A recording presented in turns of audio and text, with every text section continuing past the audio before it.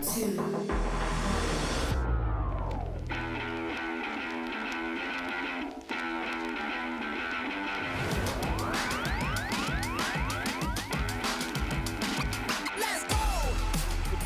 more, you could attack for this. Just the best pennies there. It's over. Fernando Cifuentes has found it. You've been patient. You've been waiting all this time, but you ready. You've been putting in that grind, so let's go. Champions are hard to find, but you know the goal when you're ready to shine. Have they heard of you? Then they know. You got your sights set on that road. If it's on the battle, then let's go. Cause you'll never stop. Show them what you got.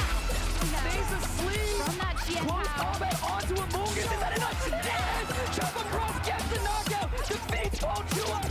Show them what you got. Yeah, they already know. You got your sights set on victory road. Show them what you got. Yeah, they already know. You got your sights set on victory road.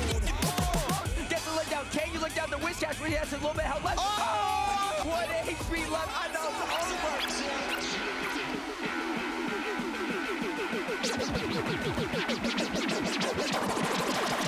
Show them what you got. Yeah, they already know. You got your sights set on victory road. Show them what you got. Yeah, they already know. You got your sights set on victory road. Put your hands up.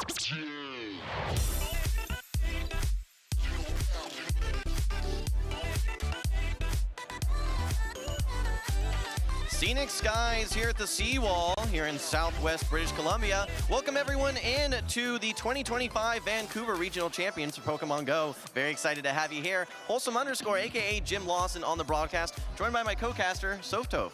Thanks, Wholesome. I'm really excited to be at the 4th regional that we've had here in Vancouver for Pokemon Go, and I know that I'm not the only one who's excited about the action here this weekend. Thank you to all of you who have voted in that Twitch poll for our community vote on the match to be featured on stream. I think that's going to be Doonebug and PokePete, so we can all look forward to that later today. Yeah, PokePete, actually a local here of Vancouver, and I think he was featured on stream last year, so hope to see some success for him again this season. But that said, speaking of this season, let's look at our roadmap for the 2025 season. You can see we're a little bit past the halfway point at this stage in the season. We already had our Latin America as well as our European International Championships, as well as a handful of earlier regionals here in the North American circuit.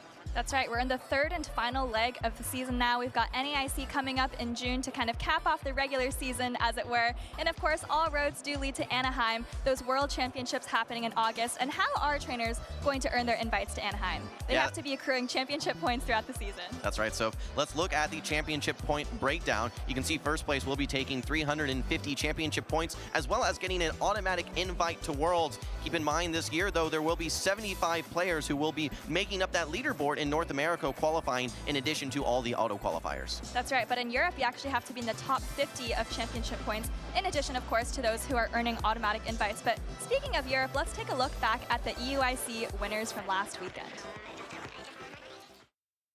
EUIC 2025 was the biggest Pokemon Go tournament to date, and it was something for the ages.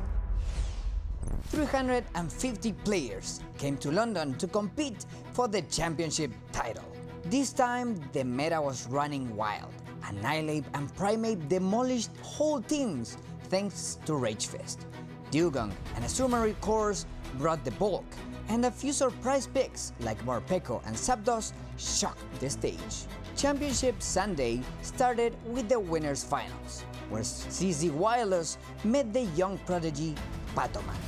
CZ Wireless dominated the first 2 matches with the help of his signature Primeape, but the Spanish prodigy never gave up and won the next 3 games. CZ Wireless dropped to the losers finals, where Cuvia 0-0 was waiting for him.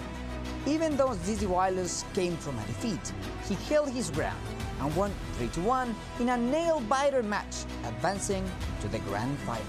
Everyone was at the edge of their seats watching the final series. Switch after switch, catch after catch, Patoman and CZ Wireless were giving it all on this stage. Just as it happened in the winners finals, the German player won the first 2 games. But this time, CZ Wireless had a plan and frustrated Patoman's attempt to come back resetting the bracket and getting one step closer to the crown. Even though the momentum was against him, Patoman restructured his game strategy and generated some of the most impressive plays we've ever seen. The crowd went wild. Cheers from friends, peers, and trainers from every part of the world flooded the Excel London as Patoman became the new Pokemon Go European International Champion. Patoman is your 2025 EUIC International Champion! Never miss another moment. Keep up with all the Pokemon Go action at Pokemon.com/compete. We had trainers from all around the world coming to compete at EUIC, but these 3 trainers made it to the top. Congratulations once again to Patoman, Z's Wireless, and Kaifia, who was really having kind of a breakout tournament, taking 3rd place there at EUIC. Yeah, absolutely. A breakout for several trainers. But let's look at the breakdown of our top 12 for EUIC. Azumarill and Drapion at the top yet again. We can see that Annihilape has fallen just a little bit, and some Pokemon that were regular staples like Shadow, Kanto, Marowak have fallen down towards the 11th spot as well. Yeah, I really felt like Primeape was kind of the MVP fighter for some of those top trainers, but you see this meta looks very similar to what we had seen a few weekends prior to EUIC at San Antonio. So let's take a look at the top 12 Pokemon from that tournament. Once again, like you mentioned, we have Shadow, Drapion, Azumarill, and Diggersby kind of at the top there. Feraligatr again in the top 5, and actually Dugong has really been making a strong appearance in these last couple of months. Yeah, absolutely. I do want to also just call out the Clodsire there as well. I feel like it's a Pokemon that's been hit or miss depending on the tournament that we've been looking at. And Galarian Corsola, a Pokemon that's actually had its movesets updated just a little bit. I'm curious to see if we're going to see that here in Vancouver. All right, well, let's talk about our winners here for North America as well. We want to take a look at our champions thus far here. So walk us through it. This is an incredibly stacked lineup of champions that we've had this season. 5 separate winners, 2 of whom are here this weekend in Vancouver. That's going to be Lyall Jeffs III, trying to defend his Vancouver regional title from last year, as well as Elite, who's visiting us from North America. Yeah, absolutely. A great gauntlet of trainers there. But let's look at the leaderboard so we can see throughout the season who has had consistent success. Out of Pocket, currently #1 at 1829 championship points, over 200 points ahead of NiteTimeClasher, who we will see here in Vancouver a little bit later today. In addition to NiteTimeClasher, we've got trainers like Doonebug and Rise who are coming here to maybe try and move a little bit up these leaderboards. Remember, it's not just the top 75 who are earning those Worlds invites, but also those top 8 are going to be getting a very nice travel award towards those World Championships. Absolutely. And if we look over at the European side, we can have our leaderboard there as well. I'm sorry, our champions first. We started off the season with Kazim in Dortmund, first-time winner. Actually, a lot of first-time winners here. We had Boom in Lille, we had PvP David in Stuttgart, as well as Icelandic Lapras in Birmingham. That's right. ToastyPolrick, of course, kind of a veteran of that EUC and a previous IC champion, and he's been doing incredibly well this season. So many top cuts. But in addition, like we said, to these winners who are going to be at Worlds, we've also got those who are leading the championship points over in Europe. These are your top 16. You see a lot of familiar names here. Kazim, who of course won that first regional, as well as those who did very well at EUIC just a couple weeks ago. Yeah, but we've got repeat winners, Colin 6, as well as Tauntaun Battus at the top. Keep in mind, though, it will be the top 50 from this leaderboard, in addition to the automatic qualifiers that will qualify for Worlds from the EU region. Speaking of Worlds, though, let's take a look at who has already qualified and punched their ticket to Worlds in the 2025 season. We looked at those leaderboards to see who's kind of leading the championship point race, but there's also a lot of trainers who have already earned automatic invites, and that's what you see here. You have the top 4 from Worlds last year, everyone who's won a regional or a special event, or been in the top 4, I think, at an IC. And I think the next page just has one trainer, Kaifia, who's been having such a breakout season that, you know, we kind of just got to feature him on his own page on this World's qualifiers list. There he is. Yeah, you can see him right there. Yeah, great trainer from Belgium. We saw him really break out at that European International Champion. Can't wait to see the next tournament that he participates in. All right, but we're bringing you back here to Vancouver, guys. Let's see what we have to expect for this weekend. A couple Pokemon that we wanted to spotlight that are going to be trending up and trending down. I think Pokemon on the rise is what we're going to be starting with, Soph. Yeah, this is actually kind of an in-between, unique, one-time only meta that we have here in Vancouver. We're kind of in a half transition into the new season. We've had a couple of move updates with attack stats being updated. moves like foul play, decreasing in energy, and that's why we think Shadow Sableye is going to be on the rise here in Vancouver. It also got access to Dazzling Gleam. That's not going to be eligible this weekend quite yet, but I think Shadow Sableye, with its, incredibly powerful fast attack Shadow Claw, great coverage with those charge attacks, and very spammy now with foul play, is going to be making an impact not only here in Vancouver, but for the next couple of months. That's right. So on its way down, though, we have the Galarian Corsola, Pokemon that we've seen had a lot of success throughout this 2025 season. We saw Elam in Toronto actually leveraging it quite successfully to punch his ticket as a regional champion as well. But keep in mind, with some of the updates, Nightshade will have a little bit lower base power, making this Pokemon a bit less effective in the meta. That's right. I think all three of those top 3 EUIC trainers actually had Galarian Corsola, but that's probably something we're going to be seeing change as a result of that Nightshade debuff. That's right. All right, well, guys, we have a lot of new updates here in this Might and Mastery season. A lot of things to look forward to in addition to just this tournament. Don't forget, we actually have Community Day that's going to be coming up from 2 to 5 local as well. That'll be featuring Fuecoco, the Fire Croc Pokemon. But let's take a look at some of the things to expect here for the Might and Mastery season.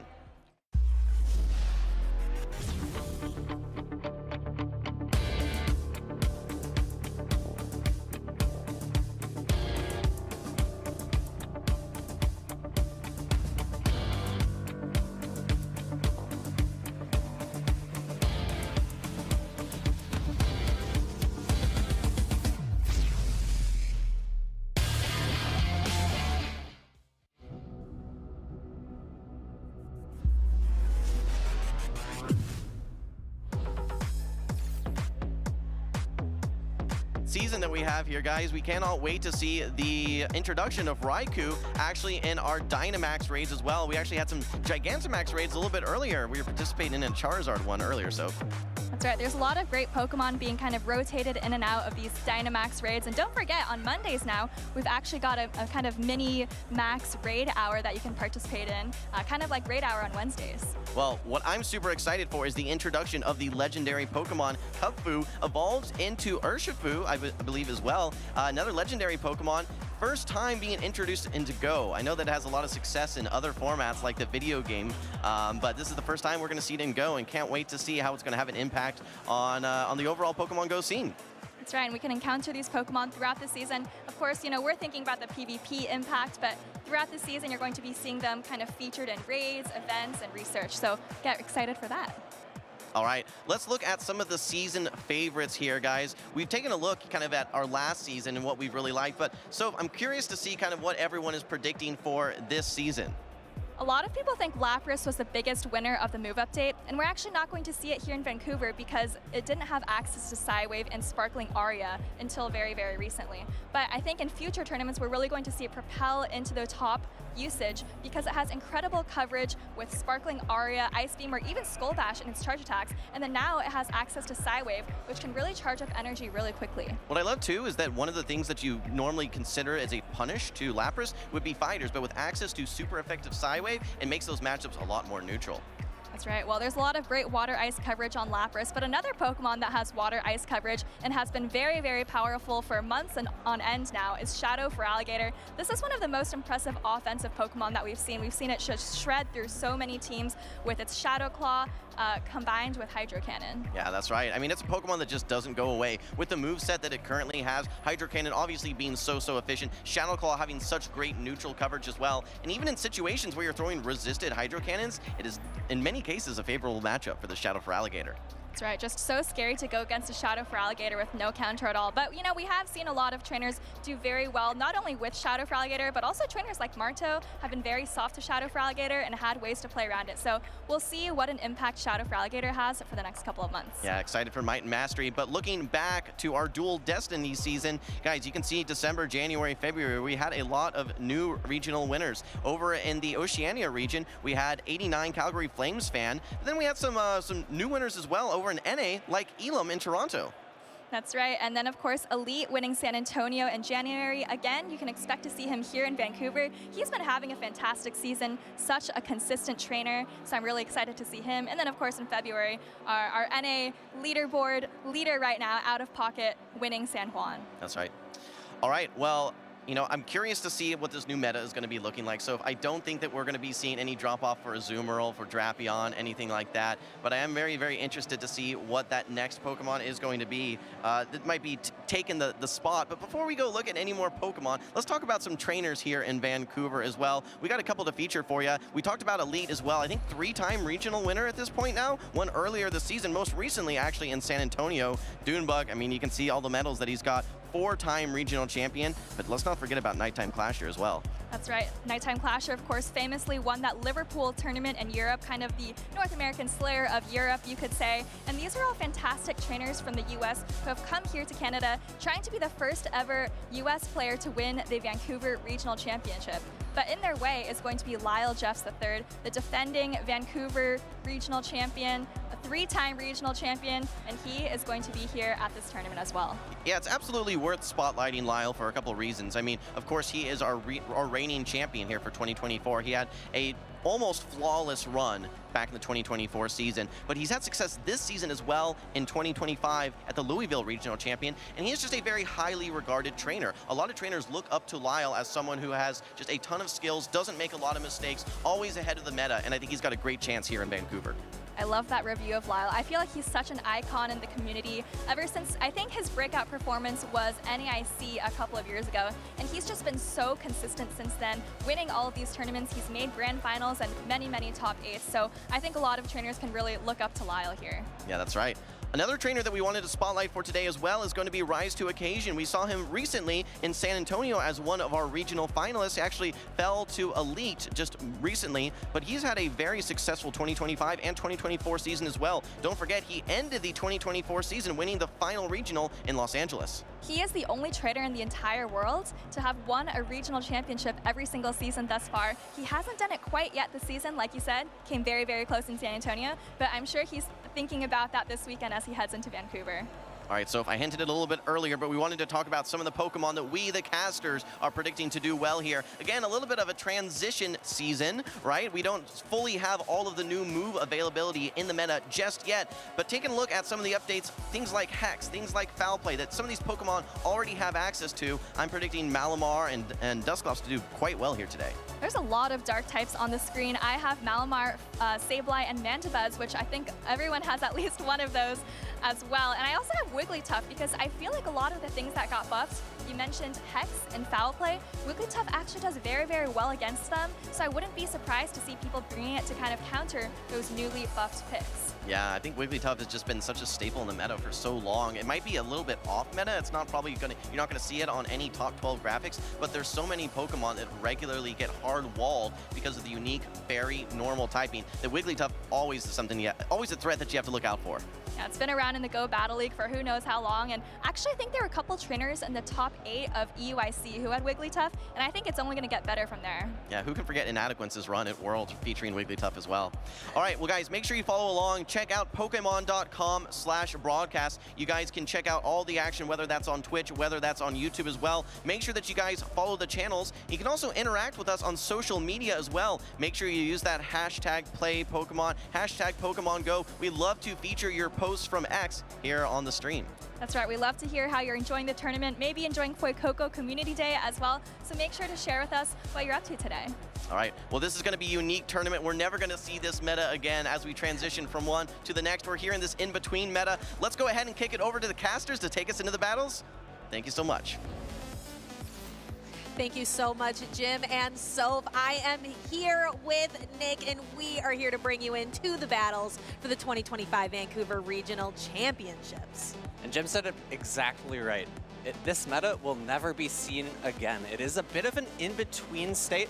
You know, Vancouver's not really in between. It's not really in the middle of the country. It's kind of all the way on the West Coast. But this meta will be in between. I'm actually really excited because I think a lot of people will be willing to bring out some spicier picks. I think we saw on Rise to Occasion's team there, yes, 2 potential Aqua Jet users, and I don't think we've literally ever seen the charged attack Aqua Jet thrown in the Play Pokemon series whatsoever.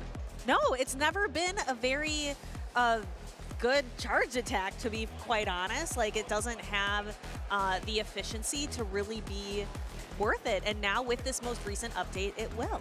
Yeah, and Dugong, of course, always been a staple in the meta, but it now has the option to run water type coverage where it really hasn't in the past. You know, Water Pulse, Aqua Jet haven't always been the best moves, and the ice ground coverage is really, really nice, especially with same type attack bonus on that Icy Wind, able to get those debuffs.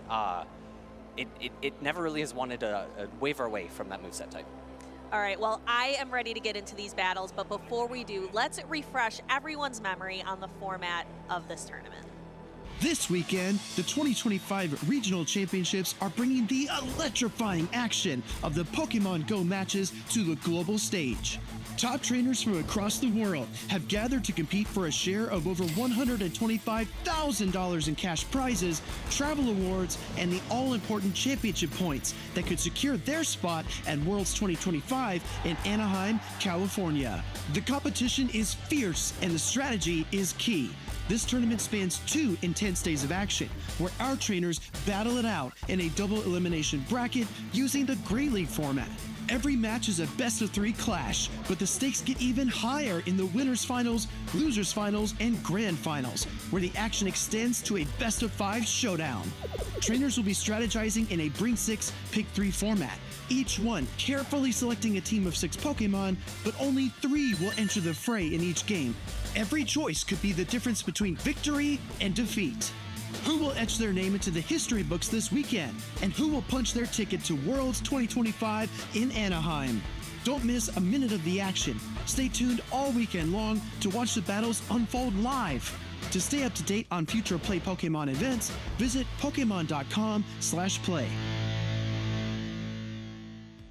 Anaheim is on the forefront of all of these trainers' minds, but what is going to be a little bit more soon is the regional championship prizes that the trainers will be fighting for here in Vancouver. First place getting $2,500 as well as 108 booster packs. That's a lot of booster packs. It is a ton of booster packs, and it's probably more than anyone has ever opened up ever before, surely. Surely. Let's go ahead and take a look at how the Pokemon, the most popular Pokemon, are shaping up for day 1. This is looking pretty similar, I would say, to last season. I would say Wigglytuff really making it onto the top 12 graphic. We weren't really, maybe some of us weren't necessarily thinking that. Seeing Charjabug making its reappearance, I think with that Discharge. I don't know if Discharge was really buffed. I think it was just changed, more of like a side grade. So we'll have to get into some analysis on that. Yeah, absolutely no surprises with the top 4. You know, Azumarill, Drapion have been around and have been popular. One thing I do want to call out, though, is that we only see one fighter here in the top 12. Primeape, Annihilape, nowhere to be seen. Yeah, so a disappearance from its evolution, but Primeape, who did really well at EUIC, is here packing a punch in Vancouver. Yeah, faster pacing and heavy hitting close combat is going to allow it to really threaten a lot of the Pokemon in the meta. However, its typing and its frailty do hold it back in some instances. Pure fighting doesn't get same type attack bonus on those Rage Fists, so they don't deal quite as much damage as one from Annihilape might. Yeah, I'm really excited, though, to get into what our trainers have picked for our first matchups. I think our trainers are just about getting ready there on the stage and really looking forward to it, because some of the Pokemon that I'm excited to see are the ones that aren't on the top 12 graphic. Doonebug is going to have some unique Pokemon that recently were improved through their movesets, as well as PokePete has a couple interesting picks as well. I'm going to go ahead and reveal one of those. It's going to be a Fortress. We've seen one of them before. Of course, spicy Pokemon trainer from Europe, Inadequence, ran it and did quite well with it, got top 4. However, it's going to be a little bit better now with Rock Tomb having a little bit better damage per energy. And of course, it still maintains that debuff. I think it used to be maybe 50%, and now it's a 100% chance to get that debuff. So it's even better in that instance. Well, there is a 100% chance of battles here today in Vancouver. Let's kick it on over to the stage. I really think Fortress has been just on the edge of being really meta relevant for a long time, and some trainers really have been able to pilot it. I know our co-caster Speediest Chief, that's kind of his signature Pokemon in the from his great success in the Grassroots series. But now having it with that Rock Tomb, the Volt Switch already kind of made it a lot better. But with Rock Tomb, I think Doonebug is really onto something here. But with PokePete, I want to shout out like Tropius being in there. Yeah, Tropius and MetaCham coming back. Interestingly enough, the MetaCham is not going to be utilizing that recently buffed Dynamic Punch. It's actually opted for Power Up Punch, Ice Punch, maybe trying to roll through Pokemon such as that Shadow Drapion by building up that attack damage, that counter damage. And Tropius is a Pokemon that has not been utilized all that much frequently in the Play Pokemon series. Ice types have been around, have been really strong. Dugong, Walrein, of course, Shadow Walrein has been really good in the past and actually performed quite admirably at EUIC, so maybe finding a way into its meta again. But here we go into game number 1, a solid lead for PokePete. That Tropius into a Jellicent, switching quickly into Drapion is answered by the Quagsire, not Clodsire, and PokePete's looking to be in a solid position here. Yeah, Shadow Quagsire. Quagsire being a Pokemon that out of pocket really enjoys using, one of his favorites in the championship series because it's really versatile. Even though it has a crazy weakness to the grass type attacks, there aren't really a lot in the meta. So it just really has to watch out for grass type damage, but other than that, does really well.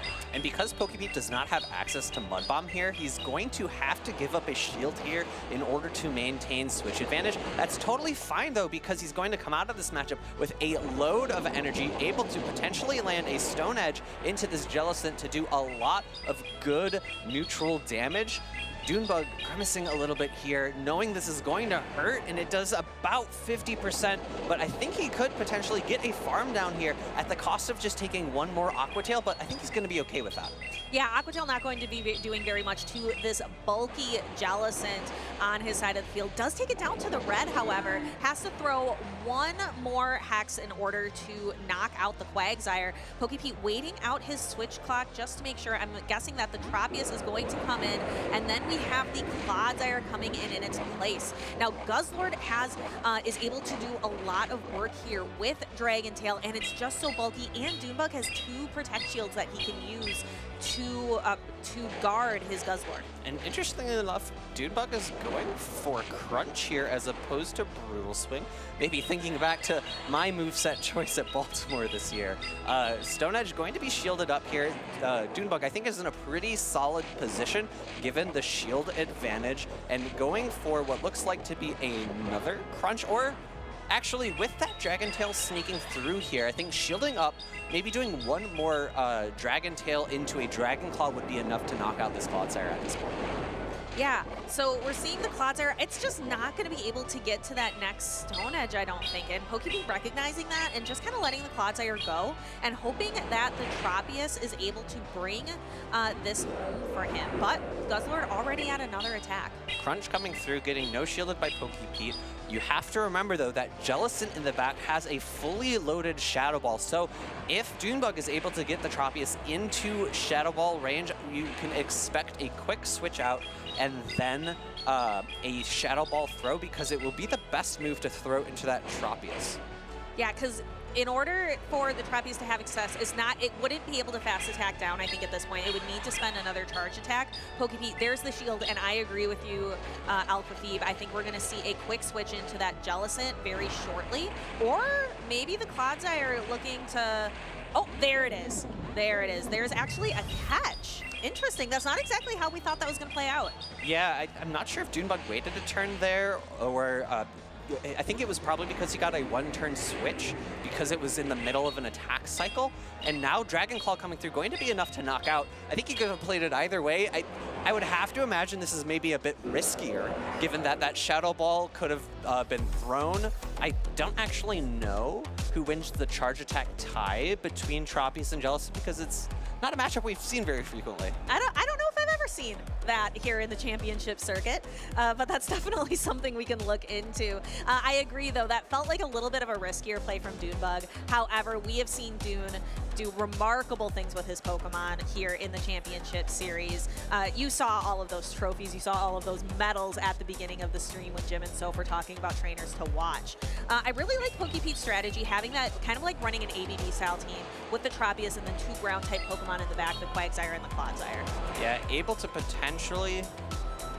actually, no, the line is a little bit weak to Dugong. I was going to say able to potentially pull out the Dugong, but the grass and flying type and the ground types are weak to it. But with Quagsire, it's a little bit more safe. So if the Dugong was able to line up into that Quagsire, that would be the best position for it for PokePete. And I just got word from production, thank you so much, production, that Jellicent typically wins the charge attack ties into a Tropius. So he would have been safe, saving that energy and going for the charge attack tie if the Tropius was able to farm down and come out with a move. Yeah, but that's not very exciting to play it safe here on the stream. Dunes really wants to give us a show. Of course.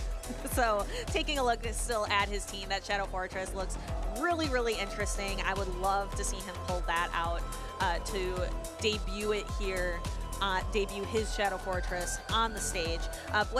Go ahead. You were talking about it earlier. I want to kind of dive into it a little bit. It's a really interesting Pokemon because its typing is pretty good. Steel type and a really amazing defensive type. Bug, a really awful defensive type in most cases. Combined together gives it pretty solid flexibility. You're not taking super effective from all that much. Fire types being the thing that comes to mind, right? You take double super effective damage from fire types. There are no fires on PokePete's side. And then the other option, the other thing that makes it really good is that its type, the fast attack type, Volt Switch, does really good into so much of the meta. We see a lot of flyers, we see a lot of water types in the meta, and we don't see that many electric types because electric types are typically pretty frail. And it makes them harder to bring into a meta that is frequently dominated by bulky Pokemon like Guzzlord or Azumarill. Or ground-type Pokemon that are frequently in this meta. Exactly. Speaking of ground-type Pokemon, there's a Quagsire on the field matched up against that Shadow Drapion. PokePete, I think this Quagsire has been doing really well for him, but let's see if he can leverage it differently this time, taking a look at this matchup here. Yeah, although Quagsire and Doonebug is a little bit ABB weak to this Pokemon, so I think that is exactly why he's staying in this matchup currently. Able to take one Aqua Tail as we saw in the last game, and likely going to opt to soft lose this matchup. So, oh, actually no, because it's a charge attack tie, because they pace to he paces to this Aqua Tail the same time as Quagsire and wins that charge attack tie. This is actually really optimal from Doonebug, able to pull out the shield from PokePete, put that Quagsire into a farmable range, and PokePete's now going to make a decision. Do I need to hard switch out so that I don't get farmed down, or do I allow myself to get farmed down and to maintain this switch advantage that I earned through the usage of that one shield? Ooh, I think he can get to the Stone Edge just barely in time. So Dune is going to have to take a lot of damage onto this Jellicent. However, the Jellicent is going to exit this matchup with a lot of energy. Almost 2 Surfs or a full Shadow Ball is ready to deploy on the next Pokemon, and that happens to be the Tropius. Makes a hard swap into the Fortress, but there is the Clodsire waiting for it. The Clodsire is going to be weak to that Earthquake because of its sub-poison typing. Yeah, in comes the Stone Edge. Doonebug is likely going to need to utilize both shields here. Stone Edge is just neutral, super effective against the bug typing, resisted by the steel typing. Earthquake coming back through. This is going to do a lot of super effective damage. It is non-same type attack bonus, but it is a Shadow Fortress and does 60–70% of the remaining health of that Clodsire. But that Clodsire can safely tank that one because these Volt Switches are not going to allow Doonebug to farm all the way down. So Clodsire can throw an Earthquake, and then Dune uses his last Protect Shield. PokePete still has another shield remaining. Does PokePete protect the Clodsire here? He does. He does, and I'm a bit surprised by this throw. I think if I was Doonebug, I might have gone for the bait, because he has 2 Surfs loaded here. He can very comfortably switch out, throw the Surf here. This is going to be more than enough to knock out that Clodsire. He's likely going to be able to get to a Shadow Ball against the Tropius as well. Great timing by Doonebug, not willing to risk the charge attack tie into the Tropius that move is not ready from PokePete. He will have to probably do a few more air slashes to build up extra energy to go into that fortress, excuse me.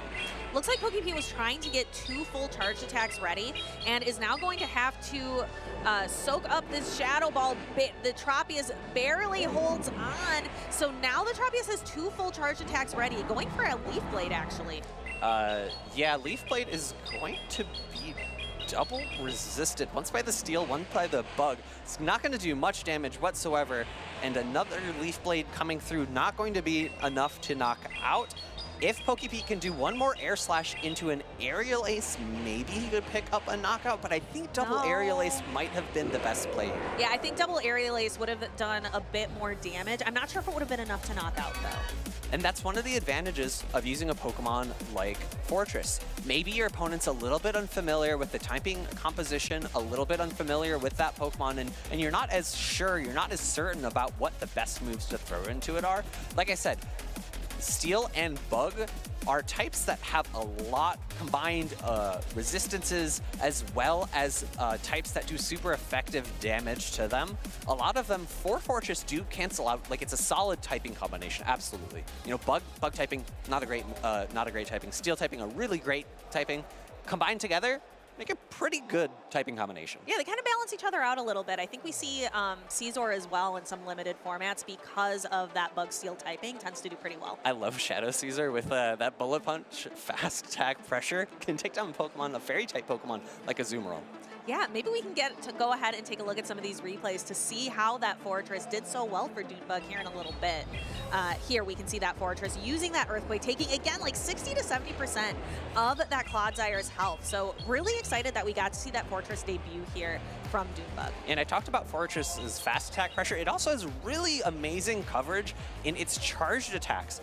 Rock Tomb plus Earthquake ground types are ground type damage. It's going to be resisted by Flyers, right?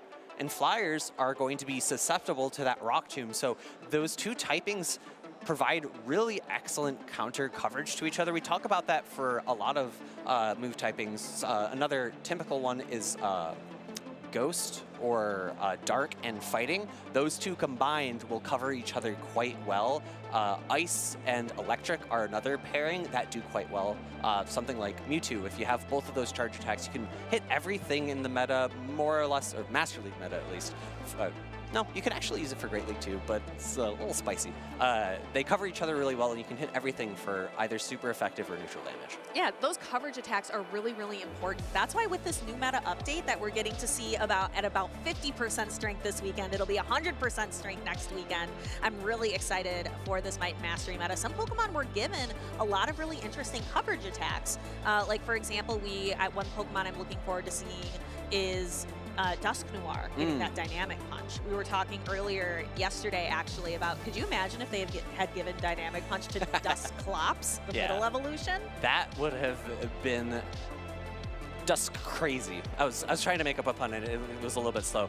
Dusclops is so much more bulkier than Dusk Noir, and like I said, Ghost plus Fighting is a really solid combination. Ghost is super effective against Psychic, but is resisted by Dark. Fighting does super effective against Dark and resisted by Psychic, so they cover each other really, really well. Yeah, so lots of different Pokemon that we can be excited to see. It looks like our next pairing of trainers is starting to get ready on the stage, so we can kind of start talking about what we're looking about these two trainers. It looks like we're going to see the C2U and Adib Khan. Adib Khan, I know, had a strong NAIC performance, I believe, in 2024. Was a Worlds qualifier last season as well, but hasn't really had that really strong breakout performance at a regional or an IC, like a top 3. And I'm really excited. On his team, he does have Charjabug. Charjabug's been a Pokemon that's been in the meta. Hard to say for the past season, but like we've seen a sprinkling of it. But in past seasons, it was one of the most dominant forces in the meta. And now with Volt Switch being adjusted, or sorry, not Volt Switch being adjusted, with Discharge being adjusted, it might be a little bit more solid. But let's rewind back in time a little bit. Let's hear from an interview out with one of our co-casters. All right, thank you, Nick. Wholesome underscore here with Doonebug 97, fresh off his victory. Congratulations, first off. Doonebug, give us some initial reactions, maybe some strategy about that most recent matchup. Yeah, so that last matchup, I had a feeling he was going to bring that Shadow Quagsire, and also the Tropius did look pretty strong into me, so that's why I did bring my Guzzlord into that matchup. That makes sense. You know what's a little interesting is we are in this unique transition meta as we're talking, kind of going from one meta to the next. Tell me about your team building a little bit here, knowing that this is a kind of a one-off meta. So going into this weekend, I identified something that got a buff lately, that got a buff in the last update, and Shadow Fortress was definitely one of the things I was really identifying because of the Rock Tomb buff. That it gets those Rock Tombs pretty quickly. One question about your Guzzlord specifically. Crunch over Brutal Swing. Talk to me about that.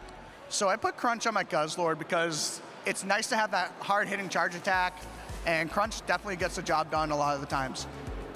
All right, well, any other observations about this season? Anything that you wanted to talk about, kind of about your journey here in 2025? I'm hoping I can get my first medal of the season, so we'll see how it goes into this weekend. Always a strong candidate. That's all we have time for with Doonebug. Any shout-outs that you want to have before we wrap up? Shout out to my Infinity teammates and Laggard Gaming. All right, short and simple. Congratulations again on the win. Casters, back to you. We were just talking about really good pairings and typings and just kind of that combination. Teamwork, you would say, and it's really nice to hear Doon shout out his team members as well. I thought you were going to say Doonebug and medals because you know his photo, he's got like 6 or 7 medals on. Doonebug and medals is like peanut butter and jelly. They're just such a great pairing together. All right, let's talk about another Pokemon that's coming up that I'm really excited about. I was thinking about it a lot myself for the past season, and it just never really felt right. It's a Sucker Punch user that is on Adib, the CTU's team, and it has better coverage now with improved Rock Tomb. Do you have any idea what I'm talking about? I do, because I talked to some trainers about it yesterday while I was walking around the convention center, Canada Place. We were talking about Spiritomb a little bit. Yeah, Spiritomb has not been super widely available. It's typically released during those Halloween events, but if you get, you typically get 1 or 2. You can trade them with your friends, get those optimal stat spreads for the Go Battle League and Great League, and I think it's going to be a really solid Pokemon. It's one of the 2 Pokemon that have that Ghost and Dark type, which prevents them from being taking super effective damage from Ghost type damage or Dark type damage, and really makes them only weak to fairies. So they're really great typing. We've been talking about pairs so much, and there's not too much fairy presence in the meta, and Sucker Punch is a really strong move. So I'm really excited to see how it fares here. Yeah, I remember playing the main series game. Spiritomb was so tough on Cynthia's team because it was only weak to that fairy typing. And I believe that's Generation 4. It didn't even have fairy typing back then. Yeah, but let's go ahead and head to the stage. We'll see exactly how Spiritomb's able to do in this fierce battle between the CTU and Adib.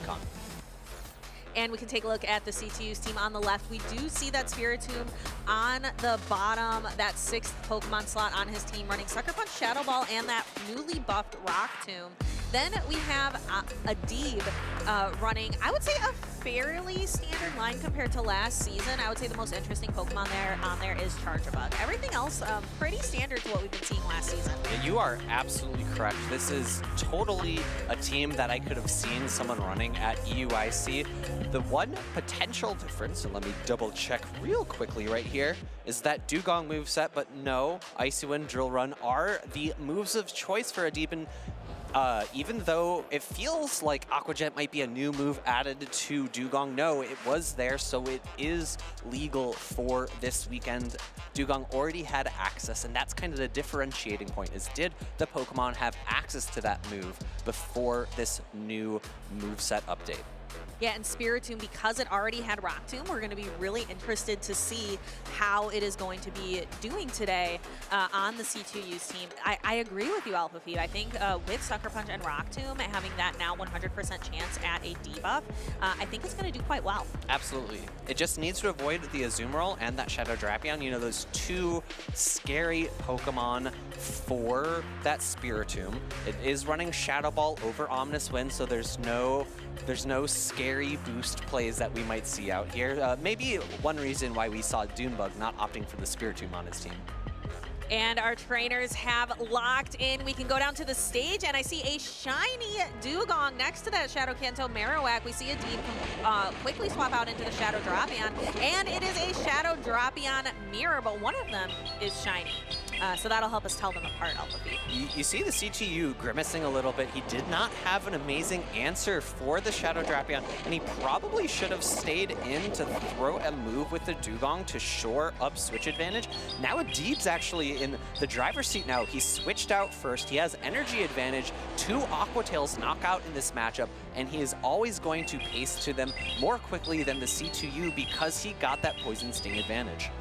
Yeah, it is in a mirror matchup. Having energy advantage is crucial. Taking a look at the C2U, able to throw that Aqua Tail and draw a shield from Adib. I'm taking a look at that backline matchup. I'm seeing the 2 Pokemon that we haven't seen yet are the Clodsire and the Serperior. Clodsire being able to take a lot of neutral damage from Serperior. Both are very bulky Pokemon. I think what the C2U needs to do here now is at some point he needs to pivot out and catch an Aqua Tail onto the Dugong. He knows that he cannot make... Oh, excuse me. I'm a little bit baffled by this. Adib was in a really strong position to fight for switch advantage, but he does now have the play to land a Rock Slide onto that Dugong. He instead, though, does switch into the Superior. It is a pretty neutral matchup into the Clodsire. However, Clodsire Poison Sting Sludge Bomb moveset, I do strongly favor that because it does slightly outbulk the Superior as well as does super effective damage as opposed to just neutral with that Fine Whip and Frenzy Plant coming from Superior. Yeah, Sludge Bomb gives Clodsire the edge here in this matchup. We are going to see that super effective Sludge Bomb connect into the Superior, taking it down into really low health. However, the Superior able to hang on to throw this Frenzy Plant. I don't think it's enough to knock out, though. If I was a team, I actually would probably undercharge this a little bit to get a bit more energy onto that Marowak. It's going to be extremely beneficial for him to get energy going into that Dugong matchup. Earthquake, no shielded here, is going to put a lot of pressure onto Adib. He's going to need to be able to knock out the Dugong before he gets Ice Sharded down. In comes the Dugong. Rock Slide's going to be coming through, and I don't think this is going to be enough damage, and I think he might get Ice Sharded down. I'm thinking so too. This Rock Slide is super effective, and it is a Shadow Marowak. However, it only takes Dugong down into the yellow. One more Ice Shard is going to be enough, and the C2U takes this match. Yeah, the C2U maybe a little bit frustrated with how he played that out, even though he won. He put himself in a really difficult position because he did not throw a charge attack with his Dugong before counter swapping into that Shadow Drapion. However, it's a bit tricky because Adib does have the ability to throw 5 Poison Stings and a Crunch before the Dugong does reach that first Icy Wind, because that is only 11 turns. 1 for the switch, 5 for the 5 Poison Stings, and then throwing the charge attack, whereas it's 15 fast move, or excuse me, 15 turns before that first Icy Wind is thrown by that Dugong. These trainers, they had the Shadow Drapion in common. Something else they have in common, I'm looking, neither one has had a really strong breakout performance at a regional or an IC. They both had like good performances, like the C2U strong NEIC performance. Adib Khan also had I think took 13th at NEIC this last season. I think his strongest finish was 9th in Toronto this season. So both trainers have, they're just kind of on the precipice of having that strong breakout performance. I'm really interested to see which way this match is gonna break. Yeah, it's players who have been able to top cut, but yet have to earn their first medal. We see the ending of that game again. Adib unable to reach a Bone Club on that Shadow Marowak, preventing him to get to that move. Again, that's where I would have liked to see him potentially undercharge that second Frenzy Plant from the Superior, able to get more energy out of that matchup with those Mud Slaps. But that's enough about game number 1. Let's go here into game number 2, where it is a good lead this time for Adib, an Ice type and Dugong into that Clodsire for the C2U, and the C2U is running that Sludge Bomb, of course, so it's not super effective Stone Edge. Yeah, so Dugong really takes the advantage there, which forced the C2U to make a pivot into his own Dugong. Let's see if Adib wants to stay in this Dugong mirror or make a swap out, although I'm not really sure what he would switch into. Yeah, I think he's going to opt to stay in this matchup, and that's totally fine because he does have the energy advantage here because the C2U was the one who switched out. He will he will be the one who is likely able to win this matchup. So maybe the CTU will try to throw an Icy Wind bait at some point, or try to catch a drill run onto the Superior later. Adib does have an even harder answer for that Clodsire in the back with his Shadow Kanto Marowak, of course. So I expect Adib to try to fight for switch advantage here, get that Kanto Marowak onto that Clodsire, and still be in a really, really strong position in the late game. I wonder what kind of information this is giving the C2U, no, because I'm sure the C2U has to have noticed Adib didn't switch out here. So what can the C2U gather then about what is potentially in the back? Probably that there's no charge bug back there at the very least. At the very least. And also, if he's thinking about the past team composition that he saw Adib run, maybe he's thinking it's the exact same line and is expecting a strong core together of something like that Kanto Marowak and that Shadow Drapion. Well, we finally see one of these Dugongs knocked out, and then we have the Clodsire coming in.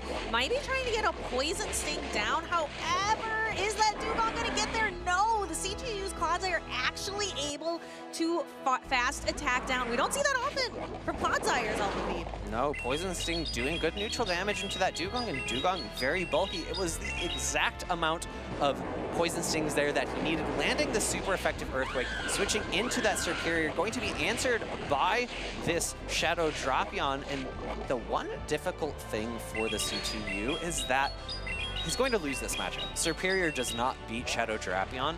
However, after the matchup, he's going to struggle a little bit to farm down because although the Poison Stings were neutral into that Dugong, they're going to be resisted by the Shadow Drapion, so they're just not going to do enough damage to really be able to farm down very comfortably in this matchup. Yeah, Superior takes that crunch and the defense drop. So now the Drapion can very comfortably throw an Aqua Tail, knowing that it'll knock out. You can see the C2 kind of grimacing, recognizing, okay, Superior is going down, and I just cannot there's nothing I can do to knock out this Drapion. Adib still has a Protect Shield. I really like that from the C2U. He recognizes he would lose the charge attack tie there, so goes for the extra Poison Sting. I'm expecting him to overfarm here as much as he can, throw right before the next Aqua Tail, and unfortunately, Adib's likely just going to no-shield, come in with that Kanto Marowak, and be able to farm down afterwards. Yeah, because those Mud Slaps do so much super effective damage to the Clodsire. Maybe 4. Yeah, 4. It's only going to take 4 fast attacks to knock out. So the C2U, I really like the C2U trying to manage energy. I think doing as much as possible to take that matchup. But we're going to see here, there's that one last Mud Slap. And the C2U goes down with a Protect Shield, which is always frustrating. Yeah, and you know, I think maybe the C2U is a little frustrated with how he played game number 1, although he won that one. I think he could be really happy with how he played game number 2. He really shored up his energy management and his decision making. Unfortunately, it was just a really tough team composition for him to come back from. He was a little bit too weak to that Dugong in the lead. His best answer was his own Dugong, and if you're switching into a mirror matchup and your opponent stays, you're just in a really tough position. So Alphavine, maybe you could help some of the trainers at home who are just getting used to and just watching the tournament series now. Maybe they're newer. I saw that the Superior throw a resisted Frenzy Plant into the Drapion instead of the neutral flying type charged attack Aerial Ace. Why would you do that? So different moves have different amounts of energy required, as well as the different amounts of damage that they do. And sometimes a move is so good in its damage per energy ratio that even if it's one stage resisted while the other move is neutral, it still does more overall damage than that other move. So that is the case there, where Superior throwing Frenzy Plant just does more damage to that Shadow Drapion. So if you're only going to make it to one move, you always want to throw that Frenzy Plant. Yeah, so Frenzy Plant, Blast Burn, Hydro Cannon, some of these attacks are just so good that even when resisted, it's better than throwing a different attack that may be neutral. Game number 3 starting up here. A little bit more of a neutral lead, but still advantageous for the C2U. It's going to be Dugong into Shadow Drapion. Shadow Drapion going to do 7 points in stings, throw the crunch before the first move from the C2U. C2U has the option to shield or no shield. I like the no shield because crunch has the opportunity to lower the defense, and we see it here. You spoke it into existence, Nick. All right, and then the CTU going ahead and throwing a drill run into the opposing Dugong. I'm imagining the CTU wanting to clear that debuff, and here it is, the Spiritomb. We get to see it. I don't know if I've ever seen one on the Championship Series before. This is very exciting. Access to Rock Tomb, super effective damage into the Dugong. I'm not sure the shield was necessary. Maybe the CTU a little unpracticed with Spiritomb. Spiritomb is incredibly bulky and able to throw a Rock Tomb here. The reason I'm not super happy with the shield is because Adib does have that Shadow Drapion in the back, and it's going to be really, really good into this Spiritomb. Spiritomb doing Dark type fast attack damage, which is going to be resisted by that Dark typing of that Shadow Drapion. However, it still adds up a little bit. Yeah, and the CTU is actually almost at another charge attack, opting to shield the Spiritomb against the Crunch. And then we're actually going to get to see almost 2 attacks, and actually throws the Rock Tomb before the Shadow Drapion gets an opportunity to throw its charge attack in turn. So here we see Adib shielding up the Rock Tomb. Are we going to see the CTU switch out? No. Actually allowing Adib to get a little bit more energy before throwing another Crunch. And really great play from Adib there in terms of counting, recognizing that he's going to be able to, throwing right before the charge attack was reached by the Spiritomb. Unfortunately for Adib here, he's going to need to put up the shield in this bad matchup. The Icy Wind is going to lower the attack of that Marowak, meaning that these Mud Slaps are doing a little bit less damage, but he's still able to farm down, come out with 2 Bone Clubs, which will do super effective damage into that Drapion. But remember, there was the attack drop onto that Dugong. So the question is where does he throw? Oh, great prediction from Adib. Does the Mud Slap instead of throwing the charge attack, and now is going to come out with 2 Bone Clubs. Both of these into that Shadow Drapion are going to be more than enough to pick up the knockout. Yeah, there is Bone Club number 1, and we are about to see Bone Club number 2. The CTU says GG's, and that is all that we get to see of the Spiritomb in this Winners Round 3 Group A. However, the CTU not out of it yet. This is a double elimination style tournament, so we can get to see more of the C2U's Spiritomb later potentially. But for now, Adib moving on here in Group A. Yeah, I would have maybe liked to see a little more aggressive play from the C2U there with that Spiritomb. He was able to take out the middle matchup and come out with a good amount of health and energy with that Spiritomb. I think if he switched out, preserved it, kept it away from that Shadow Drapion, or just pivoted into that Dugong, which, you know, the Dugong would have forced the Drapion out likely, and maybe forced him into that Kanto Marowak, and it would have got aligned later. But if you're able to Sucker Punch down and get that energy so that you could build up into a Rock Tomb into that Shadow Drapion, maybe you would have had a little bit more play in an endgame situation. Yeah, I'm really excited to rewatch this because Adib used all 3 of the same Pokemon each and every time, utilizing the Shadow Kanto Marowak, utilizing the Shadow Drapion, and the Dugong. If you know your team works and plays off of each other well, why mess it up? Yeah, so here we see both switch into their final relatively healthy Pokemon. Of course, there are still Pokemon in the back. Adib, great patience, knowing that there's no energy on that final Pokemon for the C2U. It comes in, it is the Pokemon he wants to see. Double Bone Club, more than enough to knock out that Shadow Drapion, and Adib's able to secure a very solid 2-1 victory. A lot of good neutral play there. I think maybe a little bit better energy generation might have made that final game a little more close, because all those Pokemon have a little bit of play into each other with their charge attacks. Of course, you don't want your Shadow Drapion on a Shadow Kanto Marowak, but if you got a Knockwell Tail loaded, it's not that bad. I really liked your call out during the battle where you talked about that really good prediction Adib made by throwing the Mud Slap instead of throwing the charged attack. That was really good energy management there by Adib. Yeah. Because he knew, he might have known the switch clock also was not up for the C2U, which was a bit difficult, right? I think ideally the C2U could go into that Shadow Drapion, maybe throw 1 Poison Sting, see the Mud Slap come through, and then try to switch into the Spiritomb. But I don't think his switch clock was up quite yet. So I don't think that was possible, but let's go ahead and hear from Adib himself. Hear about what he thought that endgame scenario was like in that game number 3. We have an interview on this in front of the stage with Adib. Do you normally say this one? Thanks, Nick. I'm here with Adib, and congratulations on winning Winners Round 3 in Group A. You'll be advancing. I think you're playing Stud Muffins next, which is exciting. I think Nick wants to hear what was going through your head in the end game of Game 3 just now. Yeah, so my idea with the end game was that it wasn't going to be superior in the back because I wished for it to not be.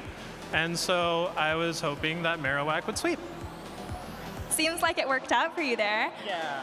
And I also noticed that most of your team doesn't have any of these kind of newly buffed Pokemon that we saw, like the Spiritomb on the other side. Tell us about why you decided to kind of stick with what you know. Yeah, so I don't catch a lot of Pokemon, and I just did not have any of the newly buffed Mons. I was very close on Dusclops. I was missing 10 XL candy. Well, it seems like it's working out for you so far. Tell us about the Shadow Drapion. I felt like that was kind of the MVP for you, and it's been the MVP for a lot of people throughout the season. Oh yeah, this is actually a new shiny Shadow Drapion. It has a really high rank, and I just got it like the last Shadow Rocket event, and I was running around getting all the Scorpy here at the venue.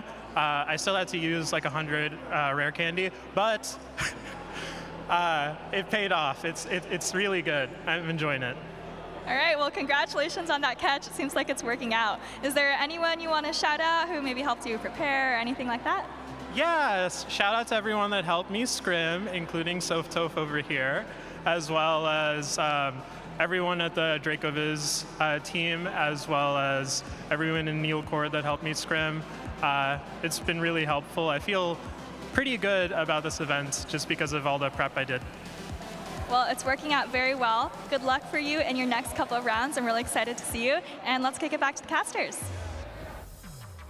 Thank you so for that interview with Adib. So thinking about it a little bit, yeah, thinking about it a little, I'm thinking about all the different things he said. One thing I do want to call out, though, is practice. We're in the season of Might and Mastery, and Might and Mastery is all about like honing your skills and getting stronger, and it sounds like Adib did a lot of practice. Even though maybe he hasn't been focusing on catching new Pokemon, he's been practicing with the ones that he already has. He's also been doing some praying for the right Pokemon in the back. Maybe I need to start picking up on that one myself, because sometimes I'm hoping for a Pokemon in the back, and it's just the exact opposite. The sheer force of will. Just hoping for something enough, and maybe it'll turn out for you. It's certainly a strategy that you can employ. Maybe not the best strategy, but certainly a strategy. And of course, you know, you want to build your team composition so that you're not always relying on the correct Pokemon being in the back. Something like Shadow Drapion has got a lot of counterplay against its hardest answers in the meta. But, you know, you can utilize that Pokemon to pull out an answer to something else on your team, and then maybe put that in the back. And that's another way where you can kind of shore up any potential doubts about that third Pokemon that your opposing trainer has in the back and play a little bit of mind games against them. Yeah, maybe this will be Adib's weekend to have that breakout performance that he's really been looking for, looking for that really strong finish in a regional. Yeah, he's making his way through. The tournament is going to be a full 2 days, of course. He's got a few more battles before he has secured a top cut performance, and then, you know, if he does that, he's got a little bit of a break. Maybe he can join the crowd, do some Gigantamax raids, do some Shadow raids. I know we were seeing some Shadow Regice here at the venue, as well as we're seeing the Kanto Birds as well in raids. So lots of different things going on in the venue for all of you listening who are in the venue here today. Even at home, there's all the Gigantamax raids that are part of the event right now. And don't forget, from 2 to 5 o'clock p.m. today. Oh, yes. It's Fuecoco Community Day. Yes. My favorite Pokemon. Yes, your favorite Pokemon that chomps. Yes, my favorite Pokemon he's just a head empty friend that just likes to bite. How can you say no to that face? When I was playing through Scarlet and Violet, how do you say no to that face? I had to pick Fuecoco. It's literally impossible. I've talked to all the scientists. They have determined it's scientific. They've used the scientific method. I have my PhD in Fuecocoology, of course, and it's impossible to say no to Fuecoco. I do want everybody to know this man does actually have a PhD. I think that's important. This silly, silly man. But what we do have, what you might also have a PhD is in Pokemon Go PvP, and we have a couple more battles here for you today. And something really exciting is these two trainers that we're about to feature are actually lucky friends right now. We have Cindy and dilap, who are going to be doing a lucky trade here for us on screen. Yeah, whenever we're ready on the stage, we can throw it over to them, watch it happen. Looks like our trainers are already pulled up on that friendship page. They are ready. We've got that best buddy Diggersby being worked on from Cindy and the Moltres from dilap. Let's see what they're gonna lock in. We see incredibly large amounts of dust from both trainers. 7 million from Cindy, 29 million, I think, from dilap. That is just an incredible amount. They are trading a shiny Necrozma for a shiny Kyurem, and both of these Pokemon are really, really nice to get that 100% stat product on for that Master League. You can fuse them with other Pokemon. Shiny Kyurem fusion just happened with the Unovator. Let's check those appraisals. Oh! We do have the shiny 100% stat product there. It is nicknamed Eddie. Maybe we'll get to see him rename that to Cindy. Sends a gift over right after. Probably a bit of a force of habit from him there, but congratulations on that 100% shiny Necrozma, right? Yeah. That is incredible. That is something not a lot of trainers can say that they have. I know plenty of people who did many raids during the last Go Fest season and did not get the Shundo that they were after, the community term for a shiny 100% IV Pokemon. Yeah, I did many raids, got a handful of shinies, but none of the perfect ones. But let's go ahead and recompose ourselves after that really exciting moment and take a look at these teams. For Cindy, we're seeing two of the bulkiest water types that have ever existed. Toxapex and Azumarill paired with Serperior, Diggersby, Shadow, two Shadow Dark types, that Shadow Drapion, as well as Shadow Sableye. Very, very exciting there. Our first time seeing it on stream since the most recent buff to Foul Play. I am really looking forward to seeing dilap and Cindy battle it out here. Two Canadian trainers who are sporting their regional championship certs. So I am really looking forward to seeing who is going to take this matchup here. We have two Pokemon that are benefiting from the most recent updates. We have Shadow Sableye as well as Emolga. Yeah, Shadow Sableye is going to pace to these foul plays very quickly, but because of the recent changes to Discharge, it's going to slightly outpace, not in the first time, but in the long run here. Discharge coming through. We're seeing a no shield from Cindy, comfortable with how much damage this is going to be doing, building up to foul play, and a great catch by dilap. This is going to now be resisted damage, foul play into that dark typing of Shadow Drapion. How does Cindy answer this switch in? Well, it looks like she's going to stay in with the Shadow Sableye and make a catch. Really nice timing on the part of Cindy to catch an Aqua Tail. So all that energy from that Shadow Drapion just kind of going nowhere into the Azumarill. This is generally a pretty neutral matchup, just because Azumarill is so bulky and the bubble damage does trunk away. However, dilap's Shadow Drapion came in with a significant health disadvantage. It's going to be a bit of an interesting team composition from dilap because he is opting to try to pull out this Azumarill with this Shadow Drapion. He is ABB to Azumarill. That Emolga in the lead is going to be quite good. The Primeape and the Shadow Drapion are going to be a little bit worse. However, with the energy that he does have, he is now at a Discharge again, and this is likely going to threaten a knockout into the Azumarill, although Discharge is doing a little bit less damage now because it's super effective, and Emolga has a pretty good attack stat. It is able to pull out a knockout there. I do like this from Cindy. Coming in with the Drapion here, able to get an energy advantage. Unfortunately, though, the Discharge is ready right before the Aqua Tail is. And the Discharge is going to be blocked by a Protect Shield on the side of Cindy, giving up the first Protect Shield in this game. taking a look, it looks like the Emolga getting to use its charge attack first is going to connect this discharge into the Shadow Drapion. Let's see how much damage it does. Only takes it down into the yellow, not quite the red yet. And then Shadow Drapion is going to be able to knock out here with an Aqua Tail. And one thing that I've said about Shadow Sableye a few times, not on stream, but backstage to my co-casters, is that I think it is absolutely going to want to run Power Gem over Dazzling Gleam, even though there are fighters in the meta that resist both Foul Play as well as Power Gem. We see here that the Rage Fist is now being used, shield up from Cindy, Aqua Tail into a Foul Play with the Sableye is going to be more than enough to knock out this Primeape. The question is how much does a Foul Play do, given that Dilap does have a shield here for the Aqua Tail? Ooh, and we see a quick swap out into that Sableye, and there is the Foul Play. Shadow Sableye really benefiting from its Shadow Boost. That does 20% extra damage. Foul Play being a little bit spammier, not enough to knock out, though. Foul Play, it does, it's more efficient now, I believe, but it does a little bit less damage. I was a little bit surprised there. I thought it was actually going to be much closer to knocking out. Unfortunately, though, for Cindy, not quite enough damage, still out of the range of one additional Poison Sting. The Shadow Sableye into even a Shadow Primeape, not enough damage with that Foul Play. I don't like doing it, but maybe I'm wrong. Maybe I'm wrong about Foul Play being enough in that matchup, or maybe we'll see in the future where Cindy's able to get more Shadow Claws onto a Shadow Primeape, where it is going to be a little bit more impactful in how much damage that Sableye is able to do and put it in the range of one Foul Play knocking out.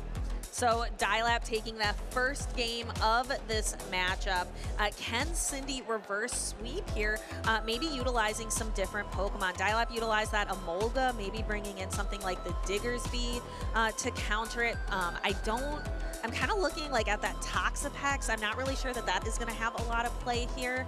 It is a really nice bulky Pokemon, both Toxapex and Azumarill being just these really bulky water types. And we'll see back in the replay here, a bit of an unfortunate catch for Cindy there, but she was able to answer it in turn with a catch of her own. However, discharge enough to knock out, putting Emolga in a pretty solid spot to sweep, and Dilap with the Shadow Primeape doing lots of damage with Rage Fist, decent damage with Karate Chop, able to pick up the knockout there in the end. And here we have it. We have Cindy, the 2022 Vancouver Regional Champion, against Dilap, the 2023 Vancouver Regional Champion. And we have Diggersby into Primeape. We see Cindy safe swap into the Azumarill. And we see Dilap content to stay in with the Shadow Primeape. We're not seeing an automatic swap from Dilap, perhaps wanting to make a little bit of a chip damage first before bringing that Emolga in. Yeah, I think the chip damage makes sense because the discharge is not going to be enough damage to pull out a knockout, especially into a full health Azumarill. I don't think it's quite in range yet, and ooh, that is a lot of super effective damage from that Ice Beam. I think if Cindy wanted to, she could two-shield this matchup and bubble down, instead opting to no-shield the first discharge. Looks like she's going to pace right before the second discharge is ready.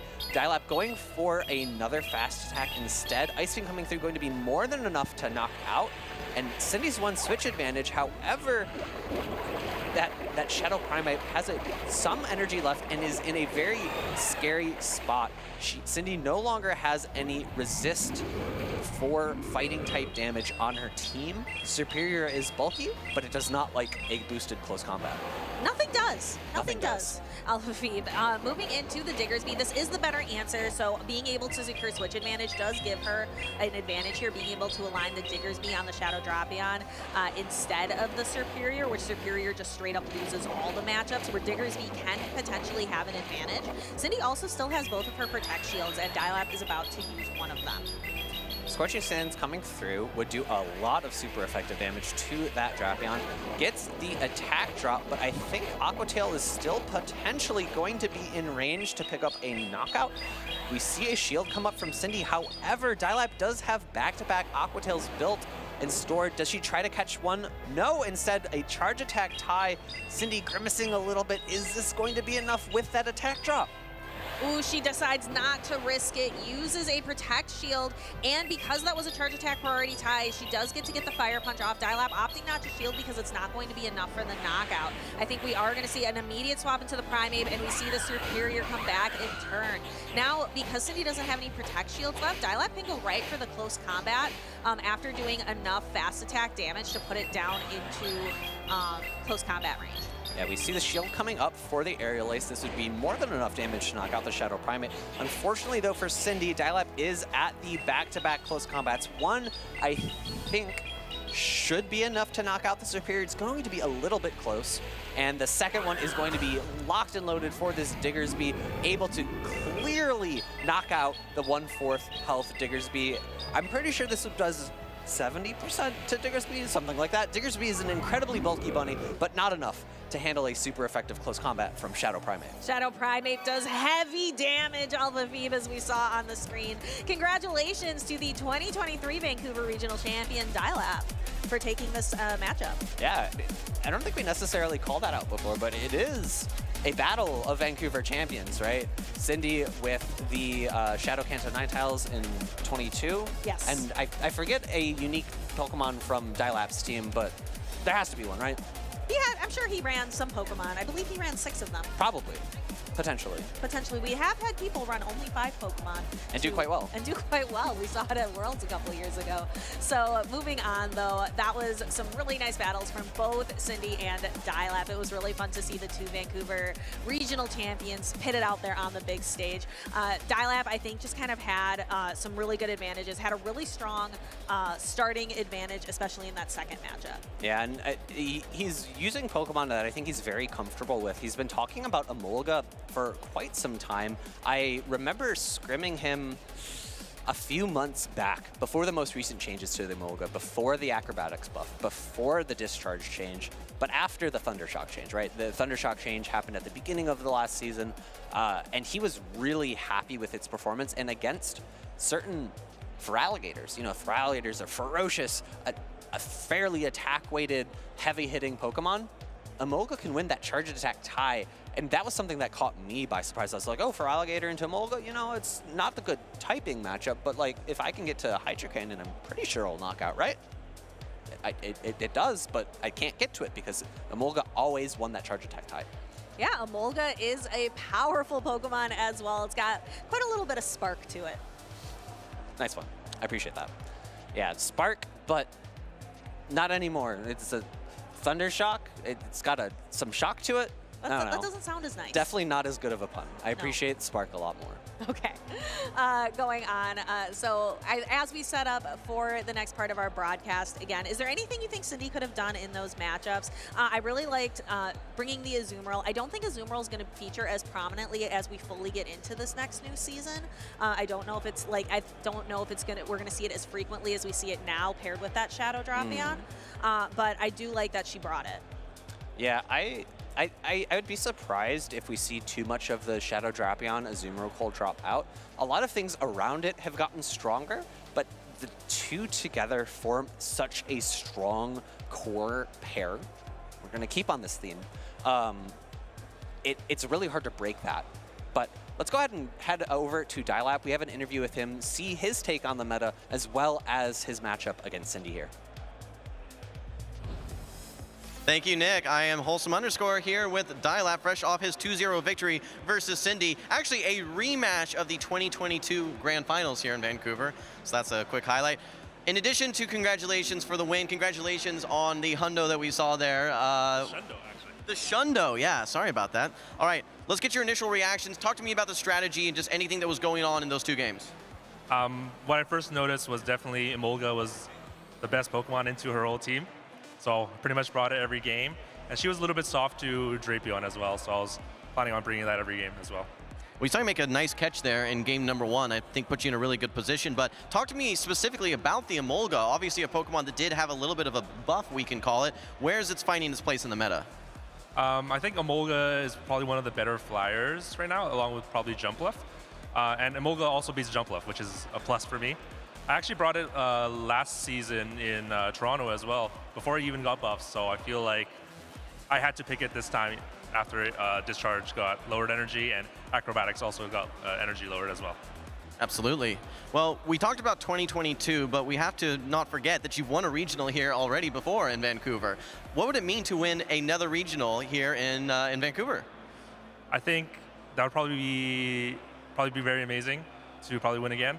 I wasn't able to attend last year, so I think that if I try my really hardest, then it might be possible. So. All right. Well, Eddie, is there anyone else that you'd like to thank here before we wrap up? I'd like to thank you. Oh, I'd like to thank you too. All right, well, that's all we have with dilap Churn here, guys. Congratulations again on the Shundo. Congrats on the 2-0 victory. Wishing you the best of luck. We're going to actually toss it to a break. We'll have more battles for you soon.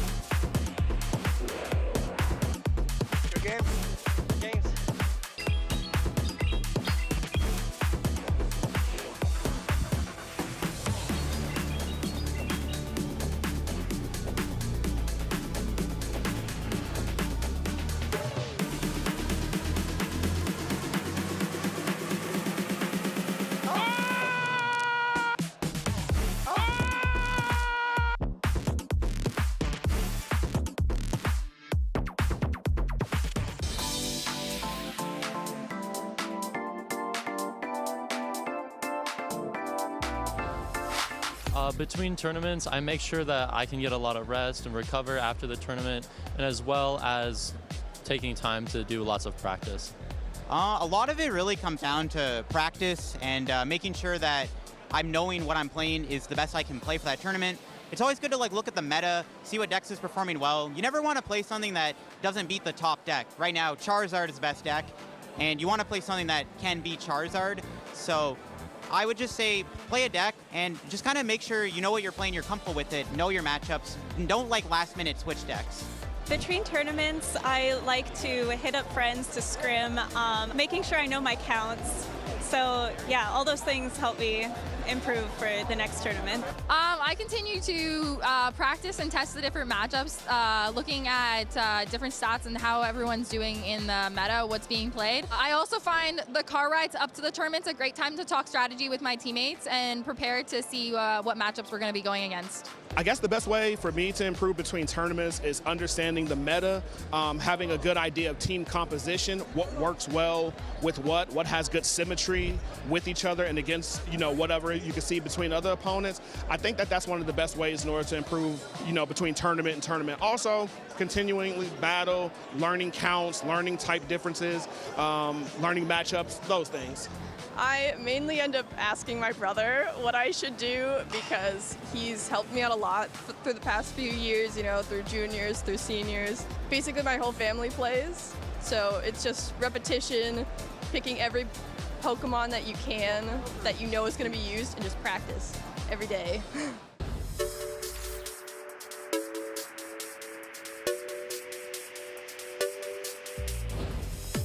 Well, this is actually my first regional, so I didn't actually prepare that much. But I thought, I watched some YouTube videos, went on Reddit, read about other people's experiences, and I have a whole cheering squad here, so, I think I go and meet with them after my games to get a little bit more energy, but yeah, that's basically it. Obviously have a good sleep, like an 8-hour sleep, and then have a good breakfast too next day. And then I think you should be good for a long day of Pokemon. If it's this tournament, I don't sleep. I toss and turn on a bed all night and just keep thinking, is my team ready to go? Have I done everything possible to be ready? And I just come in here and play free and play to what I think I can do. And as long as I do that, I have no regrets and I can go home at the end of the day happy. Yeah, I think it's really important to make sure that you've got energy to compete throughout the day. That means eating a healthy breakfast. That means getting close to 8 hours of sleep and just being in a good headspace for the tournament. Don't be afraid to give yourself breaks between rounds to do things like listen to music or enjoy fresh air outside the venue. I think it's really just about making sure that your body and mind are ready for a long day of tough competition. I, first of all, make sure that I get a full night's of rest if I can. Although I know sometimes we end up staying up late to test and make sure our decks are fine. Trying to eat some breakfast ahead of time and really mentally reset, make sure you're ready for a long day and taking one game at a time.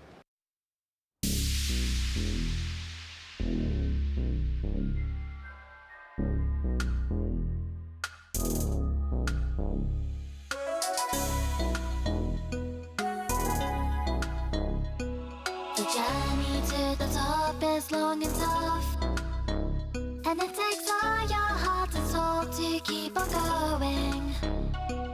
夢にたどり着くまで諦められない。 While you're passionate for fire, always lighting up above, it's the greatest who will get to leave them all. So do you wanna be legendary? So do you wanna be legendary? Have you got what it takes to win? Have you got what it takes to win? The training has been taking all your life, and you need courage if you want to win the fight. Respect the opposition like a real hero should, then strike. While you're passionate for fire, always lighting up above, it's the greatest who will get to lead them all. So do you wanna be legendary? So do you wanna be legendary? Do you dream of becoming legendary? So do you wanna be legendary? Have you got what it takes to win? Have you got what it takes to win? Have you got what it takes to win? Have you got what it takes to win?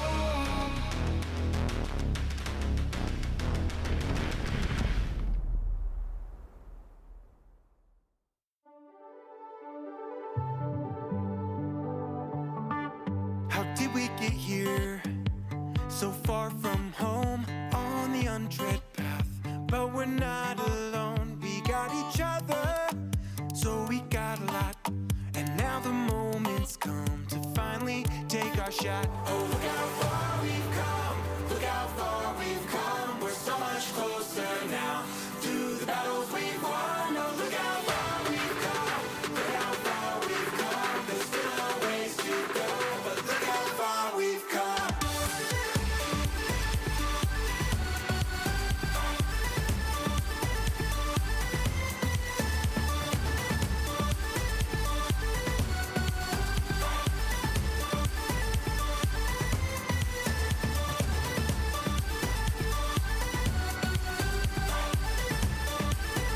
Look how far we've come.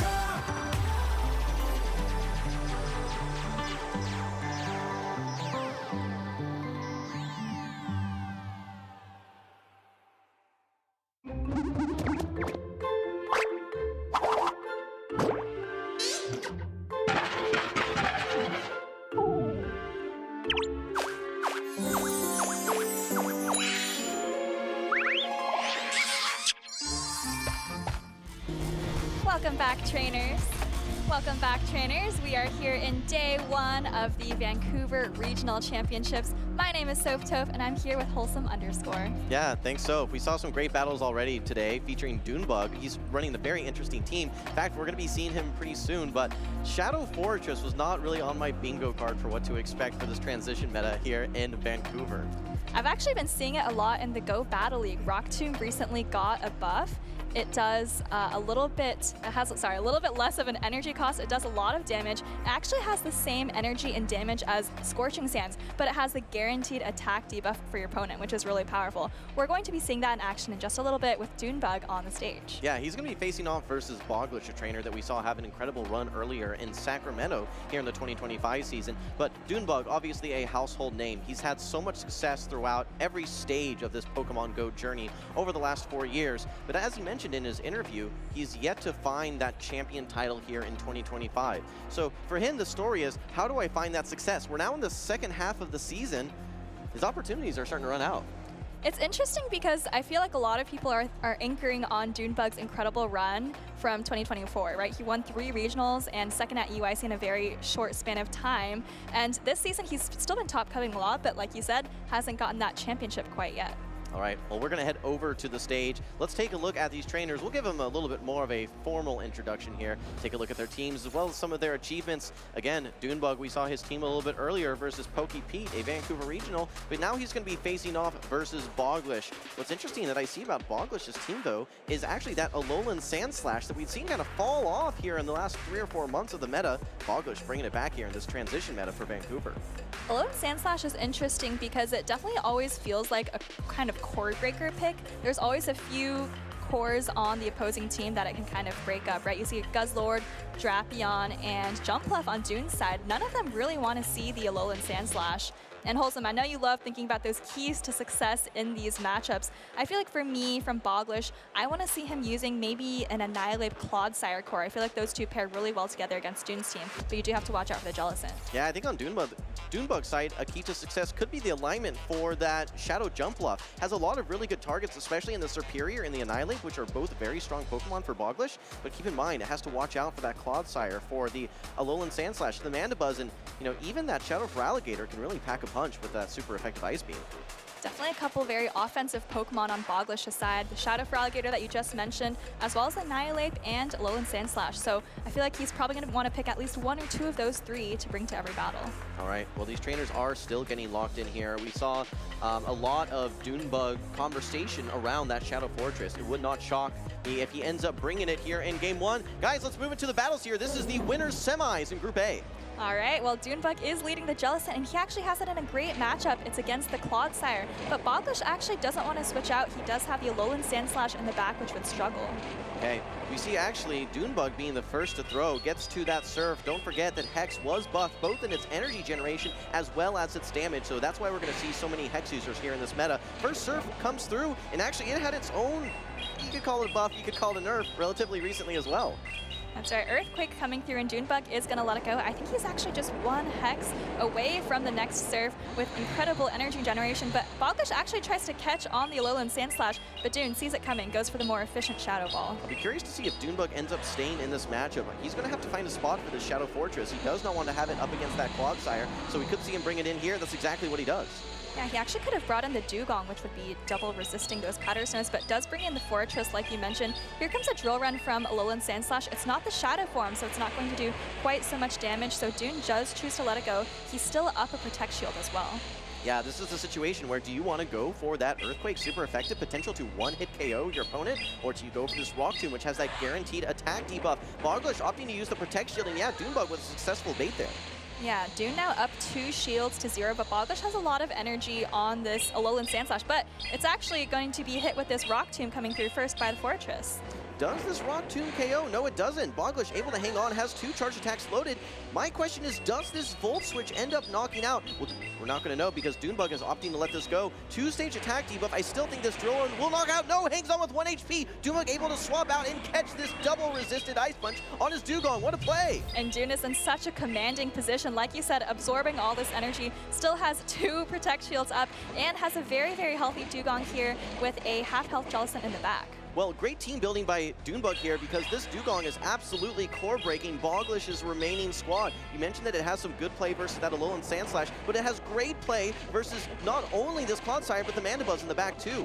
Yeah, it's looking good for Doon. I don't think he's seen the Mandibuzz quite yet, but this Icy Wind is going to knock out the Clodsire, and I think he's going to be very, well, he's already happy, but I think he's going to be even happier when he sees the Mandibuzz come in. Yeah, Mandibuzz is a bit tricky though, keep in mind, because there is still the Jellicent on the side of Doonebug, and that's not something that wants to see the Mandibuzz whatsoever, but we're seeing that this is Air/Mandibuzz, which actually makes both of these matchups a little bit easier, knowing that it paces a bit slower to moves. Well, this is looking great for Doonebug. I think they're both kind of laughing a little bit, knowing that this matchup is over. Doon still got the Jellicent in the back, in case there were an Annihilate on Bogish's side, but there isn't, and he's going to be able to just clean up this game with the Dugong. Yeah, absolutely. All right, well, we're going to see this one still play out. These are two bulky Pokemon that do have pretty extended matchups overall, especially, you know what, Doonebug's team, what's really interesting is how pretty much all of these Pokemon, at least what seems like his strategy, is just building a lot of artificial bulk with this Pokemon. Dugong already a bulky Pokemon, but with access to Icy Wind, he can continue to just double and triple down on its artificial bulk, like we mentioned. Same strategy for that Shadow Fortress. Yeah, you mentioned Doonebug's team building, and I'm looking a little bit closer. It looks like he has this kind of Dugong Jellicent core going on, and those do have to watch out for, you know, electric types or grass types. But then his other 4 Pokemon are actually pretty hard counters to the Superior on Bogish's side. So if Bogish decides to bring the Superior to kind of counter the Dugong and Jellicent, he's going to have to watch out for the majority of Doon's team. I think that there's just good balance on Doonebug's team in general. Yes, via that Dugong. One of the Pokemon I was looking at specifically is the Annihilate over on Bogish's side. And while it does have nice matchups into Pokemon like Drapion, Pokemon like the Dugong, of course, as well as the Guzzlord, maybe even that that Shadow Fortress as well. There are 2 hard answers to it as well, both with that Jellicent as well as that Shadow Jumpluff. Let's take a look back at this game to see how Doon was able to maneuver in and out of these situations with his Jellicent, Fortress, and Dugong. Yeah, look at that catch right there. That was so great. Doonebug with double attack drop onto that Sandslash, able to survive actually and make that crazy swap out, getting Dugong in a great position to save its Protect Shield for, I think it ended up using it versus the Clodsire, super effective Stone Edge. So Doonebug had all the right answers there, and I think Dugong was just such a great pick, not only for that Clodsire, but for the Mandibuzz as well. Yeah, I felt like Doon had just kind of an advantage throughout the whole game. He had the great lead with Jellicent into Clodsire, and then like you said, the Dugong really kind of core breaking the Clodsire and the Mandibuzz as well. Look, I know we've been talking a lot about Doonebug's team building and picks, but it's just worth noting that he seems to always be bringing Pokemon, at least in recent regionals, that are maybe one step ahead of the meta. We saw a lot of Starmie action earlier on in the season. That may have been Louisville at the time, so you and I were casting that one. Now bringing also what we could call maybe a sleeper pick here in the Shadow Fortress.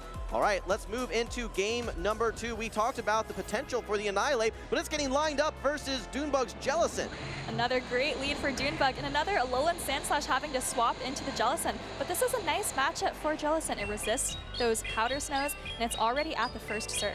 Okay, last time we saw Doonebug bringing in the Shadow Fortress into the Alolan Sandslash. Let's see if he opts to go for the same strategy, opting to stay in here a little bit. Maybe he wants to tank a charge attack, get rid of some of this energy from Bogish before swapping.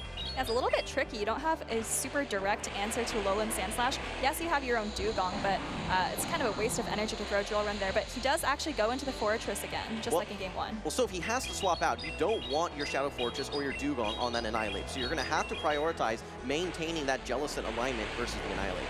All right, Drill Run coming through here. Doon again chooses to let it go, realizing how bulky Fortress is, and he does throw the Rock Tomb just before Alolan Sandslash gets to another charge attack.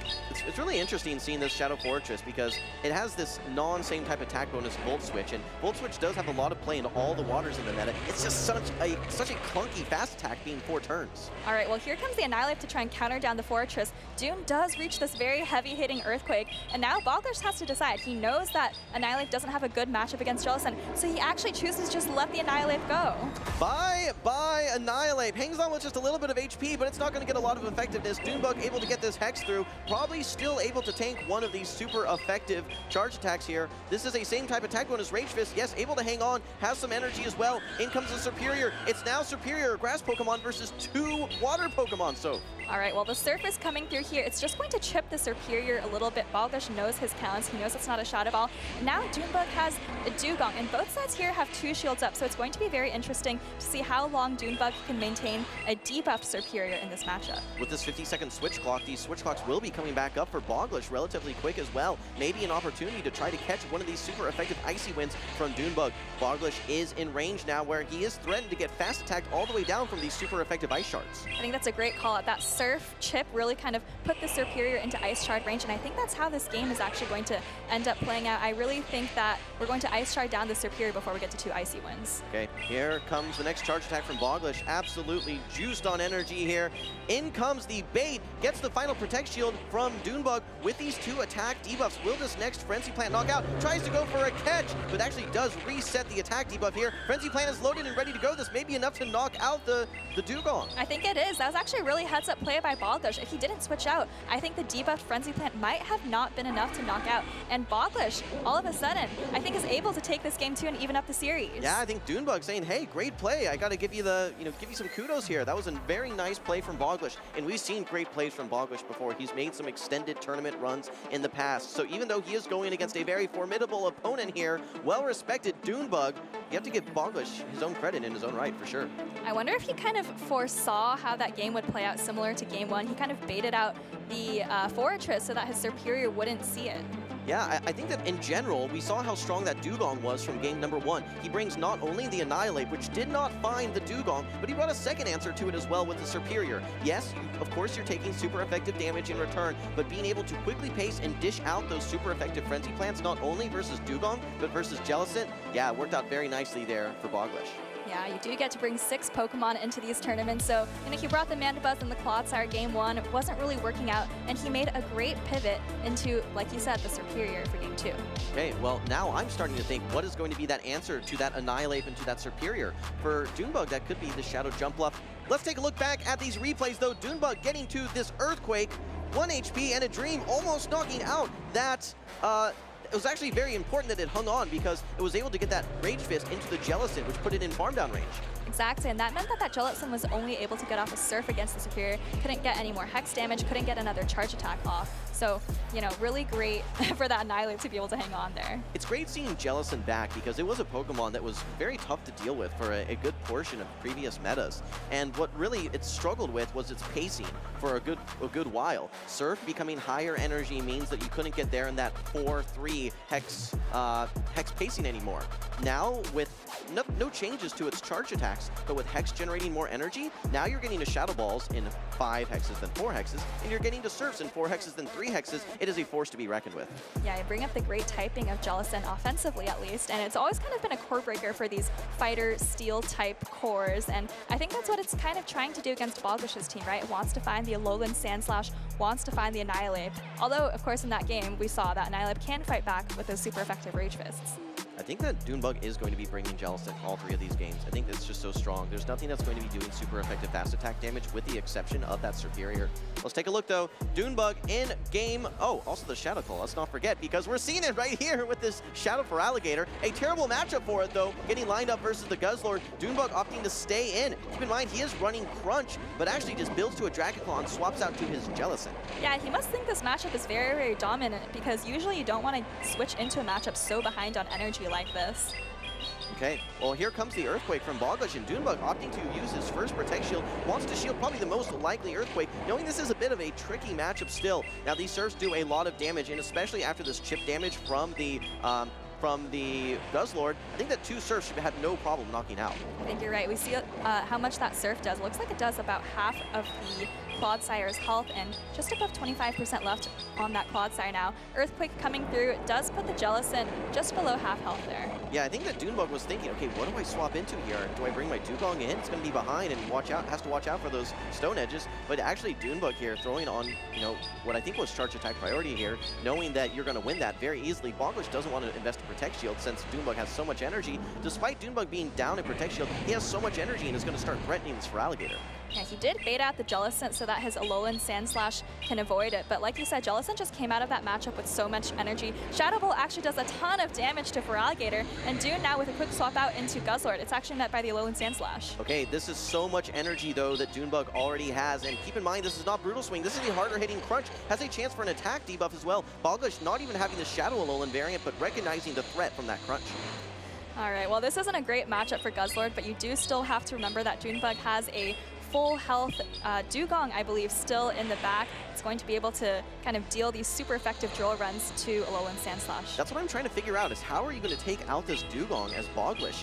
You need to prioritize HP on this Shadow Alolan Sandslash. But I guess the one thing that's not going to happen is you're not going to get Ice Sharded down. You double resist those Ice Shards. What I'm a bit concerned about is maybe after all this energy gets dumped, maybe you just bring back in the Jellicent as Doonebug and you'll start getting these hexes off, which, again, with a damage buff, do a lot of damage. Yeah, I think Bogish does have to watch out for getting potentially fast attacks down, given how low health all of his Pokemon are. But if you're Doonebug, I think it's still a little risky to bring in the Jellicent because Bogish would have the option to bring in for Alligator.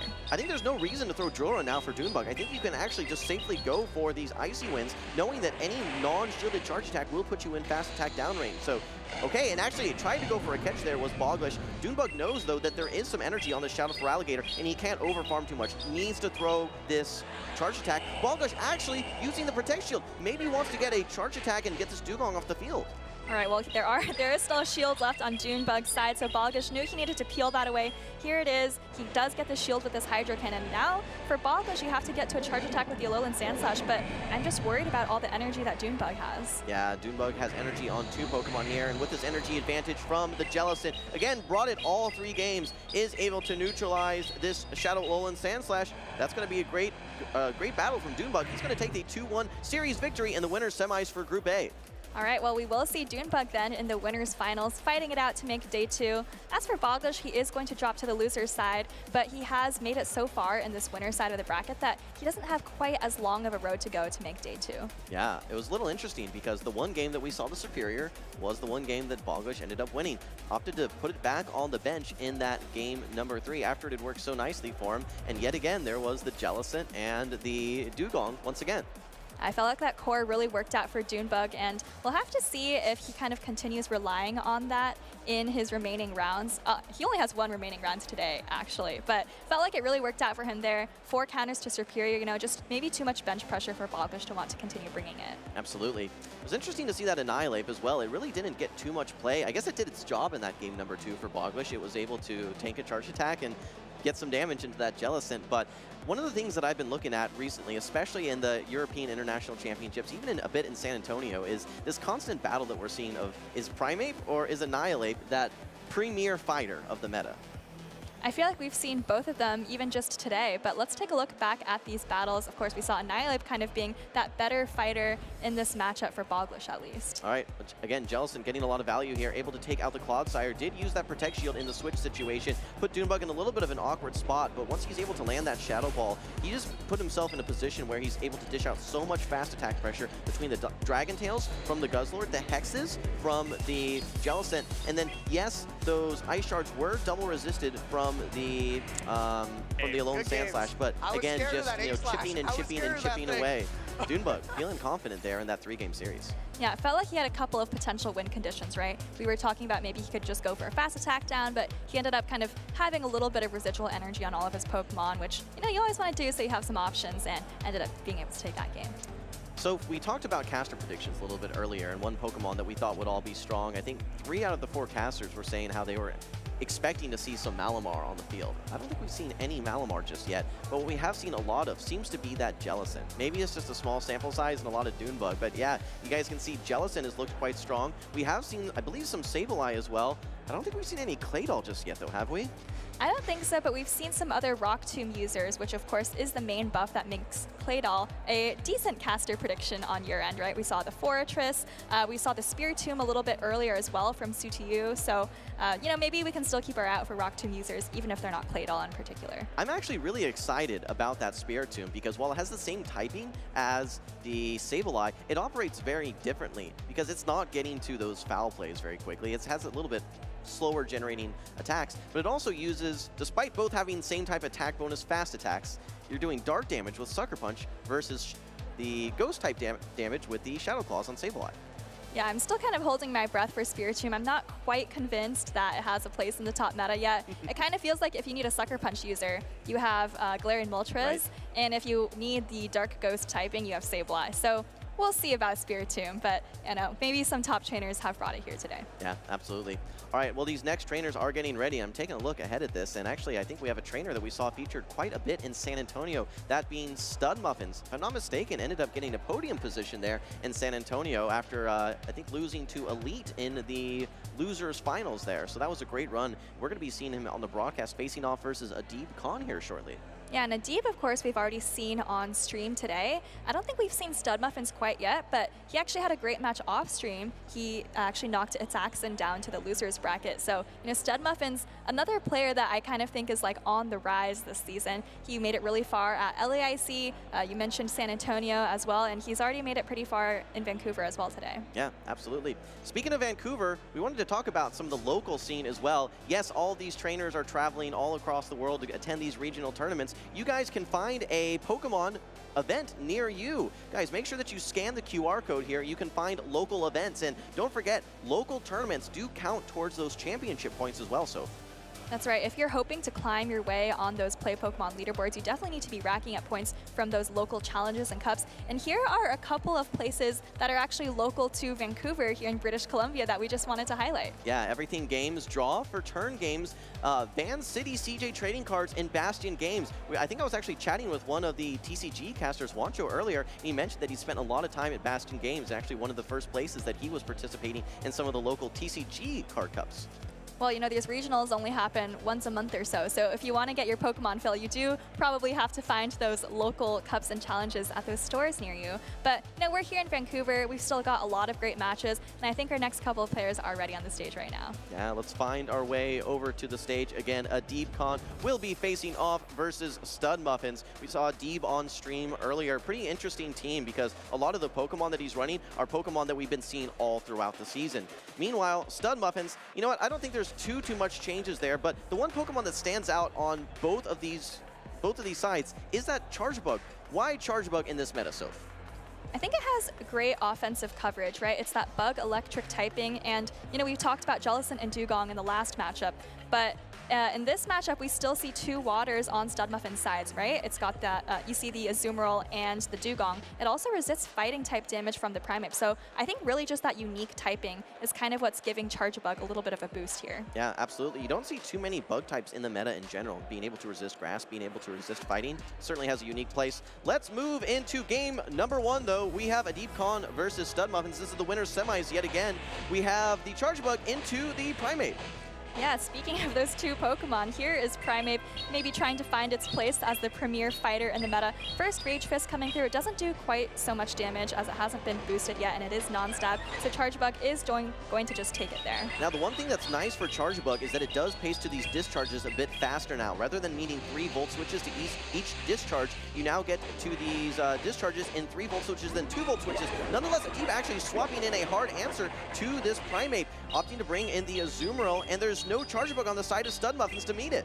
Yeah, able to absorb this Rage Fist, and I'm not sure if Stud Muffins is going to try to maybe build up some energy before switching out, or if he's going to just throw it all at the Azumarill. He does build up some energy, save to close combat for later, and here comes a Dugong going to be absorbing this play rough. Okay, well, what's going to be challenging for Adib Khan is that he has the Superior, and there's just so many answers to it in the back. There's the Drapion, of course, there's this Dugong as well, but Dugong is locked into this matchup for quite some time. Adib Khan, meanwhile, pacing to these play roughs, able to land the first one, but Stud Muffins has the Drill Run ready to go.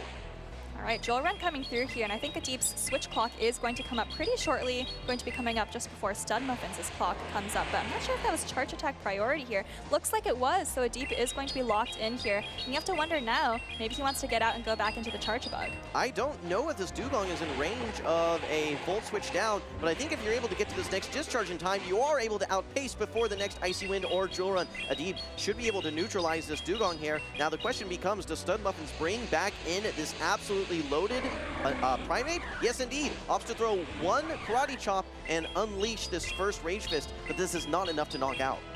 It's not, but he does want to boost those Karate Chops right away so he can potentially farm down. We might also see him he actually just throw the Rage Fist right away. He doesn't want to take another Volt Switch of damage. Exactly. I think that HP is what he's trying to prioritize at this point. Adib recognizes that and says, no, I need to chip you away a little bit more. Knowing that you will get to this next charge attack, I think opting to throw this X-Scissor, knowing that it will KO, and there may be something in the back that does resist potentially that discharge as well. Something like a Diggersby or something like a, I guess just Diggersby. So Okay, in comes the Drapion now. Should be able to get a full farm down, and Adib recognizes that and swaps immediately into the Superior. This is not what the Superior wants to see, especially down in energy. Oh, well, this is Drapion against the world, but it definitely does have a chance here. And Adib actually shields up the first crunch, doesn't care about the potential defense drop, which we actually see coming through. Yeah, that's tragic for Adib. This puts him in a very tough position.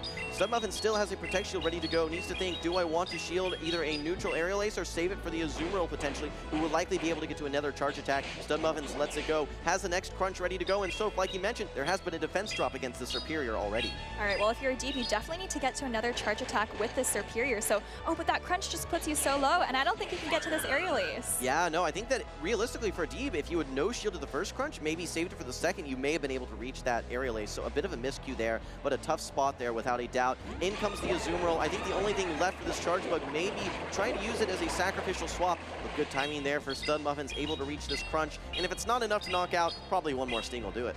Yeah, I think it would have been very difficult for Adib to come back from that endgame position. Just unfortunately, no energy on the Azumarill, not quite at a charge attack on the charge bug. So I think even if he had shielded the first crunch, he probably would have still lost unless he was able to make a catch. This is back-to-back series that we're seeing lots of great play from this Dugong. And if you look at some of the trends from recent tournaments, I mean, we're talking Out of Pocket had a Dugong. I know that it was all over the place at the EUIC tournament as well. And I think that even in the Merida LATAM tournament as well, Dugong was seen on so many of these top-cut teams. And I think it has a place to stay in this meta. It's not really getting touched so much, at least for now. The only thing I worry about is that a Pokemon with similar typing may take its place there in that Lapras. Exactly. You took the words right out of my mouth. I think I was like, maybe this is Dugong's last ride, and that's why we're kind of seeing so many people bring it here.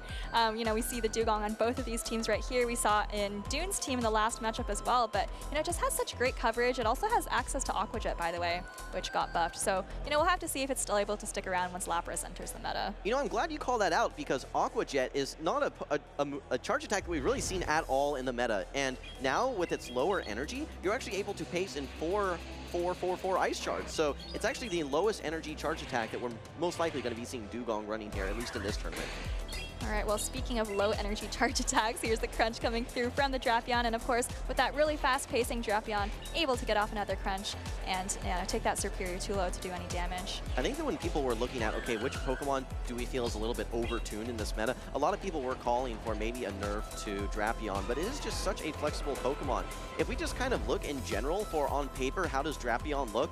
There's so few Pokemon that just have very dominating matchups against it, especially in the absence of Pokemon like Galarian, Stunfisk, and Registeel that used to be titans of the meta. There's so much freedom and so much flexibility with Shadow Drapion. Exactly. You really only have to watch out for, mud slappers like Shadow Marowak, but we're actually getting into this game number 2 right here. Charjabug again on the field, this time for StubMuffins. All right, Charjabug is absolutely going to be targeting not only the fighters, but these water-type Pokemon as well. Quick swap out from Adib, taking his Azumarill off the field and bringing in his own Drapion. Oh, actually, yeah, throws before, so he's able to negate any sort of one-turn desynchrony there. He's able to get this charge attack off on good timing and deny StubMuffins that one turn.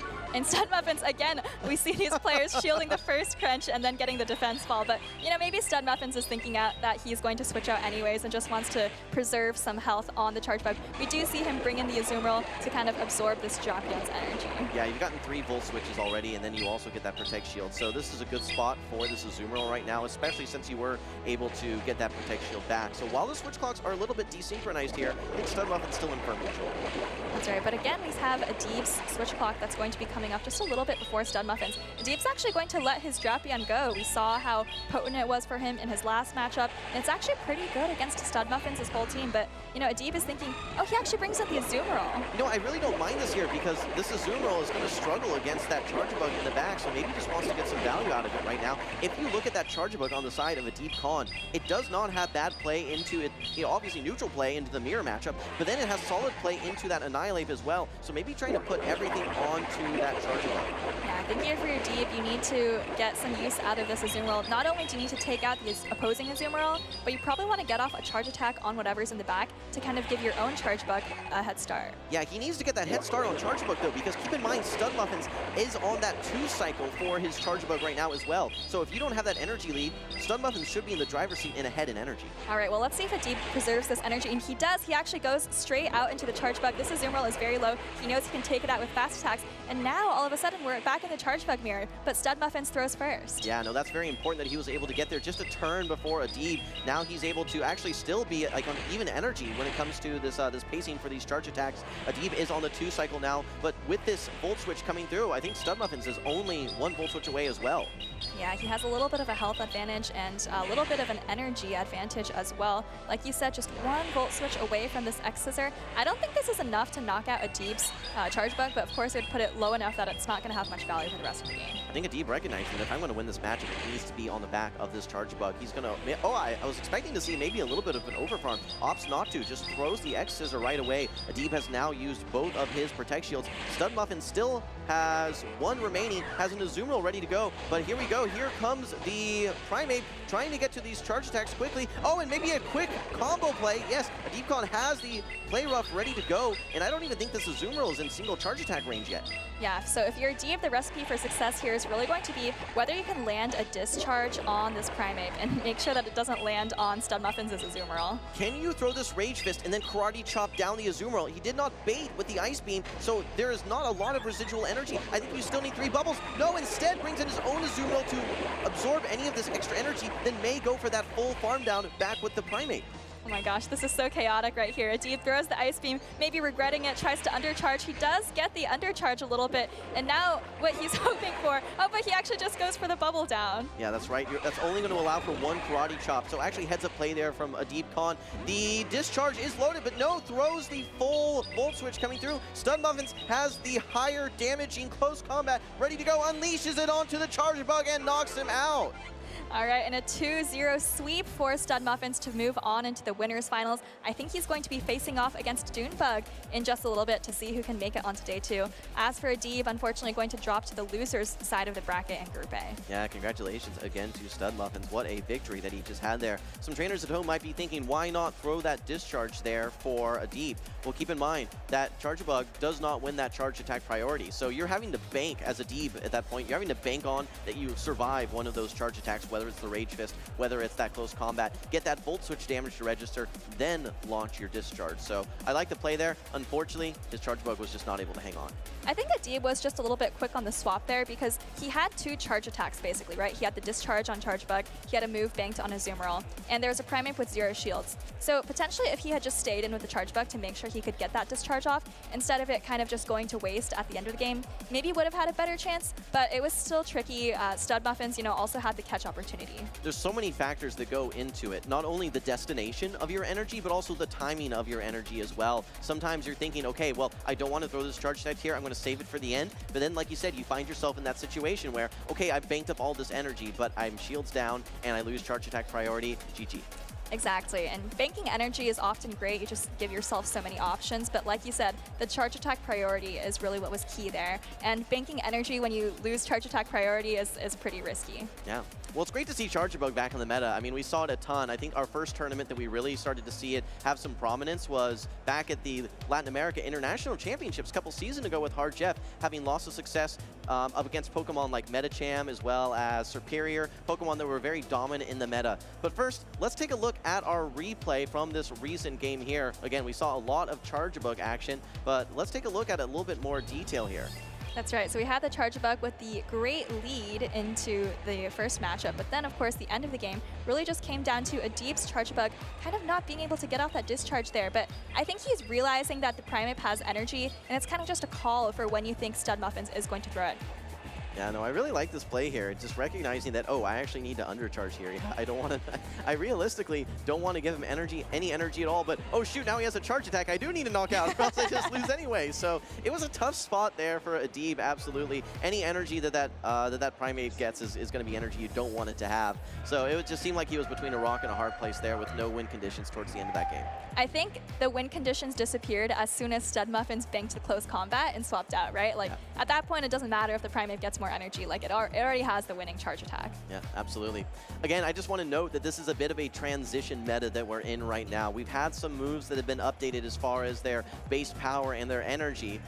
So I'm very curious to just see, okay, how is this going to impact the rest of this tournament? This is kind of a one-shot here where you know that this is not going. It's not like before. It's not like what it's going to be. But let's get some insights here. We actually have an interview here with Muffins.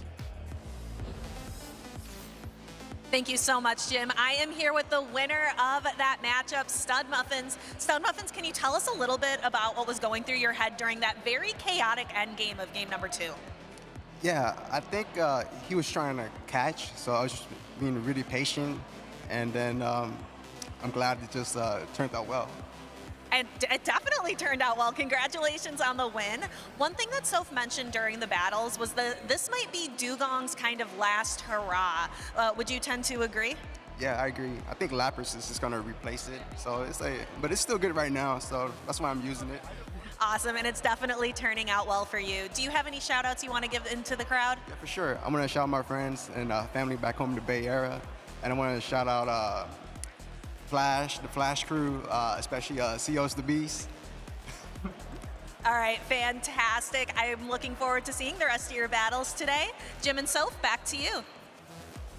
Hey, thank you, Stephanie. Congratulations again to Muffins. And yeah, Soph, we talked about it, but Dugong may be on its way out. Everyone's so eager to see that Psywave Lapras unleashed at the next tournament.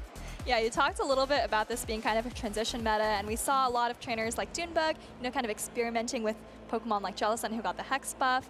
But I mean, I think Muffins is still bringing a pretty conventional team, as was Adib, actually. Neither of them really were bringing some of these new toys, as we would say. Yeah, we haven't seen any of the Dusclops, any of the Claydol. I mean, yes, Mandibuzz, I think we've seen on stream a little bit, but that is still from the old guard, absolutely. So we did see a little bit earlier some of the Pokemon like Spiritomb, which again has been a very interesting pick, but there are so many Pokemon that we have to look forward to here in the Might and Mastery season. Pokemon like Lapras, Pokemon like Grumpig.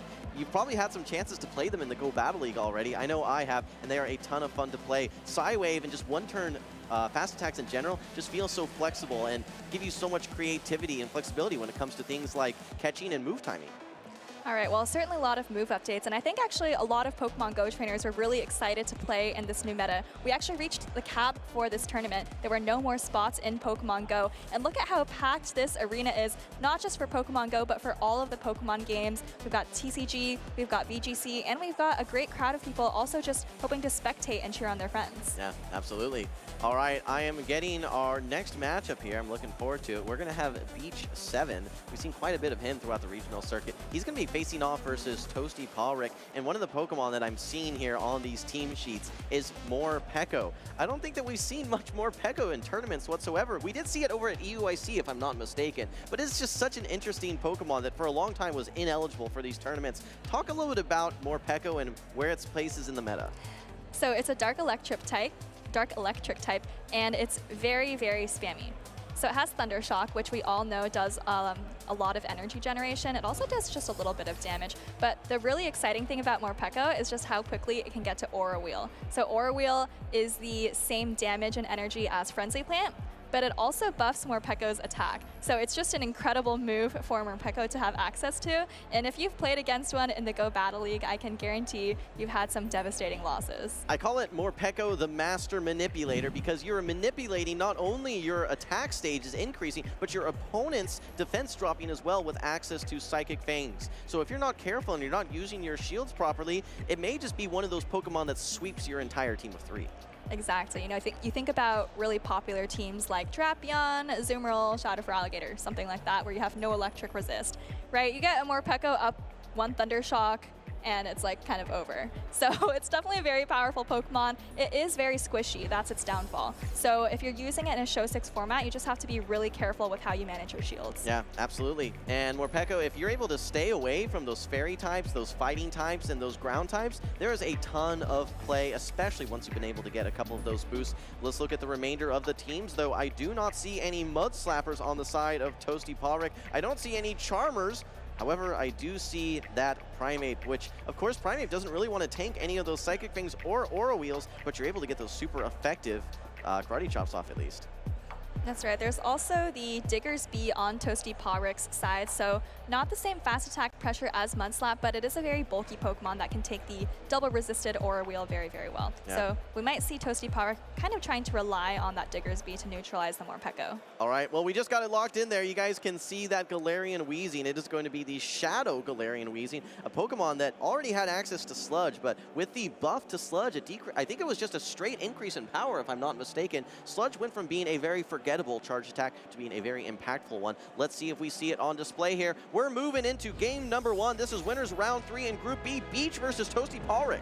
All right, and we see the Hex user on the field. This is Dusclops, a Pokemon, again, that we've almost never seen before in the Championship Series, but it's really benefiting from that energy and damage increase to its fast attack. Yeah, Dusclops was a Pokemon we really only saw in maybe limited metas, maybe within Go Battle League. Not a lot of success whatsoever in the played Pokemon format, but here we are, here in 2025. Dusclops has a place in this meta here, just like you said, from the strength of its Hex, able to get to charge attacks so quickly. ToastyPolrick actually with a quick Protect Shield as well, able to properly shield up that Earth Power. A bait would be devastating though, that's a double resisted Body Slam.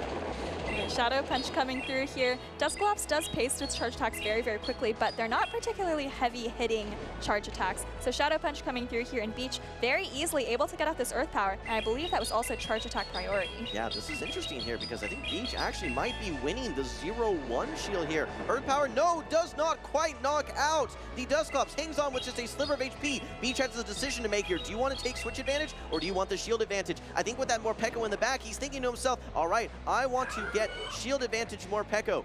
But so what's waiting in the back for that Morpeko is not going to be good for Beach.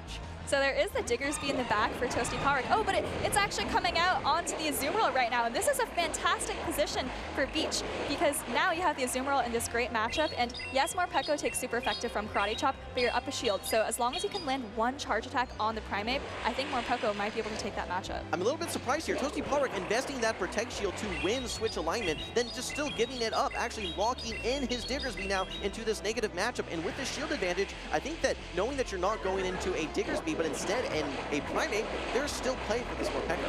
Yeah, and ToastyPolrick did just get that attack drop on the Azumarill. It's a 30% chance, so that does make this matchup just a little bit better for the Digger's Bee, but you're also getting pretty low here, and oh my goodness, and another attack drop. So Azumarill, you know, still able to throw this Ice Beam, and we're gonna have to see if it's able to get to another charge attack against the Primeape in the back. Yeah, Lady Luck now on the side of ToastyPolrick, able to get that 30% attack drop, not once, but twice. Azumarill has been mostly neutralized now. Okay, Beach actually now brings in his Morpeko. It's taking super effective Karate Chops, and these Karate Chops will only get more and more powerful after these Rage Fists. Okay, you're gonna let this Rage Fist go, but now you have to think, can I hang in there versus all of these Karate Chops?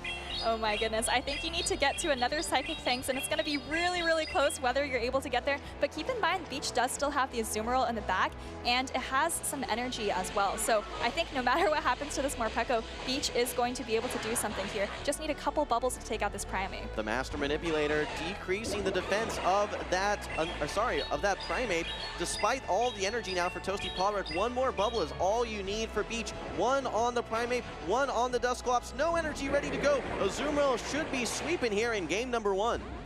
All right, Azumarill is old reliable. It's been around since the beginning of time, at least for PvP, and we see it kind of sweeping the back line of ToastyPolrick there, right? Did so well against the Digger's Bee, even through those attack drops, and then, of course, able to take out the Primeape at the end. I'm a little sad, Soph, and I'll tell you why, because we didn't get to see any Aura Wheels that game. Just a Psychic Fangs, a couple of Thunder Shocks as well. I was expecting that heavy damage graphic to pop up at some point, but no Aura Wheels, unfortunately. I know, I feel like we were hyping up Morpeko so much as this incredible offensive sweeper, and then we ended up just getting a Azumarill basically bubbling down a Digger's Bee and a Primeape. But, you know, sometimes that's how it goes. Morpeko is not going to be the star of every single battle that it appears in, and sometimes it just has to do its job. Keep in mind on the graphic there, not Aura Sphere, it's going to be Aura Wheel that Morpeko has access to, a unique move exclusive to Morpeko, one that I'm sure we'll probably be seeing a little bit later on in this series here as well. But Corviknight's an interesting Pokemon as well, so. Yeah, it just got released quite recently, and it has the same typing as Skarmory, and it also has access to Sky Attack. but it also has exclusive move Iron Head, which is just a little bit better, I think, than Skarmory's Steel-type options. All right, well, don't forget what we saw in that game number 1. We saw the battle of the 3-turn fast attack users, the Gastrodon versus the Dusclops. Gastrodon unable to win the matchup, but did do a ton of damage, and actually, ToastyPolrick gave up switch advantage right away, which allowed for so much effort and so much work from the Azumarill of Beach against ToastyPolrick there. I think without that Azumarill, he may have been doomed, but thankfully he had it exactly where he needed, not only for the Diggersby, but also for the Primate. Yeah, I think even though the Morpeko didn't do anything directly, it kind of forced ToastyPolrick to bring those Pokemon that Azumarill does very well against. So let's see if Beach continues to use that Morpeko Azumarill core. Well, I'll get an answer for you right now. He is using that Morpeko, but it is the worst case scenario, unfortunately, lined up versus this Diggersby. Here's the challenge, though. You're ABA weak to this Diggersby. You also have a Galarian Corsola hanging out in the back. Tries to catch a charge attack, but nice patience from ToastyPolrick, recognizing that, okay, there is a catch opportunity here. I will wait, but it still throws the Scorching Sands into the Azumarill. Yeah, maybe saw the catch potentially coming, but still wanted to throw the Scorching Sands anyways. Doesn't have a great answer for it, and I wonder if he's going to just bank up energy and switch. He does come into the Dusclops, a very bulky Pokemon. You know, we talk a lot about chipping and dipping, and I think Dusclops is going to be a great choice to dip into. This is an awkward situation because Beach's Azumarill is going to take a lot of damage here. Already has taken some chip damage, and now you're going to have these Hexes and Shadow Punches coming out. Your only 2 remaining Pokemon still need to find a way to get through this Diggersby. Now, with all that energy on the Morpeko, maybe you can do a Psychic Fangs and Aura Wheel combo. That may do a lot of damage. Yeah, the great thing about Morpeko is, yes, you start with that electric-type Aura Wheel, but once you throw any charge attack, it actually becomes a Dark-type move, and that would actually hit Diggersby quite hard. So that's potentially what Beach is going for, but he does really, really need to start getting these shields down. Okay, in comes the Morpeko. It is going to be resisting the charge attack of Shadow Punch from ToastyPolrick. Beach actually opts to not throw. Oh, does it knock out? It doesn't. It doesn't knock out. Oh my goodness, that's actually a great call for ToastyPolrick, and he saves so much energy on the Dusclops as well. Now coming in with the Diggersby, and I have to imagine Beach is going to shield this up because he has an Aura Wheel Dark-type loaded. Yeah, but I think he tried to go for that Psychic Fangs, but due to the timing desynchrony, yeah, okay, still goes for the Psychic Fangs here. So much energy on the side of Beach. I think that one Aura Wheel still not enough to knock out. ToastyPolrick recognizes that as well, but now you're stuck on the electric side of the fence and you have to throw Psychic Fangs. I would just throw right away. Instead goes for the double resisted Aura Wheel. I'm a little confused here, so please help me make sense of this. I think it does still do just a little bit more damage than Psychic Fangs, and you know, maybe Beach is thinking, look, I'm buffing my attack again. Maybe now I can just go for Psychic Fangs. Look, you see him tapping that button right there. This is charge attack priority, and I'm not actually convinced that this Psychic Fangs knocks out, but ToastyPolrick a little bit worried about Aura Wheel, so he does shield it up, and he knows he can get off this Scorching Sands. Look, it's an unorthodox meta, and we're seeing unorthodox plays here today, so absolutely. ToastyPolrick has the Scorching Sands ready to go, and this is going to take Morpeko off the field. Despite all the manipulation, it has now been washed away.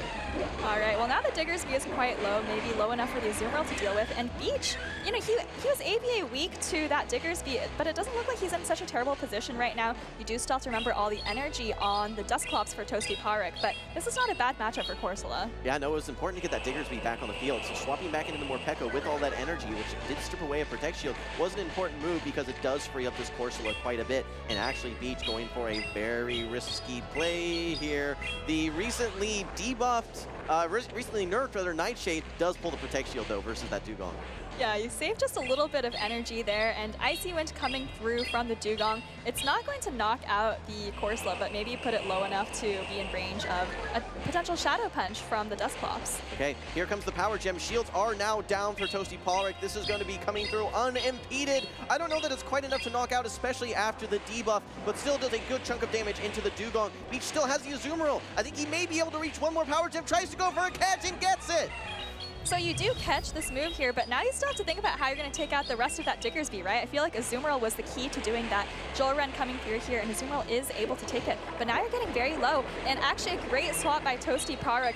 He still has so much energy on this Dusclops, and it's all getting thrown at the Azumarill. I think he even has another Shadow Punch after this. I think Beach was trying to catch an Icy Wind, but good recognition by ToastyPolrick, going the Drill Run instead, knowing that even if it's caught, it would still do neutral damage. Play Rough is ready to go. This will be enough to knock out the Dugong. I think ToastyPolrick only has this Diggersby still left. Who will win this matchup here? Tons of energy still remaining on the Diggersby. It's able to quick attack down the Azumarill. and not a charge attack loaded on this Corsola, but I don't think it matters. Diggersby is still pretty healthy, and a Scorching Sands coming through. We saw this game start with the Diggersby, and it closes with it too, and ToastyPolrick able to even up the series. We can see that timer up at the top of the screen. That was a long extended matchup, not something you see regularly with Morpeko, but nonetheless, ToastyPolrick able to take the victory. ABA strong versus that combo of Morpeko and the Galarian Corsola. Diggersby just doing so much work there in that game number 2.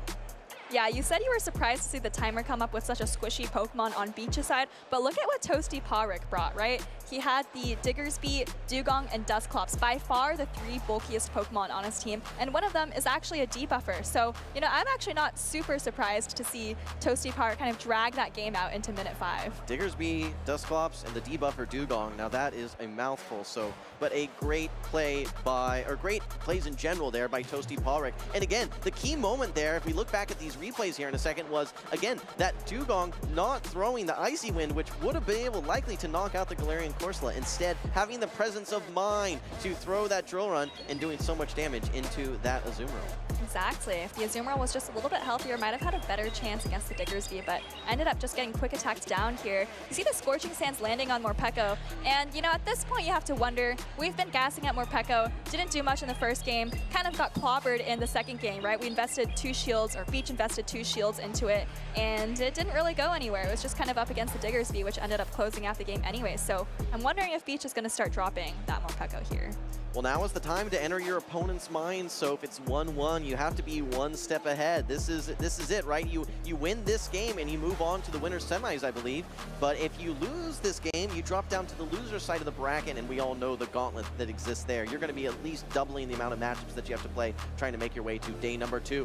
But here we go, decisive game number 3. We're going to be seeing 2 Pokemon we have not seen yet today. It's going to be a battle of the poison types here, the Ariados into the Galarian Weezing.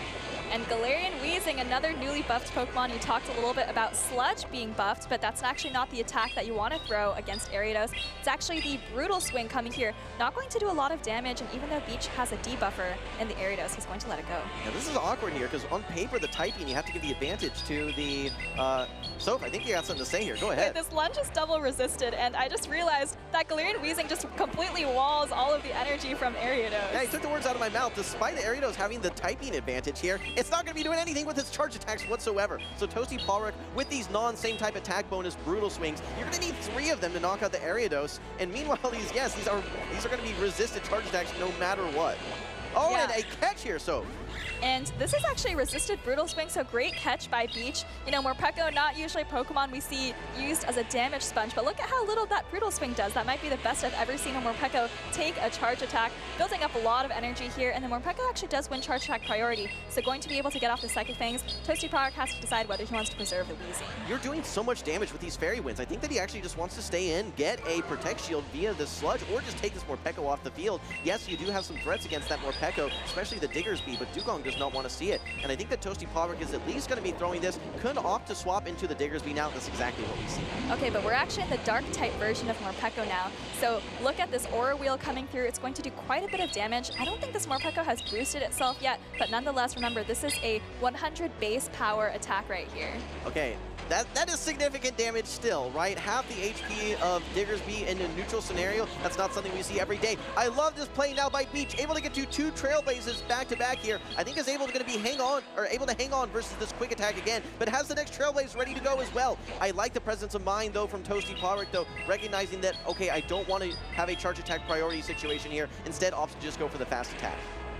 Exactly, and now you can just fast attack down. You probably just want a Scorching Sands, whatever comes in. You're likely not getting to multiple charge attacks against any of these potential Pokemon on Beach's side. He actually does the quick attack though, so nice timing there to get it off versus the Azumarill. I think, was that 2 bubbles that we saw go through there? I think ToastyPolrick may have waited 1 turn, and actually that second bubble may have snuck through. Yes, it did. So despite only doing 1 quick attack, the hesitation there ended up knocking out that Diggersby, so wasn't able to get off a Fire Punch as well.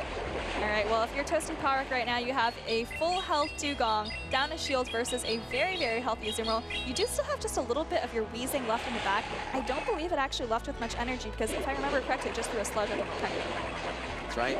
All right, Beach trying to get to these playoffs. I think ToastyPolrick will be throwing a charge attack. Actually opts to go for the Icy Wind as well, trying to diminish some of the offensive firepower that this Azumarill has. That's not something you say every day.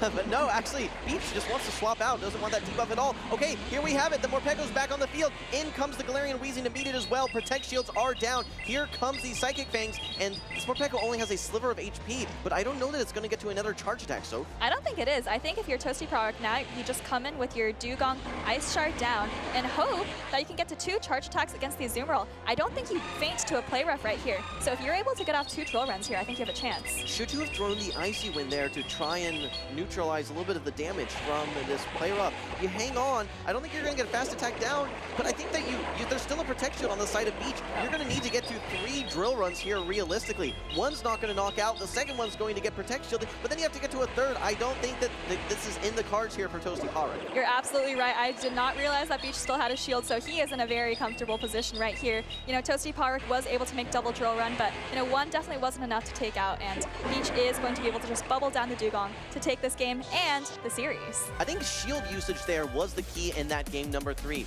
I saw some very creative plays there by Beach. If you remember, swapping out the Ariados that had all of that energy to then realign it versus the Diggersby with 2 Trailblazes ready to go. And look, Diggersby on paper had so much play into those matchups there, not only versus the Morpeko, but of course it can hit those super effective fire punches into the Ariados as well. But just we talked about this earlier, so not only the destination, but the timing of the charge attacks was so important there for Beach.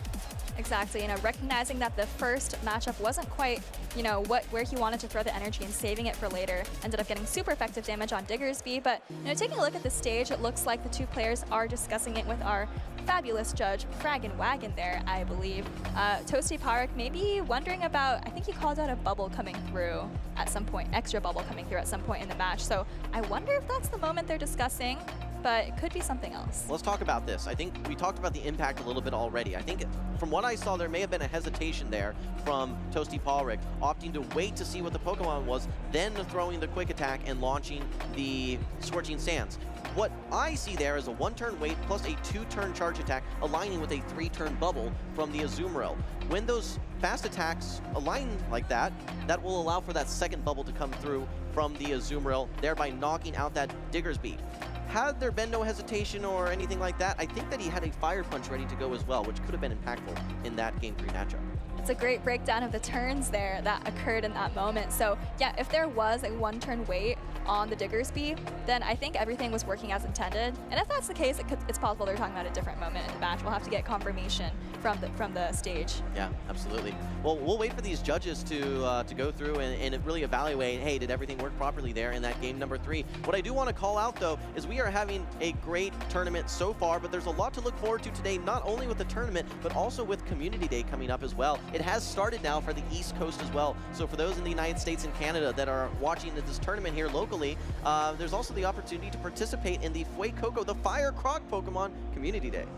That's right. We saw a lot of Skeledirge usage, I believe, last season, not so much recently, but I think Doonebug and Weedle actually both won tournaments with Skeledirge. So, you know, maybe not a Pokemon that we see super commonly these days, but certainly a Pokemon that has its place in some metas, and it might pop up again. Well, when we talk just objectively about the energy generation and the damage that's applied for fast attacks, Incinerate stands out because it is the highest energy per turn and damage per turn of any charged attack, any fast attack in the meta.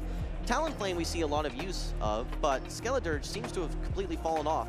Is that just from all the water soap? Is it the dark types? Why is it struggling to find its place despite having such good attacks and coverage? I think there's a couple things going on. One you mentioned is Talonflame kind of emerging as the dominant fire type. And then we've also seen Typhlosion kind of in some scenarios. But let's actually take a look back at this game. This is the drill run coming through on the Azumarill at the very end of the game, and I'm not sure what we'd be looking for in that situation particularly. It seemed pretty clear-cut.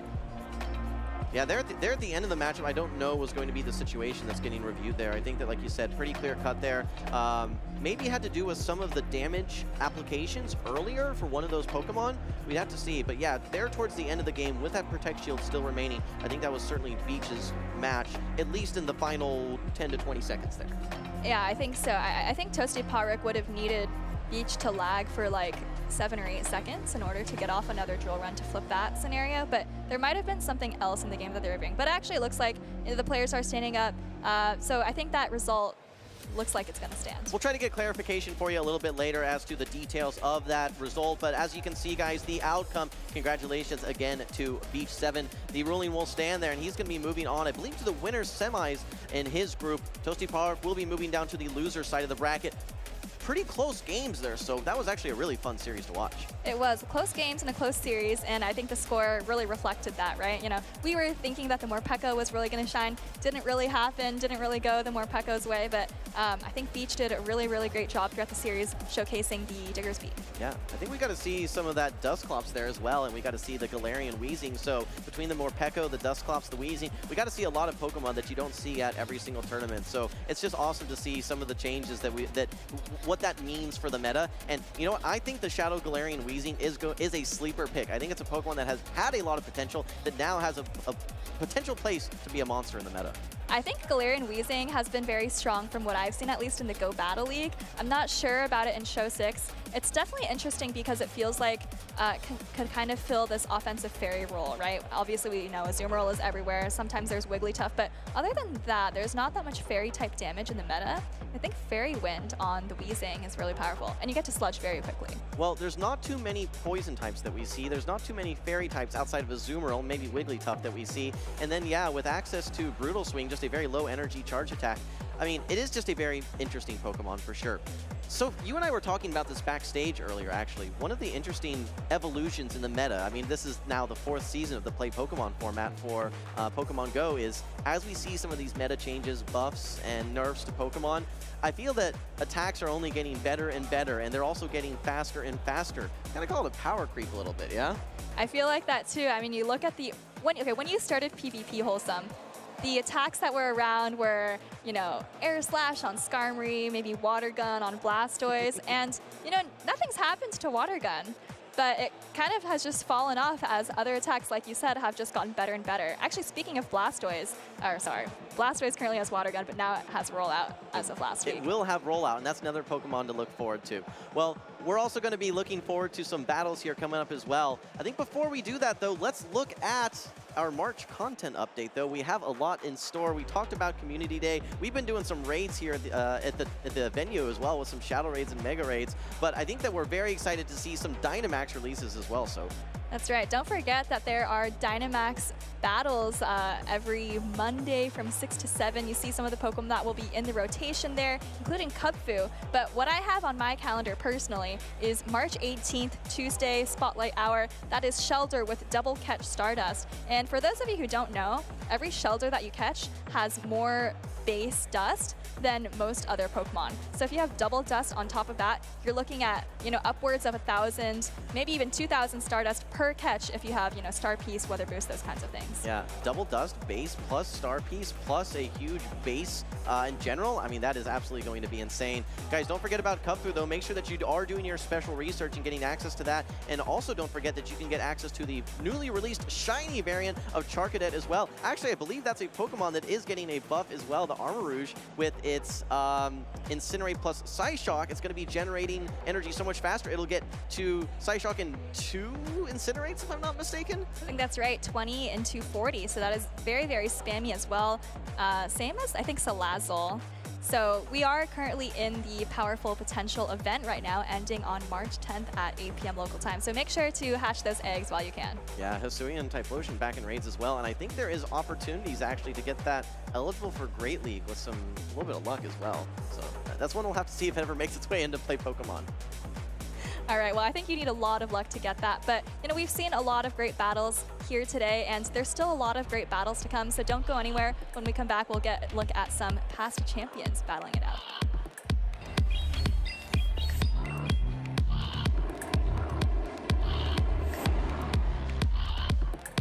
Good game. Good games.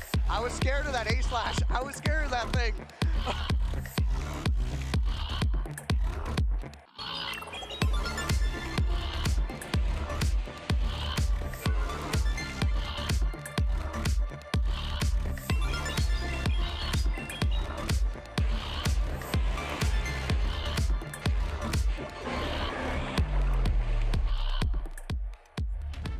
Hello, Pokemon fans and friends. Lundberger here to talk to you about how you can add a Galarian legendary Pokemon to your tournament roster.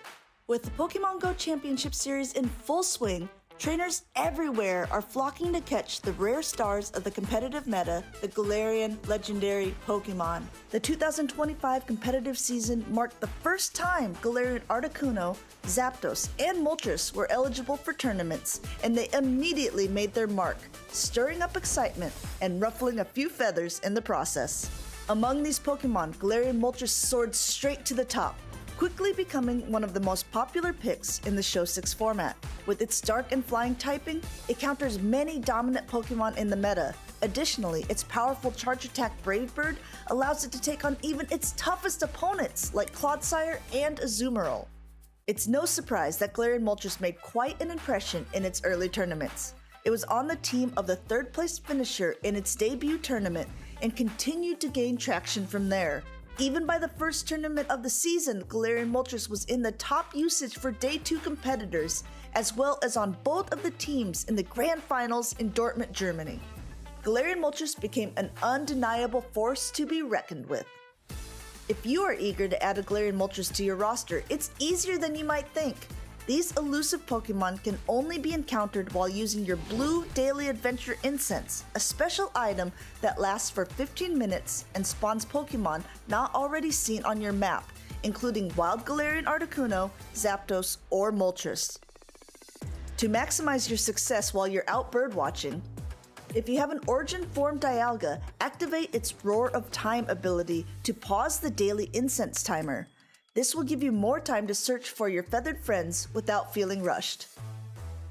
The Galarian legendary Pokemon have an extremely high flea rate, so you should always use a Golden Raspberry and an Ultra Ball for your throw, no matter the Pokemon's CP, to increase your chance of a successful capture.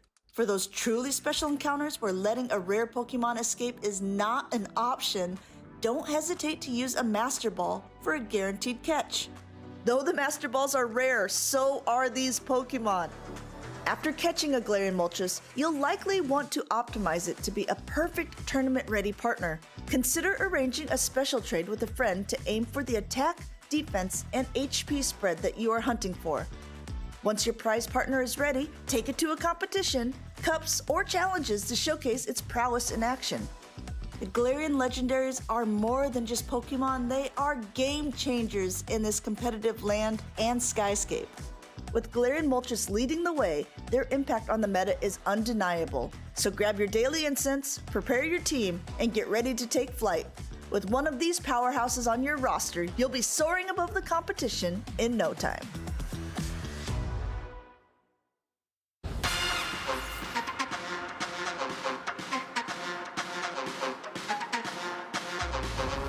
I would say a great trainer is someone who's like willing to work with other people and willing to like let other people help them be better, and also just someone who's nice to everyone, because I think it's really hard to be good at Pokemon if you're not willing to talk to other people and help them out. I would say being able to be humble in your defeats. You can't win them all, and how you handle your interactions with your opponent even during the match and after are very, very important. I think what makes a great trainer is someone who's passionate about it and motivated enough to learn. You gotta enjoy learning move sets, learning matchups, learning move counts and whatnot.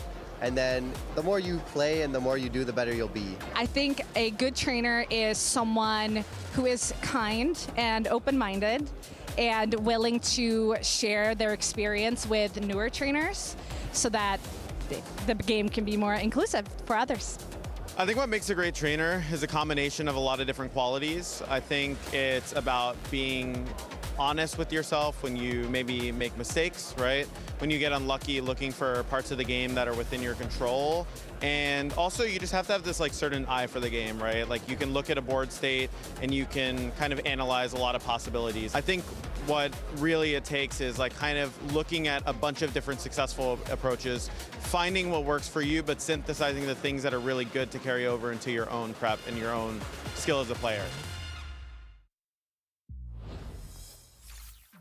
All All right, well, it's great to hear back from all those trainers. I'm actually friends with Joe Ugarte. He is partners with Sierra Dawn, one of our VG co-casters, and he is very, very talented, really, really good at the VG, and it's interesting to hear all of those bits of information that can be cross-functional over the games, you know, being humble in defeat and being okay with the bits of unluckiness, such as getting a Night Slash boost against you. You know, it happens. You kind of want to try to play around that happening, maybe build a team composition that can buffer against that happening and still come out victorious.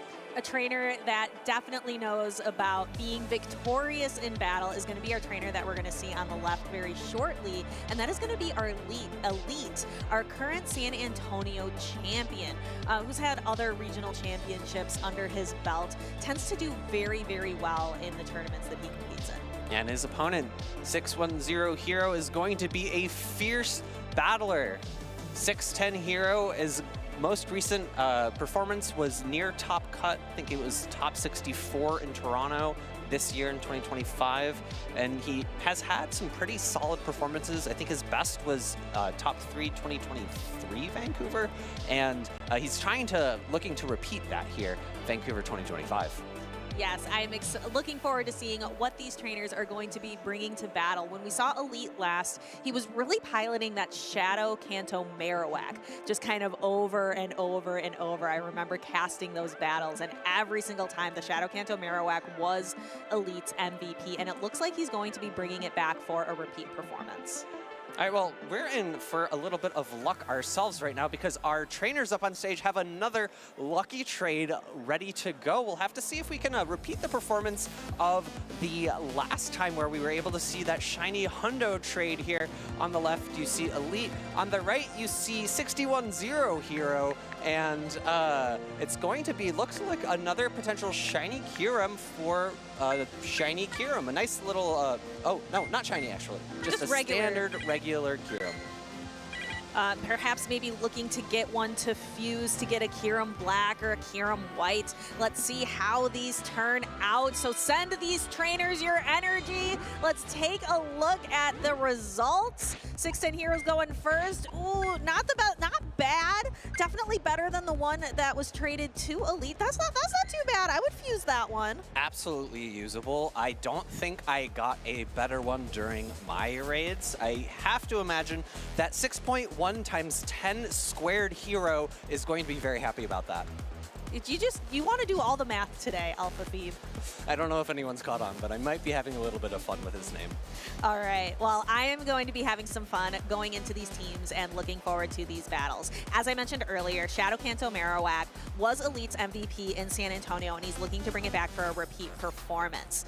Taking a look, he's pairing it with a lot of Pokemon that have been standard meta, but the one addition being that Dusclops. Dusclops running Hex, Shadow Punch, and Ice Punch.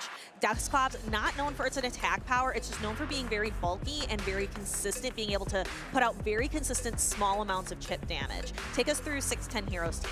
Yeah, 610 has Jumpluff, Shadow Annihilate with that extra damage for those counters to try to two-shield through some matchups. Azumarill, another Shadow Fortress running the same moveset as we saw before with Volt Switch, Rock Tomb, Earthquake.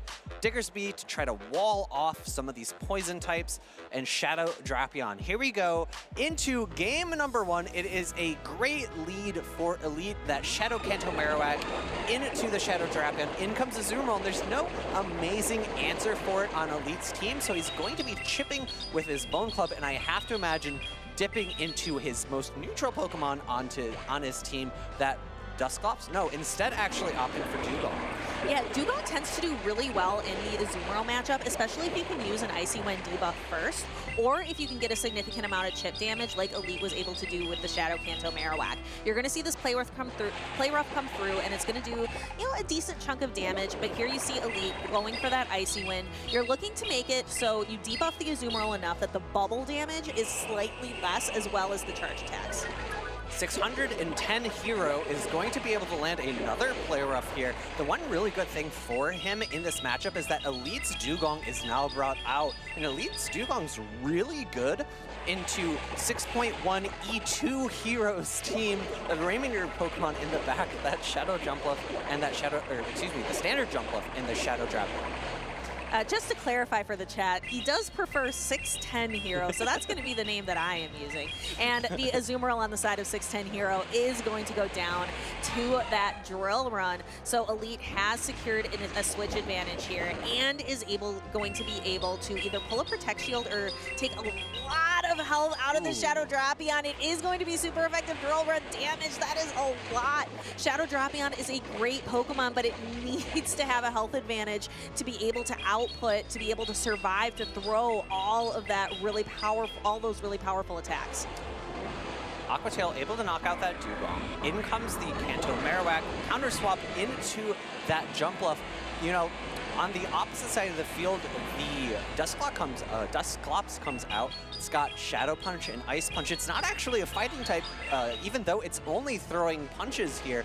It does have double super effective Ice Punch, which will do a lot of good damage to the Jumpluff. However, it's not same type attack bonus, and it's going to have to pull, or Elite's going to have to pull away these shields first before he's able to get one to land.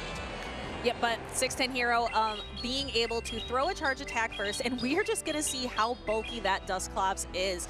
Throwing the energy ball, which is generally a pretty powerful attack, and Dusclops handles it just fine. Now we're going to get to see in turn, again, Dusclops not very strong of a Pokemon. Ice Punch, even though it is double super effective against a Jumpluff, doesn't even take it down to half health. We see a quick swap out from 610 Hero to absorb this Shadow Punch. Yeah, great catch here from 610. Thankfully for him, I'm out of different ways to say his name. Interestingly enough, he's running Aerial Ace as opposed to Acrobatics. As we know, Acrobatics was recently lowered in energy, so it's not as, it doesn't take as long to get to. However, Aerial Ace still pretty nice for baiting out shields. Looks like 610 is going to be throwing an Aerial Ace bait here. If Elite calls this, I don't think it's enough to knock out. He does get the shield. Who wins the charge attack tie between... Oh, actually no charge attack tie here. Elite opting for the Ice Punch immediately. 610 thought maybe he had a little more wiggle room to gain more energy before that Ice Punch was loaded. And Elite takes game one of this matchup. Again, the Shadow Kanto Marowak doing a lot of work in the early game, but the Dusclops really just being able to outlast everything else in the end game. Absolutely, you got to see its bulk shine there. I have to imagine that in this next game, 610 is going to have to more appropriately account for how strong Dusclops is. He doesn't have all that many hard answers. Azumarill going to be really solid, bulky, neutral answer. Diggersby, you have to be maybe a little bit careful about the energy. You wall the fast attack pressure, but you take super effective damage from the Ice Punch. Yeah, and of course, if you can get the Shadow Drapion on the Dusclops, you can be throwing those super effective crunches. That's probably going to be your best bet at chipping away at a really healthy Dusclops. Taking a quick look at the replay before we go in, it looks like our battlers are locked in, ready to go. And we see the Diggersby, the two ground types out on the field. Shadow Kanto Marowak against the Diggersby. Yeah, this is going to be a pretty neutral matchup. Kanto Marowak can absorb one of these Scorching Sands quite healthily. It only goes into about 40% health, but the attack drop is going to be fairly impactful here because it means that 610 can now much more easily no-shield the Bone Club, going to do not very much damage, and even if it goes to this two-shield matchup, I don't think Elite can play it out now. Now catching actually the Scorching Sand onto the Dusclops, but a 610 has a team that is very well designed to be able to handle this switch, and in comes the Drapion, and we see an attack drop again from the Scorching Sands. Yeah, so that is definitely going to help a little bit here. We're going to see the Dusclops doing what it can to start chipping away at the Shadow Drapion. But again, those ice punches doing neutral damage aren't going to be very useful. 610 Hero, we're going to start to see what does a Shadow Drapion crunch do to a Dusclops? It's not going to knock it out.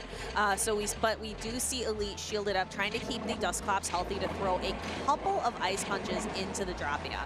Interesting timing from Elite here. He's nearly at 2 ice punches. I would have liked to see him throw after just 1 Hex there so that he did not have to shield up first, but switches out into that Kanto Marowak that has energy, able to pull a shield here with this, which would do enough to knock out that Shadow Drapion. However, in comes the Azumarill. The Azumarill is going to be able to bubble this Marowak all the way down, just able to reach that Bone Club as the final bubble comes through to be able to pick up the knockout. Yep, knockout is going to happen immediately after this damage is applied from the charge attack, and we're going to see Elite immediately go for the Dugong. We saw it earlier. Typically, Dugong players, again, really like to go for the Icy Wind first because it diminishes both the damage being done from the bubbles and the play roughs, and it can help have your Dugong last a lot longer on the field of battle. So we're going to see Elite employ that strategy, going for the Icy Wind first. Actually don't like this in this scenario. I think he needs the damage from Drill Run, and Elite is very comfortably able to no shield there because he does have the switch clock coming up. He has 2 Pokemon in the back. He maybe could have held off on throwing this play rough until after he was able to reset his defenses. In comes the Dusclops. This is going to be a Shadow Punch, not going to threaten a knockout either, and I expect to see a switch out from 610 into that Shadow Drapion to be able to throw a crunch. Ice Punch coming through. I don't think this is going to be enough to knock out Not either. even close. Even the Dusclops just is not an attack-weighted Pokemon. It's known for its bulk. So actually, Elite able to get to another attack before 610 Hero throws the crunch. I believe he had it ready. He did. He was looking potentially to throw on good timing, but now he's built up to 2 crunches. This is going to be more than enough to knock out this Dusclops. We were talking about earlier how it wasn't going to be. With the addition of these Poison Stings, those bubbles, easily able to knock out. The Shadow Drapion's going to win this charge attack tie with the Dugong. This crunch, I think, is going to be just enough to knock out, and that's going to be game number 2 going to 610. Yeah, I think that was actually pretty close on the knockout, so that was just enough. Very good calculations from 610 Hero. This is the first time I think we've seen that strategy from Elite kind of falter. I remember back in San Antonio, Elite just kind of had the Shadow Kanto Marowak in the lead every single game and was just able to power through those battles on the back of the Shadow Kanto Marowak. But now he's really changed. Shadow Kanto Marowak, if you think of that as the lead actor, the rest of his team is the supporting cast, and that's where he's made a lot of the changes. Yeah, and I really do like that Dusclops as a supporter to his team. It'll be interesting to see if Elite does, or excuse me, if 610 does opt to bring the Shadow Fortress. I think it's got a lot of solid play into Elite's team. He, of course, probably wants to avoid that Marowak, as it does resist those Volt Switches. But looking at the replay, we saw Elite catch the Scorching Sands. However, that's going to be the move that 610 wants to throw anyways, and then just the energy that 610 was able to gather up on the Shadow Drapion, able to pick up knockout after knockout, able to secure victory. And our trainers are locked in. This is a decisive game number 3. Oh, but it looks like we got to resend. We're going to resend. We were ready. I was ready, Nick, but it looks like we are going to resend. The battlers are going to send those again. Taking a look, again, 610 Hero being able to really manage his energy and his Pokemon, able to flip the situation from game number 1. And now we are in that decisive game number 3.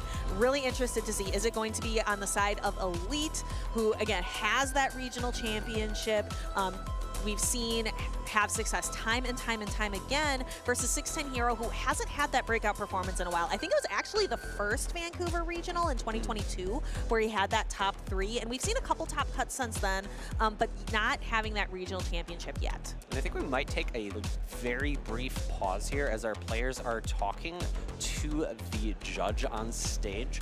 I think 610 saw the lead matchup, but I don't think Elite did. So they're probably going to be discussing that and trying to figure out the best way forward. Leave that to the judges to figure out.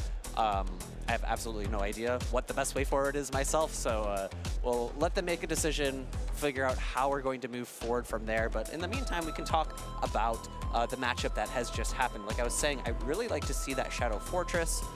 We saw into another ground type, the Clodsire. It doesn't have as bad of a matchup as you might think, because although the Clodsire is double resisting the Volt Switches, it resists the Rock Tomb. You can hit for super effective Earthquake, whereas into something like the Kanto Marowak, it's only a neutral Earthquake, so the matchup's going to be a little bit worse, and I expect that's why we're not seeing 610 bring it as frequently as we saw Doonebug.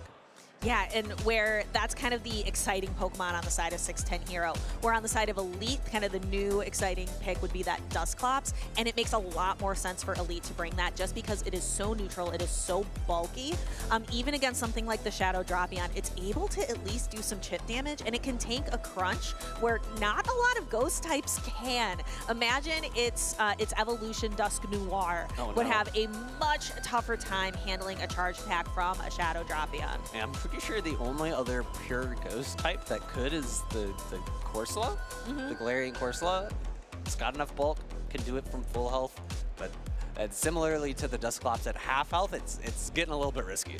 It is, and it looks like our trainers are getting all set to lock back in. I'm really looking forward to this again. Decisive game number 3. Is it going to be Elite, San Antonio Regional Champion, plenty of other, medals to his name, or is it going to be 610 Hero to have another breakout performance that he has been looking for? Are we going to see, again, that Shadow Kanto Marowak Dusclops, or what are we going to see from 610 Hero? Our battlers are locked in. Let's take it on down to the field of battle.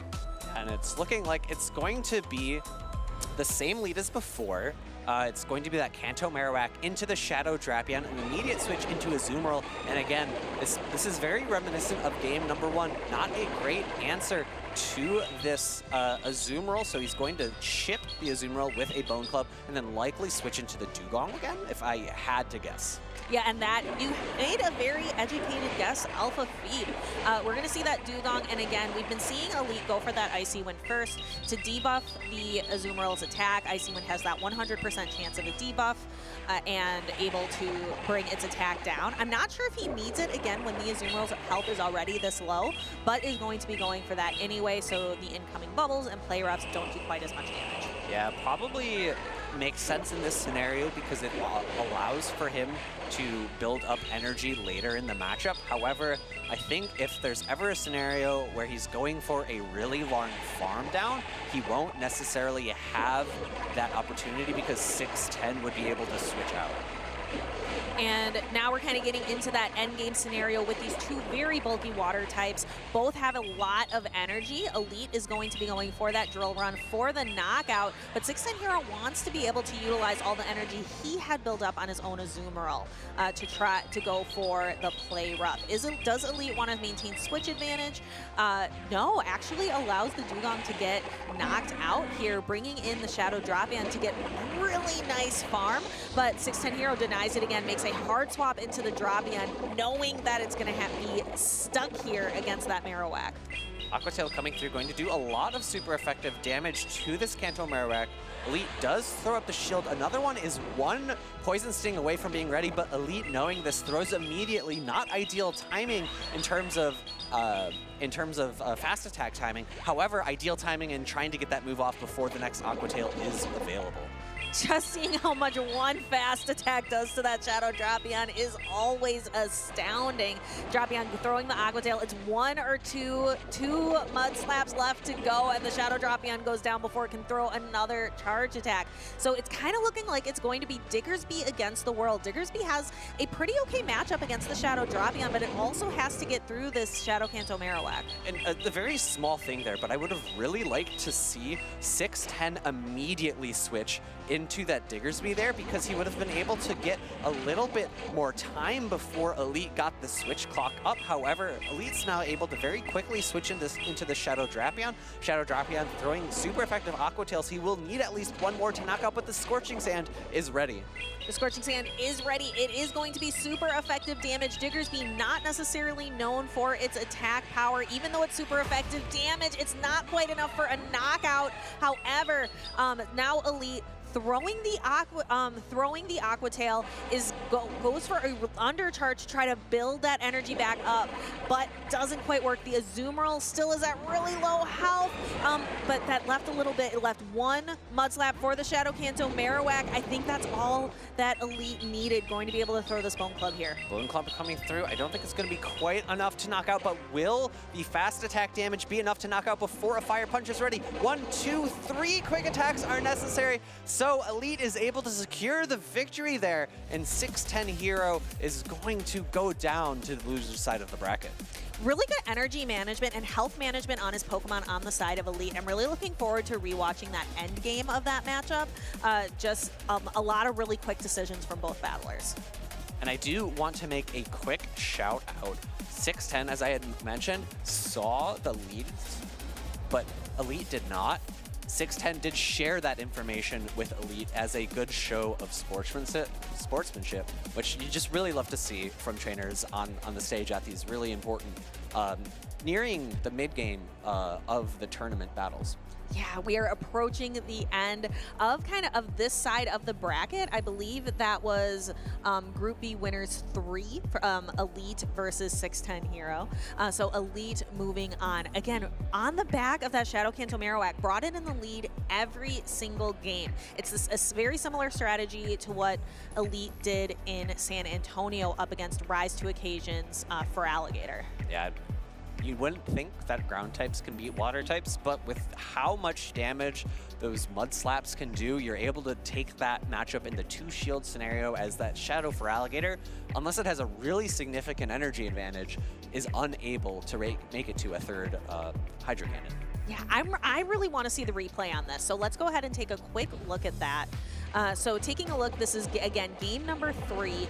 And again, the Shadow Kanto Marowak has been really setting a lead up for success. The Scorching Sands isn't quite enough. The Azumarill just barely hangs on. It allows Elite to get that one Mud Slap of energy on his Marowak, able to throw the Bone Club to get the Diggersby down to really low health, and then the Diggersby not quite able. You could see 6'10 Hero putting up that finger saying, I needed one more quick attack, I needed one more fast attack of energy, and the Fire Punch would have been there.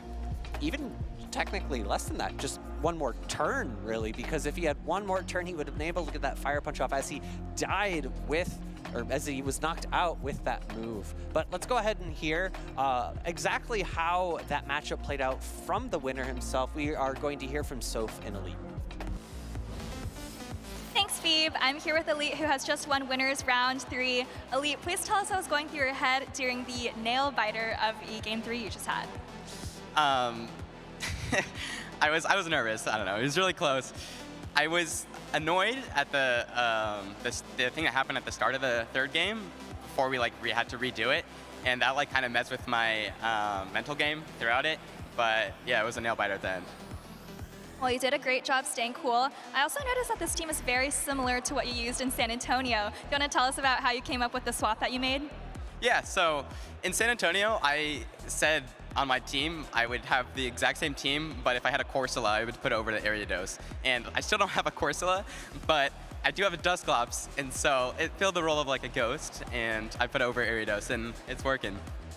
Great, yeah, it definitely seems like it's working, and maybe Corsola is on its way out, so that's a great substitution. I want to ask you about a comment that I heard recently from Out of Pocket.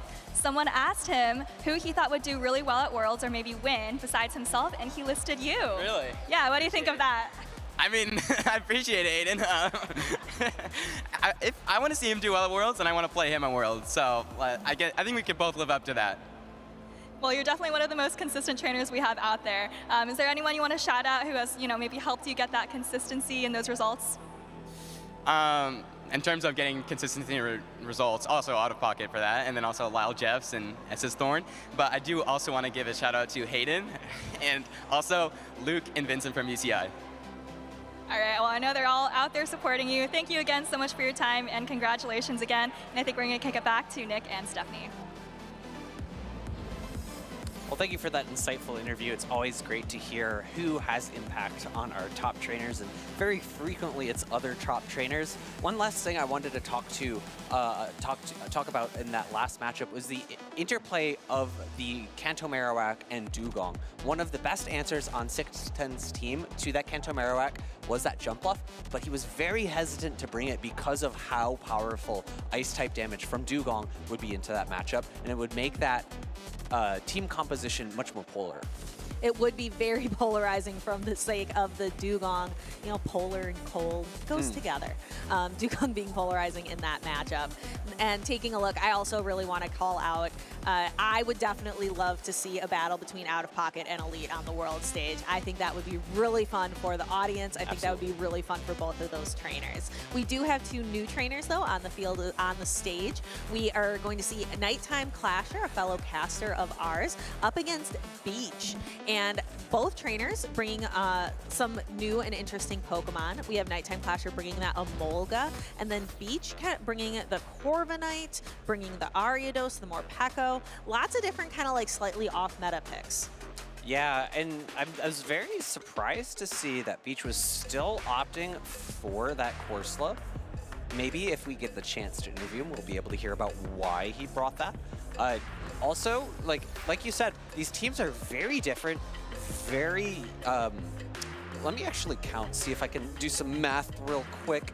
I want to say we only have like 1 shared Pokemon between the 2 teams. Yes, that looks exactly correct. So that's going to be 11 unique Pokemon, or 10, sorry. 10 unique Pokemon. No, 11? Yeah, 11. Sorry, math is hard sometimes. 11 unique Pokemon between these 2 teams, which I think is really great and goes to show how unique, to borrow a word from what I just said, meta we are currently in, with people being willing to try different things and pull out different spicy picks and see how they match up into what is a more core meta.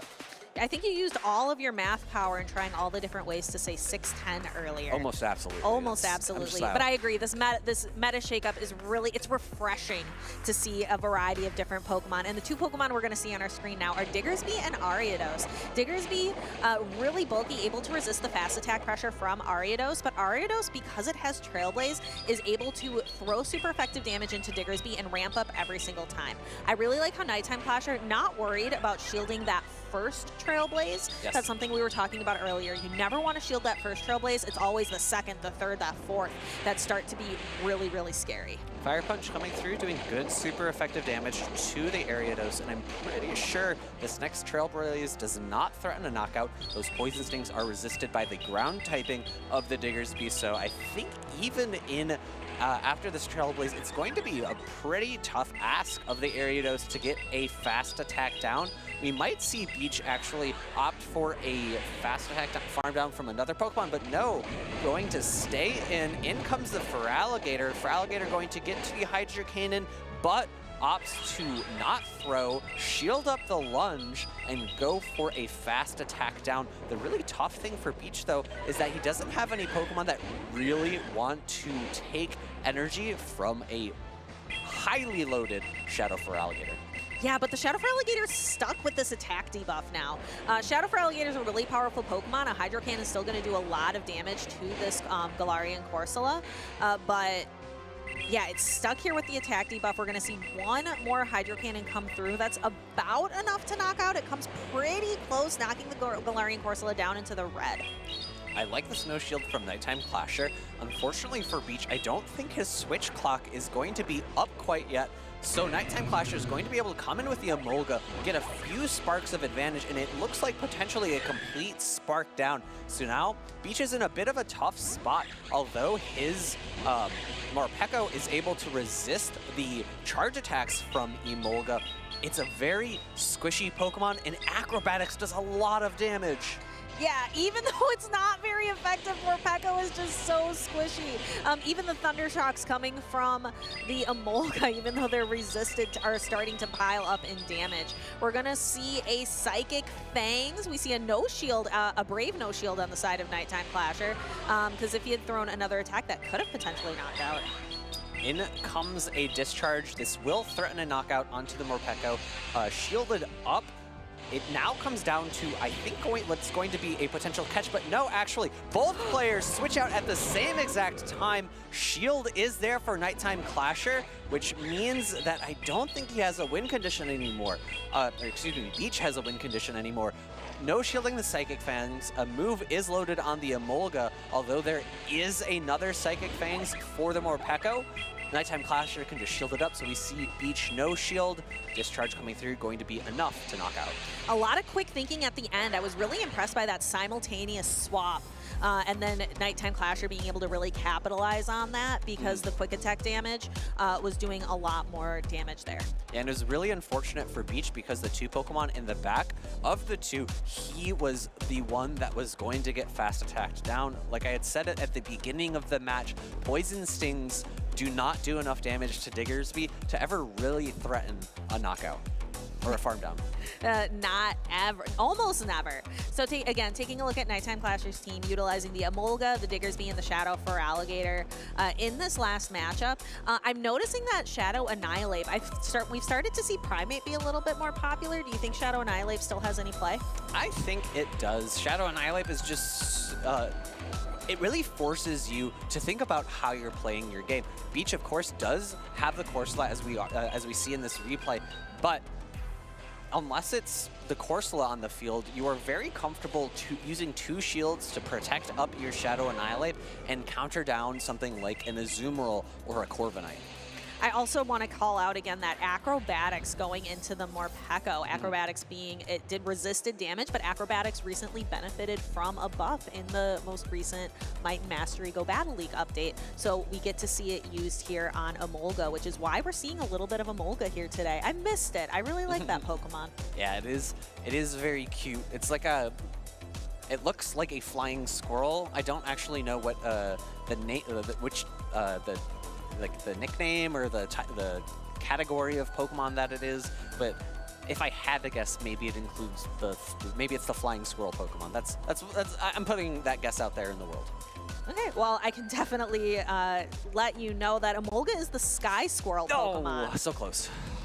And we're hopefully going to see a little bit more of the Sky Squirrel Pokemon in this next battle. But for now, we see that Diggersby up against the Azumarill. No Sky Squirrel here today, but we do see Morpeko in the back again for Beach.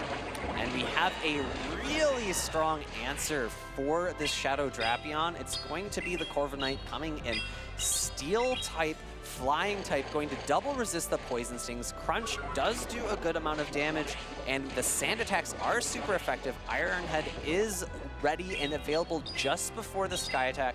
This, I don't think, does threaten a knockout, but we do see a shield come up from NiteTimeClasher. Yeah, both trainers making changes to their lineup. NiteTimeClasher leaving that Emolga on the bench, and Beach really changing up his team. No Galarian Corsola, no Ariados this time. Corviknight using the first shield to defend against this Crunch. However, I believe another Crunch is ready. No defense drop on this one. A second shield coming up from Beach, now having utilized two of his shields for just the one on the Drapion. However, he needs to throw another Iron Head before the final Crunch. Now, NiteTimeClasher has a decision to make. Does he want to play for switch advantage or shield advantage? And it looks like NiteTimeClasher willing to sacrifice a shield. No Protect shields remaining in this battle, and actually makes an aggressive swap into his Shadow for Alligator that is going to have to take a massive amount of damage from this Sky attack right on the nose. In comes the Morpeko. It's going to have to take a Hydro Cannon for this Thunder Shock damage it's able to apply, and this is going to do a lot of neutral damage. It's going to barely not pick up the knockout. That is quite heavy damage, but the Morpeko is going to be able, because those Thunder Shocks are super effective, able to knock out the Shadow for Alligator. Here comes the Diggersby. Beach actually going for the resisted Aura Wheel. not very effective against the Diggersby before the Morpeko is knocked out. And I can see arguments for both moves there. The Aura Wheel is going to be doing a little bit more overall damage because it is such a hard-hitting move. I might have preferred the Psychic Fangs because then the defense drop would mean this Ice Beam just does a little bit more damage, but Beach is in a pretty solid position overall here because he's going to be able to do super effective damage with the bubbles into this Diggersby, and he resists all the energy from that Drapion. You have to remember, though, that that Shadow Drapion does have a crunch loaded currently. Ooh, we see another aggressive swap from NiteTimeClasher into the Shadow Drapion to go for a defense drop on the Azumarill. Crunches resisted damage, but look at how much that does!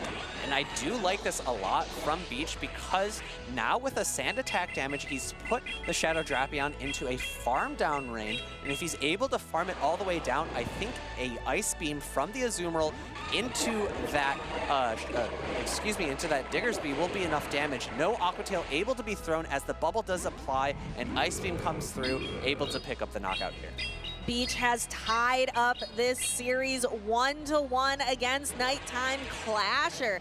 Lots of really quick swaps from NiteTimeClasher. I think NiteTimeClasher was playing really aggressively there, making all these quick swaps. Beach playing more of a measured game. Yeah, and I really like that final switch into the Corviknight, although he had, and especially waiting until he had taken a charge attack onto the Azumarill. Azumarill able to much more comfortably take that energy, and then the fast attack pressure from Sand Attack from that Corviknight able to get to that Shadow Drapion into the bubble down range. Looks like our trainers are talking a little bit as we are anticipating our next game. I do think, even though Beach did win that matchup, I do agree with you, Nick, that the Psychic, I would have preferred to see the Psychic Fangs, I think, on the Morpeko versus the Aura Wheel in that end game matchup, just because even though Aura Wheel is so powerful, the resistance on the Diggersby is just a lot. It's rough to throw an electric charge attack into a ground type Pokemon. Yeah, not single resisted, but double resisted. Yeah, I don't know. Because the first Ice Beam was thrown before NiteTimeClasher could switch out, I think Psychic Fangs is the way to go there. If it wasn't, then you're no longer able to maintain that defense drop for the Ice Beam, so then I think the damage becomes more preferable, but maybe it's a different strokes for different folks. You know, some people like doing the freestyle, some people like doing the breaststroke. Okay. How many water types do we even have in this? It's just a Azumarill. It's not like we're even in a truly strong water type meta. Hey, we could give Shadow Drapion an honorary water type medal, right? I don't know, that Aqua Tail. Do you think we're gonna see more water type Pokemon in the new meta? Absolutely. And I think that Pokemon's going to be Lapras, right? Yes. Lapras is going to be the water type that's able to do neutral fast attack damage to other water types besides Feraligatr, and it outbulks Feraligatr. You know, if you think about Pokemon that water types that typically beat Feraligatr, you're thinking maybe Azumarill, maybe Dugong, depending on the shield matchup. It's because those two Pokemon do neutral fast attack pressure to that Feraligatr. You have something that's bulky and is doing psychic type damage to it. You know, Lapras doesn't have psychic typing, so it's not taking super effective Shadow Claws. It's still just neutral, but that extra bulk is going to provide Lapras a really strong ability to handle Feraligatr in ways that Azumarill or Dugong can't. Yeah, it looks like our battlers are getting ready for that game number 3. Again, this is going to be decisive game 3, 1-1, NiteTimeClasher versus Beach. This is the winners semis in Group B. The winner being able to go to the group finals. And just to cue in those of you at home as to what was being discussed there, NiteTimeClasher, his moves didn't show up on the Diggersby, and he thought, oh, if I had a Scorching Sands, maybe I could have won that endgame. However, he was still one quick attack away from reaching that Scorching Sands, so Azumarill able to get that Ice Beam off before that Scorching Sands could have been landed, and that is going to be why that match stands. So it is 1-1 NiteTimeClasher versus Beach. Yes, and our trainers are getting ready to lock in. They're making their team adjustments now. Again, taking a look, NiteTimeClasher, we've seen him, he's a world traveler, really. He likes to hop on a plane wherever he can go to try to get these regional championship wins.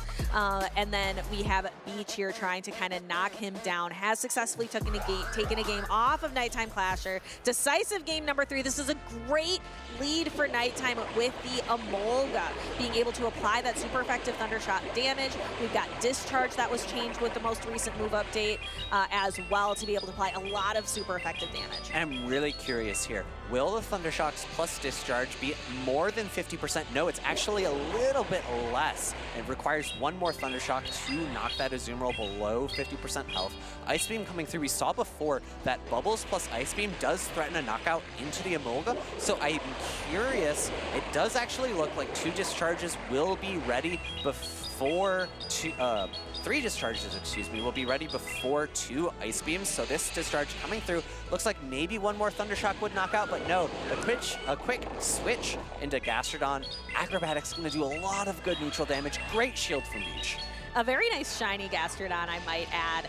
And definitely not the Mud Slapper that we've been seeing around. Usually we're seeing that Shadow Kanto Marowak, so seeing the Gastrodon make a reappearance is really interesting. I'm not really a big fan of the immediate body slam from Beach. I would have preferred for him to build up to the Earth Power to be able to try to pull away NiteTimeClasher's final shield, especially since the first Hydro Cannon does not pick up a knockout. Now NiteTimeClasher is able to get this Hydro Cannon through, do a lot of good neutral damage, and he could potentially just no-shield this body slam at this point. He's done what he's needed to do, and Azumarill can farm down the rest of this Gastrodon, or potentially the Emolga. All right, the Diggersby is ready. Gets a little bit of an energy advantage for whatever is in the back, and Beach is in a rough position.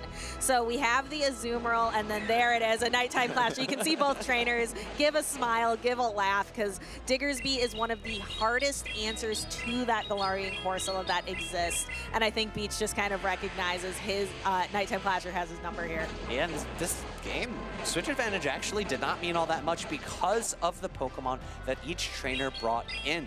Beach, I think in order to win this game, would have needed to win the lead matchup, Azumarill into Emolga, but that would have been completely in NiteTimeClasher's control because NiteTimeClasher chose to shield that first Ice Beam. I think Beach was just really in a tough spot because we saw that a Thundershock down would have occurred to the Azumarill before that second Ice Beam was reached. So, you know, even if Beach double shields the 2 Discharges, he still gets outpaced to 4 Discharges before 3 Ice Beams. I like that it's all smiles on the stage between these 2 trainers. They recognize Beach going for a catch. NiteTimeClasher says, nah, I'm just going to quick attack and throw a Fire Punch to knock this Galarian Corsola out. And it's all laughs. It's all smiles. Beach is actually going to throw the Protect Shield. But Beach knows it's all over from here. There is absolutely nothing. Like, this Galarian Corsola could throw Nightshade for days, and it's just not enough to knock out the Diggersby. I like that. I like that hug at the end there. What's good sportsmanship? Yeah, I mean, these 2 trainers knew that the writing was on the wall for that matchup, and it was maybe a good 60 seconds before that game actually played out to the end. But, you know, you love to see the great sportsmanship between the 2 trainers. I actually had the opportunity earlier to talk to Beach after his last victory on stream. Unfortunately, we were unable to get an interview with him, and had I had that opportunity, I would have asked him, you know, what's up?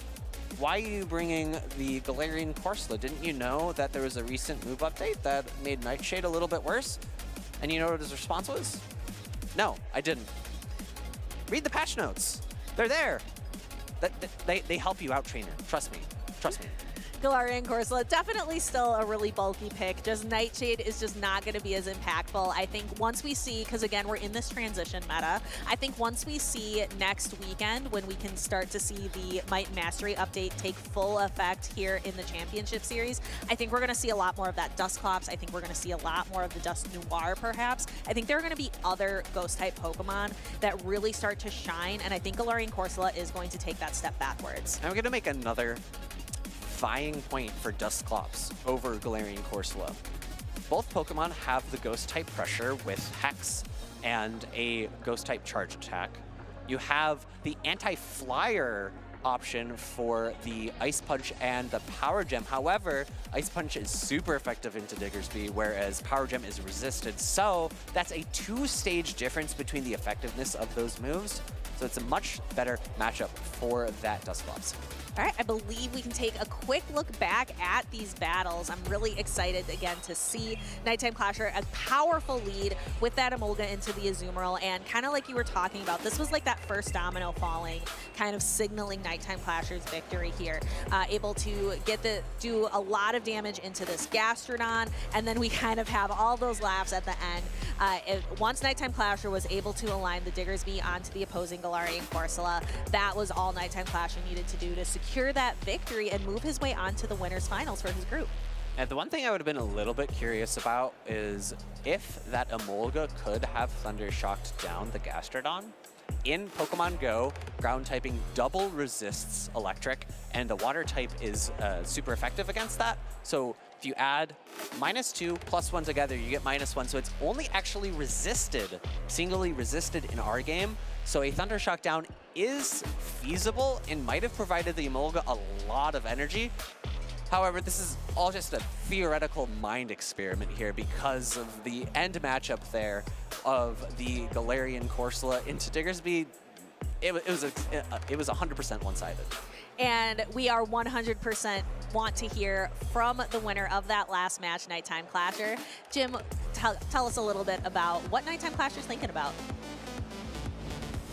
Yeah, thank you, Stephanie. Wholesome_ here with NiteTimeClasher, fresh off his 2-1 victory there versus Beach. All right, I want to get some initial impressions. Maybe talk to me about the matchups and what some of your strategy was going into that game.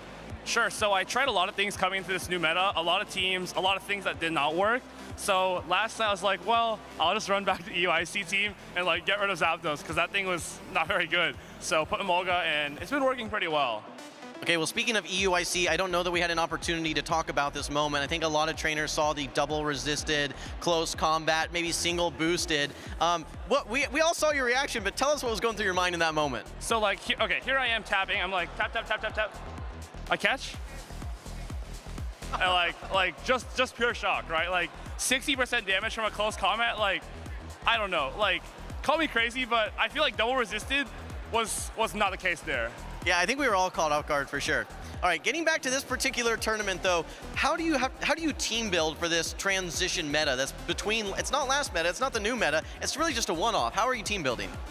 Not really sure, like team building wise, kind of just like going with what worked before, and it's good enough at least that I can play neutrally most matchups and not have to think too much. Like I tried like Galarian Weezing and that like, I don't know, I was not that much of a fan of it, but all good. A little bit of autopilot, it sounds like then. I gotcha. All right, well, I know you've had a lot of success throughout the 2025 season. What's the goalpost for you? What are you trying to achieve? Really, I just want to like win a tournament this year, or not go to a Worlds, or both. Both are fine with me. So we'll see. I'll go to some more tournaments until we can try to make that happen. I guess an auto invite would be cool, like not necessary, but could be nice. All right, well, I know you're doing well on the leaderboards. All right, finally, before we kick it back to the casters, any shout outs or thank yous?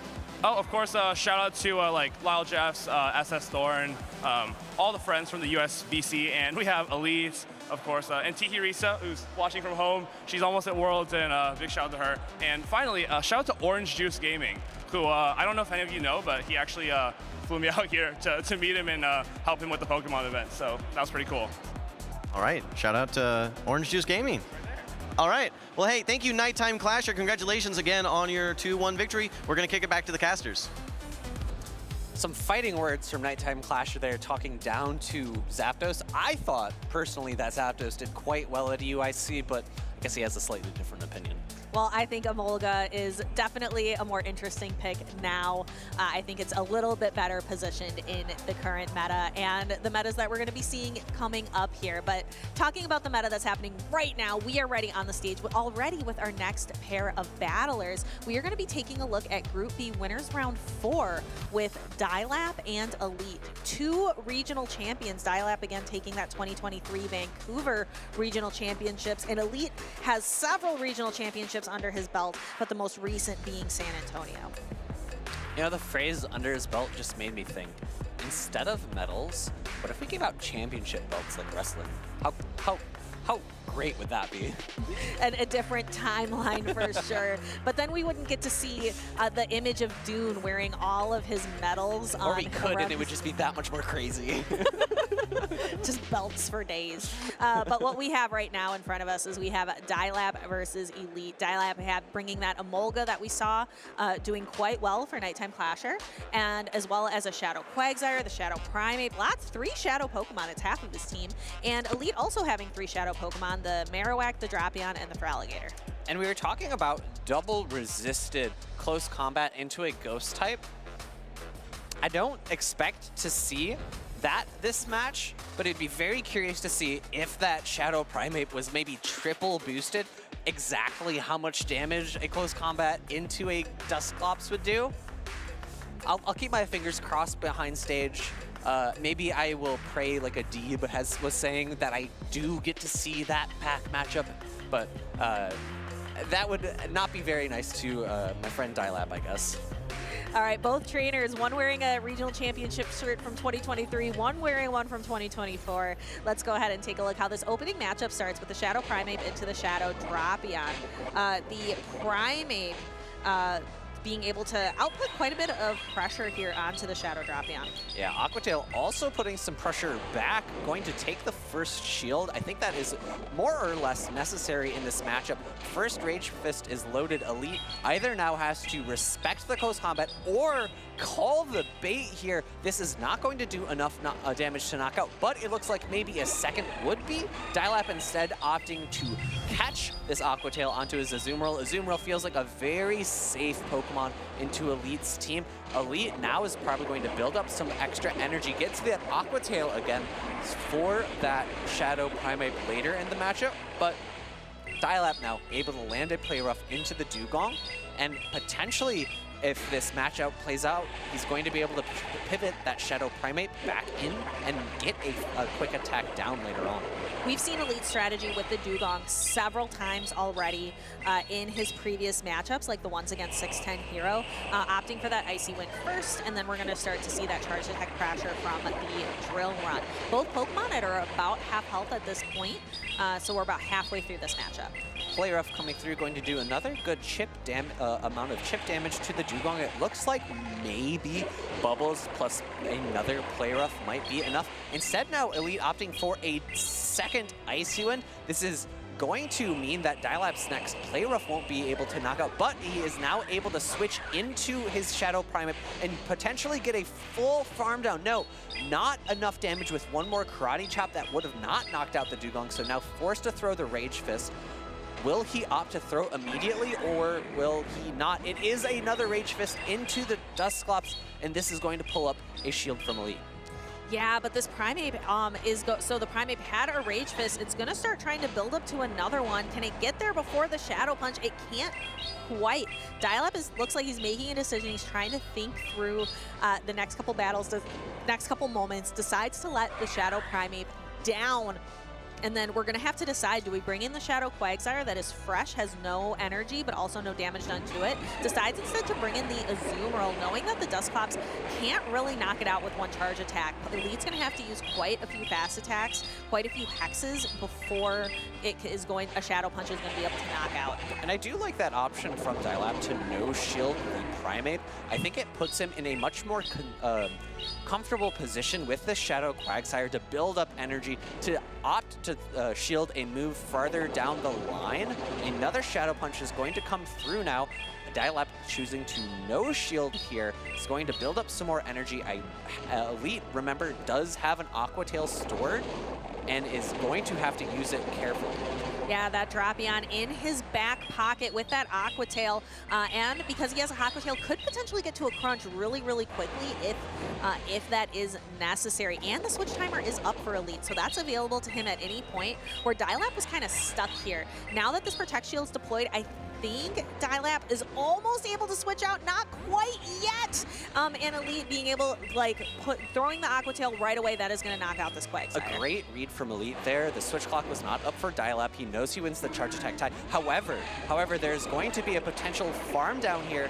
No, Aquatail and Crunch actually reached. Crunch is going to do more than enough to knock out 1 HP in a dream. maybe 2, is going to allow Elite to win this game, and the Crunch picks up the knockout, and that's 1-0 Elite versus dilap. Elite only needs one more game to move on in Group B. This is the winners semis. Elite looking to go into the winners finals for his group. dilap has to make it a reverse sweep, winning 2 more games. I really like the Shadow Primate pick right away. I noticed that dilap at the beginning of the matchup built up to the close combat before throwing the Rage Fist. Do you think sometimes it's better to throw the Rage Fist right away so your fast attack damage starts to pile up again as well? It's a very tricky matchup, the Primate versus Shadow Drapion, because Shadow Drapion can very comfortably no-shield the first Rage Fist. I think most players typically play it out to build up towards 2 Rage Fists before throwing their first one, because Karate Chop's not as hard-hitting as counter. The boost to attack is not as impactful. In other matchups, I think throwing the Rage Fist immediately does make sense. Say a lead matchup into Azumarill. There you want to boost your attacks immediately, and you're actually wanting to throw Rage Fist, so it makes sense to throw immediately after just 4 Karate Chops. Whereas in the Shadow Drapion, I think it's a little bit better to try to bait out a shield by building up to close combat.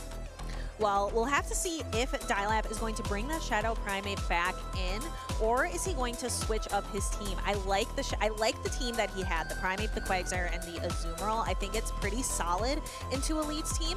Actually, surprisingly, Elite not bringing his Shadow Kanto Marowak in the first game because he's brought it so frequently. It really is a staple, like kind of an MVP for him. Yeah, maybe feeling like it's a little bit worse into dilap's team. dilap does have a flying type, but it is Emolga, which can't really throw back all that much. Here we go into game number 2. It is going to be a matchup of 2 neutral bulky Pokemon. It is the Dusclops into the Azumarill.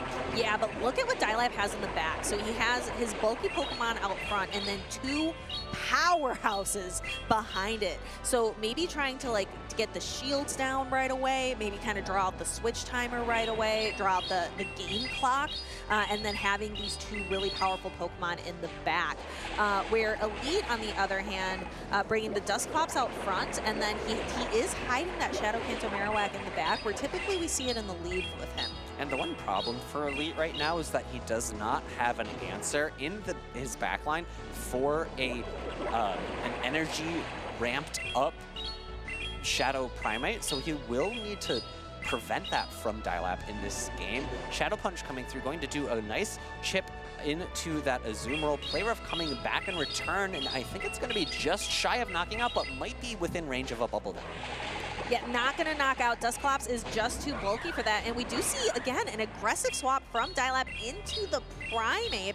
Now, what Elite is going to be throwing here is not super effective damage, but it would do a significant amount. And then we see the switch into the Shadow Kanto Marowak. I would have preferred a swap into the Shadow Drapion from dilap, knowing, of course, that I have the full information of what is in the backline. Because he's not really threatening a Karate Chop down at any point, I think Elite's very comfortable to be able to farm up to a move and throw it into the Primate, which really needs to be shielded based on how frail a Shadow Primate is. As we see here, dilap is shaking his head, knows that next Mudslap is going to be a knockout. In comes the Rage Fist. This is going to pull Elite slash shield, and now the Marowak is very healthy and has a lot of energy, and it looks like it could potentially reach 2 Bone Clubs before the Azumarill is able to reach a Ice Beam. Yeah, dilap was able to chip a little bit with those bubbles, but now he's in a really tough position because these Mud Slaps just do so much damage in addition to the Bone Clubs. The Shadow Dropion's just left with no defenses. So this is setting Elite up again. The Shadow Kanto Marowak and Elite, they're becoming synonymous with each other. We see Elite even just going right away for the Dusclops with the Hex, getting that knockout. Doesn't even reveal his 3rd Pokemon. It just goes to show how powerful the Kanto Marowak is against a team that is not very bulky, and it does not resist the ground type fast attack. Yeah, you almost have to have the Emolga in that situation. You need something that can at least resist the ground typing, but Emolga, like, I guess you would really just have to bank on the acrobatics there from the Emolga. I'm not sure what else I'm looking, and I'm not sure what else dilap could have done. Elite and that Shadow Kanto Marowak, just too powerful. We need to see them both nerfed, I think. Yeah, and Azumarill just never really landed where it needed to be. Of course, it wasn't a fairly reasonable matchup in that game number 2. Azumarill into Dusclops, very neutral, able to potentially win out the Zero Shield matchup. However, dilap opting to try to get an energy advantage on that Primeape because Primeape does so well with energy advantage. I just think that it wasn't the exact right timing for him to bring it in because the Dusclops was still able to get to the Shadow Punch before it was threatened to by a Rage Fist. Let's take another quick look at that dominant performance from Elite, catapulting him into the winners finals for his group.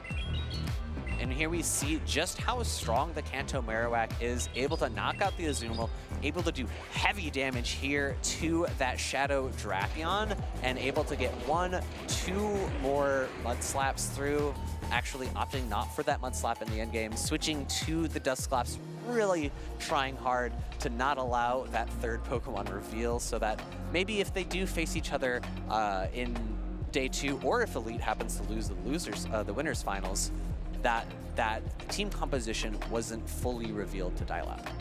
Yeah, and it's also just a little bit of a flexing. I was able to win with only just two of my pocket monsters. Yeah. And getting what we call a 3-ball flex. Yeah, so the 3-ball flex is always something that is very valuable to our trainers. Well, I think we're going to be getting wrapped up and starting to get ready for our next battles with Jim and Soph. But overall, these have been really great battles. I just want to shout out again how refreshing it is to be able to see some different Pokemon, to be able to see some different attacks, seeing the Emolgas, the Dusclops, seeing the Charjabug make another reappearance. We've seen so many great Pokemon. Spiritomb from the C2U. Yes. Lots of really fun picks. It's just, again, it's refreshing. It's like a breath of fresh mountain air here in Vancouver. Nice one. I absolutely love it. It is really, the weather here isn't always the best, but it's always a very refreshing breath of fresh air outside. You know, it's a little bit rainy. That is the Pacific Northwest. It's a little bit cold. Not as cold as Boston, or as cold as my friend Charles is from outside of the Montreal area, so not as cold for him, but maybe a little colder than Texas or Southern California, where Elite's from. Bit of a transition weather for this transition meta that we are currently in. But we are going to get set up for Jim and Soph to give you even more great battles. Don't go anywhere. We have so much exciting Pokemon action coming your way.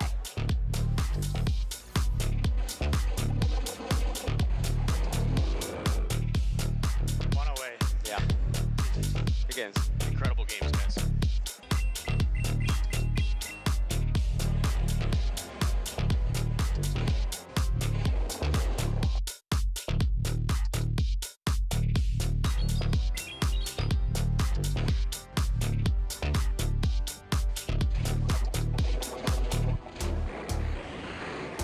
Hello Pokemon trainers, Caleb Hang here to recap the 2025 Toronto Regional Championship. To debut the new meta of Dual Destiny, trainers travel to Canada for the first regional featuring the newly buffed Bibarel and Starmie. To counter the rise of Galarian Corsola, Shadow Drapion toppled both the usage and performance charts, but a few Bibarel and even a Starmie snuck into Day 2's top cut. Top players from around the world fought for the coveted title of Toronto Champion, but breakout performances from Sceptile Ice 25 and DrRoastBeef stole the show. On the winner's side of Day 2, Elam and Sceptile Ice powered through the competition to meet in the winners finals, where Sceptile Ice defeated Elam 3-1, securing his best finish to date.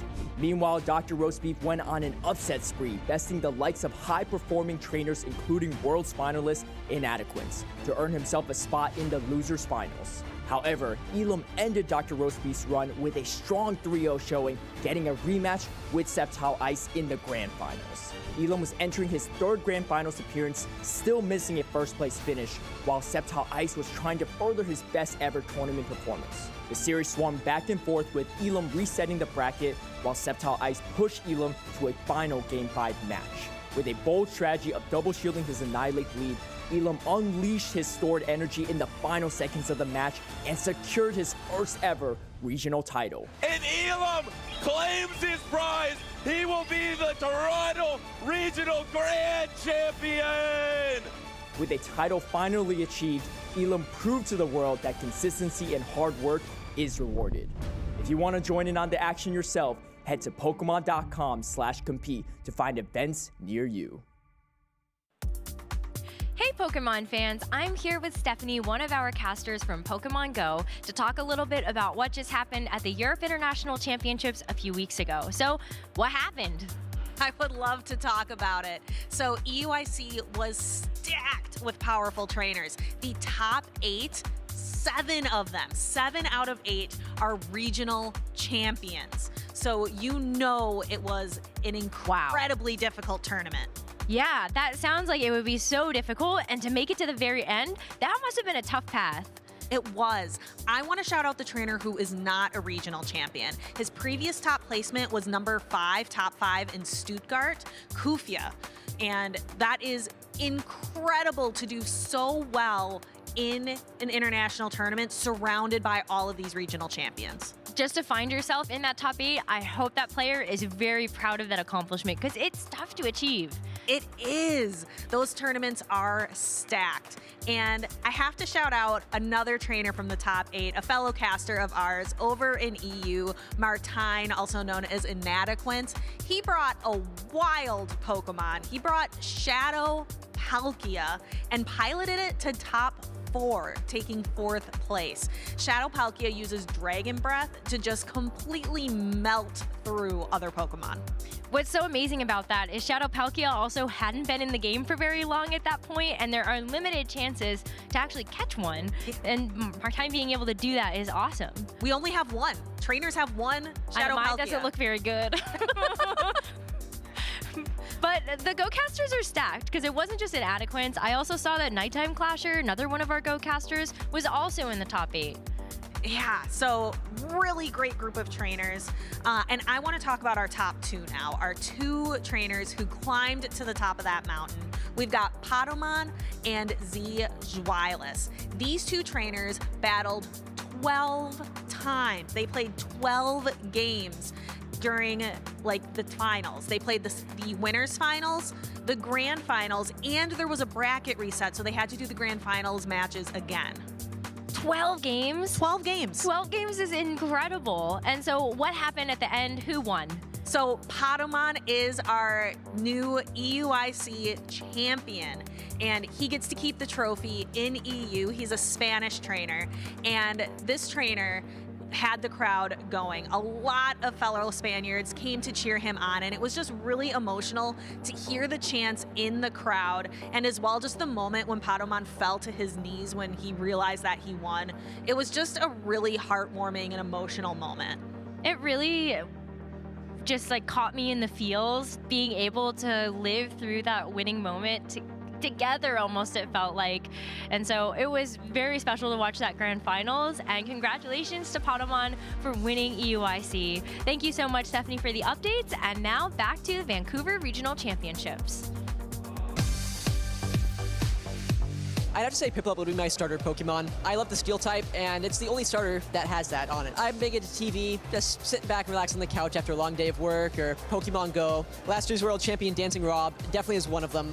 He's one of the best battlers in the world. And then all my friends, like House Stark, Rise to Occasion, Arrow. There's so many incredible people in this community. My overall goal playing Pokemon would definitely be just to have fun. When I won Worlds, I wasn't really expecting that to be the tournament that I would win. I went in knowing, I like the game. I know what I'm doing, and, winning definitely is what I want to do, but it's not the priority. So I just like to have fun with Pokemon. When I'm at events, we actually have a tradition to get tacos before day 1, so I definitely have to say that would be a tradition that we always get. I think my favorite city I've been to for Pokemon would have to be Yokohama. It was just the culture around it, like all the energy. It's hard to top that. The best thing that happened to me this month would have to be that I started streaming on Twitch, and the community is just so supportive, so incredible. They're always there to support anyone who's streaming, and it's just so humbling to see. I'm on twitch.tv/itsaxon or x.com/itsaxon as well. Welcome back, everyone, to Vancouver, British Columbia, Canada. Wholesome_ here, joined by Softo. We had a great start to the tournament, and always lovely hearing from itsaxon. He's actually here competing in Vancouver, Soph. He is. I think he fell to Stud Muffins on the winner's side, but I haven't checked up on his progress on the loser's side. But, itsaxon has really kind of catapulted himself, not just from winning the World Championships, but now to being one of the, if not the top Pokemon Go streamer on Twitch. So, congratulations to him for achieving that. Yeah, he really has an educational, inspirational angle that he has on his stream. Very, very interactive with his chat. So many folks are coming in looking for guidance, looking for inspiration, looking for teams, and he's just so good at connecting with these trainers, and so articulate with how he's able to talk about fast attacks, typings, all the intricacies that exist within Pokemon Go. Yeah, actually, I would say we're in a pretty lucky place right now with a lot of top trainers also being content creators, right? Obviously, Nataquins and Marto, second and third at Worlds, and Yukai also even sometimes streams as well, which is really fun. Yeah, absolutely. Well, I'm taking a look ahead at our next matchup that we have coming up.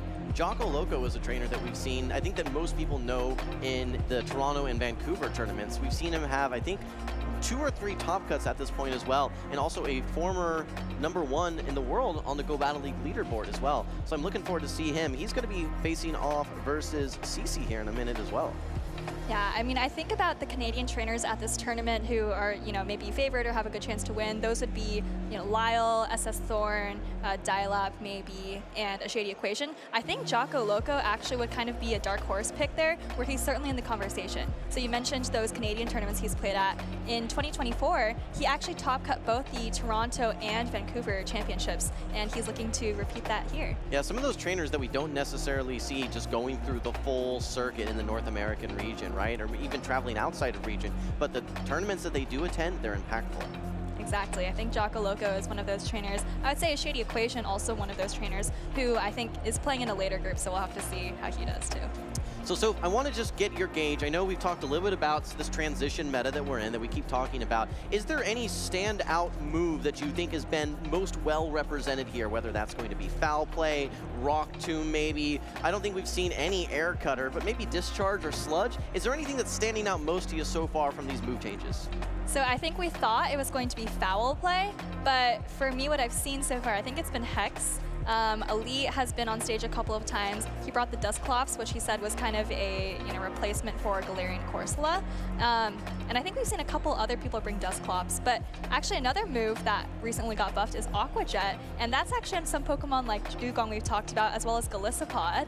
And I think we're going to see some Golisopod on stage in just a second. Well, let's move over to the stage. We'll get our trainers introduced. We already mentioned Jocko Loco. Jocko Loco will be facing off versus CC.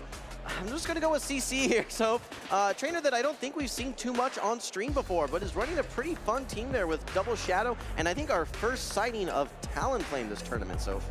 Talonflame actually looks pretty good into Jocko Loco's team. There are several Pokemon, of course, Drapion, Thunderfang on Steelix, Aqua Jet on Golisopod, that can deal super effective damage to Talonflame, but there isn't really anything that's going to be resisting fire, and we all know how powerful Incinerate is. Absolutely. One of the Pokemon that's interesting, has an interesting matchup versus that Talonflame will be the Shadow Steelix. Obviously, it's going to be taking super effective Incinerate damage, but it can hit back with those Thunderfangs, and I think it does have some okay matchups here, especially versus Azumarill, Drapion, and Talonflame. We're moving into the matchup, though. We're going to have the jump up into the Shadow Drapion. For now, these trainers opting to stay in. It's actually not that bad of a matchup for Jumpluff because you are very bulky. You can take 2 crunches if you don't get the debuff, and you outpace to 2 Aerial Aces. Yeah, Aerial Ace is the key thing here. While Acrobatics did receive a buff, ooh, and actually we're seeing it every single time here on these crunches. So, oh my gosh, a defense drop there from that crunch from the Shadow Drapion. Jocko Loco launches the first Aerial Ace. 2 Aerial Aces are not quite enough to knock out, however. Jocko Loco is able to get this charge attack off first, however. Then he may be in a position where he can farm down if he wants to use his Protect Shields. That's right. This does put the Drapion quite low, and it doesn't look like Jocko Loco wants to swap out. Is just going to stay in, and CC actually goes for the crunch here. Not sure how much an Aqua Tail would have done to the debuffed Jump Bluff, but looks like Jocko is happy to just let this Jump Bluff go down. Okay. This Golisopod looks so interesting now. If you're able to get this full farm down, okay, actually the crunch does get locked in here. That is a huge reach there for CC. This is going to be significant damage. Jocko Loco recognizes that, uses the Protect Shield, has a nice energy advantage now, and actually in comes the Annihilate. You resist these Karate Chops. I think I heard the defense fall sound go off again, but let's see how well Golisopod can take these Karate Chops. This is the Aqua Jet coming through for the first time that we've seen that attack on stream, which is fun. And looks like a Rage Fist is coming through now from CC. Aqua Jet is going to have the same pacing as the same type attack bonus X Scissor. That's going to be 5 Shadow Claws to each. Here comes the Rage Fist, not enough to knock out. I don't think you're in counter down, or sorry, Karate Chop down range at this point as well before Jocko Loco is able to reach this next Aqua Jet. I think the switch clock is up. If Jocko Loco wants to get out, could swap in the Dugong, but you're swapping a Dugong into a Primate.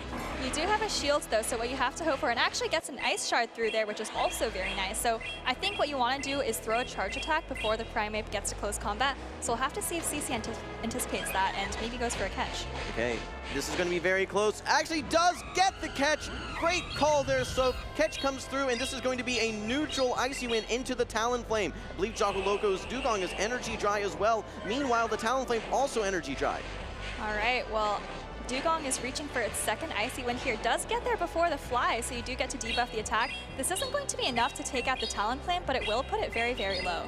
I'm curious to see, will this Golisopod have any additional impact in this game? Switch clocks are coming up now. Keep in mind, this is 2-stage attack debuff now on this Talonflame. Will this charge attack be enough to knock out? No, it's not. A quick swap maybe for Jocko Loco, or does he think he can farm down? Brings in the Golisopod, gets 2 Shadow Claws, does not even take the Incinerate. And that could be huge there, because that's going to force the Primate to throw energy here. And now it's all going to come down to whether Jocko Loco can reach another charge attack with the Dugong. I want to say that he's 2 Ice Shards away. Can the Dugong withstand the Karate Chops? No, there it goes. A little bit less HP maybe than we had thought there. Game number 1 goes to CC.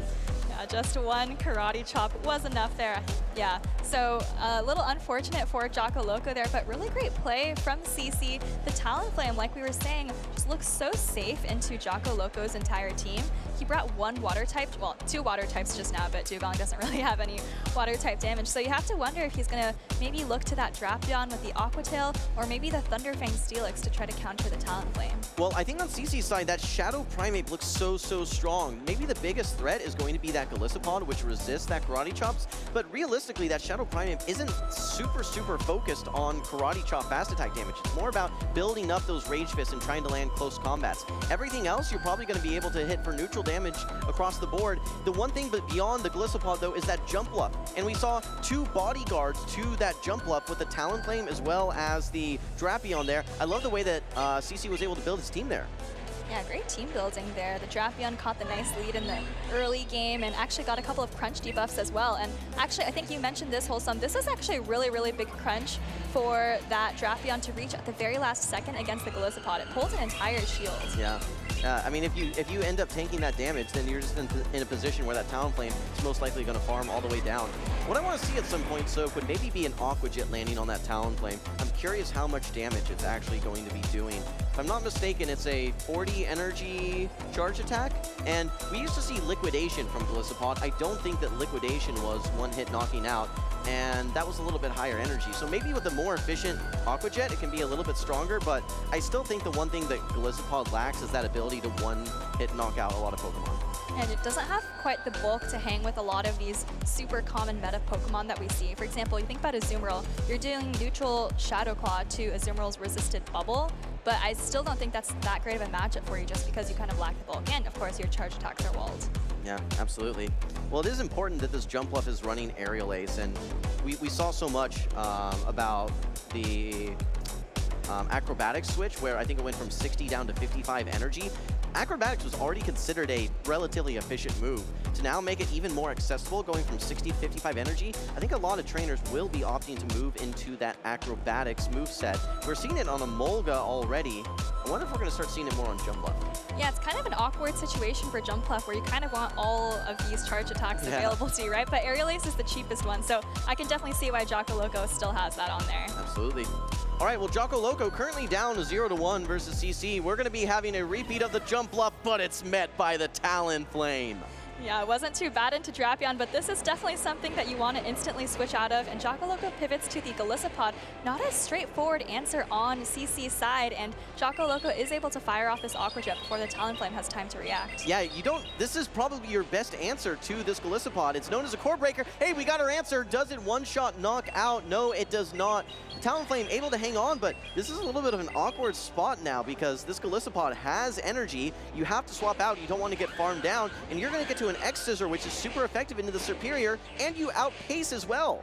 CC does have the Aerial Ace loaded on the Superior. I expect to see just a little bit more farm before throwing it, but I feel like Jocko Loco got great value out of this Golisopod. Pretty much took out the Talonflame, and then look at all the damage it's done to the Superior already too. Actually goes for the Frenzy Plant. Yeah, this is a tough spot now for CC because I just don't know how you're going to be coming back from this. I mean, the Annihilate does look the Primate does look very strong, obviously in that Steelix, but how are you going to be getting through this jump left now that your main answer to it is gone? Exactly, like look at how low that Talonflame is. I think it threw the energy onto the Golisopod pretty much right away. So definitely not going to have that much energy. And Jocko Loco, I don't think can go for a full farm down here. Does have the Aerial Ace just before the Superior reaches its own Aerial Ace. And now I think you're going to have a great matchup against the Primeape in the back. Primeape is not running Ice Punch either. This is Rage Fist Close Combat, so it's going to be the full Primeape show. And I mean, what are you going to do with this Talonflame? If you use it as a sacrificial swap to try and catch a move, well, then you just completely negated any sort of attack buffs that you might have as well. So I think if CC is going to be catching a charge attack, he needs to do it early before he ramps up in attack.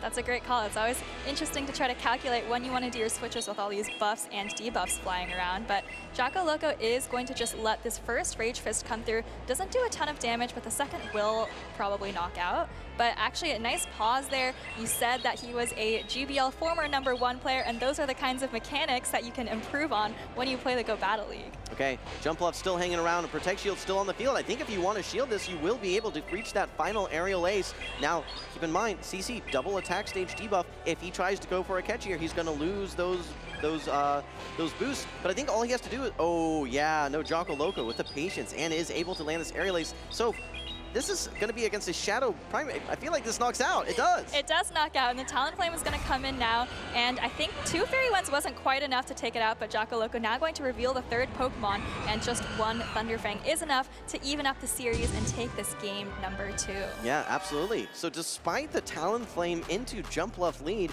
what a turnaround that we saw there for Jocko Loco. And we talked about Pokemon's ability to core break teams. Morpeko is one of those core breakers we see from time to time. Golisopod, I think, is another very interesting Pokemon that can absolutely have core break potential as well. You mentioned earlier that we don't see a lot of bug-type Pokemon floating around, and I can kind of see why the coverage on Golisopod is seen as so valuable. You have 3 different typings there between the fast and charge attacks, and you know, X-Scissor, we just saw it land on the Superior, we saw the Aqua Jet land on the Talonflame, so really versatile coverage there. I'm looking and I'm thinking that Talonflame still does look very strong into Jocko Loco's team. But if you no shield that Aqua Jet, maybe that could have been a different game. You shield that Aqua Jet, and yes, you are getting a little bit outpaced, but the longer the matchup goes, the better it is for the Talonflame because those Incinerates just stack and stack and stack up. And you're also getting to your flies in 2 Incinerates rather than the initial 3. Yeah, I'm definitely expecting to see CC maintain the Talonflame on the team because it's pretty safe into the entire team of 6 that Jocko Loco has. And as for Jocko Loco, I definitely expect to see him staying with the Golisopod. We saw it, being a really effective safe swap there. And really the only answer that CC has for a Golisopod safe swap is I think if you lead Drapion, then you're a little bit ahead on energy. Well, for CC, I think that Azumarill is going to be a really nice answer to it as well. Yes, you are going to be resisting the bubbles as the Golisopod, but at least you have the ability to hit back with that Play Rough for neutral damage. Meanwhile, you're going to be resisting all the charge attacks from that Golisopod, both in the Aqua Jet as well as the X-Scissor. Now that said, I think those are long enough matchups that it gives trainers the ability to have a lot of creativity and flexibility, swap in and out, dance in and out of matchups. Exactly, but we haven't seen the Azumarill quite yet from CC, so maybe a little bit afraid of the Thunderfang Steelix that we just saw Jocko Loco bring. But actually, now that you bring it up, Azumarill has pretty neutral matchups across the board, so actually wouldn't be surprised to see the Azumarill come into play here. Yeah, I mean, we saw in game number 1, 2 strong answers to that jump bluff, which could be a check to that Azumarill, but even the jump bluff needs to watch out for the Ice Beam from Azumarill as well with its double weakness to Ice. So I'm very interested to see what CC ends up bringing here. I think there is a lot of creativity that he can bring, and you know, even one interesting Pokemon is going to be that Diggersby. If he's anticipating the Steelix perhaps, that would be a huge call, but of course it does well into the Drapion and even double resists these Shadow Claws from that Golisopod. So while that's still a tough matchup because you can't throw your Scorching Sands and you're singularly reliant basically on those Fire Punches, I mean, it is something that still has some potential. Yeah, I'm not a huge fan of the Steelix on Jocko Loco's side for this matchup because I see the Primeape, I see the super effective Incinerates, I see the Diggersby. You don't have a great matchup into Serperior either, so I'm not really sure what it's targeting. If I'm CC, I'm bringing that Shadow Primeape again here in game number 3. Let's find out though. Here we go. This is a decisive game number 3. And hey, we got the Diggersby on the field for CC, and it gets lined up versus the Drapion. Quick swap out into the Golisopod. That's going to bring in now the Shadow Primeape. Again, Shadow Primeape does pace quite a bit faster to these Rage Fists, but Jocko Loco up energy is able to get off this first Aqua Jet.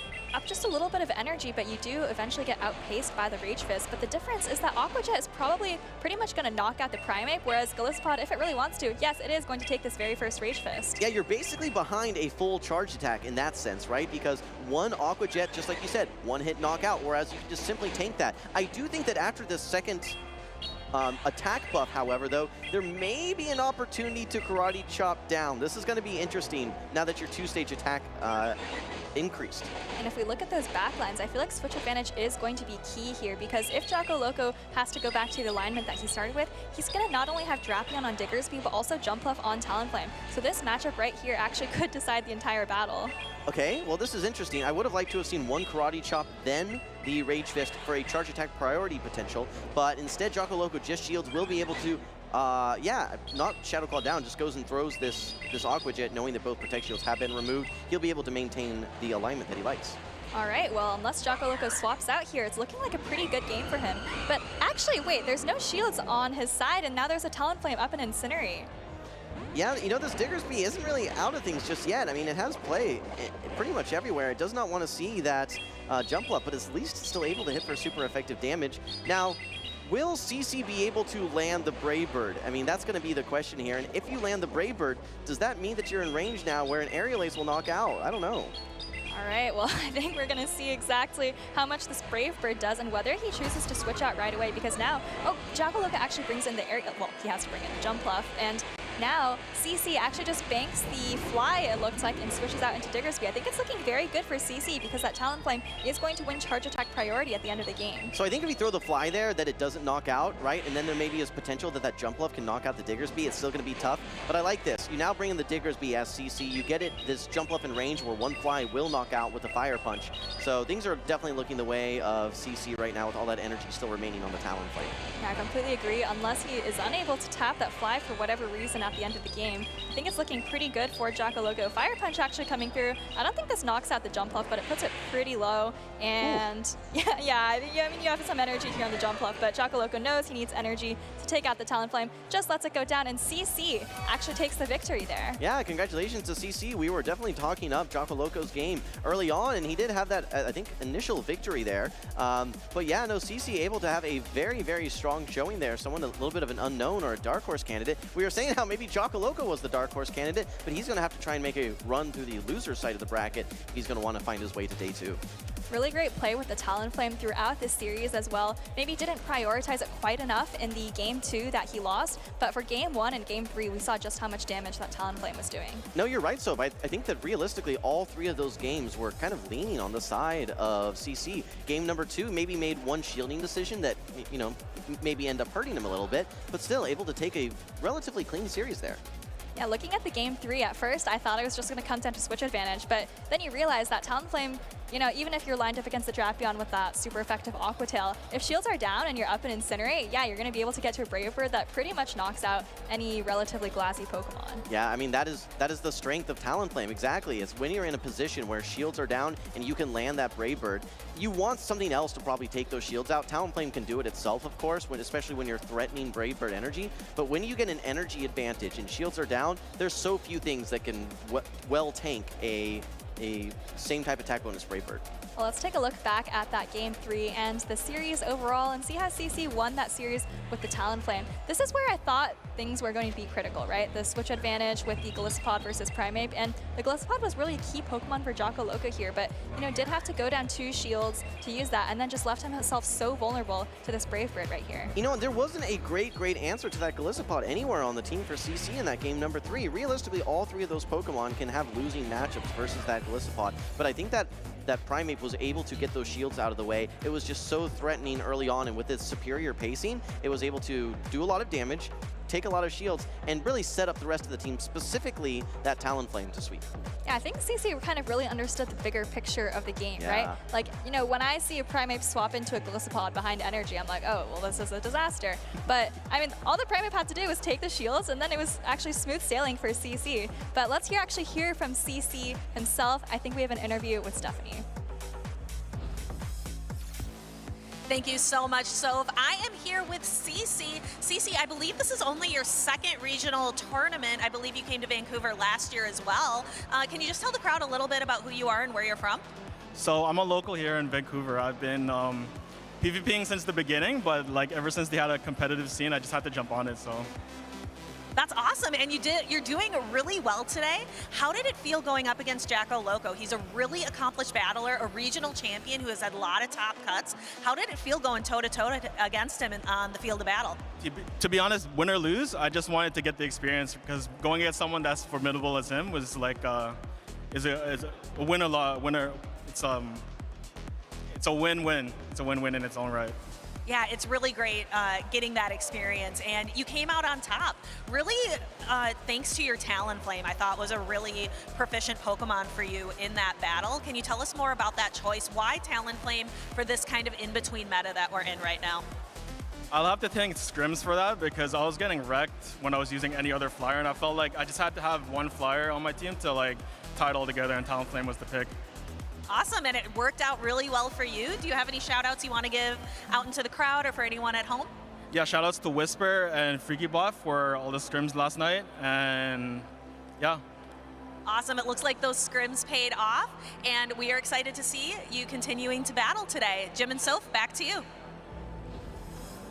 Thanks so much, CC. I love that mindset of, knowing you're up against a formidable player, but kind of just saying, I'm just going to do what's in my own control, and win or lose, I'll be happy with that. So, great to see you on the stage, and great to see you advancing so far in this tournament. Absolutely, and, I talk with a lot of trainers about what their team building strategies are, and, a trainer that I very, very regularly talk about is S. James P21, and what he always says is you have to have a mud slap resist on your team somewhere, and normally that's going to be a flyer in a lot of cases, maybe a grass as well, sometimes a jump bluff, which is both, but they're really, with how strong Mud Slap is in this meta and previous metas, I think having a flying Pokemon is always going to be strong, and for CC, Talonflame seemed to be that answer. Yeah, it's for Coco Community Day, another Incinerate user, one of not many Incinerate users available in the game right now.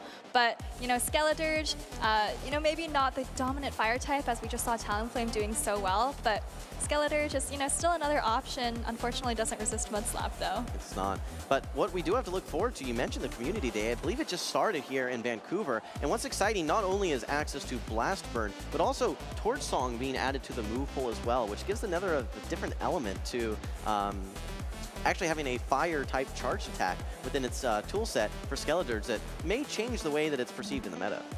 All right, well, the meta is changing, so we're still excited to see how things are shaping up, but I think our next 2 battlers are already on the stage, and we have yet another lucky trade, I believe. We've had so many of those today. If you were around earlier, you might have seen Dilap get a Shundo from the lucky trade, so that was really exciting. But this next matchup, we have Katie46 and Final Boss AJ doing their lucky trade before they do their battle, so of course, 2 very good friends right here. We're actually jumping down to the losers bracket really quickly for this match right away. By the way. Well, I'm excited to see the lucky trade, but what I'm also excited to see here is the 5 Shadow team on the side of Final Boss AJ. She's known for her utilization of Ice-type Pokemon, and we've got the trusty companion in the Dugong there, but look at what is surrounding that Dugong there, the Shadow Manectric. Oh my. All right, here we go. Shiny Kyurem, Shiny Kyurem. So, prediction, will there be a Shundo, yes or no? Probability-wise, just no, but remember, we're looking out for that 2042 CP. If if you see that come up before the appraisal, that means we do have another Shundo on stream. My very first Kiram catch, the very first raid I ever did. I got that Hundo, not the Shundo. Will we see it here? The 2006. Whoa, they mirrored them. They didn't even get close to the Shundos, but they both got the exact same combat power there. So a little bit of a disappointment there, but you know, that's life sometimes in the lucky trade situations.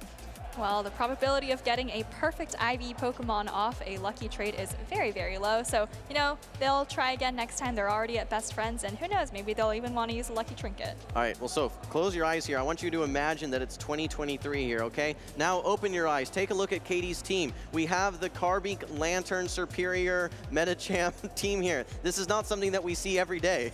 I know. I was just thinking, actually, you know, we're going into a new meta, but it feels like we've taken a couple steps back into 2023 or, you know, several seasons ago. So Metachamp actually got a buff recently. It now has a much more efficient version of Dynamic Punch on it. Yep. Dynamic Punch is now 45 energy, 90 damage. That's the same as Side Strike or Avalanche. It gets to that very quickly with Psycho Cut. So, you know, I'm really looking forward to seeing Metachamp being used here. I think we saw a battle earlier where a trainer had Metachamp, but I didn't get to quite see it on the battlefield. Well, when you look at just fighters in the meta, it's really, there's been a consolidation of available fighters. We used to see, you know, Machamp, we used to see Metachamp, we would see Surfetch in some cases, just a lot of different fighting types. Realistically now, it's basically just Primeape and Annihilate. So to see Metachamp back, it is interesting. It is the one Pokemon of those three that's relatively bulky, and rather than running close combat, which has that debuffing element to it, running Dynamic Punch, which you said is a very efficient move, and with the pacing of Psycho Cut, yeah, it could have a lot of effectiveness into Pokemon like this Drapion, or potentially that Dugong as well. You do have to watch out for the Sableye, and I feel like that is a tale as old as time, the Go Battle League. We used to have Metachamp pretty much everywhere, but when you got it locked onto a Sableye, it felt like a GG. So, you know, Katie is up against a Shadow Sableye on AJ's side, so we'll have to see if she's able to keep her Metachamp in the right place. All right, well, I have seen Final Boss AJ on her stream using this Shadow Manectric. It's going to be running Thunder Fang with Psychic Fangs and then Wild Charge. I don't know how effective these Thunder Fangs are going to be into that Superior and Clodsire duo. Maybe if you get it aligned versus the Mandibuzz. Here we go, though. We're moving into game number one. Katie46 versus Final Boss AJ. It's going to be the Metachamp into the Shadow Kanto Marowak.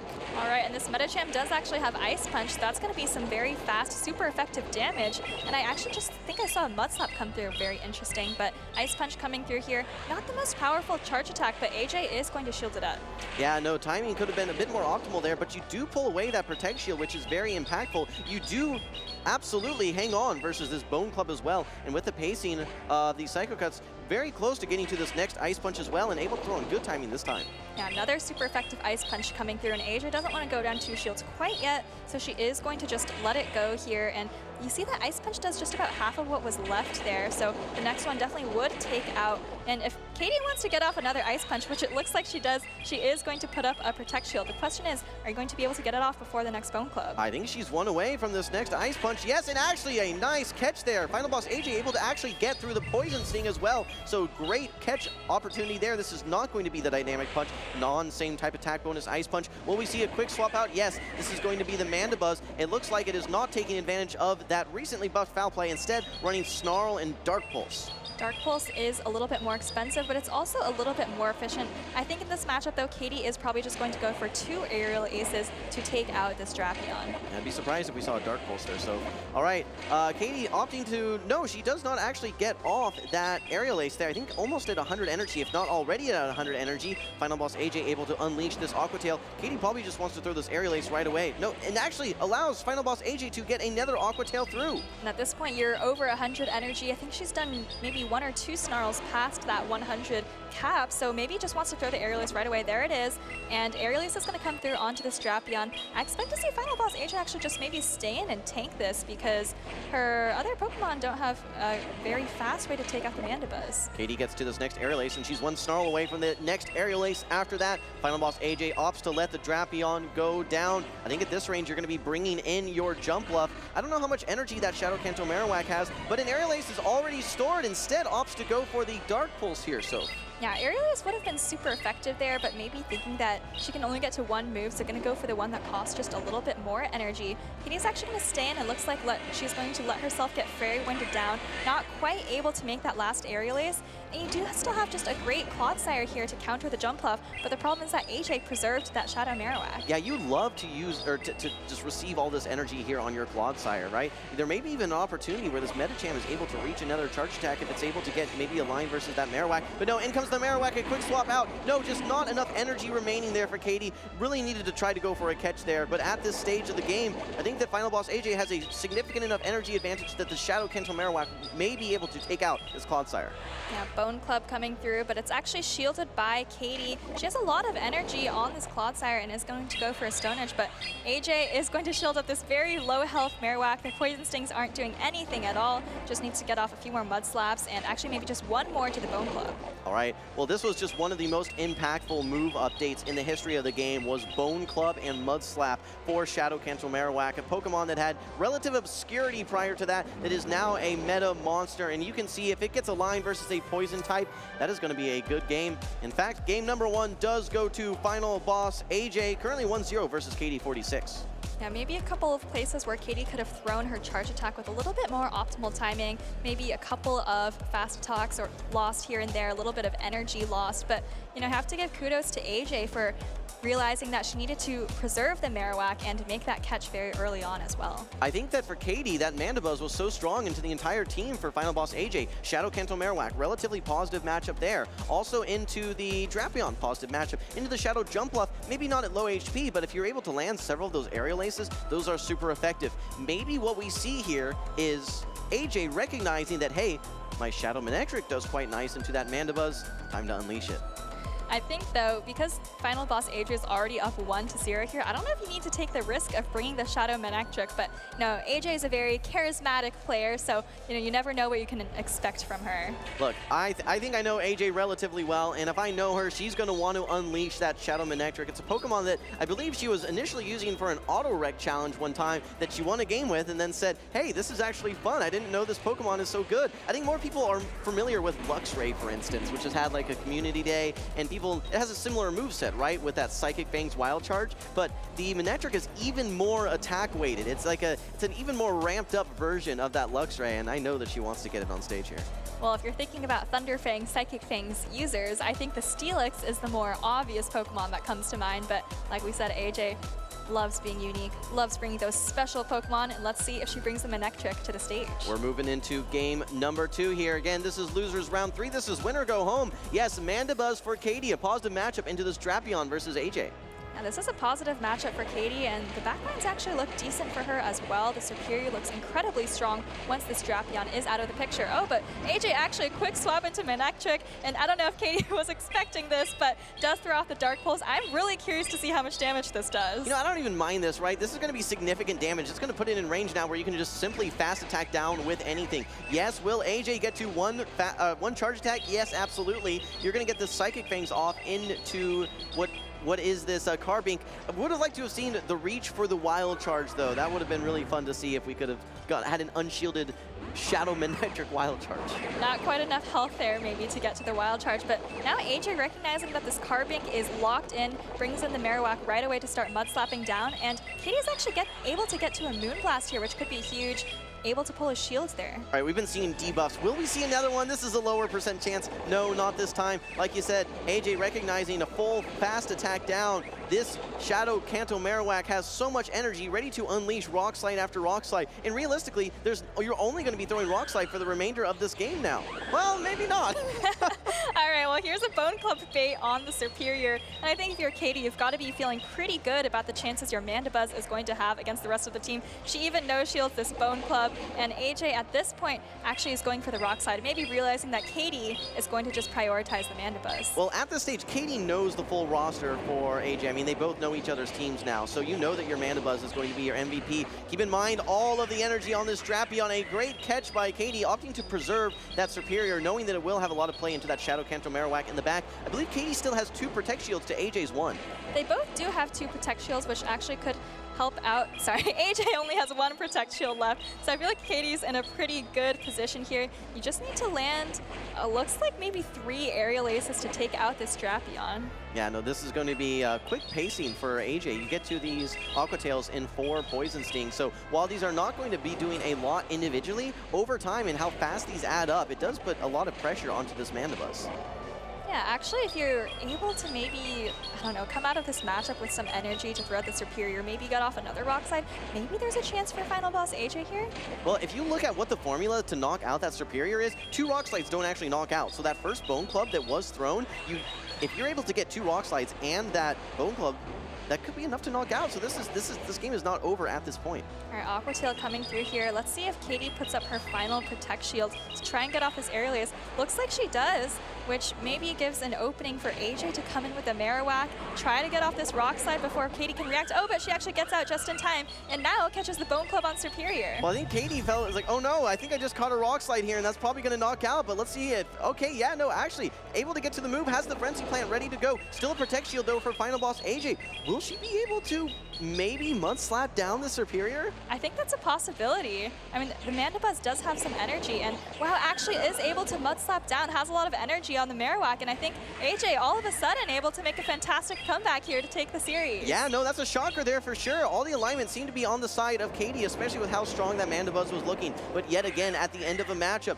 both of these trainers have a charge attack stored and ready to go. It's all about timing for when you're throwing those charge attacks. And that's a great scene right there. 2 friends, AJ and Katie, hugging it out on stage. AJ able to take a clean 2-0 victory. Katie, one of our notable trainers, coming all the way from Alaska here. For her, this is actually her closest regional. I think that's right. We saw her at another regional, but yeah, coming from Alaska, I think this Canadian regional in the upper left corner of the of North America is probably going to be the closest that she can get. So great to see her here. Great to see her make it on stage. And I know AJ is feeling very good about getting to showcase the neck trick as well. Yeah, it's great. Actually, both content creators that we see on Twitch as well. So yeah, it'll be very cool seeing some of their reactions on streams to facing each other. Either way, we did get to see the Shadow Manectric, and it did get a win as well. Let's take a look back at that game number 2. Look, I don't think this was the Shadow Manectric game. I think it was some great navigation by AJ of especially that Shadow Kanto Marowak, but never discount the ability of the Shadow Drapion. It is just so spammy and has so much flexibility that in the hands of the right trainer, it can do a lot of work. Yeah, I'm so impressed with how much utility AJ was able to get out of this Shadow Marowak. She actually threw 2 Bone Clubs that went unshielded on Superior and still won the game. So yeah, it really just had so much energy that it didn't matter if 70 of it was resisted. That's right. And Bone Club is just an efficient move in general. And with the pacing and just energy generation of Mud Slap, I mean, even in situations where you're throwing resisted Bone Clubs, I mean, sometimes that can be a very solid play. Like when you're in situations against a Pokemon that resists both ground and rock, I mean, you'd be surprised how much those Shadow Bone Clubs, how quickly they add up, even in resisted situations. You mentioned earlier that it's nice to have, you know, a Mud Slap resist on your team, but I think sometimes a single resistance doesn't quite feel like enough, and that's why you want to go for those flyers that maybe actually double resist the ground type Mud Slap damage, right? So Talonflame actually only single resists Mud Slap, so, you know, not the best Marowak counter out there. Well, it's interesting, when we talk about Mud Slappers in general, we normally think about Shadow Kanto Marowak as the premier Mud Slapper. Then maybe a close second would be Gastrodon. We've seen tons of success. I don't know if we've seen a regional winner with Gastrodon. I'd have to go back into the history and take a look there. But a Pokemon that also has access to Mud Slap that recently got buffed via Rock Tomb buff, it's going to be Claydol. Now, in my opinion, so feel free to disagree here, what Claydol makes, what it has going for it with the ability to debuff your opponent with Rock Tomb, I think its typing is just so threatened that I don't know that it's ever really going to find a firm spot in the meta. I thought you were talking about what Claydol has going for it, but then it sounded like you made a negative comment. It's the opposite. No, we're hating on Claydol here, so. Yeah, I completely agree with you. It's a ground psychic Pokemon, and the psychic typing kind of just feels like a defensive liability sometimes, right? You don't do super effective damage to that many things in the meta. Yes, you theoretically do to poison types, but the premier poison type is actually Drapion. And then you're taking super effective from all these darks and ghosts that just got buffed. So I feel like I have to agree with you that I'm not confident in Claydol's place as a Mud Slapper quite yet. Absolutely. All right, well, we can yap here all day, but let's go ahead and go back to the stage. We actually have an interview ready with Stephanie. Thank you so much, Jim. I am here with final boss, AJ. Now, AJ, you have battled Katie before on the championship series, like on the stage. Can you tell me a little bit about that? So yeah, my first tournament here in Vancouver in 2023, I actually matched up with Katie, and like we didn't know each other then, so you know, it was two girls going at it. And she got the come from behind victory on me then. Like I was a rook back then. So to come on here, and like we become such good friends since then. So for both of us to come on here, go on a stage, to do what we know how to do, and to remain undefeated on stream, I am very happy with how that turned out. That's awesome. You get to kind of even up the score there. I want to definitely turn and highlight your team. Now, Wholesome mentioned during your battles that Shadow Manectric, I think you were using it during Go Battle League, and you really found it fun, and that's why you brought it here today. Can you tell me a little bit more? Yeah, I hit Legend with it at the end of last season, and just there were so many like double water teams or like water flyer teams that were disrespecting Electric, so I just looked at my team and like, what do I have that can really take advantage of this? And I used Shadow Manectric like 2 years ago before the Thunderfang buff. So I just put it on with my Marowak and just like, let's see how many people I can hit with this thing. And turns out it's a lot. And Shadow Manectric go Burr, Coyote's just running over certain Pokemon. So sad it didn't perform as well on the stage as I'd liked. I needed it on that Mandy, but happy to give her a little bit of shine for a Pokemon that is buried in the rankings. So, you know, just fun. It's fun. I'm here to have fun. So if Shadow Manectric hasn't been your MVP today, which Pokemon has been? Definitely Marowak.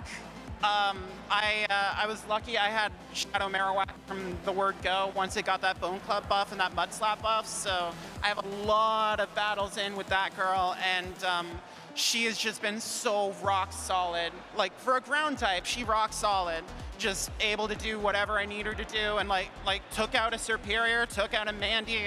She's just so good, such a good Pokemon to have on the roster. Yeah, it's definitely doing great for a lot of trainers today. Last but not least, can you tell me a little bit, how does it feel to get a win on stage in your home country of Canada, and any shout outs that you want to give here today? Hey, Canada is the best nation in the world. Don't let anyone else fool ya. Shout out to my faction, Backstage Battlers. They are American, but I don't hold that against them. Shout out to my regular crew that appears on stream with me, Doonebug97, A7XX who couldn't be here today, Mystic Sparkle 24, Acoin, the entire collective crew on there. Shout out to people like Axon, who have been so kind and like giving me expertise and like helping me improve my game. And just this community is awesome. Yes, it is. And for the community, we actually have a very special treat that we're going to head on over to the stage to show you. Thank you so much, AJ, for taking a moment with me. Let's go ahead and head to the stage for a special treat. AJ talked a lot about her friends in the community, including Katie, who she just battled and did a lucky trade with. But here we actually have yet another pair of trainers facing off against each other on stage who are lucky friends. This is Rise to Occasion with his good friend, KemCoup. All right, let's see what we're getting lined up here. Is this going to be the Zamazenta mirror? Or do we have a shiny mirror as well? Yes, indeed. All right, well, we're going from Oregon all the way to Texas with this one here. Rise to Occasion. He has had a lot of success this season. Same with KemCoup. Let's see if they can channel that success into a lucky trade as well. Don't forget, Dilap Churn already had a Shundo on stage here. Will we see another one? I don't know what combat power we're looking for. It doesn't look like either trainer's too excited right here. Seeing disappointment manifest, and yes, indeed, one of the lowest possible stat combinations that we could have seen there. Unfortunate for both of these trainers, but, you know, we keep trying. A lot of disappointment on stage for everyone except for Dilap with those lucky trades, but, you know, getting a very high IV that you're satisfied with from a lucky trade, very low probability, so really you just got to keep your head up and keep trying. All right, well, KemCoup and Rise, I think both at San Antonio, so they've had a lot of consistent battles throughout this 2025 Championship Series season. We're going to take a look at these teams here real quick, and we have not seen a ton of action from these Shadow Sableye, but it was in our caster picks as a Pokemon that we expected to have a lot of success here. In fact, don't forget, Shadow Sableye was on the roster for Lyall Jeffs back in 2024 when he won the Vancouver Regional. So it's a Pokemon that's had success before, and now with a slightly buffed foul play, a bit quicker pacing, which is what Shadow Sableye needs, could be very impactful. looks very safe into Ryze's team. Maybe not the best matchups against the Shadow Drapion and Shadow Jumpluff, but what I really want to call out here is this is actually giving me a little bit of vibes from the Jocko Loco CC matchup just a little bit ago. We have the Galissapod on Ryze's side, which looks very safe, but then we've also got the Talonflame on KemCoup's side, which looks very safe. So I'd be really interested to see whether these two trainers also choose to kind of bring those key Pokemon every battle. Yeah, I'm just trying to go through here and really identify where there may be some core-breaking opportunity. Ryze was so keen on getting this Galissapod. I think that he probably traded with 4 or 5 different people yesterday, trying to find a specific Galissapod that has some win conditions and unique matchups. And trying to identify is there's really any reason that you want to bring the Galissapod here. It just seems to have a lot of struggles. Yes, maybe it'll have some good play into the Fire-type Talonflame, but Talk Specs, don't really want that one. Azumarill, don't really want that one. Diggersby, it's got some play, but I don't know. I just don't see the play for Galissapod, at least in this matchup. Well, maybe Ryze knows something that we don't, because like you said, he was hunting down those Wimpod in the arena yesterday. I heard he even got 16 or so Wimpod from the co-caster to my right over here, so maybe this is one that you gave him. He has confirmed that this is not the one that I traded him. Yeah, so there was no collusion here whatsoever. So, but he did find one that he would not reveal the unique stats on. So let's, okay, well look, I am wrong here. We are bringing this Galissapod in game number 1, double resisted Shadow Claws, but with the pacing for these Aqua Jets, you're going to be doing some significant damage. Meanwhile, KemCoup will be firing off this Fire Punch into the Galissapod. Probably 2 of these along with the quick attack should be, to take it back, not enough to knock out. We don't know of the Galissapod is a very tanky Pokemon, but yeah, I guess up against the Diggersby, looks like it's going to be winning the Zero Shield scenario here. Super effective Aqua Jet coming through, and it does just enough that I think 2 Aqua Jets is going to take it out, unlike these 2 Fire Punches, where the second isn't going to be enough to take out the Galissapod. Yeah, hitting for neutral damage, but again, with no same type attack bonus, just not enough to be impactful to 2-shot there. All right, well, Ryze is going to have the luxury now to overfarm a little bit. Will we see a catch? Yes, indeed, that's exactly what we're seeing. This is going to be a catch on the Shadow Sableye, not really known for its bulk, and it's taking 20% additional damage due to its Shadow variants as well. Look how much damage that Aqua Jet does. Oh my, and there's another one ready to go. Wow, Ryze had so much energy here, and now KemCoup thrown his Sableye onto the battlefield, but it's already at 40% health and down his shields, and Ryze has a couple options for how he wants to finish off the Sableye. Looks like he's going to go for a Mud Slap down, maybe use a shield.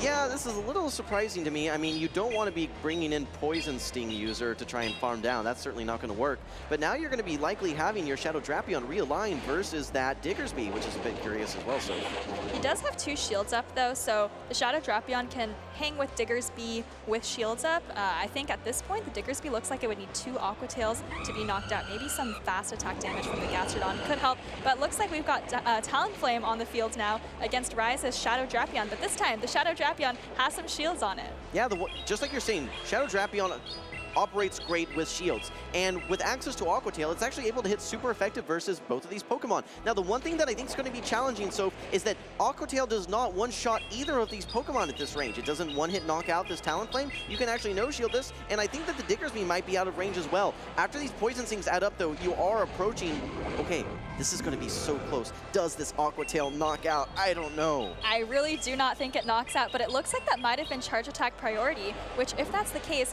Ryze is probably going to be happy to let this Drapion go. Maybe you can Mud Slap down with the Gastrodon, and that's how you kind of finish off this Diggersby. The Aqua Tail wasn't enough, but just a couple of fast attacks, that actually gives you some... Oh, wait, sorry, that was just a Fire Punch. It doesn't even knock out, but Ryze still able to switch out and finish it off with the Gastrodon anyways. Okay, Ryze has tons of energy here. The Talonflame is not at a charge attack. I think he can do 1 Mud Slap and throw. The Body Slam is not going to be enough to knock out. Maybe after some Mud Slaps, 2 Body Slams will be enough. KemCoup does have the charge attack loaded now. Fly and Brave Bird both ready, but Ryze has the Earth Power ready to go here. This is going to be single resisted, but with the same type attack bonus and efficiency of the Earth Power, it's going to be almost enough to knock out the Talonflame. Just 1 Mud Slap, doesn't even need to take the Incinerate, and Ryze is going to take the 1-0 victory in this series. I've been wanting to see that Galissapod Diggersby matchup so often because I was just curious, hey, do you hang on versus 2 Fire Punches? I was thinking maybe not. I played a lot of that Galissapod, and you know what, I was a little bit let down, but that was before I got access to Aqua Jet, so maybe Galissapod is the sauce now. I don't know. We've seen some success for it, absolutely. It has very unique typing. The only other Pokemon that we see with that bug water typing that we might ever see in the meta is the Araquanid, which is almost the polar opposite, just kind of from a stat perspective, of the Golisopod. Araquanid being known for its bulk and tankiness, whereas Golisopod is one of the more attack-weighted Pokemon. Yeah, the opposite, not only in the tankiness, but also in the pacing. I think Araquanid, a very bulky Pokemon, takes quite a while to get to its charge attacks, whereas Golisopod here, at least, is really going to be relying on the spamminess, the high energy generation Shadow Claw, combined with the very cheap Aqua Jet and X-Scissor. You know, it's actually interesting. If you look at them, I believe it's, what, 20 turns to Araquanid's charge attack, whereas it's 10 for the Golisopod. And if we're looking at, you know, stat totals, I would imagine that it's probably twice as bulky as well. So that's a pretty interesting observation. Anyway, looking back at these replays here, yes, KemCoup able to hang on versus that final resisted Earth Power, but one Mud Slap is all you need in that situation. So, like you said, sometimes it's not enough to single resist those Mud Slaps. You need to have a double or even triple resistance in some cases. Exactly. If that was a Jumpluff or a Mandibuzz, I don't think the Earth Power would have done anywhere near that much damage. But let's see how these trainers adapt to game number 2. I think the Gastrodon actually looks really, really good for Rise. Obviously, you need to watch out for the Talonflame, which is single resisting your ground type damage. So maybe pairing Gastrodon with some counters to the Talonflame is going to be how Rise tries to build his team. Well, I have to expect both of these trainers to battle each other quite a bit. Let's not forget they are teammates as well in some of their grassroots formats that they play in. So you can certainly imagine that these trainers are scrimming together quite a bit and probably have a good bond and closeness as well. So we expect them to understand a lot of their tendencies and some of the little minutia that may make up these two trainers' battling strategies. That's a good point. They are wearing very similar logos on their shirts. And, you know, all those scrims together are probably how they got to Lucky Friends in the first place. Yeah, absolutely. All right, well, these trainers are locked in. This is winners round 3 in Group C. We have Rise bringing the Golisopod yet again. It's getting lined up versus the Azumarill. This is a matchup I've been wanting to see. You have your neutral Shadow Claws that you do have the advantage versus the bubbles coming from Azumarill that you resist. But meanwhile, you can only throw resisted charge attacks. Aqua Jet actually more efficient than the X-Scissor, if I'm not mistaken. If Rise is throwing here, it has to be more efficient. Yeah, we all know that Rise has done his Golisopod research here. Let's see how much this Aqua Jet does. Looks like a very, very small amount of damage, maybe just about the same damage as those Shadow Claws alone did. Play Rough is coming through here from KemCoup. You know, Golisopod not the tankiest, but you can probably hang on versus a neutral Play Rough from Azumarill. Looks like Rise is going to bank the energy, hope it's going to be more effective later. Now brings in the Drapion to start dealing these super effective poison stings. All right, able to get a full sting through there and does shield up what could have been a Play Rough. It is simply just the Ice Beam from KemCoup. There is a nice answer to this Drapion here. Yes, this is going to bring in the Diggersby on the side of KemCoup, but it's behind an energy. Rise already at 2.5 Aqua Tails.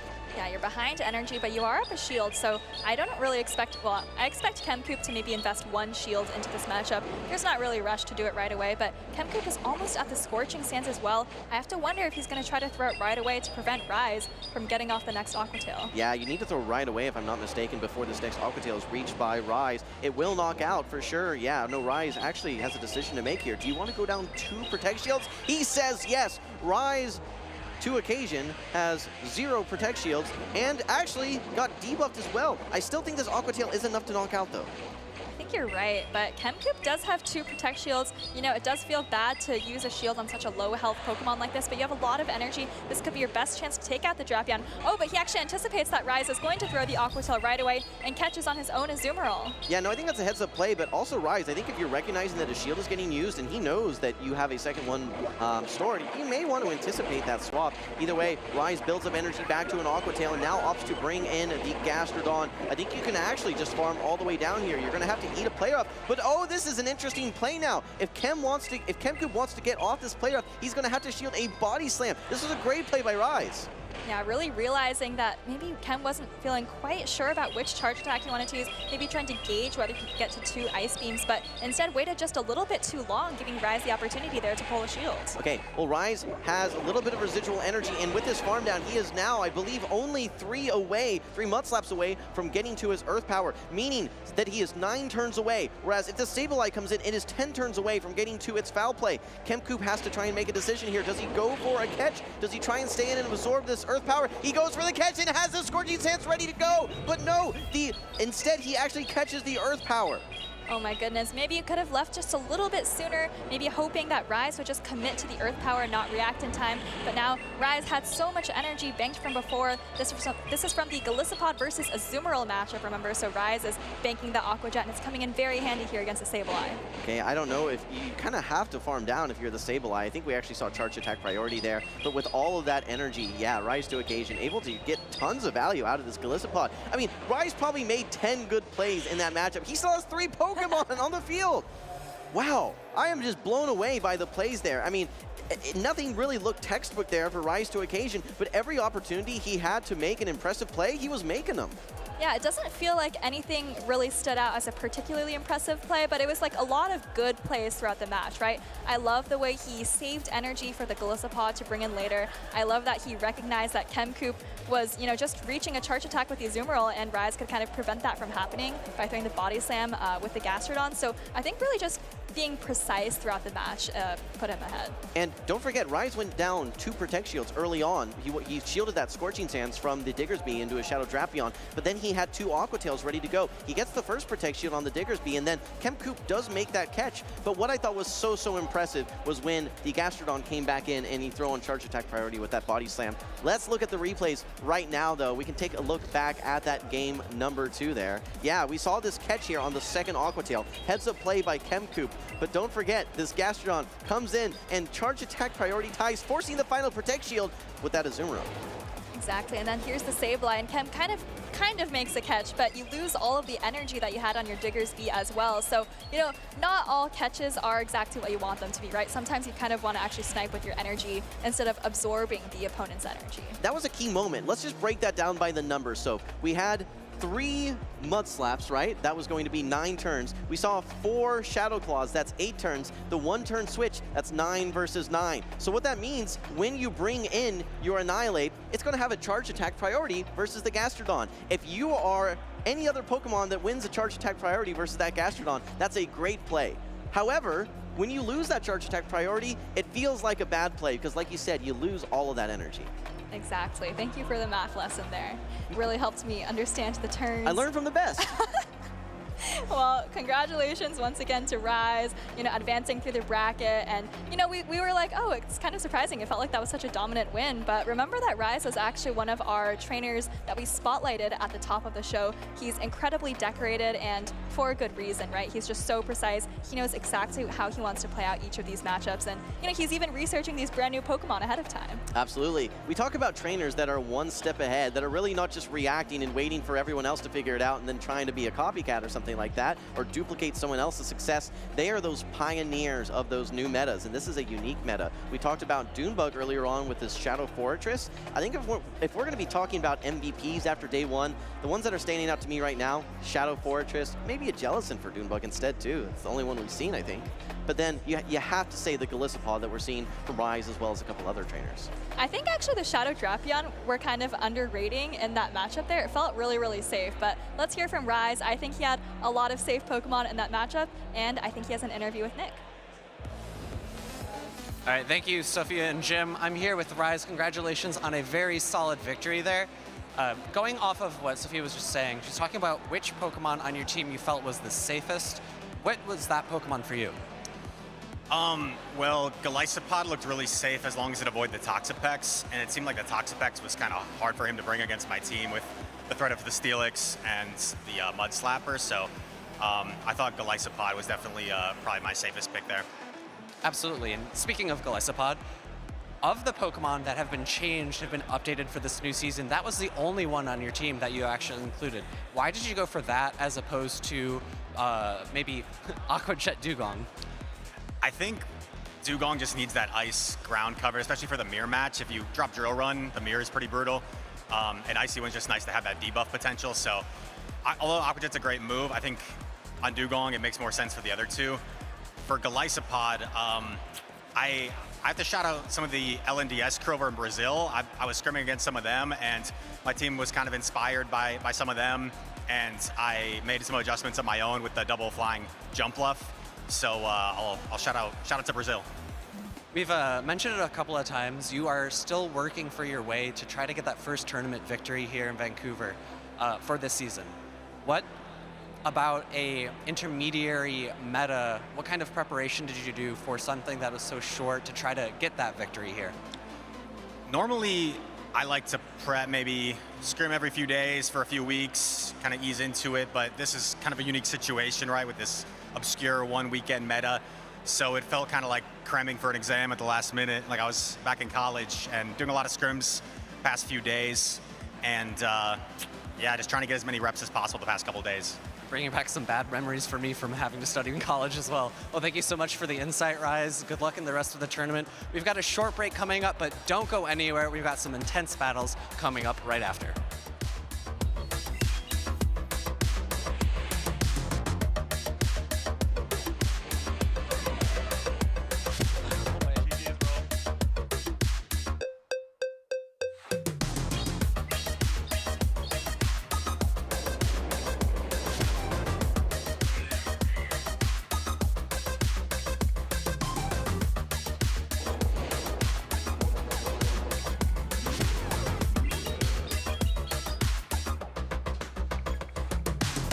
Hello, Pokemon trainers. I am here at Canada Place today asking the tough questions. What do we think of the new Might and Mastery meta? I will be asking trainers today 2 questions. Who's the biggest winner? And what is your hottest take? Right now, we're starting with Jacko Loco, also known as Jacob. Jacob, which Pokemon was the biggest winner of the Might and Mastery update? The biggest winner, in my opinion, is Lapras, by far. Like, Psywave is just such a good move, and the coverage that it provides just makes Lapras one of the most flexible Pokemon in meta. Ooh, I think that's going to be a popular take, but let's find out, what is your hottest, spiciest take on the new meta? My hottest take is about Spiritomb. I think Spiritomb is an insanely cracked Pokemon. Like, it beats Feraligatr, Clodsire, Malamar, Nihilip, and it's got these super niche wins against, like, Air/Mana-Blast or Diggersby, which is kind of crazy for Ghost-type, in my opinion. Spiritomb is definitely a hot take. Let's go ask some other trainers. What Pokemon is the biggest winner? It's about time she's the biggest winner. It's Lapras. Lapras finally getting some recognition that she deserves. One of the original staple ace Pokemon, finally asserting her presence on the meta with Psywave and Sparkling Aria now. She can pace so well. She can put that fast move pressure on the fighters. A Lapras that beats fighters is a Lapras that I adore. The biggest winner for this update is definitely Credilli. With the access to Rock Tomb now, it's a great debuffing charge move, and it has a solid place in this meta. My hottest, spiciest take for this meta coming up. I think electric damage, we saw that rising a little bit in some of the regionals last year and at EUIC. I think it's going to continue to climb, and electric damage is going to be very important. I think Charjabug might be all right, but I think it's going to be usurped by Fortress as the bug type that wields electric. If you look at Lapras and some of the remaining Pokemon that are really good in this meta, like Wigglytuff, like Drapion, Fortress can fight all of them and resist a lot of their damage. So Fortress is going to sit there, just be a rock solid steel bug lump and just take that punishment and hit with those Volt Switches and that buffed Rock Tomb. My hottest and spiciest take of this meta is I really like it so far. I think it added a lot of flexibility and options to the meta, and while it didn't nerf the previous meta, by buffing things, it really added a lot of dimension and options for people to run. So I'm really looking forward to it. All right, dilap, which Pokemon is the biggest winner of the Might and Mastery meta update?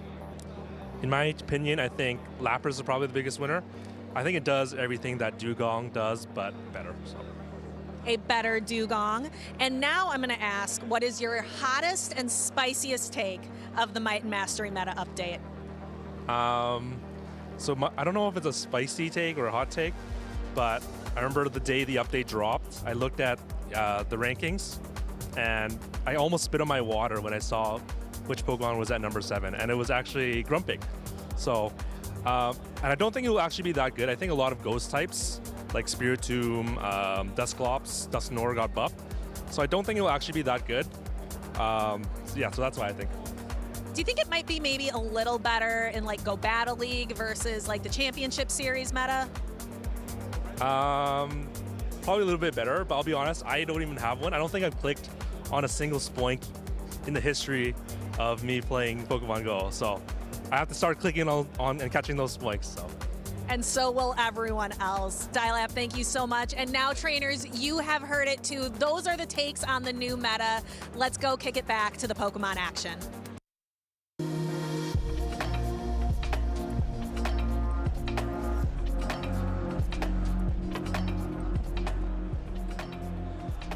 Thank you so much to all of those trainers who chatted with me yesterday here at Canada Place in Vancouver, Canada. I am DeFi250, also known as Stephanie Christine, and I am joined by Alpha Phoebe.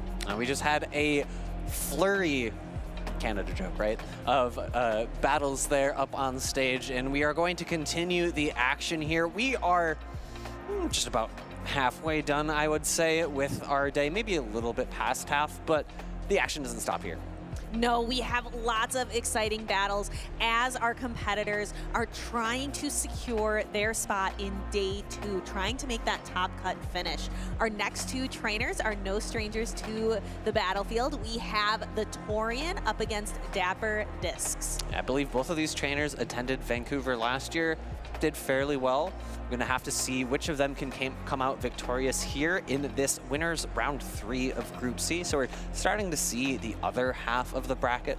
Vancouver, we have just about 120 players total, so we don't have the typical 8-letter bracket system. I think we're just doing 4 potentially. Yep, 4 groups. So we're going to see trainers from, we've seen a lot of trainers from groups A and B today, and now we're starting to move into groups C and D, so the latter half of those brackets. And our trainers are ready on the stage to go ahead and talk about their teams. Both trainers are actually bringing some interesting Pokemon that have been buffed by the most recent Might and Mastery meta update. We have the Thorn, who is bringing that Galarian Weezing that recently benefited from a Sludge, I believe, update. Yes. And then Dapper Discs as well, bringing the Galarian Weezing, but also that Emolga and the Dusclops. The Thorn actually sticking to that Galarian Corsola as well, even though it did suffer a nerf with Nightshade, so it's not really able to win as many of those neutral matchups as it could before. And we can actually see a pseudo mirror match here between the pure ghost types of the Galarian Corsola and that Dusclops. But here we are into game number 1.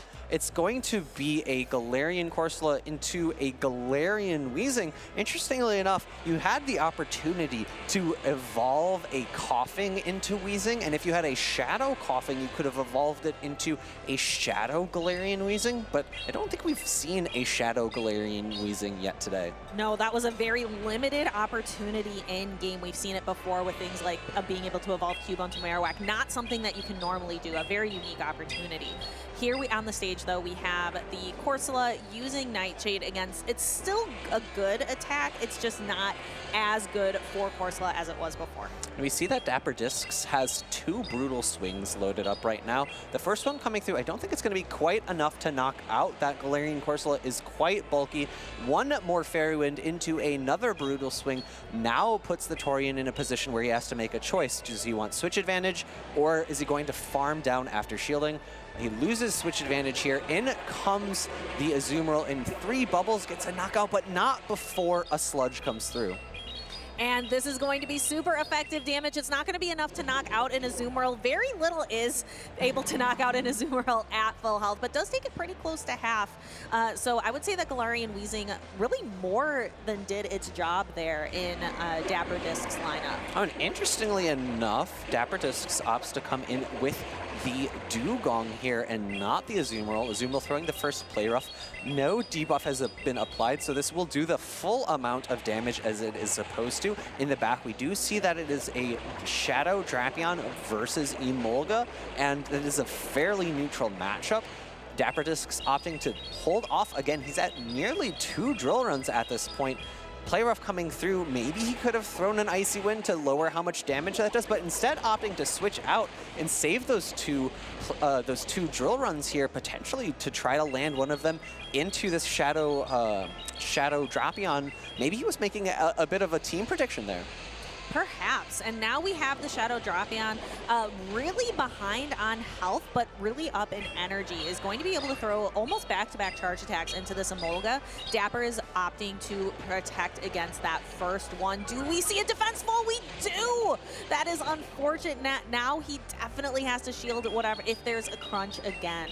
In comes the discharge. This was a charge attack tie, and it's great to see and great to know that Emolga does win that even against a Shadow Drapion. Aquatail coming through is going to pull a shield. Dapper Discs now has a bit of a tricky spot to play. He does have a lot of energy onto that Dugong. He's able to throw the discharge, but instead opting to switch into the Dugong, throw the Icy Wind. This is going to be enough to knock out. Pulls the shield. I don't know if a move is ready from the Torian, but no, instead, Drill Run coming through. This is going to be good neutral damage. I actually really like those two charge attacks throws from Dapper Discs, recognizing, okay, the first one's likely going to be shielded and is still enough to knock out, and then going for the Drill Run in case there was a catch. Oh, and the Torian going here for the play rough, going to knock out Dapper's Dugong. Going for an undercharge, doesn't really need it. Still going to completely knock out here. And then there is the Emolga to finish the job there. And the Emolga already had a full acrobatics, which is more than enough to clear the Shadow Drapion off of the field of play. So our first game here in this match goes to Dapper. Yeah, that is a little bit of an over knockout there.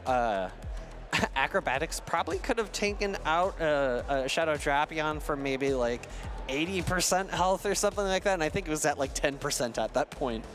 Yes, that was a little bit much, but definitely enough to do the job. Taking a look at Dapper's team, I really appreciate that Dapper seems to have adjusted to this intermediary meta that we find ourselves in, bringing Pokemon like Emolga, like Galarian Weezing, and Dusclops that have all really benefited from this intermediate Might and Mastery update. And it was interesting to see just how much damage that Sludge was able to do into Azumarill. I know before it was a really, really inefficient charged attack. It does a little bit less than 50%, it would seem. Discharge coming through, Dapper recognizing, okay, I win charge attack priority with this Emolga into that Drapion, into basically everything on the Torian's team besides that Shadow Primate. So he was very comfortable there in the end game, having so much loaded energy, and really played around his win conditions well. I wonder what the Torian could do. Like, if he needs to bring something, maybe bring his own Galarian Weezing. Maybe we need to see, like, the Diggersby to combat something like the Emolga. But, like, Diggersby just doesn't seem like it's too risky, it feels like, against something like the Primeape or the Dugong. What do you think? Yeah, I think Dapper's done a really solid job of covering the answers for that Emolga by bringing two answers to ground types. Of course, Dugong being very safe generally in the meta. Maybe the Torian's gonna try to utilize his own Shadow Primeape to have a solid answer to Dapper's Primeape and that Dugong. However, of course, that does leave him a little bit more vulnerable to the Emolga itself. It looks like our trainers are giving that thumbs up, meaning that they are locked in. The Torian sporting his regional championship shirt, one of the most rare items of apparel in the game, and Dapper really looking, again, wanting that regional win, and is going to try to get it with his Primeape up against the Shadow Drapion. We were talking before about how the strategy with Primeape into the Shadow Drapion is to build up to 2 Rage Fists to bait out like the close combat, right, rather than going for the Rage Fist first. And we're actually seeing him farm a little bit over back-to-back Rage Fist, and this time he's actually opting for the Rage Fist, I'm thinking Rage Fist and seeing the fighting type animation because Fist is something that you would expect a fighter to do. However, it was just the bait, or it was actually a close combat, and he built up towards a second one. A near simultaneous swap by both trainers here. Dugong comes in, answered by the Weezing. Sludge is going to be the move of choice here, given that it has same type attack bonus. However, Dapper's in a pretty solid spot. He's able to survive both of those charge attacks from the Weezing, land a super effective drill run, and he's looking to be in a pretty commanding position. Yeah, Dugong is definitely in a commanding position here. Dugong's going to have to absorb a Sludge, but that's okay. Dugong is a very bulky Pokemon, and again, Dugong kind of on its last hurrah. We're probably going to see it replaced by Lapras by next weekend, but really showing that it's doing well for Dapper here. Already having an Icy Wind to throw at the incoming Shadow Primate. And that was very peculiar because I'm pretty sure Dapper switched out first, and that meant that the Torian could have brought in his own Shadow Primate, but instead opted for a Galarian Weezing, which takes super effective damage from the drill runs. Dapper's weighing his options. He has 2 Protect Shields, but has to decide when is the most optimal time to use them. The first Rage Fist not going to be as dangerous as the subsequent ones. So opting to absorb that first one and then is going to have to shield all the remaining ones. That Primate is getting really low. Can you Thunder Shock down, or are you going to have to throw a charge attack like this Discharge here? Yeah, a bit of an unfortunate timing there from Dapper. I think he probably would have preferred for this to not be a charge attack tie. However, he does have a good amount of energy stored, but so does the Torian. In comes this Discharge. This would threaten a fast attack down, so I think it needs to be shielded by the Torian. Last moment shield comes up. In comes the Primate. The Primate is also now at a close combat, so I think this close combat's going to be able to come through because it's going to win a charge attack tie afterwards, but I also don't think... Oh, there is an Aqua Tail loaded. There is an Aqua Tail loaded, but the close combat is going to go first, and that is going to be more than enough neutral damage to knock the Shadow Drapion out. And Dapper has claimed victory here, 2-0 against the Torian. Yeah, that was a really intense battle. A lot of switches back and forth from both of these trainers. It does look like the Torian might have said something to the judge, so we'll have to wait a little bit to see if there is a potential match under review. While we wait, I do have a quick question for you, Alpha Phoebe. I noticed that Dapper is using a regular Primate and the Torian is opting for a Shadow Primate.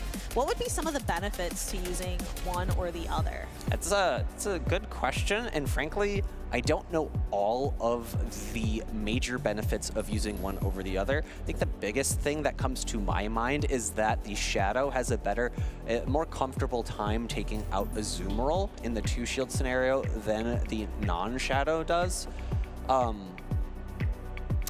I think the non-Shadow has a little more comfortable of a matchup against something like Drapion. As we saw, it was able to more comfortably no-shield the Aqua Tail and then still be able to reach 2 close combats, and I don't think that the Shadow Primate can do that.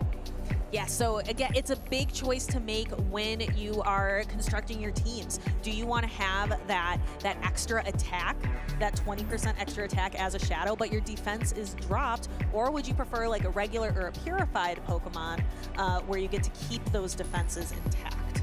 And speaking of purified Pokemon, it can also affect the move pool that you have options to take. And we've seen for Sableye, very frequently the charge attack of preference, in addition to Foul Play, has been returned. A little bit more recently, I'd say Power Gem has kind of crept into usage, especially with the few buffs that move has received. Shadow Sneak, a long time ago, used to be used, but I don't think it's been a charge attack choice of favor anytime recently. No, and then we've talked about how Dazzling Gleam, which is going to be legal in competitive play as of next week, of course, is more of like, it's like a side grade. It's not really an improvement for Sableye. Yeah, like I was saying our very first time on cast, maybe it's a little more useful against fighters.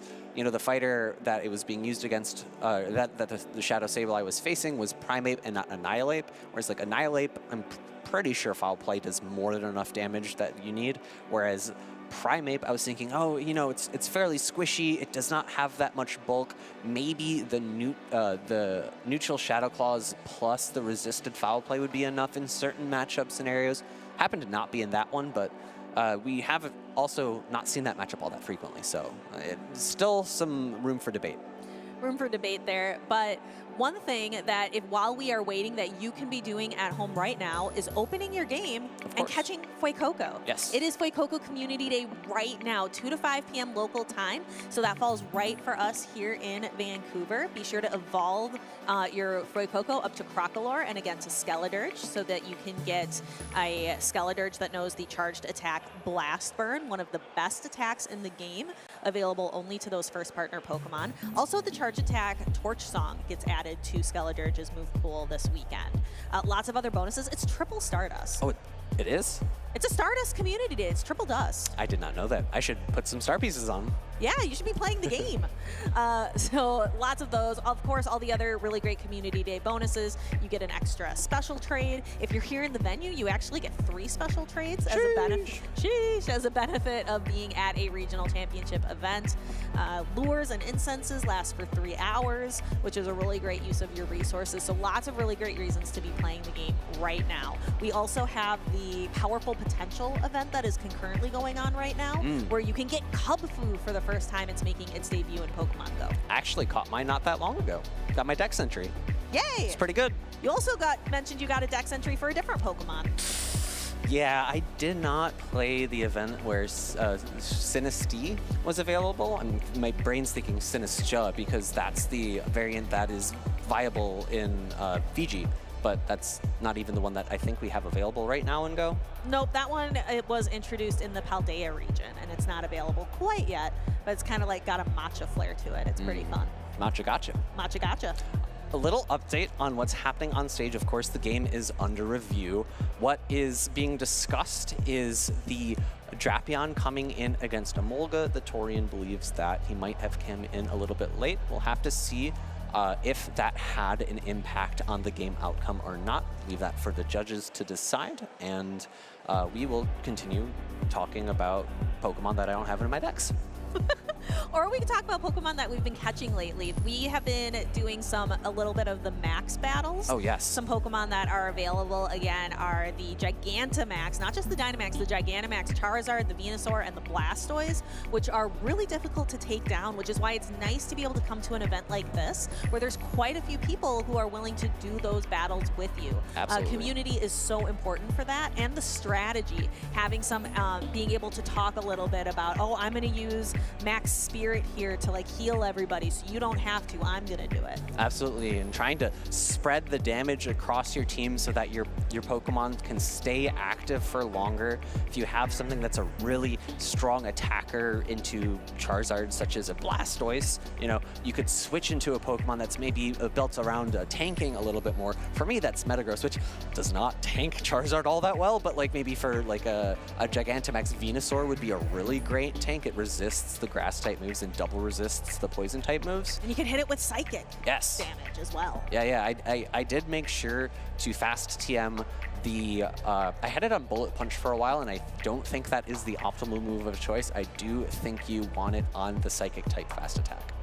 All right, so it looks like our trainers, again, just to let you know, if you're just tuning in now, we have the Torian versus Dapper.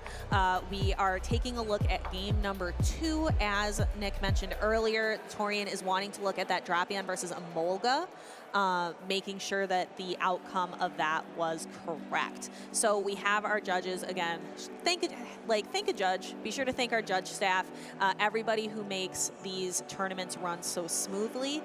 We could not do regional tournaments like this, or internationals, or worlds. Or locals even. Or locals even, if we did not have our amazing judges from the Professor program. And there's always a tweet that goes out from, I don't know, I think it's like maybe the official Professor program Twitter, or maybe it's, I think it might, no, it's actually, I think Gaming Gen, who's the local regional TOs for these tournaments. They always post a tweet that you can look at and you can see just how many professors there are that are required to host these tournaments. Because of course, there's not just Go, but there's VG and TCG. And although, you know, Go's been doing really great lately in terms of numbers. We've been growing. We've capped out here in Vancouver. We capped out at EUIC. San Antonio as well. And like, we are pretty close to having our first tournament above 512, which would be really amazing for hitting that next kicker. Go is small relative to VG and TCG. TCG frequently has over 2,000 players. I think at EUIC, VG was over 1,000, which is mind-boggling.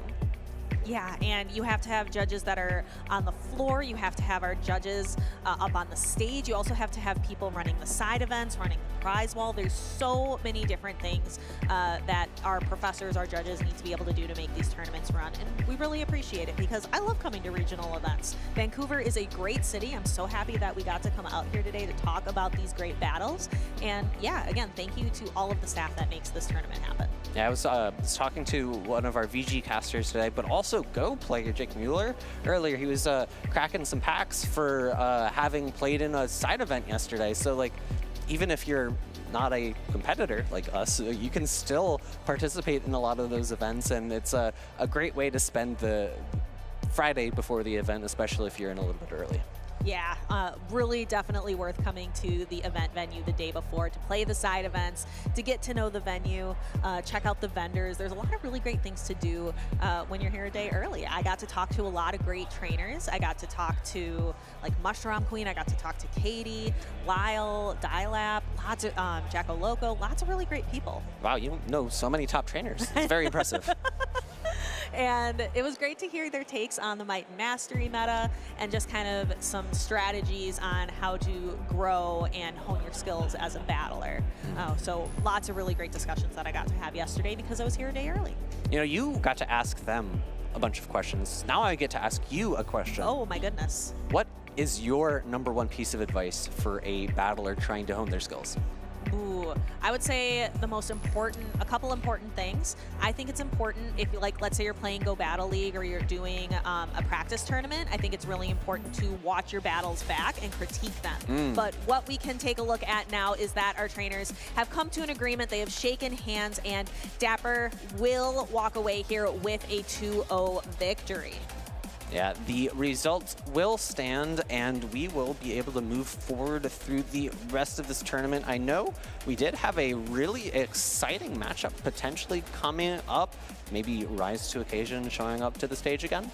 Yeah, definitely a trainer, rise to occasion, really looking for that win. Has gotten a win every single season, a regional championship, but just hasn't gotten there. Got second place in San Antonio, just could not take down Elite and that Shadow Kanto Marowak. And I believe Elite had caught it like that week. Like, it was a very recent catch for him.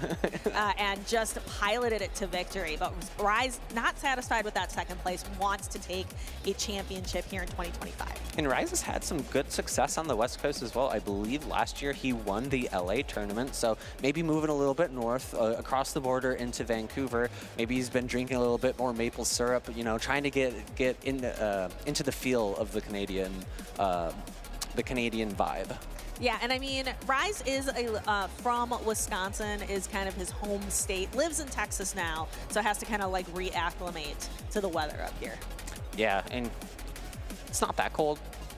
It's pretty nice out today, actually. Yeah. I mean, well, you have two people from the north of the U.S. on the desk right now. I'm sure you're like, oh gosh, it's so hot outside. It's 30 Fahrenheit, or it's raining instead of snowing. It's incredible. Yeah. Though my least favorite weather is cold rain. Cold rain is unfortunate, where it's right above freezing. Yeah, absolutely the worst. And then like at night, if it gets even colder, then you have ice slick all over the roads. Absolute worst.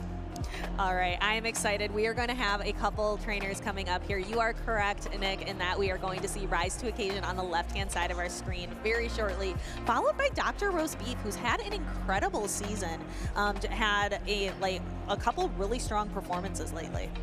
Well, let's go ahead. I know you had talked a little bit about the highlights from that matchup. Let's go ahead and take a look at them. We have the Torian versus Dapper, and it was Wheezing into the Galarian Corsola, able to pick up the knockout. This impactful sludge, how much damage it does now is so much greater than it was before. And we are going to see here the Torian doing everything he can to take down Dapper, throwing these play roughs, doing what he can, but that Emolga has just been a menace and doing really well for Dapper, brought it both games. Yeah, and I really like to see how much it's been showcased here at this event.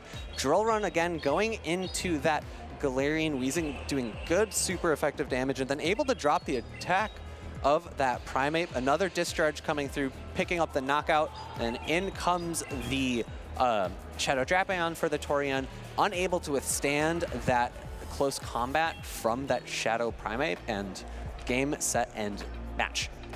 And match it was. But let's go ahead and again, congratulations to Dapper for that 2-0 victory, moving on in his group. Now we are looking at Group C. This is winners round 4, which might be the winners semis. Yes, I believe so. So these trainers are looking to go to that next battle, to that next matchup that is going to secure their spot for day 2. They are looking to go to the finals for their group.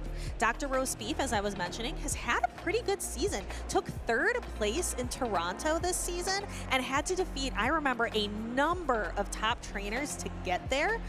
Played with a Bibarel, I believe was kind of the unique Pokemon on his team that time. Also had a pretty strong performance in San Antonio. Well, we have a little bit of a graphic here for you to look at for NAIC. Don't forget to beat the crowd. You can reserve a hotel specifically through this QR code. More information is there. It'll be really important because NAIC last year sold out, and I believe the year before it sold out, so I highly expect it to sell out again this year. And I've been thinking a little bit about, you know, the differences between NAIC, LAIC, and EUIC. Like, LAIC always has the best crowd, the most energy, the hypest moments, the loudest cheers. EUIC, I feel like, is like the spiciest picks. You're still pretty good energy, but like I feel like the spice really shines. NAIC is like the biggest of the ICs. Of course, it all leads up to Worlds, and usually Worlds is, I think, a little bit smaller than NAIC, but it's the biggest tournament, the penultimate tournament of the season. Yeah, it all kind of, you're right there. You're right at the precipice of the season, right before Worlds. NAIC is always so exciting. So definitely get your, like, if you are planning on going, if you know you are going, see if you, like, if you can secure your flight and, like, your travel, your transportation, your accommodations. And then as soon as these tournaments are posted, be sure that you are registering right away for regionals and for ICs. You want to have those numbers right away. Yeah, if you're a Psychic type, use Future Sight and plan ahead. Always a great thing to do. We see our players up on stage, as we've mentioned a few times. It's Rise to Occasion versus DrRoastBeef. They're going to get their headsets on first before we get too far into reading into their teams. We've seen them before. We can go through the Pokemon on their teams, of course. It's open team sheets, of course. Rise is rocking that Shadow Drapion. Dugong, Shadow Steelix with that Thunder Fang. Lots of fast attack pressure there. The Golisopod, a Mud Slapper with a Gastrodon, and a Shadow Jumpluff. And DrRoastBeef also running some really cool Pokemon. The Jellicent, which I believe Hex was an attack that recently got buffed, so that kind of helps out Jellicent. The Fortress, which is really, really fun with Volt Switch, and then Rock Tomb is the attack that really pushed Fortress into the spotlight for this season. But still, both trainers, Shadow Drapion isn't going anywhere. It's just too good. It's too good of a Pokemon, and it is going to be sticking around. Yeah, Jellicent's been really interesting because throughout its career as a Pokemon, I'm going to use that word pretty liberally there, it's opted back and forth between Hex and Bubble as its fast attack of choice. When it was first released, all you saw was Bubble. Bubble got nerfed in terms of its damage, then you saw Hex kind of rise up, then Bubble's kind of returned to its former glory. It's been a little bit more mixed usage, but now Hex has received another buff, and I think Hex will be here to stay for a good while. It's going to be pretty neutral into the meta. This meta has been very water type focused with the Feraligatr and the Azumarill, so it's a little bit better there. It's also been very ground type focused, so maybe Bubble still has a little bit of play. However, you also have to remember that the normal types are less in the meta right now because of the recent changes to rollout. That's been the dominant fast attack of normal type Pokemon in recent days. And our trainers are locked in and ready to go, and this is a terrible matchup for DrRoastBeef. You can see him going for the switch immediately into the Jellicent. That Dugong is the last thing that Jumpluff wants to see. So we see Rise go right into the Shadow Drapion. Again, one of the best Pokemon in the meta, from the last meta into this one, and it's going to do great here, being able to do super effective crunch damage. Surf coming through here, not going to be enough to threaten a knockout. The question becomes, can DrRoastBeef pace to another Surf before the Drapion reaches a crunch? And the answer is yes, so he's going to be able to strip away one shield here. Rise now has a choice. Do I want to shield this, or do I give up my Shadow Drapion? He opts to save it. I think that he's going to be able to land just an Aqua Tail here to pick up a knockout. He has 2 loaded, so I expect to see a no shield from DrRoastBeef. Yeah, I don't think the Jellicent was going to be very impactful, not really worth keeping around. Now he has a choice. We've got the Shadow Jumpluff and the Dugong. Looks like DrRoastBeef slowly waiting out the switch timer and actually bringing in the Shadow Jumpluff. Fairywood's going to be doing neutral damage to this Poison and Dark-type Pokemon. Maybe going for a farm down here. We'll have to see. That'd be kind of tough at this range. It would be. However, I have to imagine it's got to be what DrRoastBeef does, because this Jellicent, this Jumpluff, 2 J-letter Pokemon, is in such a bad matchup against that Dugong. I'd be surprised. I'm surprised to see him try to preserve it. However, the Dugong in the back for DrRoastBeef is going to be paired up against the Jumpluff of Rise to Occasion. So we see that Rise actually has to stay in this matchup. So the shield is actually quite impactful, because it allowed him to get a good energy lead onto his Shadow Jumpluff. And looking at the moves, he does have Acrobatics, which will do a lot of super effective damage to the Jumpluff of Rise. Yeah, and I think that kind of, because Rise is not taking the opportunity to switch into his 3rd Pokemon, I think that kind of gives DrRoastBeef a clue as to which Pokemon is in the back. He's probably looking at it like, yeah, if Rise had like the Steelix or the Golisopod or even the Gastrodon, he would be bringing it in right now. Absolutely. That Gastrodon would need to stay as far away as possible from that Jumpluff, which hard walls most of the fast attacks and charge attacks that it has access to. Drill Run after Drill Run. This is a long mirror match between the 2 water and ice type Pokemon. Drill Run making this matchup a little bit less lengthy, because it is neutral damage going back and forth. Rise opting to not shield this Drill Run, going to let it through. Good neutral damage, knocks it into the red. Aerial Ace ready and loaded. A switch by DrRoastBeef. It's actually not running the grass type charge attack, pulls the shield from Rise. It was a charge attack tie, so Icy Wind coming through now. The question is, does DrRoastBeef shield it up? And the answer is no. Thinks it's an Icy Wind. In comes the Jumpluff for Rise, and DrRoastBeef actually has some play here. Rise is actually running the double flying moveset too. I think if DrRoastBeef throws an Icy Wind, picks the knockout, and has an energy advantage into Rise's Dugong in the endgame, he has a win condition here. Yeah, we are both staring at this screen very intently, kind of watching. You can see Rise with a grin, kind of putting his hand over his mouth, thinking it through. Icy Wind does knock the Jumpluff out, and here is the Dugong. It looks like Rise is going to get to the Drill Run first. Ooh. Yeah, I thought it was a grimace and not a grin, but because Rise is on the 4 Icy Wind rotation instead of the 5 Icy Wind, or 5 Ice Shard rotation instead of the 4 Ice Shard rotation instead of the 5 Ice Shard rotation, he's able to barely outpace there. And DrRoastBeef couldn't actually throw another Ice Shard before throwing the Icy Wind into the Jumpluff, because Rise would have been able to reach another Aerial Ace and pick up the knockout. So really close endgame there by Rise. Frankly, really well played by DrRoastBeef as well. Yeah, it's gotta be tough to play, you go up against someone like Rise, who has all of those regional championships to his name, is a very consistent opponent. But DrRoastBeef played that incredibly well and played it to a very, very close end game. Just one fast attack off. Aqua Tail able to pick up the knockout into the Jellicent in the end game. It was the Jumpluff able to pick up the farm down here. retain switch advantage for Rise. However, once the Dugong came in for DrRoastBeef, it was a really, really tight back and forth endgame. And there is that final hit to knock out DrRoastBeef's Dugong. That was so close.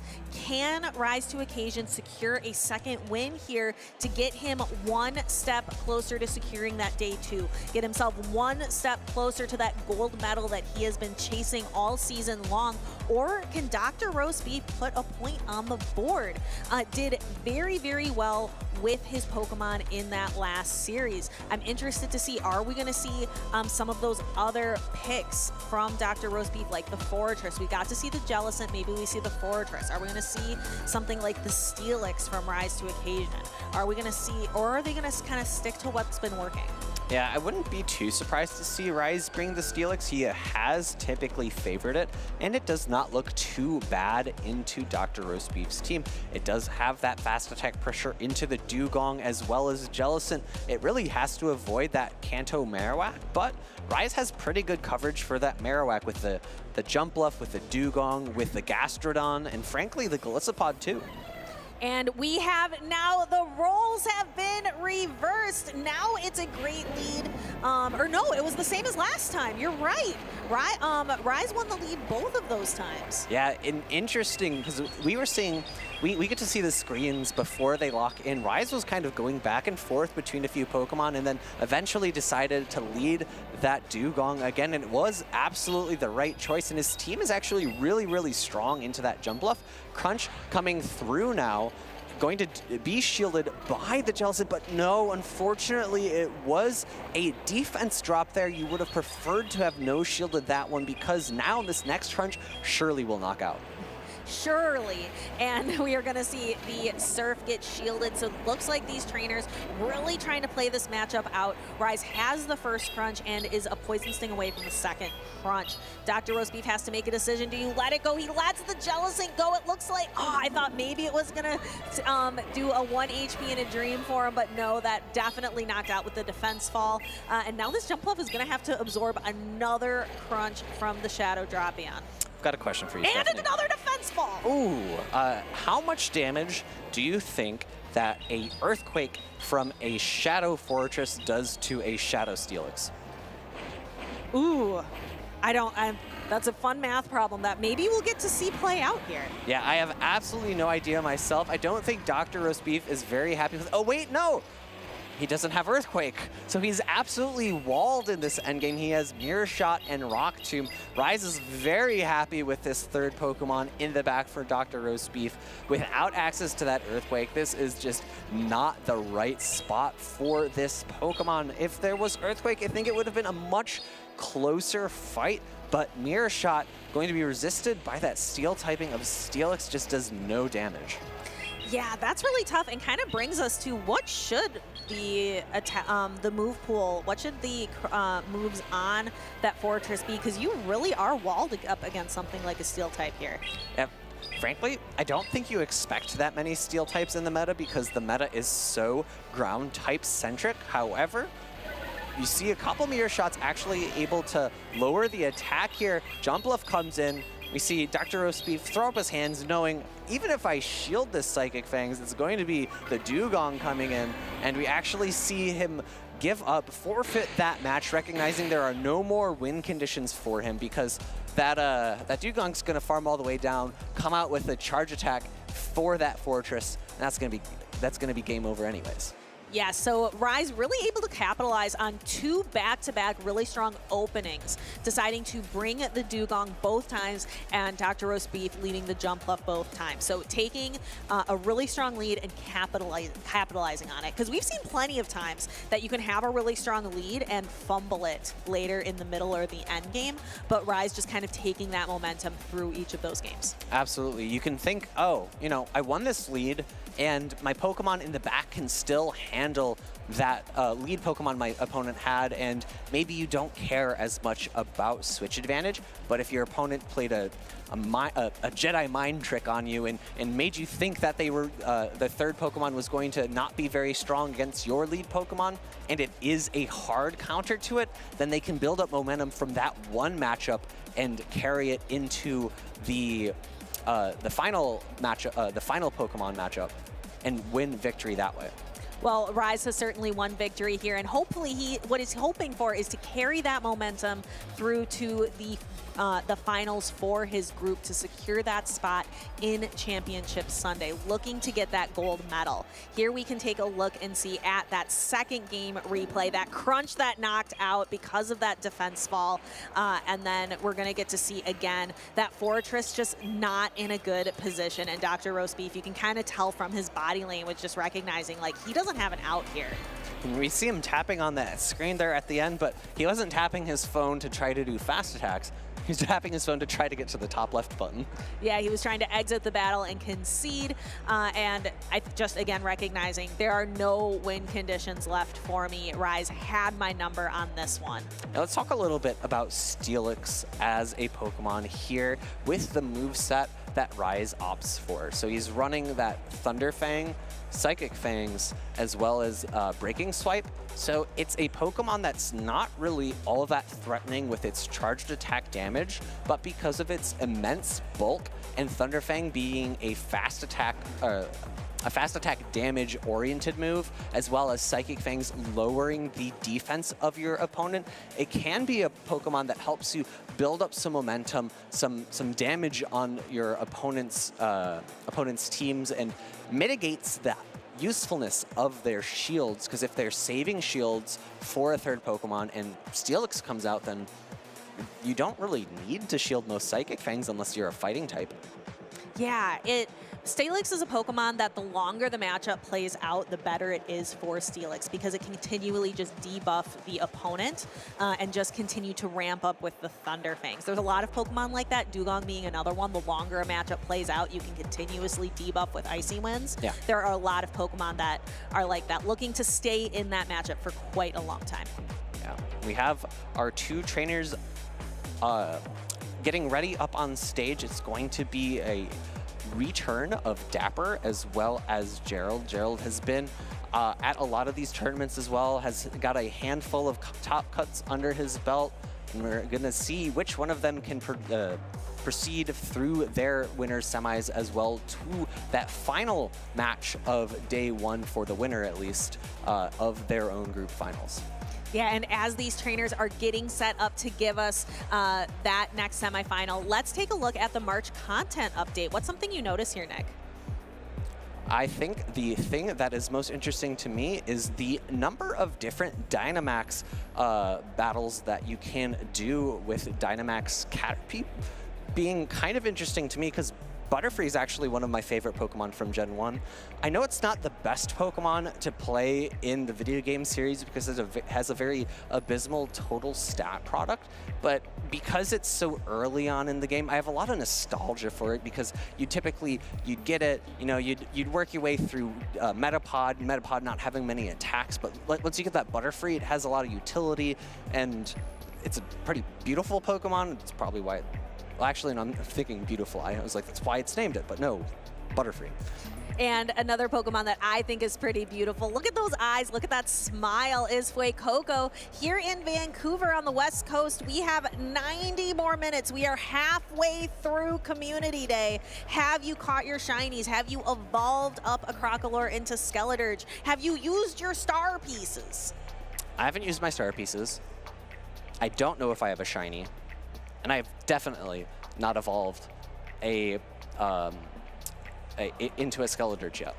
We have some work to do here behind the desk, but these trainers are putting in the work on the stage. I'm really looking forward to these next battles with Dapper and with Gerald. Gerald just known for having that giant smile and just being a really happy-go-lucky person on the stage, and always bringing that Teddy Ursa with him as well.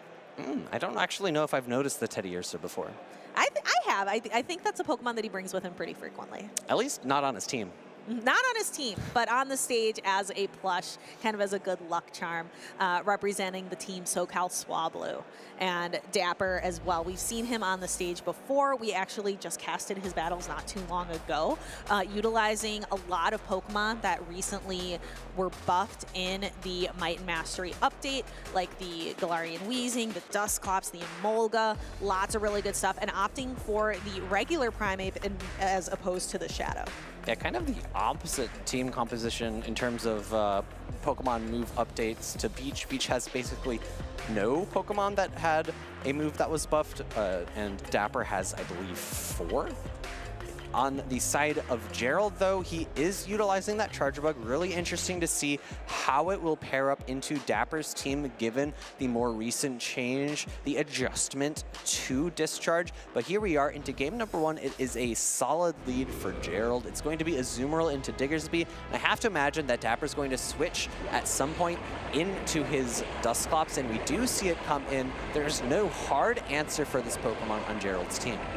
Yeah, Gerald, I know from previous interviews, just kind of likes to use the Pokemon that he likes. He plays Pokemon that he enjoys, and it looks like maybe utilizing that Galarian Weezing is a little bit new, but most of the Pokemon on his team he's used before. Interesting to see how this is going to play out with the Azumarill and the Dusclops. The Dusclops wearing the beautiful flower crown from Dia de los Muertos. And it's an interesting team composition from Gerald. He is running 3 water types. 3. And there are no grass types, of course, on Dapper's team, but there is an electric type. But Gerald has not brought in his answer to the electric type, that Gastrodon, to the field. So I think Gerald's still in a pretty comfortable spot, especially with his Dugong potentially getting paired up against that Diggersby. It's actually, the Dugong's a little bit better into the Diggersby than Azumarill is because of Icy Wind debuffs. Except he's actually now brought in the Dugong. The Dugong's no longer going to be faced up against that Diggersby, and I have to imagine that Dapper brings in the Emolga at this point.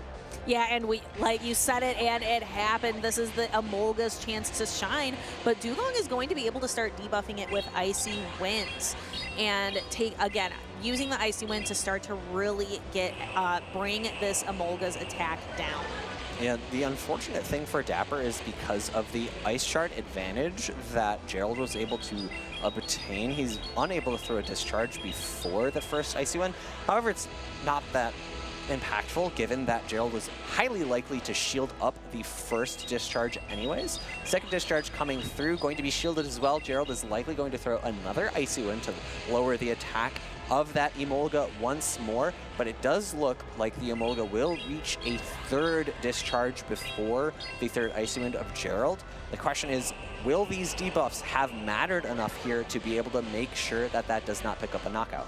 I'm really curious too, because how many Icy Winds has been thrown now? 3? Just 2. Just the 2? Let's see if that's enough. And it is! That the Dugong sticks around, so kind of so Gerald perhaps had an opportunity. Was his switch clock up quite yet? It was, however, I think this is the right play because getting the Icy Wind debuff, super effective damage into the Diggersby, is going to help shore up this matchup a little bit because of the energy advantage Dapper was able to obtain by switching first. I think he needed to be able to find a way back a little bit, and I think being able to land the Icy Wind is that way. However, a return attack drop from the Scorching Sands occurs. And the Diggersby is going to be able to throw another Scorching Sands here, but it's not going to be enough to knock out this Gastrodon, especially not with the Diggersby having had to absorb that Icy Wind first. We see the Gastrodon, Gerald wisely getting another Mud Slap in, just really trying to utilize his energy, recognizing that Dapper still has 2 Pokemon in the back, so wanting to make sure that he is able to make it through these matchups. And Gerald recognizes he doesn't have to use his charge attack here, and actually doesn't need to use it here either, recognizing that Dapper left all of his Pokemon without a charge attack ready. Gerald had the option to throw the double resisted body slam into the Dusclops, however, instead opting for the Earth Power, more than enough to knock out that Dusclops, and able to secure victory there in game number 1. It would have been a bit interesting, I think, to see if that Earth Power into the Diggersby had been able to pick up the knockout. Would the Emolga have been able to make it to a charged attack? I think the answer is still no, because it was 3 3 Mud Slaps, was able to knock it out. However, because the Diggersby survived, it was a 1-turn switch afterwards, which delays how quickly that Emolga could have reached a discharge.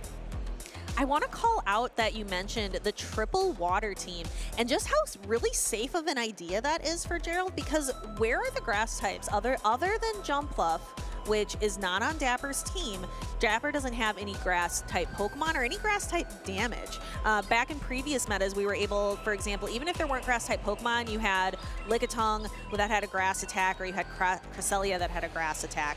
But this worked pretty well for Gerald. Absolutely, and there aren't that many superiors there out in the field. I believe it did make the top 12 graphic. My memory is failing me currently, but it has been in the meta a fair amount recently, but it is absolutely not on every team. And Dewgong, because of Ice Shard damage, does have a significant amount of play into that grass type matchup.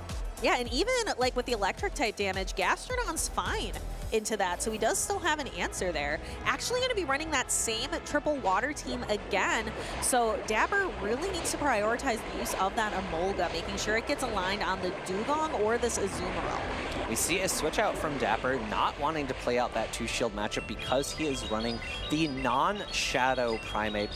Play rough coming into the Dewgong. Dewgong going to be very comfortable with taking this damage. Question is, does Gerald decide he wants to switch out, or does he stay in this matchup? I have to imagine at some point he switches out, going into his own Dewgong to remove this from a possibility from Dapper. Dapper is not going to be able to line up his Primeape on a full health Dewgong, and removing that possibility is a great step forward for Gerald in this matchup.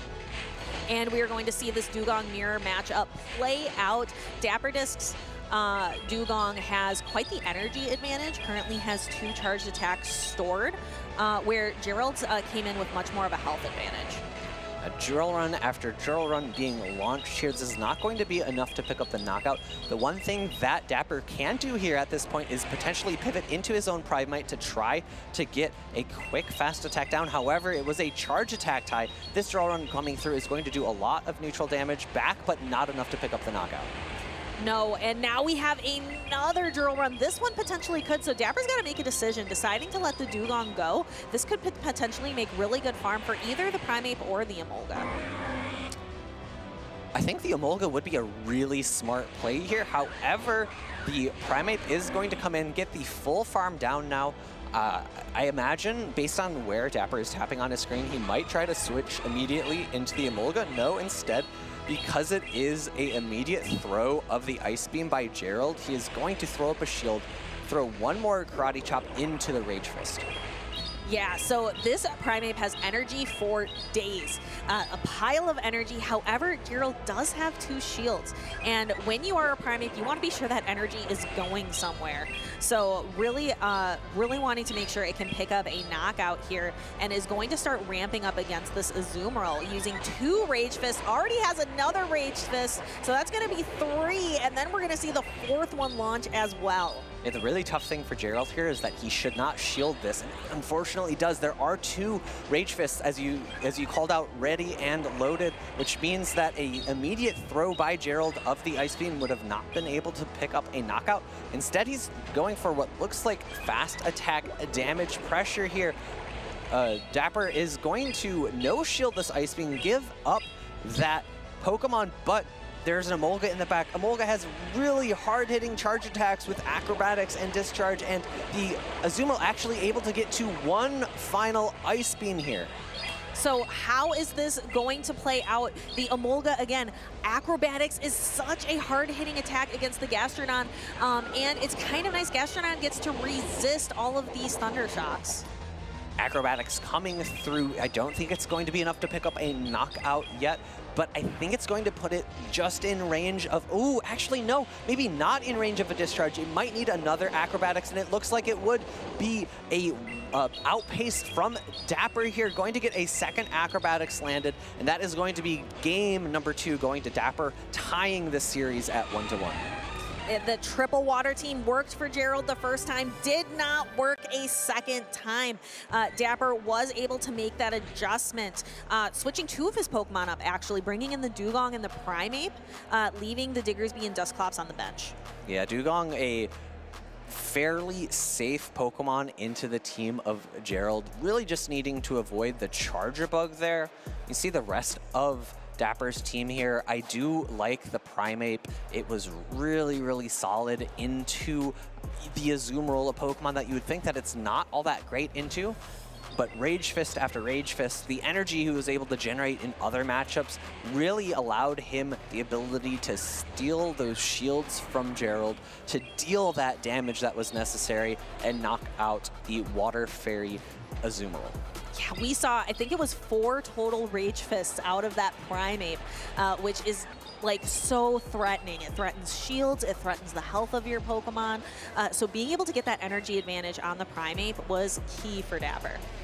Acrobatics, not quite enough to put it in range of the discharge, but the energy that Dapper had gathered from that Thundershock down meant that he was, or not quite Thundershock down, but the few Thundershocks before Gerald was able to switch out meant that he was able to reach that second Acrobatics before an Earth Power was reached. I'd be really curious to see just how much damage that Earth Power does to an Emolga, given that it is a flying and electric type Pokemon, which means it is singly resisted. But let's go into game number 3 here. It is the decisive game 3. It is Azumarill into the Diggersby, an immediate swap out by Dapper into Emolga, and an interesting counter swap of Dugong by Gerald. Yeah, and Gerald again bringing his 3 water types. So deciding that he thinks this is the line of 3 that is going to make the most sense here.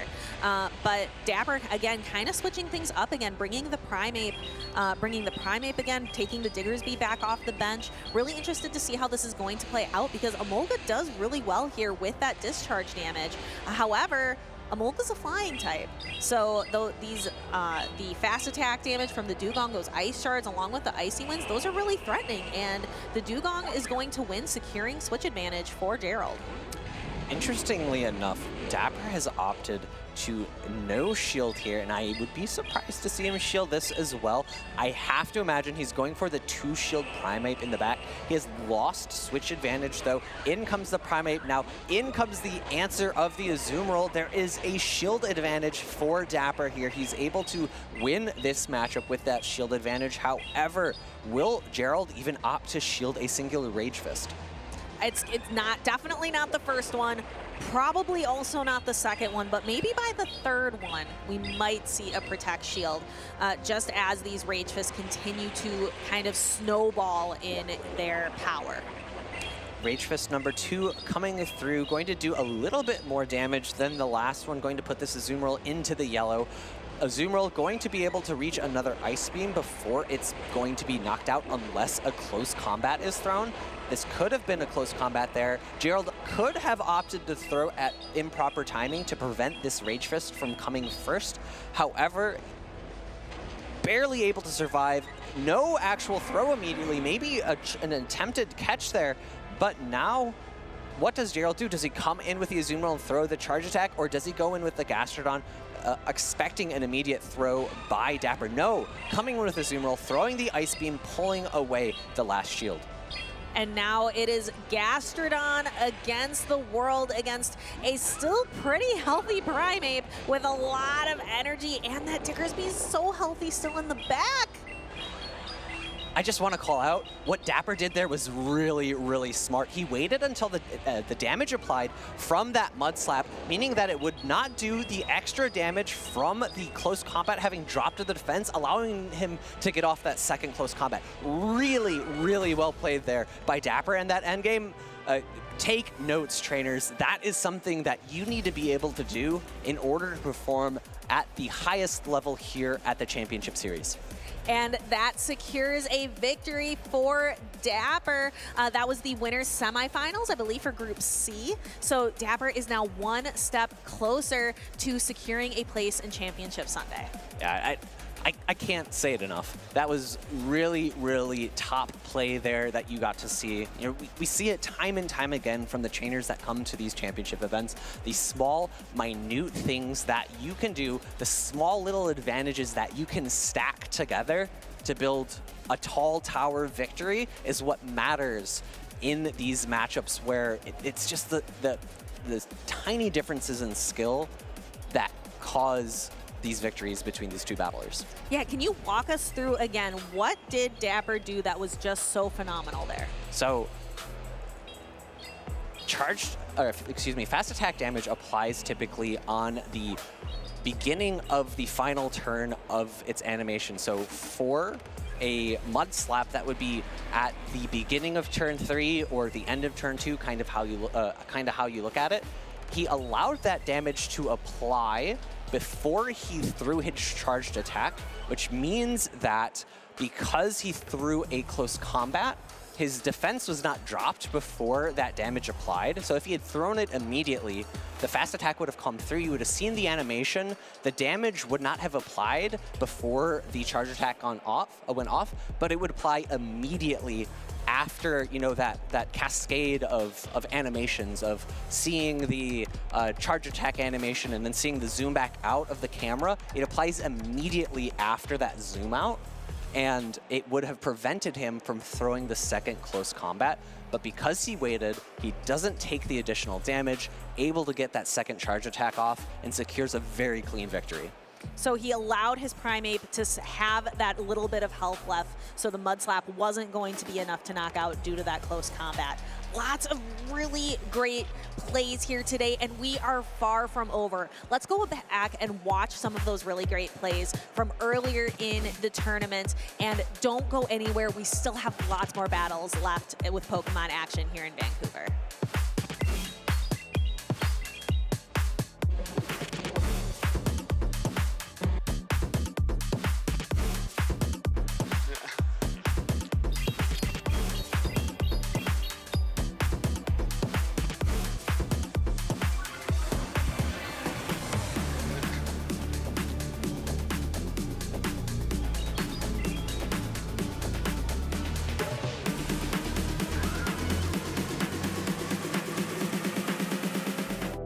All right, trainers, get ready to take some notes. It's time to study Pokemon types. In Pokemon Go, there are 18 total types. Some Pokemon have a single type, while others are dual type. You can identify a Pokemon's type in the inventory menu or on the top right of the battle screen, similar to the Pokemon TCG. Every attack in Pokemon Go has one type property. Similar to VGC, the type property of a Pokemon's charge attacks are displayed on screen during battle.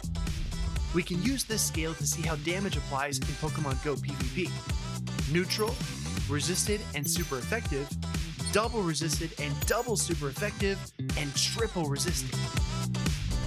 In VGC, flying type Pokemon are immune to ground type attacks. However, in Pokemon Go, no types are immune to other types. The closest comparison to immunity in Pokemon Go is triple resistance. More on that later. Unlike TCG, no Pokemon in Pokemon Go can use a special ability to remove their type's weaknesses. Therefore, every fast and charge attack will deal at least a tiny bit of damage, leading to improbable, unexpected, and exciting win conditions. Let's begin with the interactions between fire, grass, and water. Fire is super effective to grass, grass is super effective to water, and water is super effective to fire. When two single-type Pokemon battle, their attacks are usually neutral, resisted, or super effective.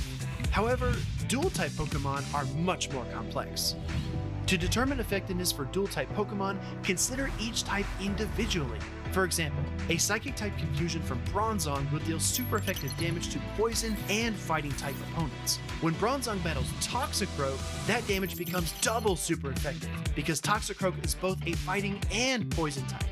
Some Pokemon single resist, double resist, or even triple resist attacks from other types. For example, Steel-type Pokemon single resist Dragon-type attacks, while Fairy-type Pokemon double resist Dragon. A Fairy and Steel-type Pokemon like Mawile will actually triple resist Dragon-type attacks.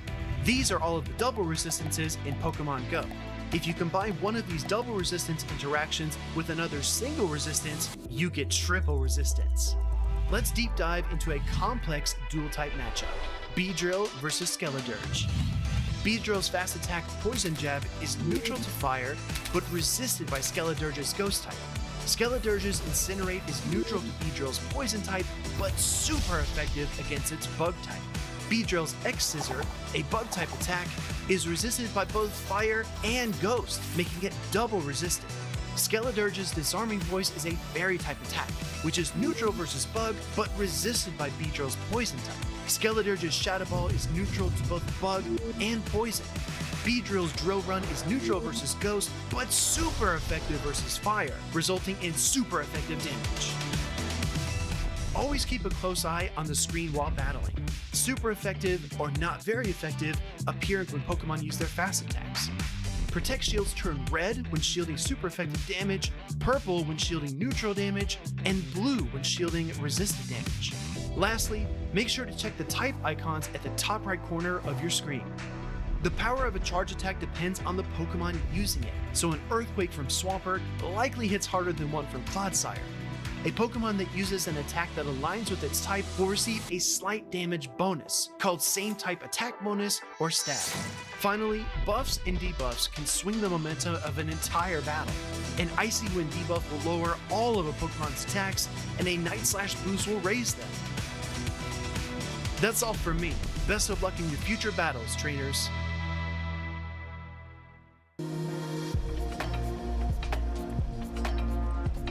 Welcome back, everyone, to the heart of British Columbia, home to the world-renowned Stanley Park. We're happy to have you back in Vancouver, Canada, for what has been a great tournament thus far. Wholesome _, aka Jim Lawson, back with Softoph.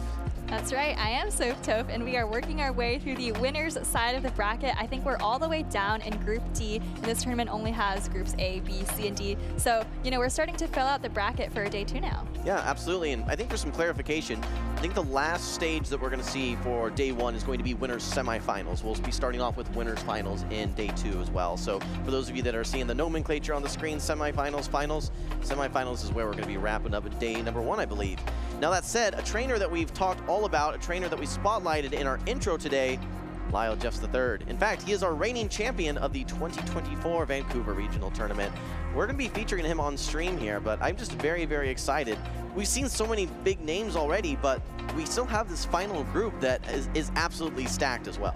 Exactly, so Lyall was in this group. We also had trainers like SSThorne and Shady Equation in this group, but Lyall is actually going up against a trainer who I don't know if we've seen too much, if at all, on the Play Pokemon circuit, although he has made an appearance in the Go Battle League, and that is HDMV, who Lyall is going to be playing in just a moment. Yeah, we all love underdog stories, and we've seen some already. We talked a little bit about Jocko Loco and some of the trainers actually that he were facing that we were describing as dark horse or underdog candidates as well. This could be a similar story as well. In fact, we're going to go over to the stage here. We see Lyall III, again, a trainer that is just very highly regarded amongst a lot of trainers, right? He is just known for having consistent success throughout each and every season. He's had several attempts at Worlds already, and any given regional, he has a good chance to win that regional, realistically. Exactly. I mean, you see Lyall in your group or on the bracket, and you're like, oh my god, I have to play this guy. So definitely very highly regarded, as you said, and, you know, really well respected and renowned in the community as well. But he's going up against HDMV, like we said, a relatively unknown trainer. And I'm really excited because there's actually a Regice on the other side. And, you know, Regice is one of those Pokemon where it kind of feels like you want more than 2 charge attacks at sometimes, right? Maybe you want the Earthquake, the Thunder, the Blizzard, and the Focus Blast. But in this case, I think HDMV is just rocking that Thunder and Blizzard moveset. Yeah, which gives it some really interesting offensive coverage. And obviously against Fire, so you're kind of overlapped there with Blizzard and Thunder. But Thunder are going to be pacing a little bit faster. If we look at all the destinations that it has, I mean, the only Pokemon that's realistically going to be resisting Thunder is going to be that Diggersby, and you can hit that for super effective Blizzard. So this is going to be super interesting. I think that it actually has some play into this team. Now, Lock On not going to be providing any offensive pressure whatsoever, but the one thing that Regice I think lacks is that a lot of attacks don't, at least Thunder does not one-hit a lot of Pokemon. All right, well, we're getting into the first game here. HTMV is leading Shadow for Alligator into Diggersby, a relatively favorable lead, and of course the classic Drapion Azumarill core in the back. Yeah, it's going to be interesting to see how these trainers end up utilizing the Protect Shields. Obviously, Lyall Jeffs with his Diggersby, no problem taking one of these Hydro Cannons. Meanwhile, one Scorching Sands, it's not enough to knock out the Shadow for Alligator, but it does put it in quick attack down range where Lyall could then make shielding decisions to end up taking the matchup. So first, Scorching Sands does go through. HDMV tanks that one on the chin, does reach the next Hydro Cannon, but opts to overfarm just a bit as well. Yeah, and Lyall doesn't try to go for a catch or anything fancy like that. He's just going to let this Hydro Cannon come through. Actually does put up a shield, and maybe at this point you could think about trying to quick attack down, but no, HDMV not going to let that happen. Actually brings in the Drapion, but now I think you have to shield the Scorching Sands. Yeah, and actually Lyall going for a cheeky bait here. Will HDMV let this one go through? No, last second he does shield the Fire Punch. You can see a little bit of turn the head, feeling a little bit frustrated on that one. He will have an opportunity to overfarm, but Lyall making a cheeky play himself, bringing in the Dugong to absorb this resisted energy. And that's such a great destination to put that Aqua Tail on. And now this is a very nice matchup for Dugong. Yes, you are just a little bit behind on energy, but Dugong is a relatively tanky Pokemon, and you can pretty much threaten to one-hit with the Joel Run or just go for the debuff and the Icy Wind. Well, so look what this is setting up now. Yes, that Diggersby into the Shadow for Alligator, not the best matchup, but the way that Lyall was using shields, things were in his favor at that point. Now you get the Dugong into this Drapion, and eventually your Shadow Galarian Weezing will potentially get lined up versus that Azumarill where it can hit for super effective sludges as well. Well, hang on here. I think that defense drop actually mattered because that Dugong all of a sudden just dropped to 2 crunches, and yes, Lyall does still have the Weezing for the Azumarill, but you also have to get through some of the other Pokemon, and actually a great catch by HDMV. Yeah, we're seeing a lot of dancing around in this game number 1. This is living up to the hype. A full Scorching Sands gets absorbed there by that Shadow for Alligator. Now this Drapion has a lot of energy, and one Aqua Tail does knock out this Diggersby. There's a lot of play for HDMV, and this is a battle where it seems like the momentum keeps going back and forth. All right, well, they're both locked in right now, and Lyall's actually got the Galarian Weezing onto the Azumarill with the new Sludge buff. This is a pretty favorable matchup. You're going to see just how much damage the Sludge does. It definitely doesn't do enough to one-hit, but I think it can two-hit.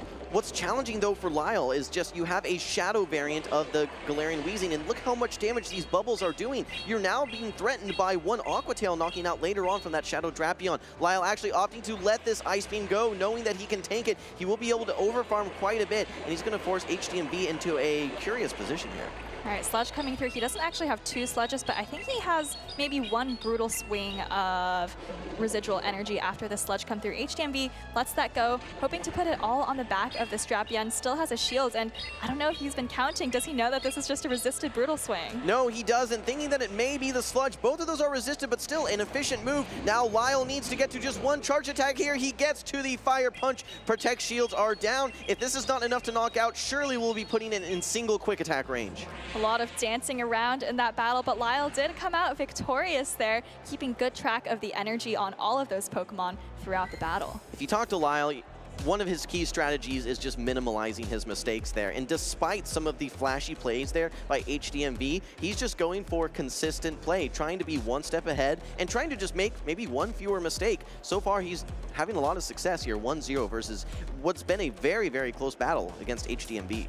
Yeah, we didn't really have a chance before that first game to kind of dive into the matchup there, but I think the Shadow Galarian Weezing, yes, we saw it in that battle against the Azumarill, but it just looks so safe into HDMV's entire team. Well, realistically, what's going to be doing fast attack pressure versus it? There's nothing that's going to be hitting for super effective fast attack pressure. You have the Dragon Breath, double resisted. Lock-ons, they don't do anything. Resisted Poison Stings. Everything else is just going to be neutral. So I think it has a lot of play, and there's nothing that it's going to be locked into just a terrible, devastating matchup. Exactly. So if Lyall ever has a choice between what to throw into a neutral matchup versus what to keep in the back, I think he's going to try to keep the Shadow Weezing in the back because he knows it has plays versus everything. But we're already into game 2. Lyall is again choosing to lead the Diggersby, but this time met by the Shadow Drapion. Yeah, Diggersby finding its target, absolutely, resisting the Poison Stings from this Drapion.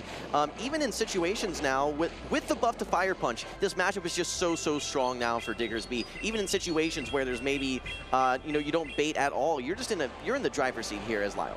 Exactly. I think you could go straight Fire Punch and even win some shielding scenarios, but HDMV actually well aware of that and catches a resisted Fire Punch on the Feraligatr. Catching a Scorching Sands could have been devastating here, but like you said, it's this resisted energy and just tickles this Feraligatr. This is now going to be bringing in the Galarian Weezing, and the one advantage you have here is pacing, getting to those brutal swings a bit faster than the Hydro Cannons from what is actually a very fast-pacing Pokemon in Shadow Feraligatr. Exactly, and I don't think that Feraligatr got the Shadow Claw through, so it's going to be pacing, you know, quite evenly here, but it's just going to be one fast attack behind. Here is the Sludge from Lyall, but I think he's going to reach the next Sludge just one turn before the Hydro Cannon. HDMV knows that and just lets it go. Well, this is curious now. I think you just bring in the Strapion. All of this energy is resisted, but as the Galarian Weezing, you do win charge attack priority. All right, this is resisted damage here. Keep in mind, all the charge attacks are resisted, but look how much of a chunk that still does into the Drapion, even being resisted.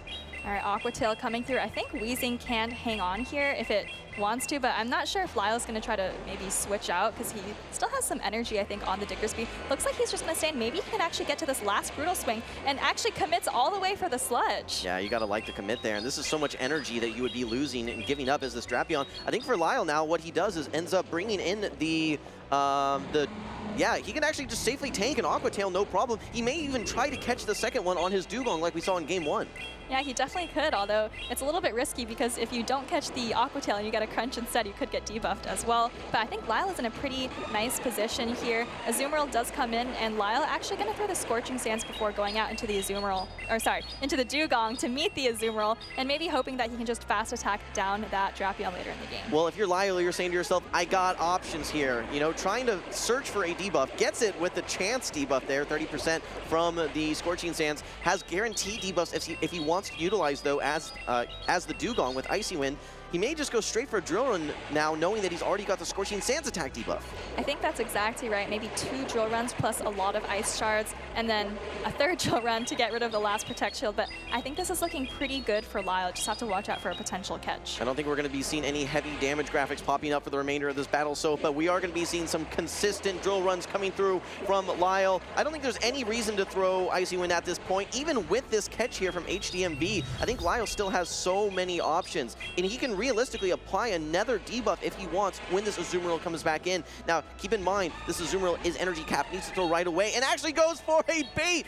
May have been a miscue here, but I'm so shocked by this. This Dazzling Gleam, or sorry, rather the Play Rough would not have KO'd, so I'm perplexed here, Soph. Maybe wanted to save just one bubble of damage. You know, when you're in such a bad position, sometimes you need to make risky plays, but unfortunately not paying off for HDMV there. Drill Run coming through, puts the Azumarill very low, and just one more Ice Shard is enough for Lyall to take the series. Yeah, that's what I'm saying. Even with that catch with the Drapion, with how much energy that Lyall had and knowing how much HP that he still had remaining, I didn't think there was any situation there where Lyall's not going to be able to reach that last Drill Run and with those Ice Shards knock out. Now, it was a little surprising there to see that bait attempt there. Double resisted, non-same type attack bonus Ice Beam. Maybe thought it was on, knowing that he had to throw energy right away, just said, hey, I think it's on the right.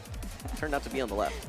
Or maybe just hoping for a bait. You know, Lyall only has really one healthy Pokemon left, and you know, sometimes trainers do just put up the shield on the first attack, knowing that it's pretty safe. It's the most likely play rough, right? So maybe that's what he was thinking about. Either way, Lyall showing why he is not only one of the strongest trainers in Canada, but one of the strongest trainers in North America and the world. He's going to be moving on to the next round of the tournament and looking very strong in that matchup versus HDMV.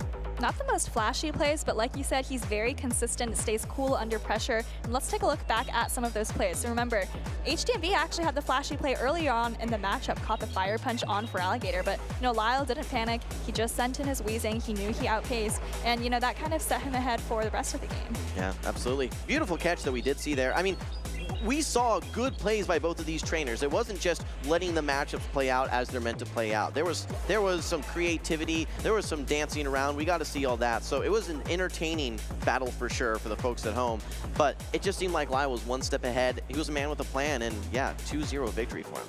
One step ahead in the game, but also maybe one step ahead in the meta, right? I think that was a great showcase of Galarian Weezing.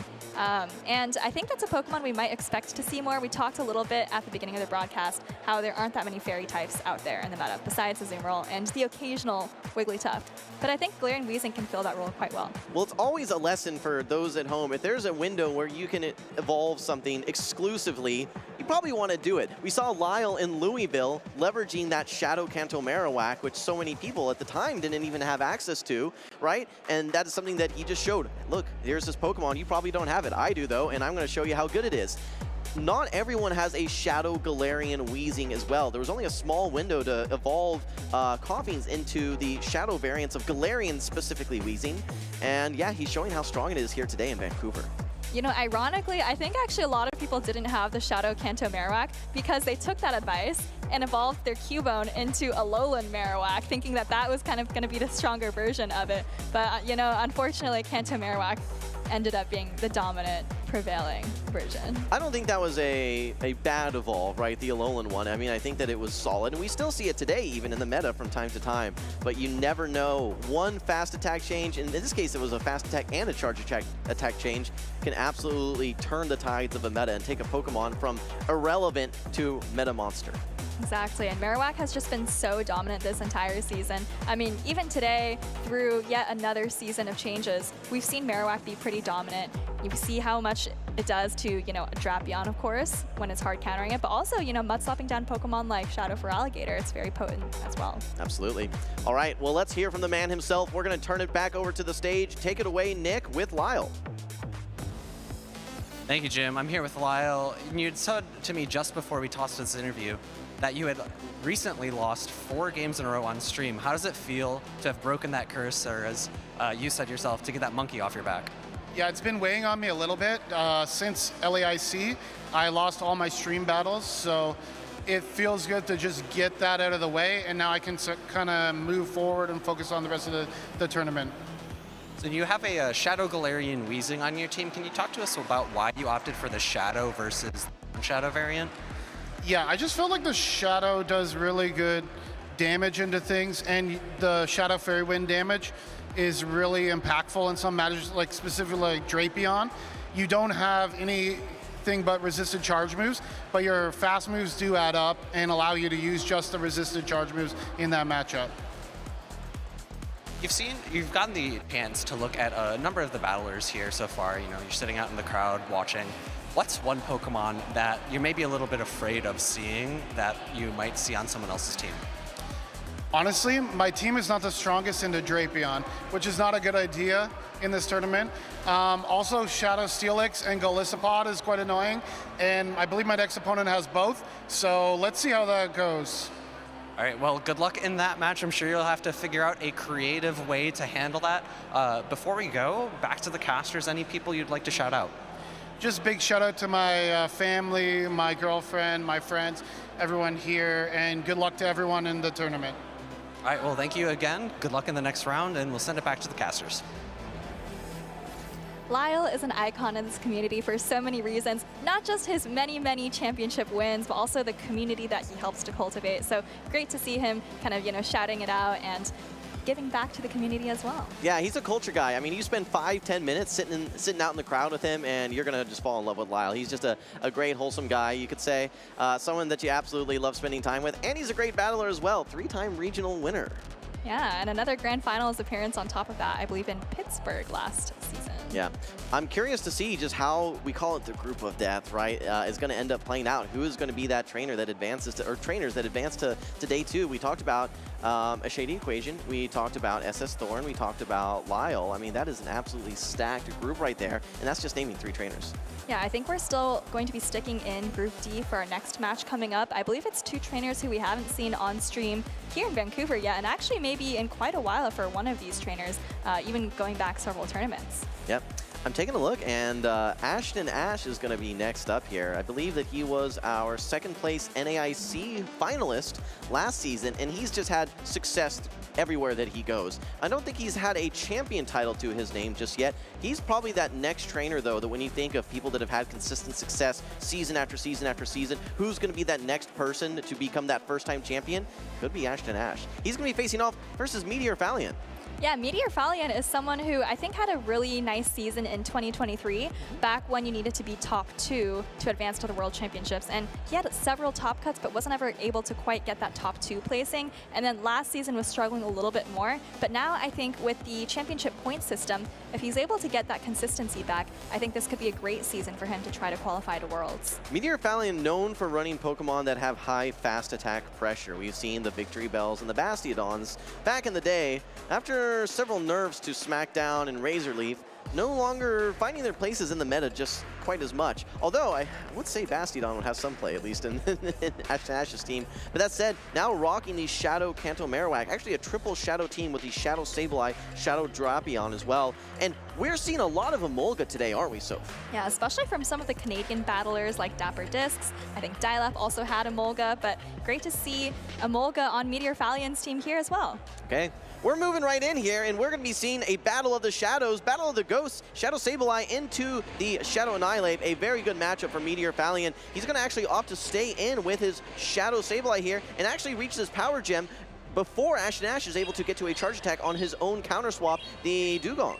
Yeah, not a great answer in MeteorFolan's backline for Dugong, but is going to pull the shield and then actually go into his own Dugong. You see how much damage those Shadow Claws did, and now I feel like that's about a drill run of damage that you're getting to save. I think it's more than a drill run, and I think that's why MeteorFolan has to be in the favorable position right now. Here comes the first drill run from AshtonAsh, has the next one almost ready to go here. Will we see it thrown right away? Yes, indeed. So AshtonAsh does have the HP advantage in this situation. Keep an eye on switch clocks, though they will be coming up relatively quickly.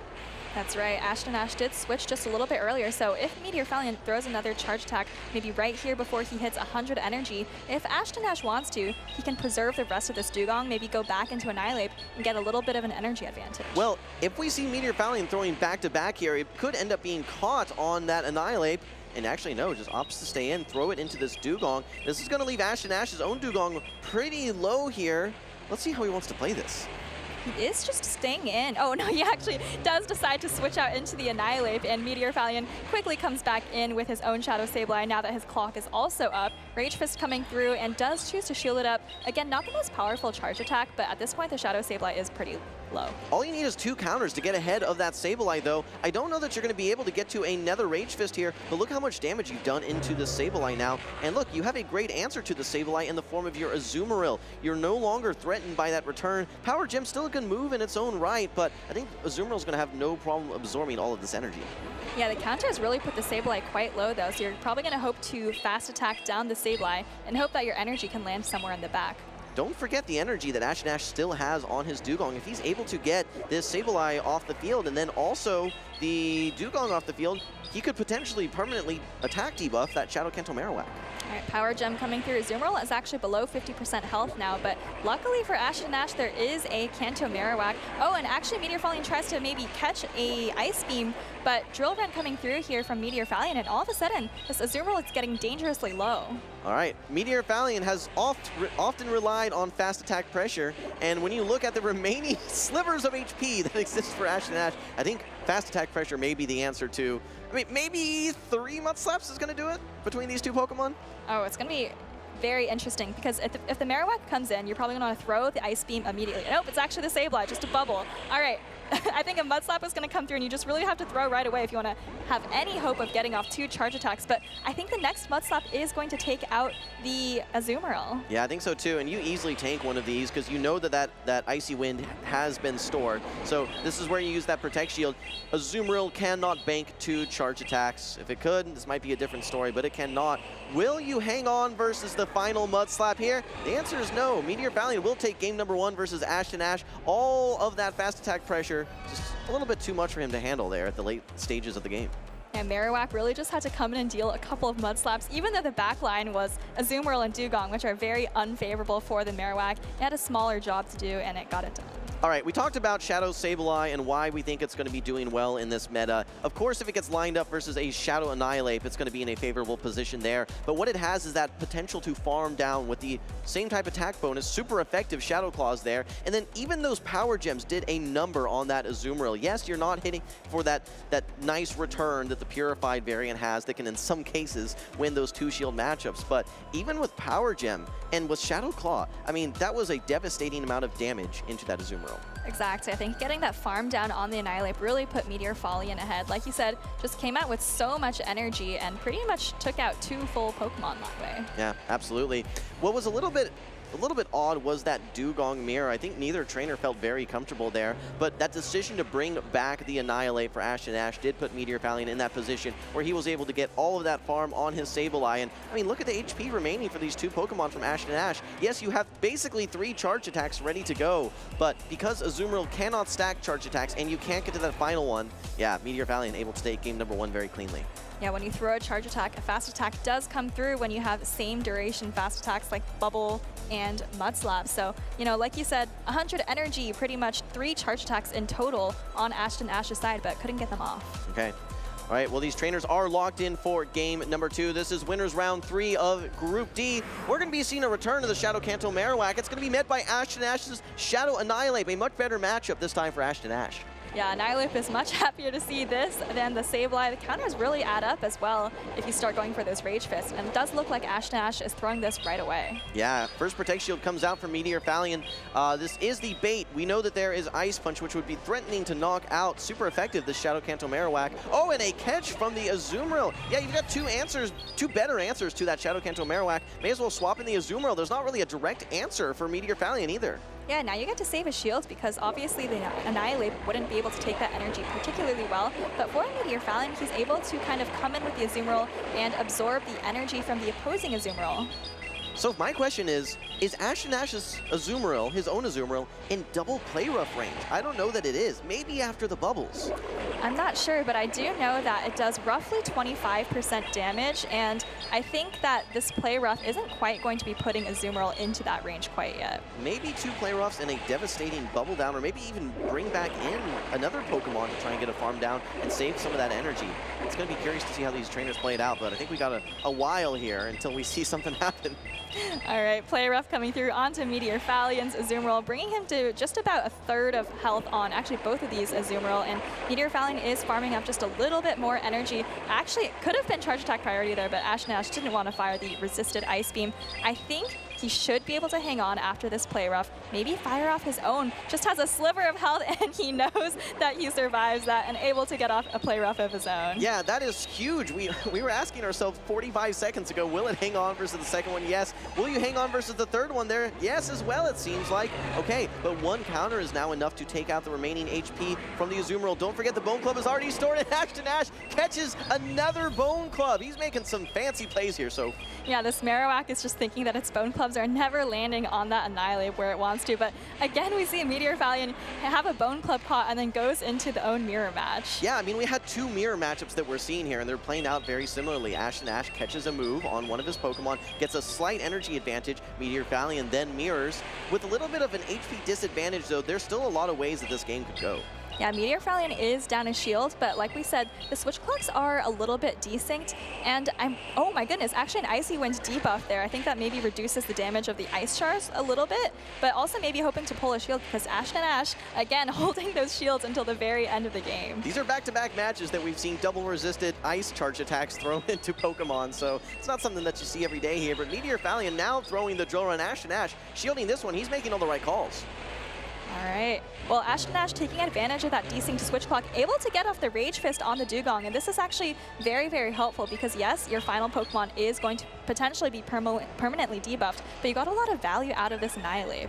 Okay, now you bring in the Shadow Kanto Marowak. You don't have any HP remaining really at all, so you don't provide that much farm, but now it is 1 Pokemon versus 1 Pokemon. They both have a lot of energy, but I believe AshtonAsh has the shield advantage and the energy advantage. I think if you're AshtonAsh, you probably still need to land 2 charge attacks to take out this Dugong, and now you're actually debuffed, so I'm actually not sure if 2 drill runs is going to be able to take out the Dugong. It's actually going to be very close. But I think MeteorFolan also needs 2 drill runs, and it's possible that AshtonAsh gets to 3 drill runs before MeteorFolan gets to 2 drill runs. A lot of charge attacks needed here. In fact, I think AshtonAsh recognizes, hey, I definitely need 3 charge attacks at this point. May as well make one of them an Icy Wind to debuff my opponent's attack.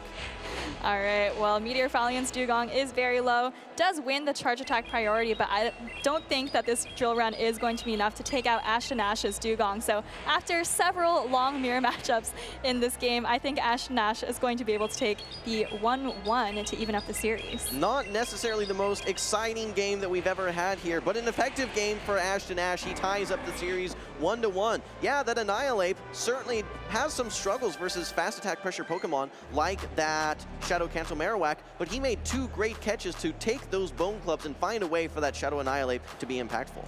And those catches are great, not just because you're able to absorb the damage, but also because you're able to desynchronize those switch clocks. And we saw at the very end of that game, he was able to get out, just a sliver of health on his Annihilate, but he was able to get those super effective counters and really kind of give him the health advantage in the end with the Dugong Mirror. Okay, so I have a question for you. For AshtonAsh with his Dugong and Azumarill, what are MeteorFolan's responses to those 2 Pokemon outside of his own?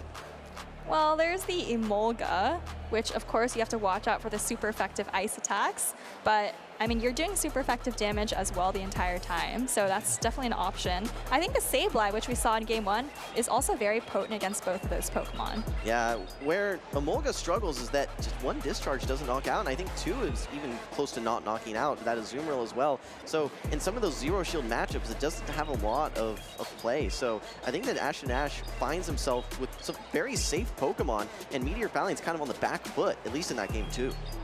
Yeah. Speaking of safe Pokemon, the Dugong for AshtonAsh, which of course we saw for several minutes already, it's just very, very safe into MeteorFolan's entire team. So I definitely expect to see AshtonAsh continue to bring it. And I think for MeteorFolan, the key is going to be trying to get some meaningful damage onto the Dugong because it is so safe, and if that's going to be AshtonAsh's MVP, you really have to try to take it out. Well, look, these trainers may see the writing on the wall and think that this is the last opportunity for Dugong to pop off, so they're getting their money's worth for sure. All right, well, we're going to have a nice matchup for AshtonAsh. It's the Azumarill into the Shadow Sableye. Now, that said, these Shadow Claws do a lot of damage as well, especially attack-weighted Shadow Sableyes. You can see just how quickly the Shadow Claws are adding up. But now, yeah, Power Gem is loaded. This is going to take Azumarill not quite to half HP, but it is going to do a solid chunk. Yeah, if MeteorFolan wants to invest some shields in this matchup, I think Sableye can maybe power through if it really, really wants to. But if not, I mean, you've already done quite a bit of damage to the Azumarill, so you could maybe be happy with that. AshtonAsh bringing 3 Pokemon relatively strong to this Shadow Canto Marowak. So MeteorFolan is going to be using this Protect Shields. He's going to find himself in a tough spot trying to manage these 2 Shadows. All right, Power Gem coming through here just before Azumarill reaches another charge attack. So now AshtonAsh has to decide whether he wants to shield it up. It looks like he does, recognizing that, hey, I still have a lot of energy on this Azumarill, and I really want to take out the Shadow Sableye. Will we see a second shield here? You don't really have a Pokemon that can safely farm down this Azumarill. I think it necessitates that you have to use the second Protect Shield, and AshtonAsh recognizes, all right, I'm just going to be swapping out and bringing in the Dugong here. This does free up the Shadow Canto Marowak a bit, however. Power Gem coming through here, and AshtonAsh is shielding it up. I'm wondering whether the Shadow Sableye can get to another Power Gem or another Foul Play, but we'll never find out because MeteorFolan is bringing us into yet another Dugong Mirror. I don't know that anyone asked for this, but we are seeing the Dugong Mirror yet again. And oh yes, the classic double resisted Icy Wind being thrown into the Dugong. I mean, look, there is utility to this without a doubt. MeteorFolan just swapped in this Dugong, and you ensure that all of these remaining charge attacks will be debuffed. Hey, who wants to see this again? It's going to be another double resisted Icy Wind to boot. I don't know what's going on here. So I actually don't like that second Icy Wind as much because look at AshtonAsh's switch clock, right? It's almost up. Yes. So the Icy Wind's debuff really doesn't apply for that long of a period of time. You're having to think how many charge attacks are going to be impacted by this debuff. For AshtonAsh, it's going to be, probably 2 or 3. For MeteorFolan, it's only just going to be that 1 most likely. He can just swap back into another Pokemon. Although it is a little bit awkward for AshtonAsh because do you bring in your Azumarill that may then get farmed down by some other Pokemon? Do you bring in the Diggersby that takes super effective damage? I don't think so. Okay, a quick swap now by MeteorFolan brings back in the Shadow Sableye, and I think, yeah, now this is going to be resisted damage into the Azumarill. This is not enough to knock out. Yeah, that was nice by AshtonAsh. Banked up a little bit of energy before switching out. I was wondering whether he would switch into the Azumarill or the Diggersby, but does get farmed down by the Sableye.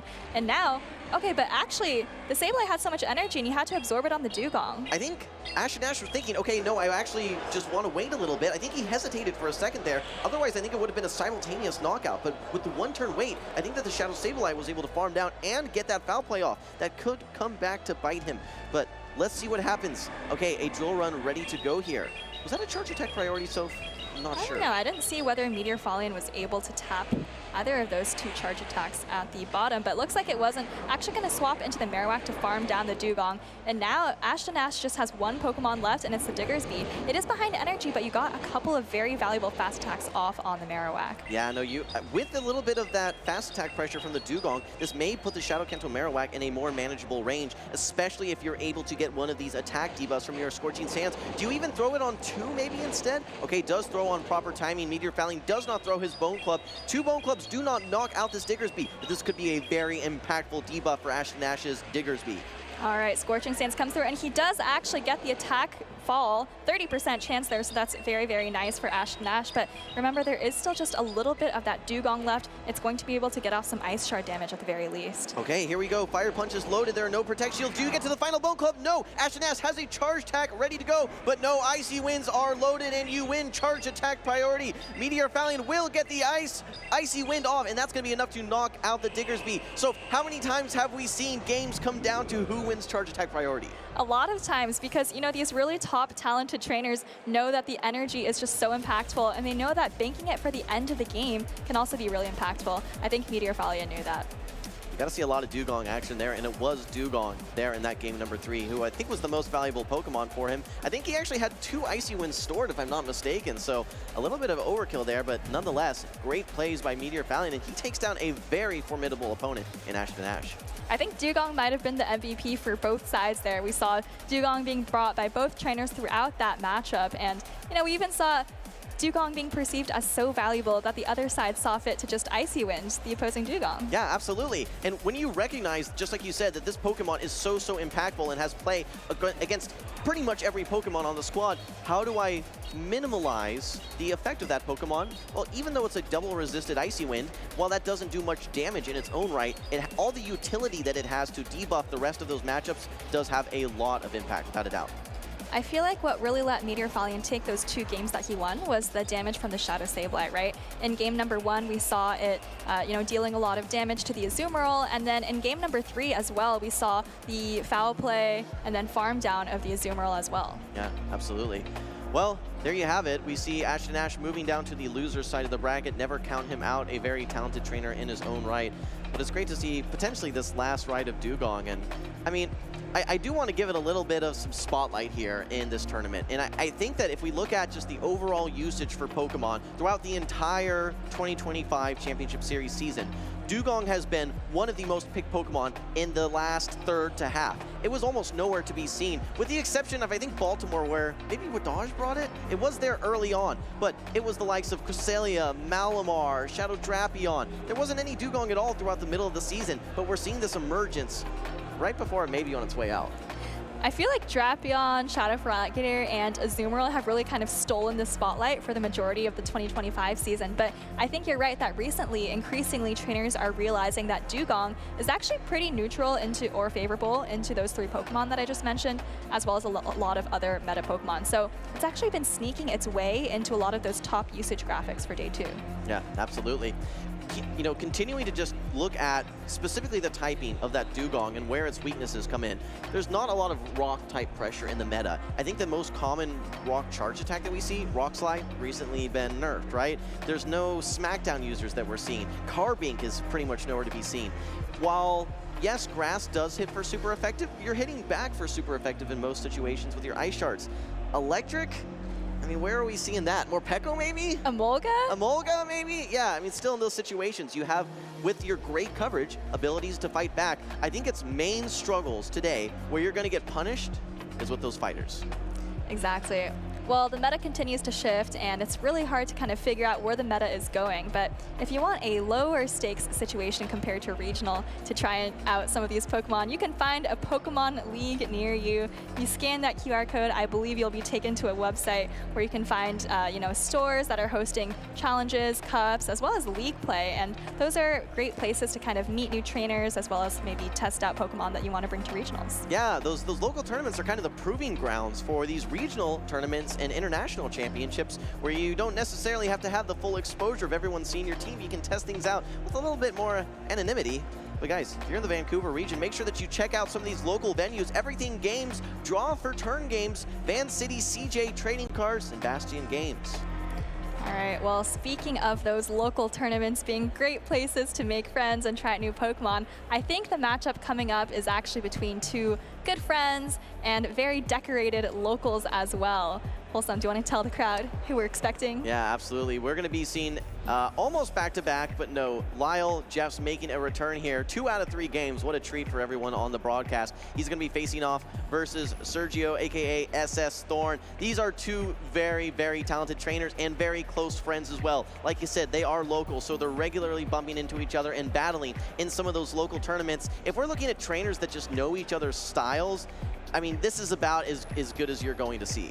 Yeah, both of these trainers, not only are they locals, not only have they played each other in, you know, those tournaments as well as potentially regionals and other major tournaments, but they're also both streamers who also watch each other very, very frequently. So I feel like it's kind of hard to find pairs of trainers who have watched more of each other than these two. They actually participate in unique challenges as well, where they're trying to run, in some cases, very obscure Pokemon, or Pokemon that maybe aren't ones that they're necessarily picking. They're getting input from external sources, kind of forcing them to adapt to some unique challenges. So not only are these trainers talented in their own right from a play Pokemon perspective, but they have some of the most broad knowledge when it comes to all the different Pokemon, all the counts, all the typings. Just when you look holistically at the overall knowledge that trainers have across all of the Pokemon, you have to say that Lyall and SSThorne are some of those experts for sure. Exactly.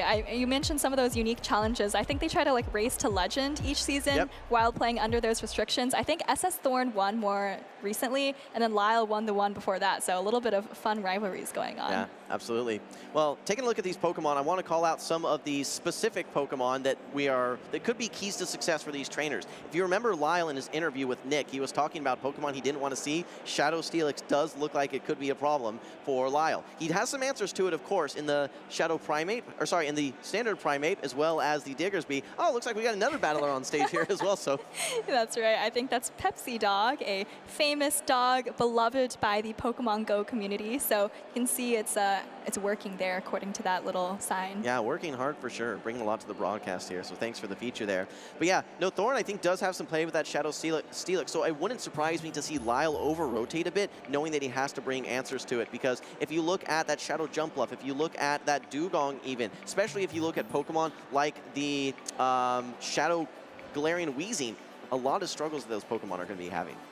I think Lyall mentioned in the interview he was worried about not only the Shadow Steelix, but also the Shadow Drapion. So I have to imagine that Lyall is going to be relying heavily on the Diggersby to potentially neutralize both of those. Yeah, Diggersby Primate, I think, do have play, but at the same time, Thorn has answers to those. Now, keep in mind, we've seen Golisopod on stream already, right? I know that we saw Rise to Occasion running it. I think we saw some other trainers running it a little bit earlier in the day as well. But I'm curious to see how one of these elite trainers like Thorn is going to be using Golisopod, if he brings it at all. I think it has nice play. It's actually one of the very, very few Pokemon that resists that unique coverage that Dugong has in its Icy Wind and Drill Run. It's very similar to what we see from, for instance, the Alolan Sandslashes, but that Ice and Ground type, the only typing that resists those two types, it's going to be the Bug Water Pokemon. Exactly. Well, I'm looking forward to these battles. I think they're going to have a lot of fun as well, and some unique Pokemon on each side. I think we saw Lyall relying a lot on the Galarian Weezing in his last matchup. Not sure if that's going to be the case here. You do have to watch out for the Gastrodon, but aside from that, maybe some decent play. If I'm Lyall, I'm bringing that Shadow Jumpluff. I mean, I don't think there's too many great answers to it. It has enough neutral play. Yes, it's going to struggle a bit versus Steelix. Yes, it's going to struggle a bit versus Shadow Drapion, but I think it can hold its own enough and hit neutrally, where with how good it does into some of those other matchups, maybe a smart bring. All right, we saw one of these trainers kind of go into the lock-in screen, second guess himself, and then go back out to pick some of these Pokemon. So they're thinking hard about what they want to bring, maybe thinking that the other person has already kind of thought through a couple levels of theory here, so. Yeah, absolutely. And like we said, these trainers, I feel like they're very much in each other's heads. They know how they play. They know what they like to play. They know their weaknesses, in fact. Let's see how they're able to take that knowledge and translate it to effectiveness in the battle. So we're locked in here in winners round 3. This is Group D. This could be a regional finals here, but it's not. We got Lyall versus Thorn, and it's going to be a battle of the Shadow Jumpluffs. Yeah, it's the Jumpluff you mentioned for Lyall, but it's actually not with SSThornes, and I'm curious who wins Charge Attack priority here. I actually imagine that these trainers would know, and Lyall's actually running the double flying moveset, has that recently buffed acrobatics. They're both running the flying movesets here. Yeah, Aerial Ace, acrobatics for both of these trainers here. Aerial Ace gets no shielded there by Lyall. A nice call. 2 Aerial Aces do knock out I think that Lyall actually went for the acrobatics here, which also does not knock out. So perhaps, oh wow, look at that damage. Okay, heavy damage indeed. This is gonna bring in the Shadow Drapion. You will be able, as Lyall, to get to this aerial ace a little bit quicker. Lyall seems to be, at least at this juncture, ahead in the battle. He might be ahead, but I'm not sure what his plan is for taking out the rest of the Shadow Drapion. Looks like he's just going to bring in the Weezing, realizing that now that it's been tripped by Aerial Ace, you can probably take out the Drapion with just your Fairy Winds and resisted charge attacks. Well, maybe he's thinking, all right, 2-shield Primeape could have a lot of play here. Knowing that that jump love has mostly been neutralized, you could probably even Karate Chop down through it, and 2-shield Primeape, especially with some attack buffs, could go crazy here. That's a good point. All right, Poison Stings are chunking away at this Galarian Weezing, so Lyall is going to fire off the Sludge at the last minute. I don't know if he's going to be able to get off a second charge attack, but depending on what comes in, he might be able to make it. Okay, in comes the Golisopod. It's going to be able to get 2 Shadow Claws, a bit of a head start, but Lyall does still have his jump bluff. I think it has 1 or 2 Fairy Winds as well. Let's see if he ends up using it as a catch, or maybe he wants to use it as a damage sponge for this Golisopod. Yes, brings it in. Did not have any energy, so nice overfarming by SSThorne, and good patience as well. Could have tried to maybe throw that X-Scissor, would have been resisted by the Primeape. I think that Lyall needs to shield this, yeah. All right, Aqua Jet coming through, but now that Golisopod was just so ahead on energy and SSThorne has already pulled the shield away, I have to imagine that Lyall is kind of in an uncomfortable position right now. But actually, SSThorne is letting this Rage Fist go. Maybe you can somehow Karate Chop down. I don't know that you're going to be able to Shadow Claw down the jump bluff. I think that the Fairy Winds are going to be doing some damage as well, but you need to get more damage into, into this Golisopod somehow. I don't know how you're going to do it. Karate Chops are resisted. Yeah, I'm not sure Lyall has a great way to take out this Golisopod. The Primeape is very low, and yes, you have an Aerial Ace on your own jump bluff, but SSThorne also still has a shield, and I'm not sure you can get to 2 charge attacks. No, while you do outpace, I think that you're currently on the 5 cycle as Lyall. So yeah, there's just no way for him to come back here. Lyall recognizes that, and despite a early head start there for Lyall, Sophie mentioned it, there was no real answer to that Shadow Drapion. He talked about how it was a bit of a weakness, and yeah, SSThorne able to take full advantage in game 1. Yeah, it wasn't just the Shadow Drapion, but also not really a great answer to the Golisopod that was hanging out in the back. I'm trying to think, what's going to be that answer there? And we talked about how Dugong does, it only throws resisted damage into that Golisopod, but it's, and maybe something that can at least slow it down, and while still having good play into that Drapion as well. I don't know if that's a smart bring for Lyall, but that was a tough game number 1 where I didn't really see any win conditions opening up for him. Yeah, I think Lyall probably needs the jump bluff to land on the Golisopod because it's just so safe into the rest of his team, and if you're behind energy or shields, it's going to be very difficult to deal with. Yeah, he wasn't able to do it there, and again, early matchup, Lyall actually calling the Aerial Ace and then landing the acrobatics, but that quick swap now for the Drapion, yeah, puts him in a very awkward position where he can't really just swap right away, and maybe he could have seen a, stay in a little bit longer, but it's definitely an awkward spot for Lyall. Yeah, the problem with landing in acrobatics is that even though you got a lot of damage off, you left yourself pretty much energy dry, and that meant that the Drapion was able to kind of come in and take advantage of that and force you into an awkward position. Yeah, absolutely. All right, well, Lyall talked about his weaknesses. We saw the Shadow Drapion as well. Maybe Thorn now brings the Shadow Steelix. It certainly would have some nice play into the Shadow Jumpluff, nice play into the Dugong, pretty neutral into the Dusclops, and good play into the Shadow Galarian Weezing, but maybe Lyall wants to bring back a Diggersby Primeape combo. We'll see. Well, Diggersby would be nice into the Shadow Drapion. If you lead into it like we saw earlier, you can maybe go straight Fire Punch, but I don't know, you mentioned the Jump Bluff as being potentially key for Lyall. I think that's true for dealing with the Golisopod, but it does struggle against Drapion. Struggles versus, yes, the Steelix and the Drapion, but I think it'll have, and of course the Dugong, but I think everywhere else it has neutral to good play, so it's kind of a 50-50 bring. All right, well, this could come down to alignment here. If I'm Lyall, I want to bring that Diggersby. I want to maybe bring that Primeape. It is a bit risky. I'm trying to think, okay, for that Dusclops there, what is going to be the hard answer to that Dusclops? Just the Shadow Drapion, maybe? Yeah, I'm not sure how it does against Golisopod. Yeah. I don't think you have very efficient Hex Shadow Punch, but I mean, you are pretty bulky, so you might be able to hang on even though you're taking super effective Shadow Claws. But I mean, these trainers have finished deciding. Let's see what they brought. Looks like SSThorne actually is bringing the Gastrodon onto the field, and Lyall has the Diggersby. Yeah, Lyall would really like to see the Shadow Drapion here. He does have that, that Primate in the back, which can certainly hold its own versus the Drapion as well. But without access to counter, since it is running Karate Chop, you're not really able to just punch your way through that matchup. Right, Scorching Sands coming through here, puts the Gastrodon below half health there, and Gastrodon able to just get off this Earth Power right away. SSThorne not even remotely concerned about any potential catches, and just going to get it off. Let's see if he gets that defense drop, 10%. Okay, we did not see the Scorching Sands drop. We don't see the Earth Power drop as well. Lyall should be able to get to this next Scorching Sands before SSThorne is able to reach the Body Slam. So is this going to be enough to knock out?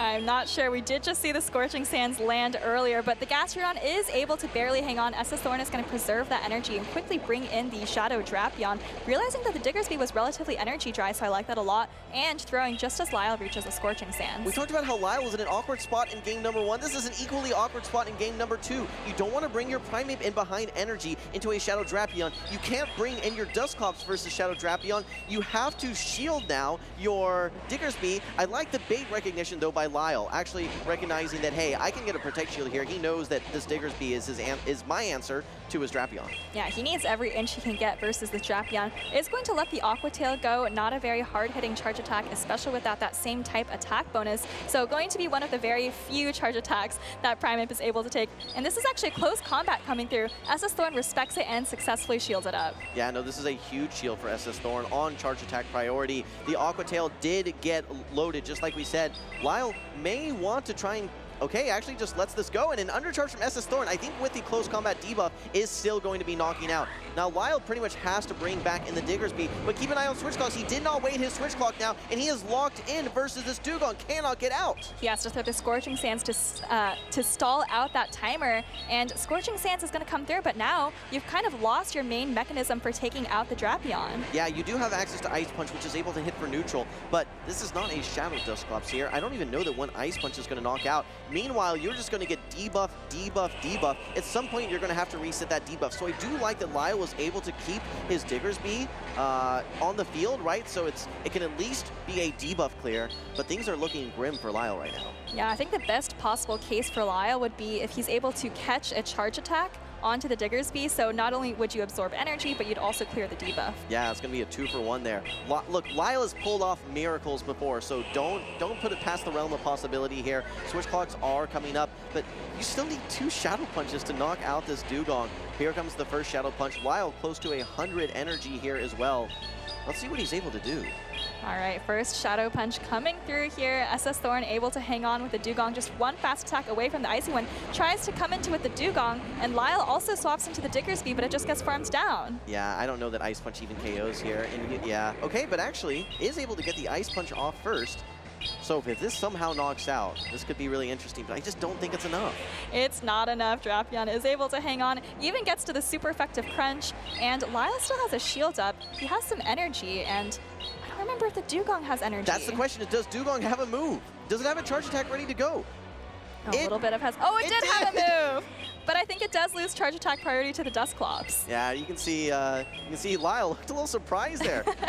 But yeah, that's like a 50-50 call. If you end up, okay, hold on, the Body Slam is loaded. This is double resisted Body Slam. So I'm going to say this does not knock out. I agree with you, but let's see what happens. Oh, and the Dusclops hangs on. That's actually quite a bit of health. That's like 5 HP and a dream there. Wow, we thought Lyall was absolutely doomed. I think Lyall might have thought so too, but he's able to take the 1-1, keeping his hopes alive here in the winner's bracket. I can't hear Lyall, but I think I think I could hear him mouthing, oh, I can't believe I won that game, because that one was so close. Things were looking absolutely grim and dire there for Lyall Jeffs, but we really got to see Dusclops just holding its own there, just tanking charge attack after charge attack after charge attack, and despite the debuffs, finding a way to win that matchup. And you know what? I think if Hex was not buffed, there's no shot that Lyall has a chance there. Really helped him out there. Of course not. I mean, not only are you not dealing as much damage with the Hexes, but you're also not getting to those Shadow Punches quite as quickly there. So, you know, maybe we underestimated Dusclops there. We were thinking that it looked very grim and dim for Lyall, but, you know, he found a way, the Dusclops found a way, and now he's back in it. Yeah, for those of you watching on the stream, that is Hex Dusclops there, not Quick Attack there. That is going to be the recently buffed Hex, which again does one additional energy generation, which really changes a lot of charge attack timings, but it also does one additional base power as well. So yeah, it's definitely going to be a strong move there. While Lyall was unable to make a catch there, it did set up the situation where he was able to farm down with Hex against that Drapion, and just enough to hang on with that non-same type attack bonus. Body slam being fired from the relatively medium attack weighted Gastrodon. Yeah, just Dusclops, it probably tanked about 4 or 5 charge attacks there unshielded. Very bulky Pokemon, and Lyall has a lot of trust in it, so let's see what they bring for game number 3. Lyall's actually bringing the Diggersby back, and now SSThorne has the Golisopod. All right, well, the Primate may have some play in the back here, especially if Lyall's able to get a shield advantage. As we know, 2 Fire Punches do not knock out, and the Aqua Jets do just enough to knock out this Diggersby. But this is kind of a matchup where switch advantage might not be super important, and you might want to just be getting ahead on energy with your offensive Pokemon in the back. For SSThorne, that's the Drapion, and for Lyall, that's the Primate. Honestly, the first person to shield here could be the person at the disadvantage, so this will be interesting to see. All right, well, this could have been a charge attack priority. Does Lyall want to prioritize getting this energy off? Says no. Is there any reality that he hangs on with just a sliver of HP? Yes, indeed, he is. And he's actually able to get to the Scorching Sands. Oh, what a play here! Oh my goodness, he no shields! He maybe was predicting the switch from SSThorne and lands the Scorching Sands. SSThorne, he's like, what's going on here? And there goes the MVP Drapion. It is still able to get off an Aqua Tail against the Primate. You do have to use a shield if you want to get it off, because Lyall did reach the Rage Fist on charge attack priority. I think Lyall is just in such a good position now because he forces this Protect Shield now. Now he's boosted. Yes, if you bring back that Golisopod, it is going to be a little bit awkward, but there is no way that Lyall's not going to be shielding this Primate here. It's in such a good position. And he gets 3 Karate Chops here. And now if you're SSThorne, you have to deal with a boosted Primate. You have very little energy on this Golisopod as well. I think this is going to be a Primate sweep. I don't even know if we're going to see the Galarian Weezing at this point. I think that the single boosted Rage Fist is going to be very close to knocking out. If it doesn't knock, oh, it does knock out. And now you're going to be up against this Dugong. How quickly the turntables here. So Primate is punching its way through this Dugong, and Lyall's building up a lot of energy, just going to go for the double close combat, no messing around with Rage Fist, and I think SSThorne knows it's over. You know, really wasn't expecting that Scorching Sands. Oh man, what a treat for us there. I don't think anyone was expecting that, staring at that Diggersby Golisopod matchup. It all came down to a little trickery, a little bit of deception. Sometimes when you know your opponent, you know them so well, you know they're going to make that catch. You throw the wrong move on purpose, and it turns out being a very smart play. In fact, it reminds me, if anyone wants to go back into the annals of time and look at previous tournaments, Fort Wayne 2023, Arrow throwing a resisted energy ball that ends up landing into an Azumarill. It was a crazy, crazy play that ended up hitting for super effective.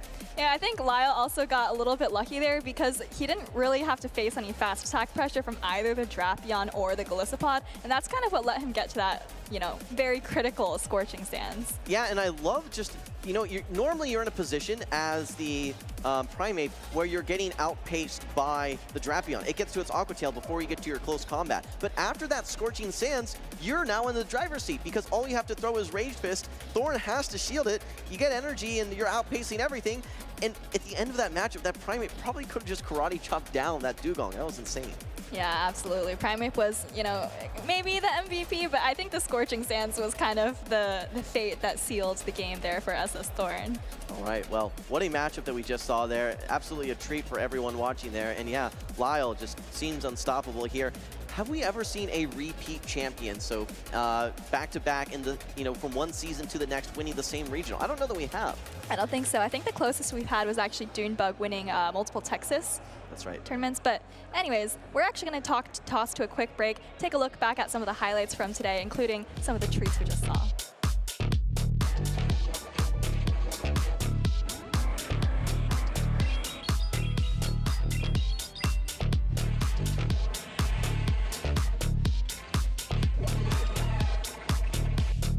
GG, man. Well played.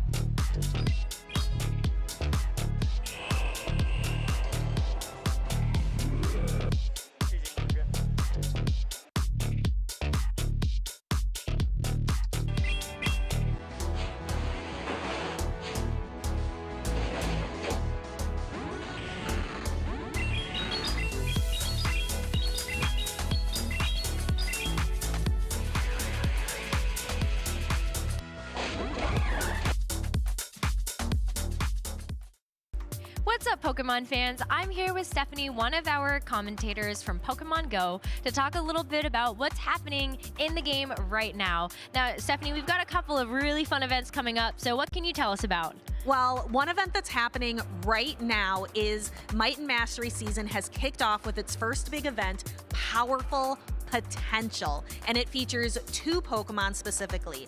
Cubfu, which is making its Pokemon Go debut, the Wushu Pokemon. So you get to have your very own legendary Cubfu, and it's very special. It's a Pokemon. You can't transfer it to the professor. You can't transfer it to Pokemon Home. It is very special and very unique. So that's one Pokemon that features. And also Charcadet is making its shiny debut. So if you squint really hard, you can take a look and see if your Charcadet has the different color eyes that mark if it is a shiny or not. That Pokemon is going to be featured in all of the different egg groups, 2 kilometer, 5 kilometer, 7 kilometer, 10 kilometer eggs. You have a chance of hatching potentially a shiny Charcadet.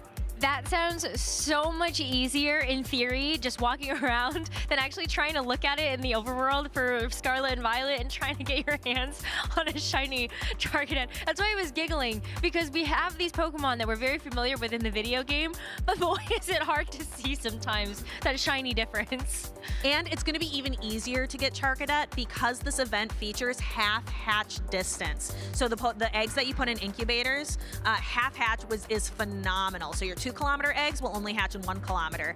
Even more, if you finish the timed research, you will unlock quarter hatch distance. So that is a phenomenal bonus. So definitely be finishing your timed research so you can access that bonus. That sounds like an amazing bonus to have, especially when you get steps in, actually visiting Vancouver as well if you're here, or hopefully the weather's started to get a little bit nicer. But there's also another event, if you're watching this on Saturday, that's happening. Yeah, Fuecoco Community Day. Fuecoco is my first partner Pokemon in the Paldea region, is my favorite. So I'm very excited to see Fuecoco get the spotlight in Community Day. That's going to be happening on Saturday from 2 o'clock to 5 o'clock p.m. local time. And if you evolve your Fuecoco up to Crocolore and then up to Skeledirge, your Skeledirge can learn the charged attack Blast Burn. It's an attack that's only given to those first partner Pokemon, one of the best attacks in the game. Also, its signature attack, Torch Song, is now going to be added to its move pool as well. That's so exciting, especially knowing that Shiny Fuecoco is so cute. I think it's one of my favorites, not just because it's pink when it actually gets up to a shiny Skeledirge, but also how could you not love such a head empty, no thoughts Pokemon? Yep, and let's say Fuecoco isn't even your favorite Pokemon and you're not as excited about it. Play for the bonuses. It's triple Stardust during the event, so that is definitely a bonus you want to play for. As well as all of the other great Community Day bonuses. You get an extra special trade with your friends for a total of 2 for the day instead of 1. Lures and incense last for 3 hours, which is another great bonus as well. So definitely a lot of reasons to play on Saturday from 2 to 5 p.m. local time. And that's not including the special bonuses that are active for actually being at a regional championship if you're here in person. Then you get 3 special trades a day, so I'm definitely going to be making very good use of that. But there's a little bit more on the horizon when it comes to the Pokemon Go game, and so let's talk about that. What's coming around the corner? Ooh, let's talk about the Festival of Colors. That is an event coming up, and one of my favorites. I love when we get to feature different cultural holidays in Pokemon Go from all around the world. Trainers in India are going to get some even more special bonuses and access to a really cute Pikachu in a specific costume that's going to be great, as well as some really fun, colorful Pokemon. I believe Bruxish is making its shiny debut. Bruxish, maybe not my favorite Pokemon, but I like its shiny. I like that it's better than like Charcadet's shiny, like we were saying, or you have to squint to see the eye color. It's at least a very apparent shiny. Yeah, I don't know, like, Bruxish is not my favorite Pokemon design, so that's not the shiny that I'm getting excited about. However, it is very cool that it is making its debut, but for a limited time during the Festival of Colors, Shiny Smeargle is also going to be back. So if you missed your chance, a calendar year plus ago, then this is going to be the time for you to try to get your hands on that elusive Shiny Smeargle too. There are so many great reasons to be playing Pokemon Go right now. So trainers, if you are listening out there, I am hoping that you pick up your game and we will meet you out there. Sounds like a plan. Well, Stephanie, thank you so much for sharing the updates that we've got going on for Pokemon Go. And now we're going to get back to our Pokemon action.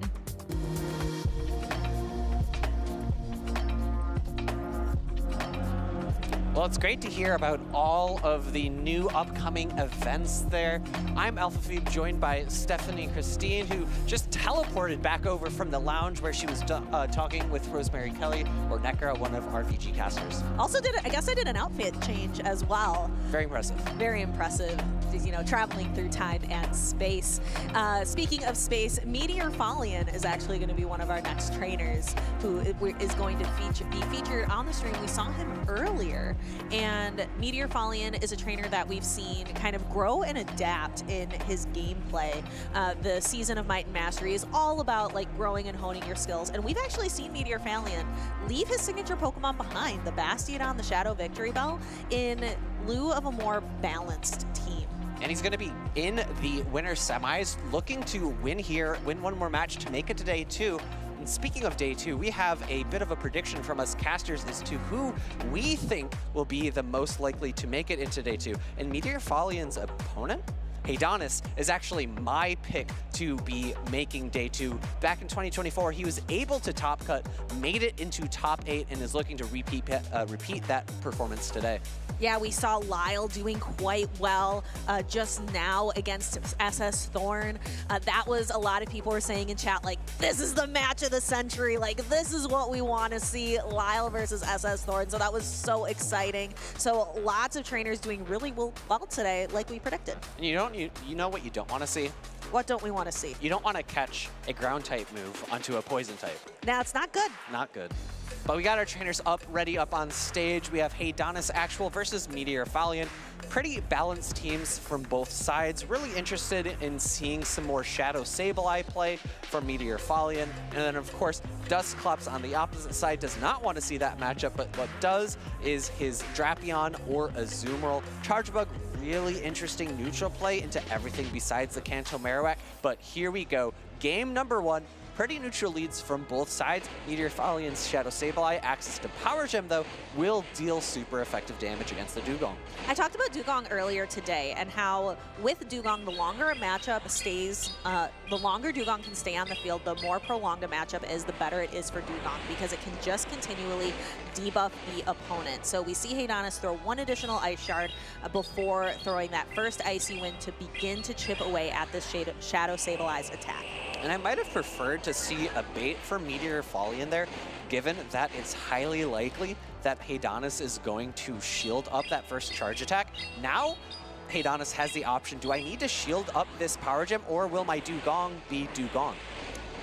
And the Dugong is staying around. Actually, MeteorFolan bringing in his own Dugong, and we see Adonis counter with a very strong check with that Chargebug, and we see a little fist pump there from Adonis. Yeah, Adonis very happy to sneak an entire Volt Switch through just one more Volt Switch coming through before the Discharge. Discharge a little bit cheaper, a little less damage than it has been in the past, but is going to be super effective against this Dugong. Ooh, and it looks like Adonis again getting to throw getting to throw the Volt Switch, getting to throw another Discharge. Super effective damage into the Dugong, almost enough to knock it out. One more Volt Switch will do it, going down with energy. Yeah, might have preferred to see MeteorFolan throw a charge attack instead of the fast attack. However, there is the benefit here of gaining energy into this Shadow Kanto Marowak. Unfortunately, in the back for Adonis is both Azumarill and Dugong. Dugong with an Icy Wind loaded is going to come in, throw it immediately, pull MeteorFolan's shield here, and is going to lower that Kanto Marowak's attack stats so that I think it's going to need to be able to throw a Rock Slide here in order to threaten a knockout. It definitely will, but Adonis is going to be able to throw this Icy Wind first and knock out that Shadow Kanto Marowak. So now Sableye is going to be rushing to get to an attack, getting all the way up to the Power Gem, but it looks like it's actually opting for the cheaper Foul Play. With all of that Shadow Claw damage, Foul Play is now enough for the knockout. Yeah, and it's a really tough end game here for MeteorFolan. Just a bit of HP left on the Sableye, and one of the best answers in the meta for it comes out of the Pokeball on the other side of the field. Azumarill very comfortable to take this Power Gem, and it's going to secure game number 1 for Heydanis. Heydanis gets making his way, getting very close to that day 2, which is what you have predicted, AlphaFi. What do you think of Heydanis' chances of securing that day 2 after that battle? I feel very great. Of course, he did have a bit of a team composition advantage. MeteorFolan unable to align that Kanto Marowak on to the Pokemon that he would have liked to. That Chargebug looked quite solid in that matchup. It was able to do a lot of damage with those 2 discharges into the Dugong. I think MeteorFolan could have maybe optimized a little bit with when he was throwing his charged attacks, allowing an entire Volt Switch through 4 turns of energy and damage is not ideal. And then, of course, as you see there, doing 1 Ice Shard before throwing his charge attack allowed for that fast attack coming from Heydanis to knock out and denied all of that energy from his Dugong. And here we are going to see that last-ditch effort from that Shadow Sableye to throw that Power Gem before it is eventually knocked out. We are going to have to see, can MeteorFolan turn this around, or will Heydanis move 1 step closer to that day 2 performance? We have Dugong versus Azumarill again, a very neutral matchup. We are going to very likely see MeteorFolan go right away for that first Icy Wind, and then follow it up with several drill runs. This is a matchup between 2 very bulky Water-type Pokemon with different subtypings, Dugong having that Ice subtyping, Azumarill having the Fairy subtyping. And looking at Heydanis' team, he's very comfortably bringing both of his water types. Dugong, the best answer is going to be that Emolga, but as we've seen in the past, it is not that easy of a matchup to play out as the Emolga, as you are taking super effective damage from those Ice Shards, your attacks being lowered by the Icy Winds, and Dugong can quite comfortably take 1 discharge as well. Azumarill as well, the worst matchup is going to be that Emolga or potentially a Shadow Drapion, but the Shadow Drapion typically needs to use more shields than the Azumarill to win that matchup. And here we are going to see another very bulky Water-type mirror match. It is Dugong versus Dugong, which a mirror match we're not going to see too many more times, considering Dugong's probably going to get phased out by Lapras soon enough in the meta. But here we see MeteorFolan switching into the Shadow Sableye, going to absorb this Icy Wind, 1-stage attack debuff now, but a Power Gem is still going to be threatening. 4 Shadow Claws into the Power Gem. Great timing from MeteorFolan. This Power Gem is likely going to be enough to knock out. Shield comes up from Heydanis, wanting to preserve the Dugong. I actually like that a lot, given that this Dugong can take another shield from MeteorFolan or potentially knock out the Sableye. And MeteorFolan opts to put up that Protect Shield to protect the Sableye, because the Sableye can get to 1 more attack and gets to that Power Gem. That is going to threaten quite a bit of health from that Azumarill. It is 1-stage attack debuffed, but still 2 stages attack debuff, actually, bringing it just down into the red. Azumarill coming back in, no debuffs on its end. Play Rough coming through, going to do a lot of good neutral damage to this Dugong. Not enough to knock out, and not in bubble down range. The question is, can it's actually a charge attack tie. I was going to say, can either Pokemon fast attack farm down, but this drill run is going to knock out Heydanis' Azumarill. I'm actually really curious, looking at this back-end matchup, we have the Shadow Drapion into the Chargebug. We had 2 really bulky matchups. I'm wondering if the actual match timer, the game timer, is going to come into play. It honestly could. I think that is a possibility, but because it's a Shadow Drapion in the back, it might not. We might see a lot of fast attack pressure. I think Heydanis has energy on his Dugong as well. What he needs to avoid is a catch from MeteorFolan. This Crunch will do a lot of damage. I don't think it picks up a knockout yet, but it probably puts this in a Poison Sting down range. And the Chargebug now down into the red. MeteorFolan just has that 1 Protect Shield remaining. Is he going to use it here? Is he going to use it on the Sableye? Uses it here. That Sableye is such low health. We see Heydanis quickly swap into his Dugong, but the Shadow Drapion able to get to a Crunch. Heydanis still has a Protect Shield. It's going to go away now. And because of this switch, Heydanis is in a much more comfortable position. 4 move turns like Volt Switch are a lot easier to catch against than a 2 to 3 turn move like Poison Sting into Ice Shard. We see a bit of an over-celebration from Hedonis there, maybe overplaying it a little bit to be funny, but a great solid set there from Hedonis. The two trainers hug it out on stage, and that's well fought there. I do, again, want to call out that switch at the end to bring in the Dugong. Make it so that your opponent has a more tricky time catching your charged attack and giving you a bit more of a safer play in that end game to secure victory. And that is a great victory for Hedonis. I think that might have been sincere because that brings him into tomorrow's play. He's going to be playing Lyall Jeffs tomorrow in the winners bracket finals for his group. Ah, I see. Yes. So they are going to be playing on day 2, yet they are not in day 2 / not in Top Cut. Yes, we're going to be continuing our day 1. We're going to be continuing that group bracket tomorrow in day 2. So that's really exciting for Hedonis and to play such a juggernaut like Lyall Jeffs III. Yeah, and he's going to need to defeat him if he wants to have a chance at that victory. Lyall Jeffs, the previous Vancouver Regional from last year. We have actually had all 3 previous regional winners here. We have Cindy, we have dilap, and we have Lyall Jeffs. So it's definitely a stacked crowd here, especially for the Vancouver Regional, right? It's stacked for Vancouver because those players have all done so well at Vancouver. Clearly, it's a location bias. Yes, I wonder if we're going to have a brand new champion or are we going to see a repeat? I believe dilap is also still in the tournament as well, I think on the loser side. All right, well, let's take a look at the highlights from that last matchup. This is going to be game number 2 here.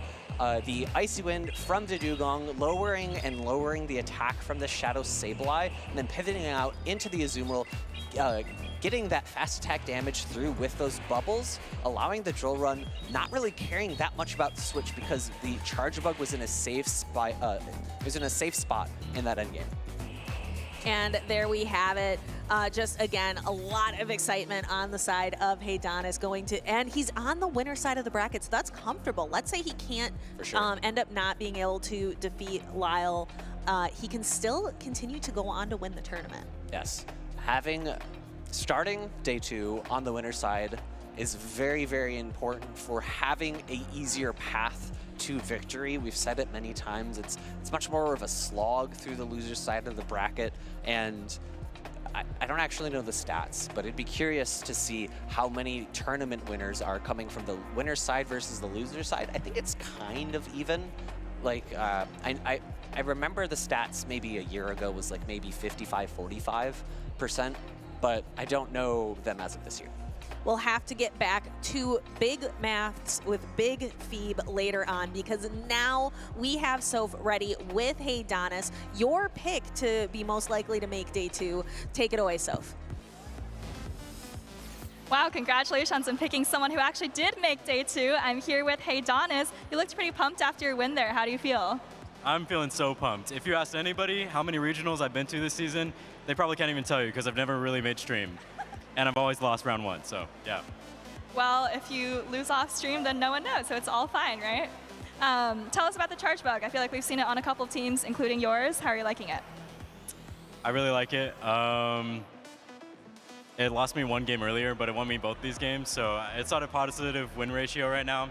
I think Electric is really good in this meta, especially, or at least this like snippet of the meta with Dugong, since Dugong has been really, really good. So yeah. Yeah, and even if Dugong leaves, you'll still have Lapras, so I feel like Electric will still be out there. And what about the Shadow Dusclops? I mean, we haven't seen that a lot from a lot of trainers, and I don't think I saw you bring it just now. Yeah, I actually haven't even brought it 1 time today, so maybe that's a little cheeky clue for Lyall's Jeff tomorrow, but hasn't really done me anything. But I think it's good. All right, no worries. And now that you're on to day 2, what are your plans to prepare for tonight? Probably watch the stream. Honestly, I was down in the dumps on Monday when the moveset got revealed on Friday. I didn't know what I wanted to run. I texted my good friend Aiden, and I was like, what should I run? And he gave me some ideas, so the Dusclops pick is from him, which is apparently from Lyall's Jeffs. All right, well, in addition to this Aiden, is there anyone else you want to shout out? Yeah, I'd give a shout out to Sean. Of course, I'd give a shout out also to my homies over on SoCal Swablu. Sorry, Dre Flames, I didn't bring my jersey, or it's actually lost in the luggage. And then the list can be very extensive, but of course I have to give a shout out to my parents and anybody watching at home as well, Adrian and Alexis and MJ. Sounds like a great support system. We'll see you tomorrow. Good luck, and thank you so much for your time. And for now, we'll toss it back to Stephanie and Nick. Thank you so much for that interview. Great to hear from Honis. He is so excited after and breaking that streak of losing right away in round 1. That's got to feel good. Yeah, based on his reaction there, based on the interview there, I'll definitely agree with you. That was legitimate excitement there from Honis. Yeah, I don't think he was playing it up at all. And we have 2 trainers now who are going to be looking to move on. We are looking at the losers round 6 in Group C. So both of these trainers have suffered a loss. This is win or go home for DrRoastBeef or for the Tarian. The Tarian is a previous regional champion. DrRoastBeef has had a really good season. Again, shouting out his performance in Toronto was phenomenal and looking to claim a gold medal of his own. And looking at these 2 teams, I'm seeing another Galarian Corsola, maybe another person I'll have to ask about their opinions on the nerf. We see a DrRoastBeef with his Shadow Fortress again. I'm very excited to see how that plays into the Torian's team. It's very great coverage, but remember that DrRoastBeef does not have Earthquake. It is Mirror Shot and Rock Tomb. And here we have the Shadow Jumpluff into the Azumarill. Shadow Jumpluff here is not going to be able to throw that grass type coverage, is going to have to go for the neutral Acrobatics instead. But Acrobatics is such a powerful move, such a powerful attack that I think Jumpluff is still going to be okay. Does Shadow Jumpluff, because the regular Jumpluff I know can tank 1 Ice Beam from the Azumarill, can the Shadow Jumpluff do the same? I believe so. It's a little less comfortable though, and I think you need the Shadow variant to be able to have 2 Energy Balls knock out as well. So it's a bit peculiar how this matchup is a little bit similar, a little bit different. No shielding the Acrobatics means that it does a lot of heavy hitting damage. The one interesting thing here, though, is that DrRoastBeef did not switch out into his Kanto Marowak, instead opting to take that Crunch, go for the Fairy Wind down. The Poison Stings are adding up, but catching the Aqua Tail on his own Shadow Drapion. Yeah, really interesting play. DrRoastBeef really quick thinking, recognizing that he wasn't going to get the Fairy Wind down and making the catch instead, and giving his Shadow Drapion quite the energy advantage to whatever comes in next, whether it's the Azumarill or this Diggersby. Diggersby comes in. It has access to super effective Scorching Sands, as we saw earlier. Great catch onto the Azumarill, but the one nice thing for DrRoastBeef here is that he actually wants his Shadow Drapion against this Pokemon because he does not want his Carol Marowak against the Azumarill. And we're going to see the Shadow Drapion go for a Crunch. I don't believe this is going to be quite enough to knock out, but it's going to be pretty close. We might even see a defense drop. Nope, it's just 2 more Poison Stings, and that gives a little bit of an energy advantage going into this Diggersby, able to get to an Aqua Tail right away. Yeah, Aqua Tail coming through, going to do a nice amount of chip damage here. The question is, can the Torian get a quick attack down before another Aqua Tail is reached, or will DrRoastBeef opt to actually switch out here? And it looks like Aqua Tail coming through, going to do another bit of good chip damage here. I have to imagine the Torian shields this up. And you would imagine correctly, and there we have it, the final Pokemon on the side of DrRoastBeef, a fully healthy Shadow Kanto Marowak. Is he going to use the Protect Shield here? Nope, going to opt to use it later, going to tank that Scorching Sands. Doesn't even do the take the Marowak down into half health. However, this is going to seriously threaten this Marowak's health, so we see DrRoastBeef utilize the Protect Shield here. No more shields to hide behind, but the Torian still has 1. I would have actually liked to see the Torian not switch, or excuse me, DrRoastBeef not switch out from that Shadow Drapion, because he did allow the Torian to potentially switch out from this matchup and remove, he prevented himself, DrRoastBeef prevented himself from switching out this matchup had the Torian gotten a Scorching Sands debuff. However, in comes Jumpluff, no move thrown because there still was a shield on DrRoastBeef's side. A bit unfortunate there from the Torian. No attack drops occurred, which meant that all of that fast attack pressure was coming through from that Shadow Kanto Marowak on DrRoastBeef's side. DrRoastBeef one victory away here to continue moving on in the tournament. This is losers round 6, so this is definitely, it's a slog going through the loser side of the bracket. We talked about it before, just how difficult it is. Even if he makes it through this, he still has to get to the losers semifinals up against Gerald. Yeah, and then after that, it's the losers finals, but that will be played tomorrow. We'll see the replay here, catching the Aqua Tail onto the Shadow Drapion. This is going to be neutral damage and the move you'd want to throw in that position anyways. Aqua Tail catch by the Torian, great, but the crunch coming through, putting that Azumarill into 2 Poison Sting range, very nice for DrRoastBeef to get that energy coming out of that matchup. Again, because he needed to be able to get that Diggersby down into Fairy Wind range so the Jump Bluff could successfully knock it out. It looks like our trainers are discussing something a little bit here before we lock into the next battle. Perhaps we can take another look at these two trainers' teams. Again, DrRoastBeef and the Torian having pretty unique teams from each other. DrRoastBeef having that Shadow Fortress, having the Jellicent, where the Torian instead bringing that Galarian Corsola, even though it had that nerf to Nightshade, and the Torian also bringing the Galarian Weezing, which benefited from the update with Sludge. Yeah, this is the second time we've had 11 unique Pokemon between 2 teams of 12.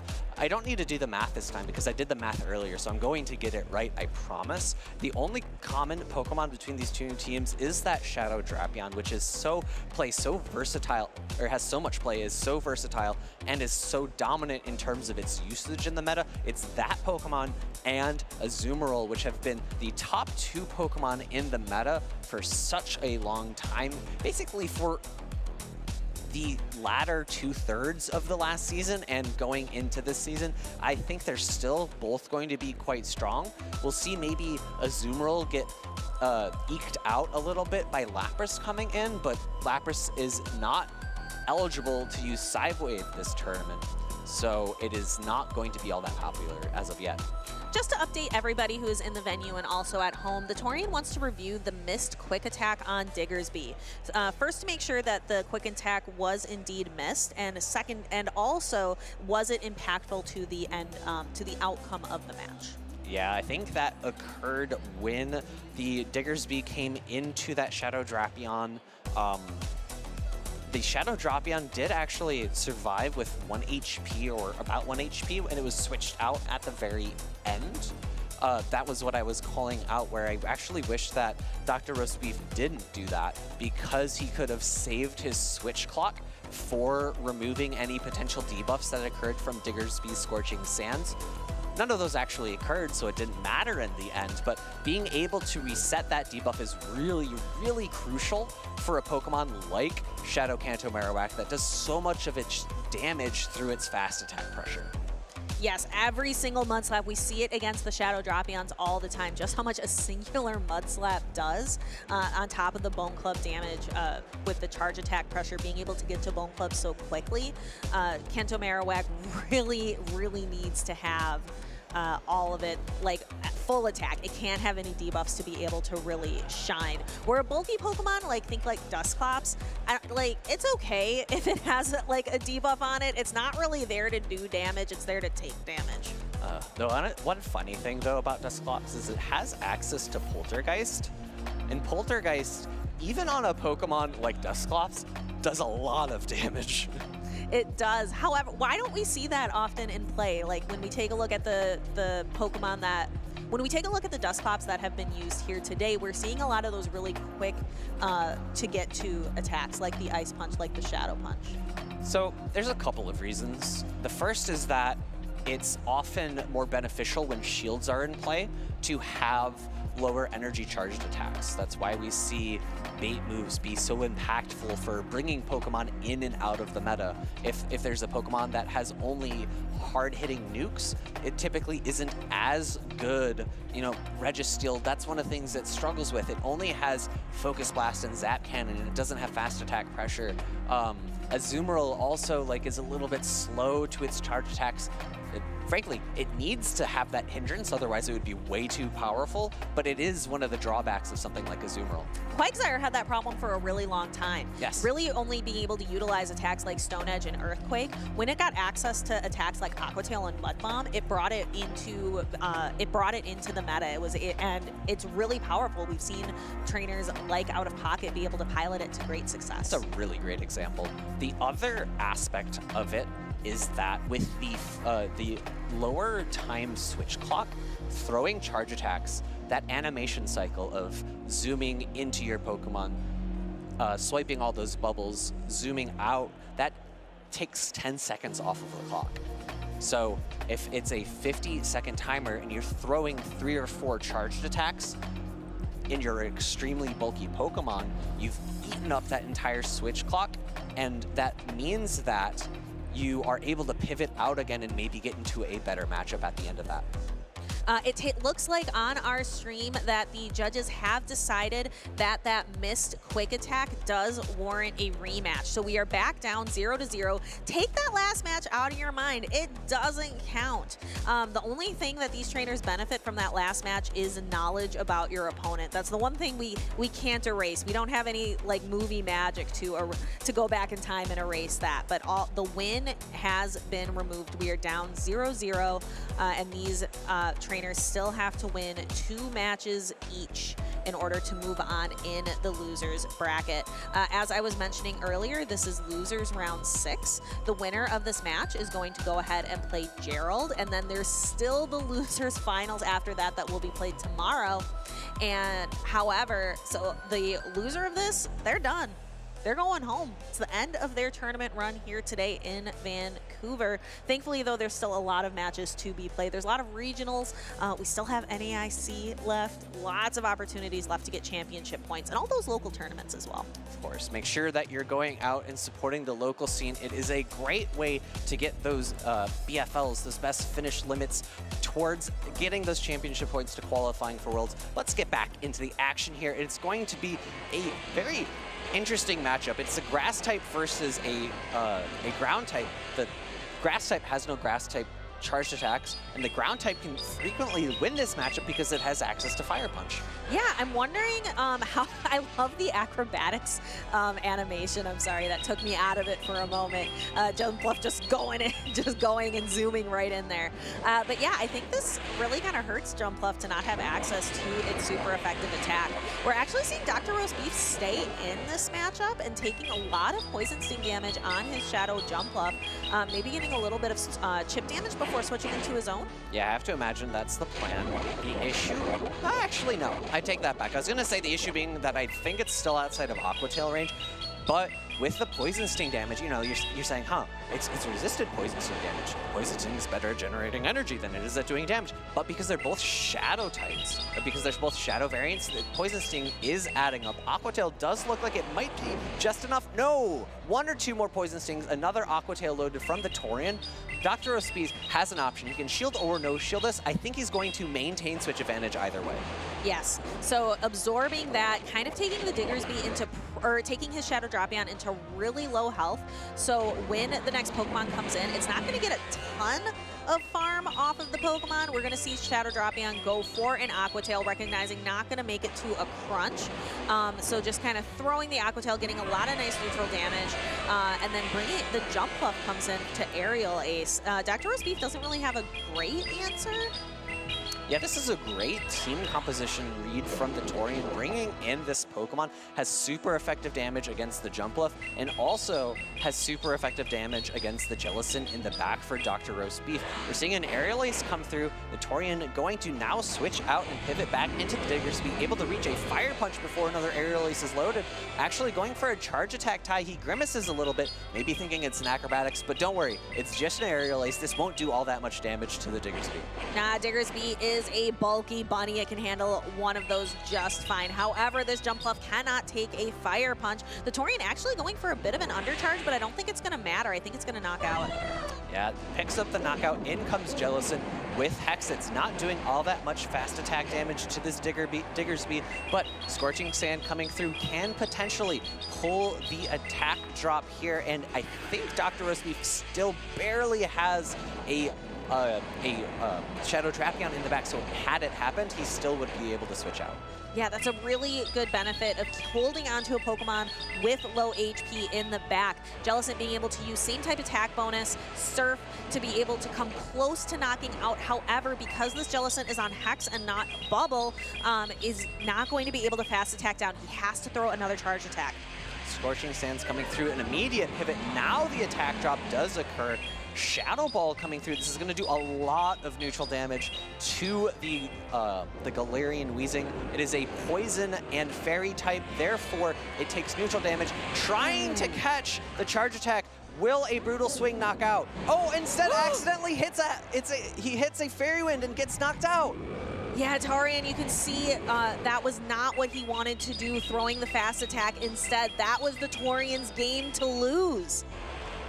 Brutal Swing would have been more than enough damage there to knock out. However, if you see on the screen, there was actually still a shield from DrRoastBeef. Oh. So a shield could have come up in that instance. I don't think it was actually that impactful that he went for that Fairy Wind there. The Hex damage still, the fast attack damage still would have applied and would have knocked out that Galarian Weezing.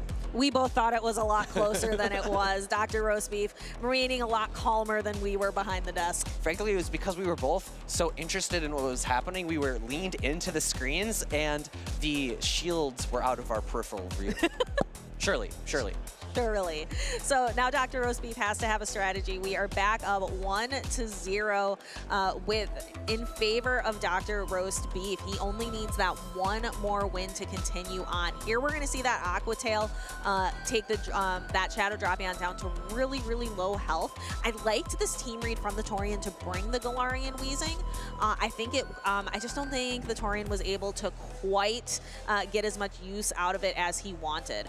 Yeah, the real issue in that endgame was that Shadow Ball. There were no shields remaining for it, right? The Hex comes through. He would not have been able to get to 2 charge attacks either way, and the Diggersby didn't have enough energy to reach a charge attack of its own before a Surf came from the Jellicent. So really great energy management from DrRoastBeef there. A little bit unfortunate for the Torian. Had he maneuvered in such a way so that the Shadow Ball did not land onto that Galarian Weezing and the Galarian Weezing was provided maybe an extra shield in that match, I think he would have been in a little bit more of a dominant position in that game.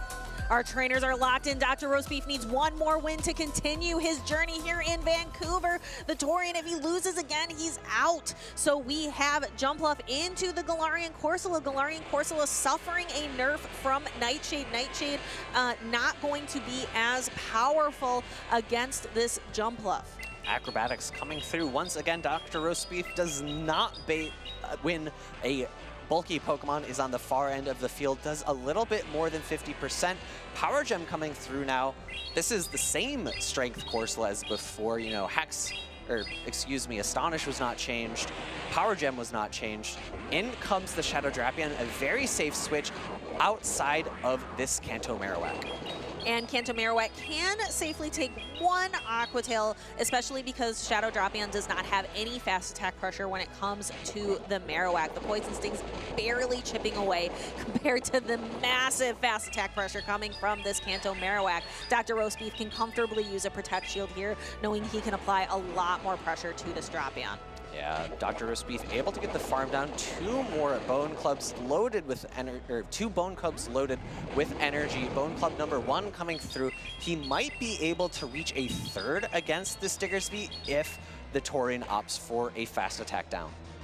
Yeah, and he's going to need all of those Bone Clubs to be able to do any meaningful damage to the Diggersby. Bone Club just doesn't really cut it. Diggersby's just too bulky. But we're going to see the second Bone Club come through, take the Diggersby down to half health, and perhaps we're going to see the 3rd Bone Club there.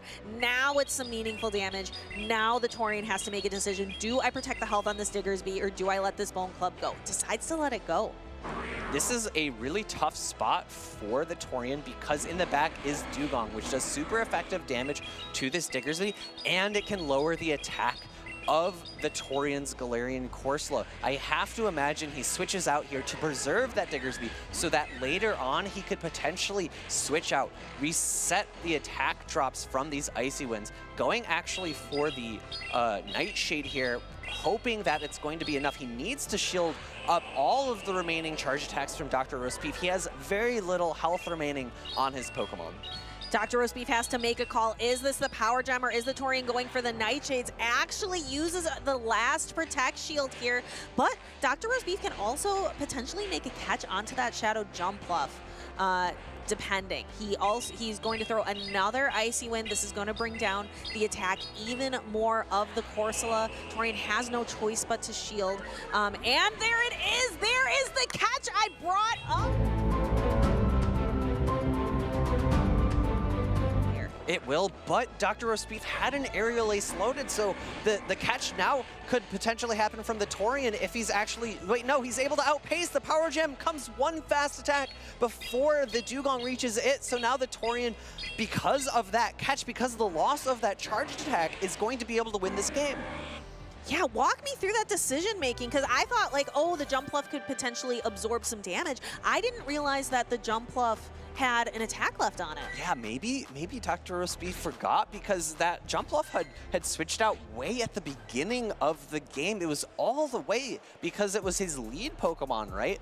It was the lead Pokemon against that Galarian Corsola. He had built up that energy, saved it, switches it in, but does a Fairy Wind instead of the Aerial Ace, losing that crucial damage to secure the knockout into that Corsola. I think just maybe a bit of a miscue from DrRoastBeef there, forgetting that he had all that energy stored up.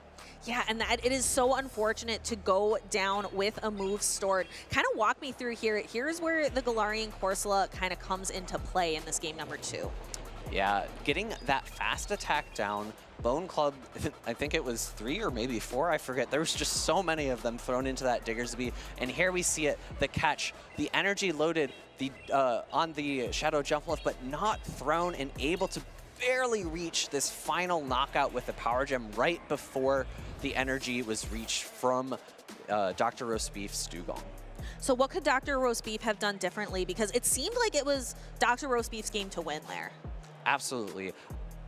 I think it's really tough, frankly, to remember, especially after a really long day of battling. These trainers have been here since, I think they start at 9 a.m. is their call time, and they start their battles. They've been here at the venue. They're exhausted at this point. So it's tough to rely on just mental notes of where your energy is and where your opponent's energy is. So maybe doing a physical note to recall that you had that energy would have been key. Here we go into a crucial game number 3 here. DrRoastBeef has typically liked to stay in this matchup a little bit. You can take a crunch, you can pull a shield from the acrobatics, but will he throw the acrobatics this time, or will he opt for a bait with Aerial Ace? He's shown time and time again that he wants to go for those acrobatics, and this time he's going for Aerial Ace. Interesting. So what is the Torian going to call? Is he going to shield it? No, makes the call that it's just the Aerial Ace here.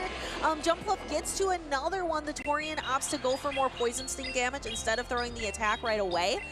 Now the Torian uses the Protect Shield. Shadow Dropion is going to be pretty low. I think Shadow Dropion is going to do well in this matchup. Has so much energy. This is typically really good for the Marowak. However, the Dropion just... it has 2 Aqua Tails locked and loaded. Yeah, I'm a bit surprised to see DrRoastBeef having stayed in that matchup for so long. However, we do see a counter switch here. It's going to be the Galarian Corsola coming in from the Torian, and with no real strong answer for it on DrRoastBeef's side, he's going to throw this Bone Club here, and if he stays in any longer, he's going to get fast attack farmed down. Nightshade's super effective into this Jellicent. It's going to require a shield to come up. Yeah, Jellicent is bulky, but that super effective Ghost versus Ghost damage will definitely start to take its toll. You can see, again, the Astonishes versus the damage from the Astonish versus the damage from the Hex coming from Jellicent. Shadow Ball going to take a shield, would have done massive amounts of super effective damage. Nightshade number 2 coming through. I have to imagine that this is going to pull a shield from DrRoastBeef, but at this point, I think he can just go for Surfs, but no, a quick switch into the Shadow Drapion is going to do super effective damage with this crunch, and it's going to be really close to knocking out. Heavy damage. That is a knockout, and the Kanto Marowak comes in. However, the Torian still has an entirely healthy Diggersby in the back. Going to throw this Bone Club saying, I want to see that third Pokemon you have in the back, and unfortunately for him, it is going to be an extremely healthy Diggersby, going for the quick attack down and securing game number 3, the Torian making it through this losers round 6 into the losers semifinals. Yes, congratulations to the Torian. Maybe trying to work his way to another regional championship. But again, that was a great tournament again for DrRoastBeef. He's really been on fire in 2025. Yeah, lots of great play from him there. Really interesting team compositions. I really do like his team a lot. To remind you, since it's no longer on the screen, it was a Jellicent Fortress. I would have maybe preferred to see Earthquake on the Fortress, the Shadow Fortress, instead of the Mirror Shot. The Mirror Shot. The Mirror Shot Steel type charge attacks don't have a lot of strong positioning within the meta. You want to throw it at Wigglytuff. A lot of people did think that Wigglytuff would be really good in this meta, but we actually haven't seen all that much of it. Yeah, I'm not sure if we've casted any Wigglytuff games today. No. And you know why? It's because the Inadequants didn't make it to the tournament. Nah, Inadequants is not here to pilot that Wigglytuff to success. We can take a look here at the Torian's last win in this series, taking himself into the losers semifinals. Again, just really good work from the Torian. A lot of perseverance, I would say, from him. Yeah, and here we see it, game victory here. After that Bone Clumps comes through, Diggersby able to get the fast attack down, and we see the trainers shake the hands on stage as a sign of good sportsmanship. It's been a long day, Stephanie. We still have a bit of a ways to go. We do. The battles are not stopping. Fuecoco Community Day did come to a stop, though. I got a couple of shinies. How did you fare, AlphaFeed? I have caught over 100 Fuecoco. Shiny checked at least 20 others. 0. I'm angry. My pin actually shows my feelings here. I don't, camera, can you zoom in? No, you can't. Oh, that's really unfortunate. My eyes are like all squirrely and dizzy and confused. I managed to get a couple shiny Fuecoco, but as we were talking off stream, Fuecoco will come back for December Community Day. That's kind of a tradition in Pokemon Go for December, which is really nice. All the Pokemon from all the community days of the year make another reappearance. So we'll see our little empty-headed friend again come December. Yeah, and we're going to talk a little bit about the events going on right now. We have a graphic for you for the Might and Mastery event that's now happening. Of course, or excuse me, is that the season? That is the season. The season not an event. Yeah, the Might and Mastery season where Dynamax Raikou is going to be making its debut, as well as we have an event going on right now called Powerful Potential. You can get your own Cubfu. Cubfu made its debut in Pokemon Scarlet and Violet in the Isle of Armor expansion.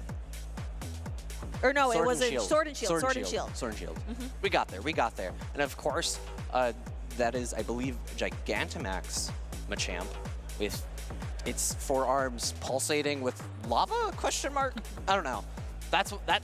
Powerful energy. I'm making it canon right now. It's lava. It's got lava flowing through its veins. Yep, so that was a Gigantamax Machamp and then 2 Dynamax Urshifu. Urshifu has 2 different paths it can take. It can be a single strike or a rapid strike Urshifu.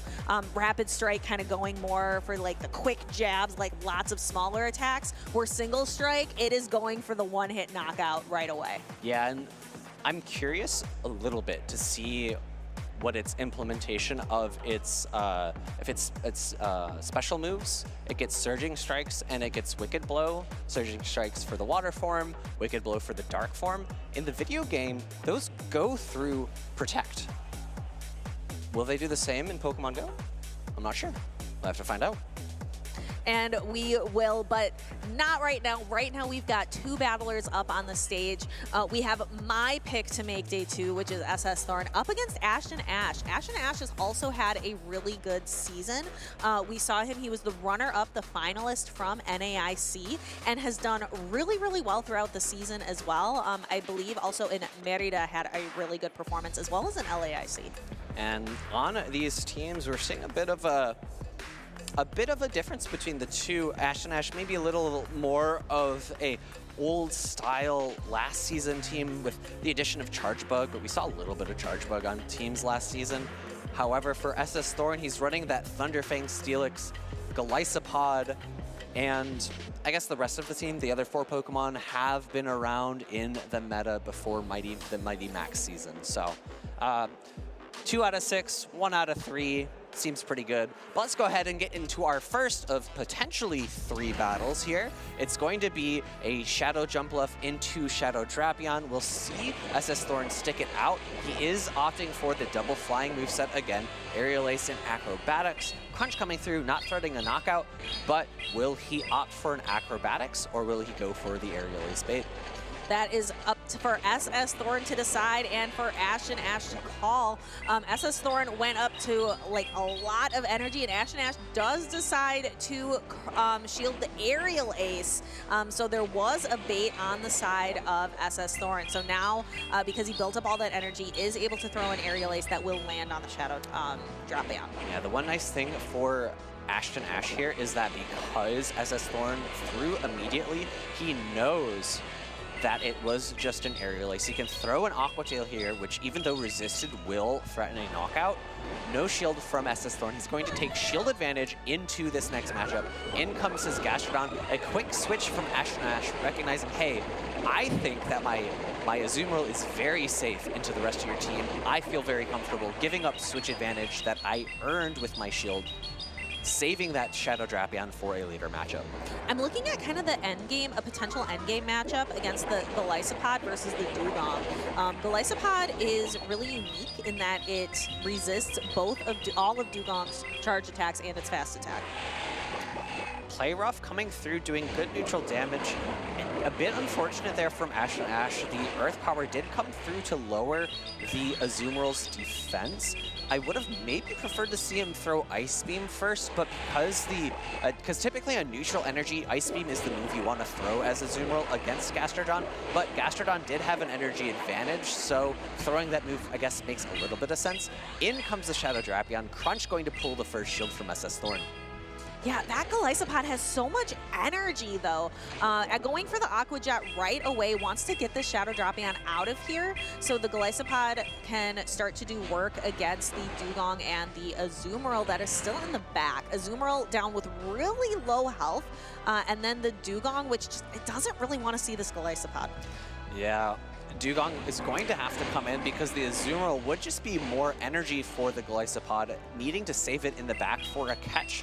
Able to go for X-Scissor here. It's going to do good, same type attack bonus, neutral damage to the Dewgong. It is a significantly improved move since it has been way, way long ago. It has been buffed. It does a little bit more damage now. X-Scissor coming through once again, pulls the final shield from AshtonAsh. Yeah, but now these Icy Winds are going to start to take effect. Even though they are resisted, Golisopod is partially a Water-type Pokemon, dual Water and Bug-type. So this is resisted damage, but it is going to start to impact these X-Scissors. SSThorne still has the Gastrodon around if he wants to clear that debuff. X-Scissor coming through, not going to be enough to pull a knockout quite yet, and the Gastrodon is quite healthy in the back. It's going to be a catch there of the Icy Wind onto the Gastrodon. However, a charge attack was absolutely necessary into this Gastrodon anyways because of how healthy it is. Without that undercharge, actually now catching the Body Slam, good catch by AshtonAsh. A full charge means that one more Ice Shard was still able to be thrown. However, I think the Golisopod is going to be able to outpace in this endgame. Yep, so we're going to see Dugong throw 1 Ice Shard, and then we have, the Golisopod. The Golisopod has the attack already ready to go, just 1 fast attack away from it. So we see SSThorne winning really on the back of that Golisopod. And Golisopod, looking at these two teams, does look really, really solid. We saw it match up before against a Diggersby, and although you might think, hey, that should be a really good matchup for the Golisopod. It's a water type into a ground type. Because it's using the fast attack Shadow Claw, you're double resisting that as the Diggersby. Diggersby is incredibly bulky, and it can hit back for neutral or resisted damage with Fire Punch and Scorching Sands. So it's a little bit closer than you might expect. These trainers, taking a look at the replay, again, the Golisopod just really was positioned really favorably. This kind of makes me wonder if AshtonAsh is going to leave the Dugong on the bench because it's really just food for the Golisopod. It's tough. I would have to agree. I think the Dugong is more of a liability than it is a asset because you can cover the jump bluff with your Shadow Drapion a bit better, or not better, excuse me, a bit more safely, because it does not, that Shadow Drapion does not worry about that matchup against that Golisopod. So our trainers are looking to move on. This is losers round 6. We're not even in the losers semifinals yet. MeteorFolan is waiting there for the winner of this match. Potentially the winner of this game if SSThorne can secure it. Now it's the Golisopod versus the Diggersby. Golisopod throwing Shadow Claw does not do any fast attack pressure to this Diggersby. And Diggersby is going to be able to throw neutral Fire Punches. Again, Golisopod is a water and a bug type. The super effective and the resist cancel each other out. Shadow Claw's coming through, building up to the Aqua Jet here. Aqua Jet's going to do good, super effective damage to the Diggersby, but as you'll see, it takes more than 2, just barely more than 2 Aqua Jets to pull out a knockout here. It's going to be a charge attack tie. I don't believe this Aqua Jet will knock out, but it'll be interesting to see exactly how low the Diggersby is. It is actually, surprisingly, in Shadow Claw downrange. that is not something we say for a normal type Pokemon. We're going to go ahead and see the Fire Punch come through the Golisopod. We can see the damage that it sustained. It's down under a quarter health, I would say, in the backline now. And now we see Shadow Drapion into the Azumarill. Shadow Drapion likes this matchup, especially if it can get a crunch debuff right away, so these Poison Stings become more and more impactful. No defense drop right away, though. It's really funny that both of the trainers decided to simultaneous swap there, although both of their Pokemon were still having a little bit of health. However, because they both switched into very neutral Pokemon against most of the meta, AshtonAsh doesn't have an additional ground type on his team, and SSThorne does not have any really hard Azumarill answers on his team. It was a very safe play for both of them to make. Play rough coming through at the same time as a crunch, but AshtonAsh is going to throw up a shield. And we are going to have to see how SSThorne is going to play this out. I did not hear the defense drop. I did not hear the defense drop audio cue. So we have to say that did not happen. And we see SSThorne actually shielding the play rough, and AshtonAsh making an aggressive swap back into the Dugong, leaving both of his other Pokemon, the Azumarill and the Diggersby, in the backline with really low health. AshtonAsh opts to no shield the crunch. I like this decision because it would be the one that does the least amount of damage if a defense drop did occur. Unfortunately for AshtonAsh, a defense drop did occur, and a very bulky Gastrodon is on the other side of the field that can survive 2 charged attacks from the Dugong and is going to be putting out even more damage with these Mud Slaps because of that defense drop. Yeah, Gastrodon is known for being bulky and being able to pressure with those Mud Slaps. We're going to see 1 Body Slam, get the final Protect Shield, but Gastrodon can handle this next Icy Wind. It is fine, and Gastrodon has another Body Slam loaded. Dugong's defense is dropped, but Gastrodon has had some attack drops. So now they're kind of thinking, like, does this matter? Is this going to knock out? What's going to happen here? The Body Slam did not knock out. So here we have the Azumarill. It's going to be kind of like the very ends of these Pokemon. AshtonAsh, I think, kind of recognizing he can't overcome the Shadow Drapion in the end game. You can hear kind of like its roar. The Drapion is just kind of ready here.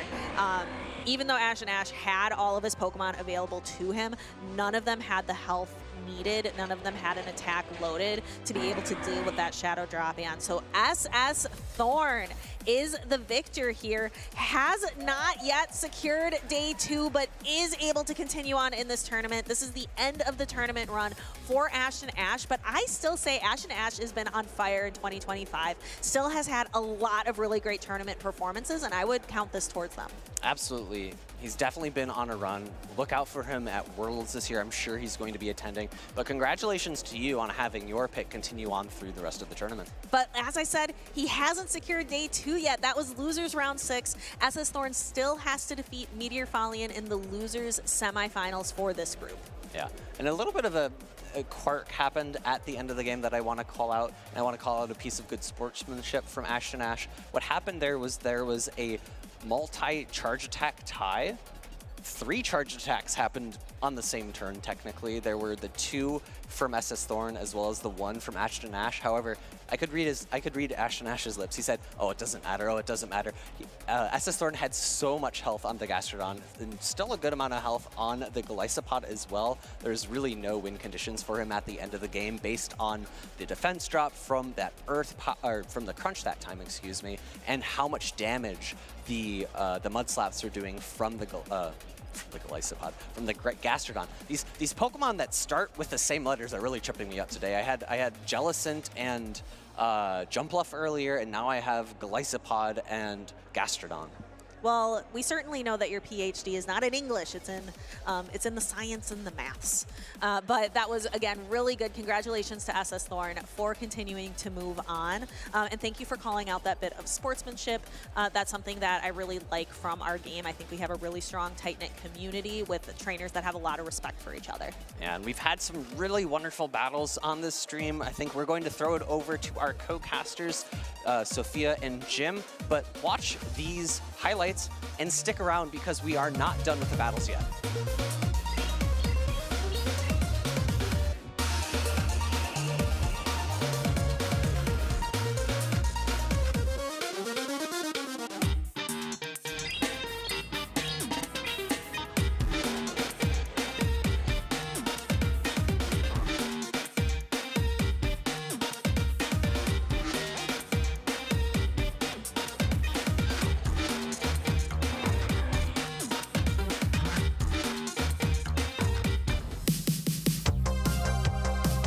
Pokemon Black was the first Pokemon game I played. When the feature dropped late 2018, I immediately started playing and I got hooked immediately. Through grassroots tournaments in my area, I was immediately presented with a lot of other extremely interested people that were willing to practice, play games anytime, really.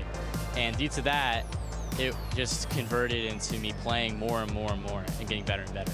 My first competitive memory was probably when, as a senior, I convinced my mom on Mother's Day weekend to drive me to Indianapolis on the hope that if I win on the seniors division, I can get her a trip to London, and that I did. My favorite Pokemon? Probably Quagsire. I love how derpy it looks, and I have very fond grassroots memories of using Quagsire a lot. Favorite Pokeball? Probably the Ultra Ball. I like the black and yellow. I look up to Lyall, Jeffs, and Elite a lot. Good peers of mine. Like, we've all helped each other win tournaments, win matches, and they both have done so well this season that it's like I'm trying so hard to match them in a way. I would battle Ash Ketchum. I love watching his journey through the first few generations of the show, and if Pokemon Go me could fight Show Ash, I think that'd be really fun. The farthest I've traveled is probably Japan, for most North American trainers, but especially me as from the East Coast. It was basically almost on the other side of the world. I'd say the blue one. I really like the color blue in general, And it's definitely also part of why I like Quagsire so much, is just the straight up blue. Very nice. I'd probably call my dad. As of the last 2 World Championships, I've gone with my mom. And because of that, I wouldn't need to really call her. She'd be in the stands watching me. But my dad hasn't. So I would definitely call someone that I couldn't just talk to in person immediately after getting off the stands.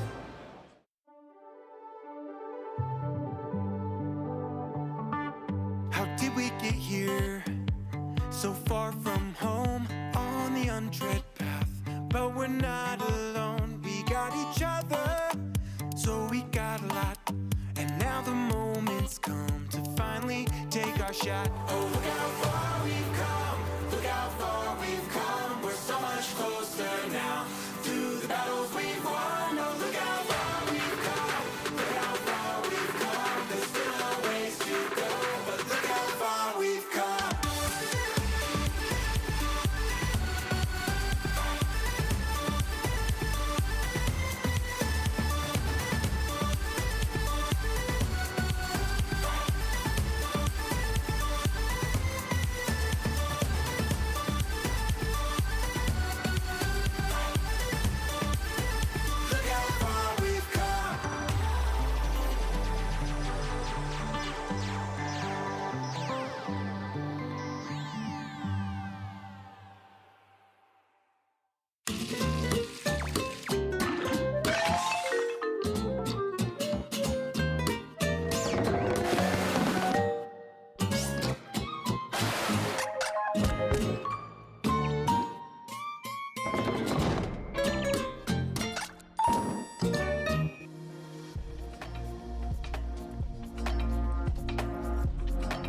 Welcome back, trainers. Look how far we've come indeed through the day 1 bracket here in Vancouver. My name is Softop, and I'm here with Wholesome to bring you the final matches of day 1 as we figure out who's going to make it into day 2. Yeah, no, it's been a great tournament thus far, and it's really been fun to see this unique meta that we're never going to be seeing again, how trainers have been able to adapt and navigate throughout. I gotta say, trainer predictions, Malamar did not work out for the 3 of us that picked it, unfortunate, but we have seen a lot of play from some of the other Pokemon like Dusclops and Shadow Sableye especially. Exactly. Taking a look back at our caster predictions, yes, you did mention that 3 of us chose Malamar. I think we should all be upset that we didn't see more Malamar today. But some of these other picks, you had these Hex users in Dusclops and Jellicent. We've also had the Shadow Sableye, which I feel like has been making quite an appearance here throughout the day. No Claydol, however. All right, well, these trainers are getting ready here. I think we're going to be moving over to the stage shortly, but I think we've seen both of these trainers already today. Yeah, Gerald versus the Torian. The Torian, I know, has had some extended stays on stage here, but he's made it all the way to the losers semifinals here in Group C. He's going to be locking in shortly versus Gerald. Now, these are 2 trainers that are both running that Galarian Weezing, which, you know, was a Pokemon I was considering for my caster prediction. Did not make its way into, I think, any of ours, however. We're moving right in here. We know it's late in the evening. Let's get into the battle, so. All right, Gerald is running the Shadow just the regular Gastrodon in the lead here versus the Galarian Corsola. Torian is, of course, one of the few trainers still using it even after the Nightshade nerf. Okay, well, this is going to be interesting because the Nightshades, like you said, have been nerfed. Do 2 Nightshades after the AshtonAsh's KO. Are you maybe able to get to an Earth Power or 2 Earth Powers to knock out? I don't really know what the formula here in this matchup is, but I still feel like it's a little bit favored for the Corsola. Yeah, you are very bulky. You can see how much damage that first Nightshade did, and I definitely think the next Nightshade is going to be enough. The AshtonAsh's as well are also chunking away. Yeah, absolutely. Can you even farm down here? No, okay, Torian will likely need to invest in Protect Shield here if he wants to hang on to all of this energy. Switch advantage will be very important here. Okay, Torian lets the Corsola go down, now brings in the Primate. Primate of Energy is obviously going to be a good Pokemon, and you are able to hit for neutral into this Galarian Weezing, but you take super effective damage. Quick swap now, this is going to be Diggersby into the Dugong. And this is beautiful alignment for Gerald. Yes, you mentioned that Primeape is definitely good up energy, but in this case, it's pretty much walled by the Galarian Weezing. Those fairy ones are going to chunk it very, very quickly, and this matchup is also favorable for Gerald. Yeah, absolutely. Keep in mind, both Protect Shields are up for both trainers right now. Gerald able to get off the Icy Wind. This is going to be super effective into this Diggersby. Not enough to knock out, but enough to take it to half HP. Diggersby, meanwhile, is trying to get to this next Scorching Sand, trying to search for a debuff on his own. Yeah, Scorching Sands coming through here, not going to be doing very meaningful damage to the Dugong. And if you're Gerald, I have to imagine you just farm up a little bit more energy and then throw the Icy Wind. And at that point, your switch clock will be up and you can come back in with your Weezing if Torian has the Primeape on the field. As the Torian, is there any way that your 2-shield Shadow Primeape has any chance against that Galarian Weezing? No. Short answer to a very simple question. All right, down goes the Diggersby. In comes the Galarian Weezing. It's got the typing advantage for sure. These Karate Chops are double resisted. Now that said, you do not resist these Rage Fists, but the advantage that you have as Gerald now is that you can simply let the first Rage Fist go and you don't have to worry about getting fast attack down. Exactly, and you don't even have to worry about a catch. So the great thing here for Gerald is that he can pretty much just land one charge attack and fast attack all the way down, whereas the Torian already had to use the energy on that Rage Fist, which didn't go shielded. Okay, here comes the next Rage Fist. You do have to start shielding these, and we've just seen Gerald go straight for these Brutal Swings. Any amount of chip damage in addition to the fast attack damage should be enough to knock out here, and I see no reason why you don't continue to go for these Brutal Swings. Yeah, they are resisted, and I would guess that Primeape can actually hang on to a Brutal Swing, but of course the subsequent Fairy Winds would be lethal to the Primeape. Yeah, don't forget the Dugong still hanging around in the back. Really, at this stage in the game, there's just no coming back. This Brutal Swing is loaded.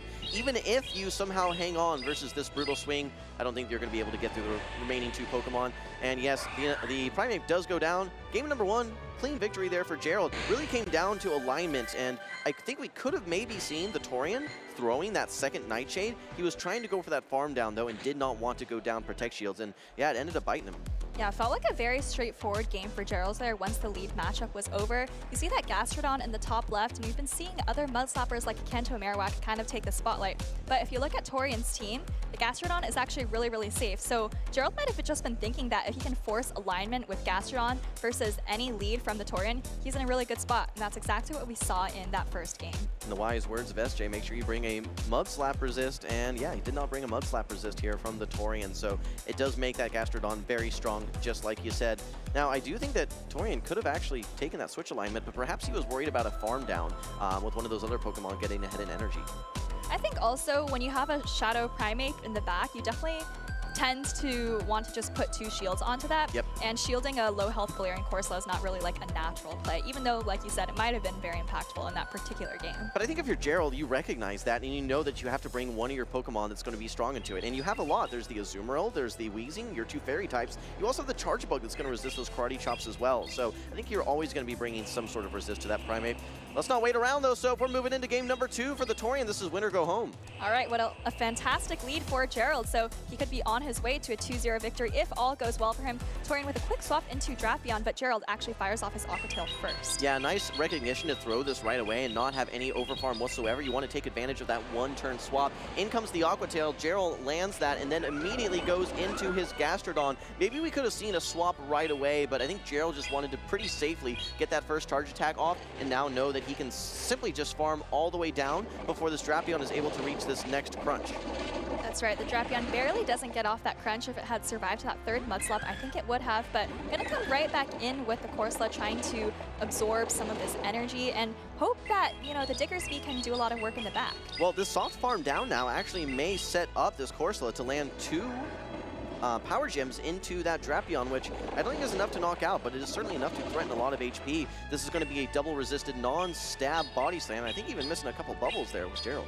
Yeah, I think the Torian, oh, but actually maybe wasn't keeping count, actually shielded up a guaranteed body slam. That's going to hurt him, I think, down the line here, because he really needs shields for that Diggersby to be able to deal with the Aqua Tail spam from Drapion. That's an oof moment right there. You can't take that one back, and at this stage in the tournament, that is certainly going to be really tough. Here comes the Power Gem, though, for the Torian. Yeah, love to have that second Protect Shield remaining. He's going to have to figure out here via this Diggersby if he can end up sweeping this. The good news for the Torian, though, is that he does have 2 poison types that he's going to be able to try and work through with that ground type Pokemon. All right, second Power Gem coming through. Like you said, a lot of energy from that farm down. Gerald is choosing to save his shield. He hasn't seen the backline Pokemon yet, and I think that's a good decision because Scorching Sands, of course, is super effective on both of Gerald's remaining Pokemon. 2 Aqua Tails here will be the vast majority of this Diggersby HP. 3 is enough to knock out. I'm wondering if 2 Aqua Tails maybe puts it in range where a Brutal Swing will be enough to finish it off.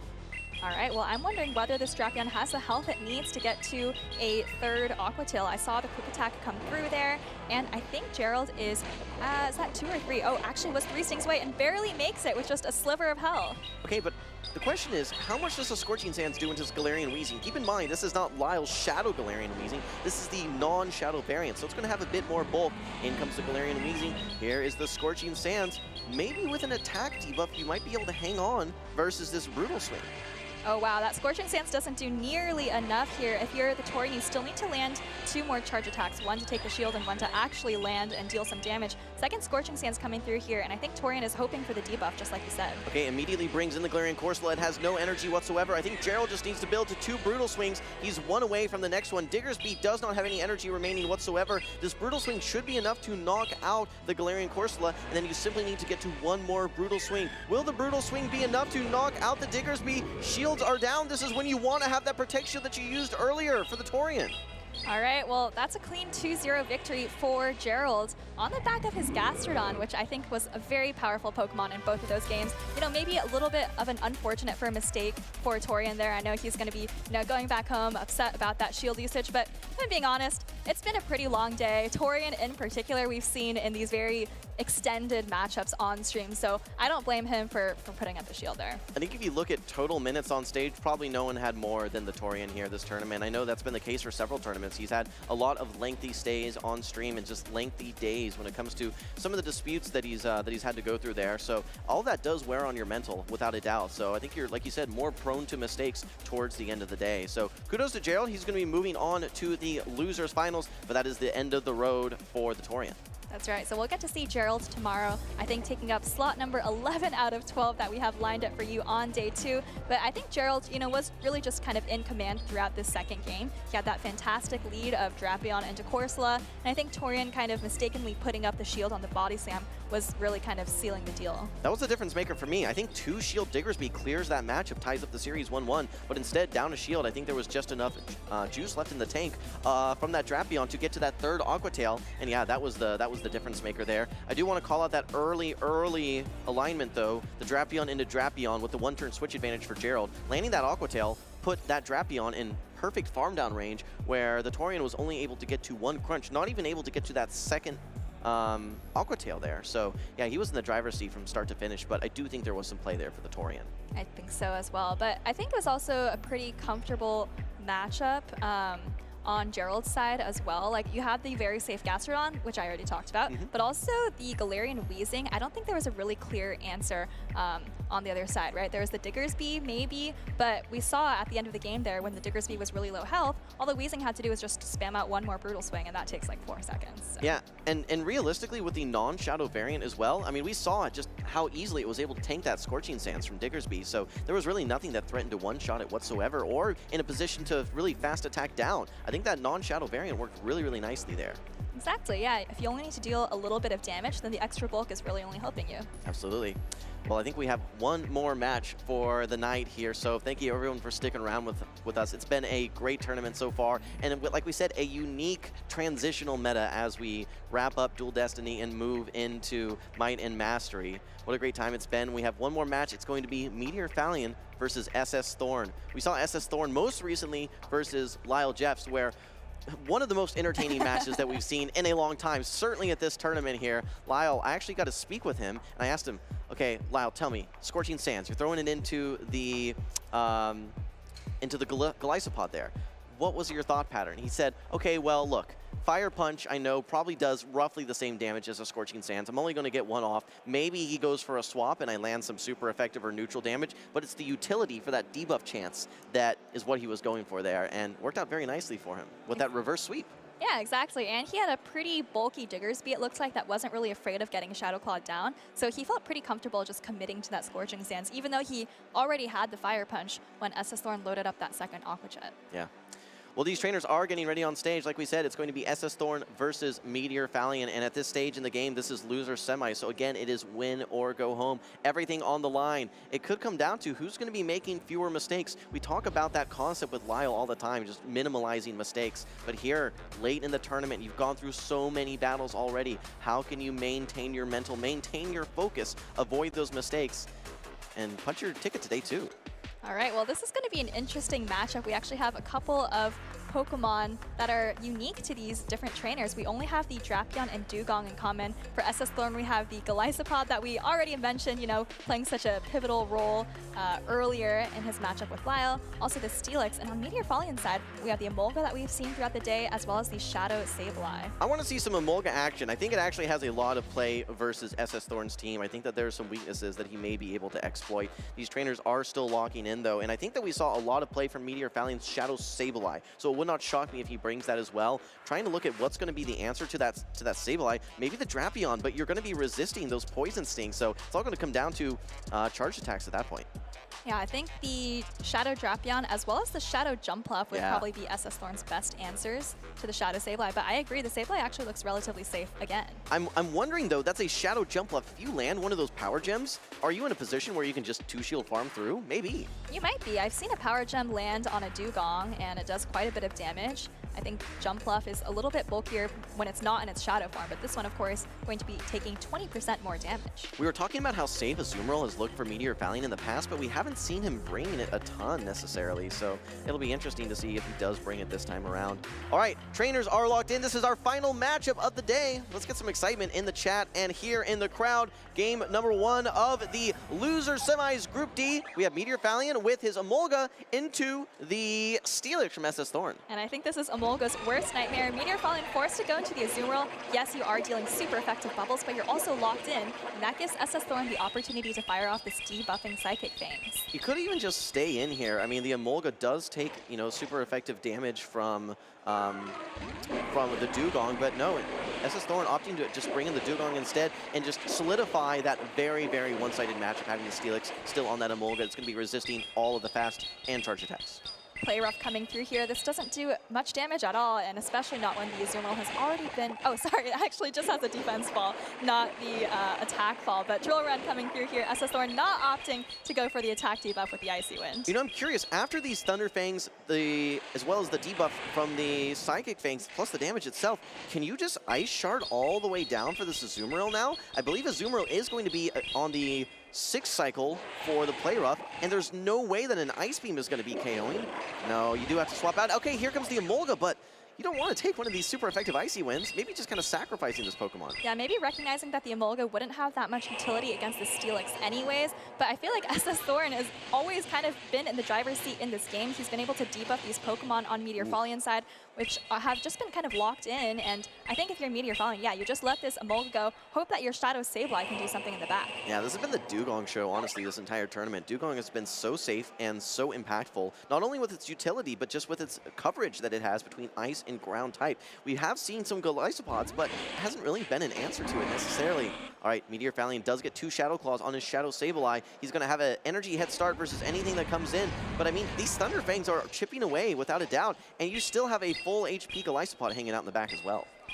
You do, but SSThorne is actually letting this foul play go, and I think if you're MeteorFolan, the worry might be that you just faint 2 fast attacks, because the Azumarill is already very, very low in the back, and you see SSThorne just going straight for the Psychic Fangs, knowing that even if it goes unshielded, which it does by MeteorFolan, the defense fall is just going to be really valuable for your fast attacks. Yeah, you can swap out of this, but I just don't know that you're going to be able to withstand the fast attack pressure, debuff or not, from this Golisopod. Yes, you do not have same type attack bonus. Here comes the Azumarill, though.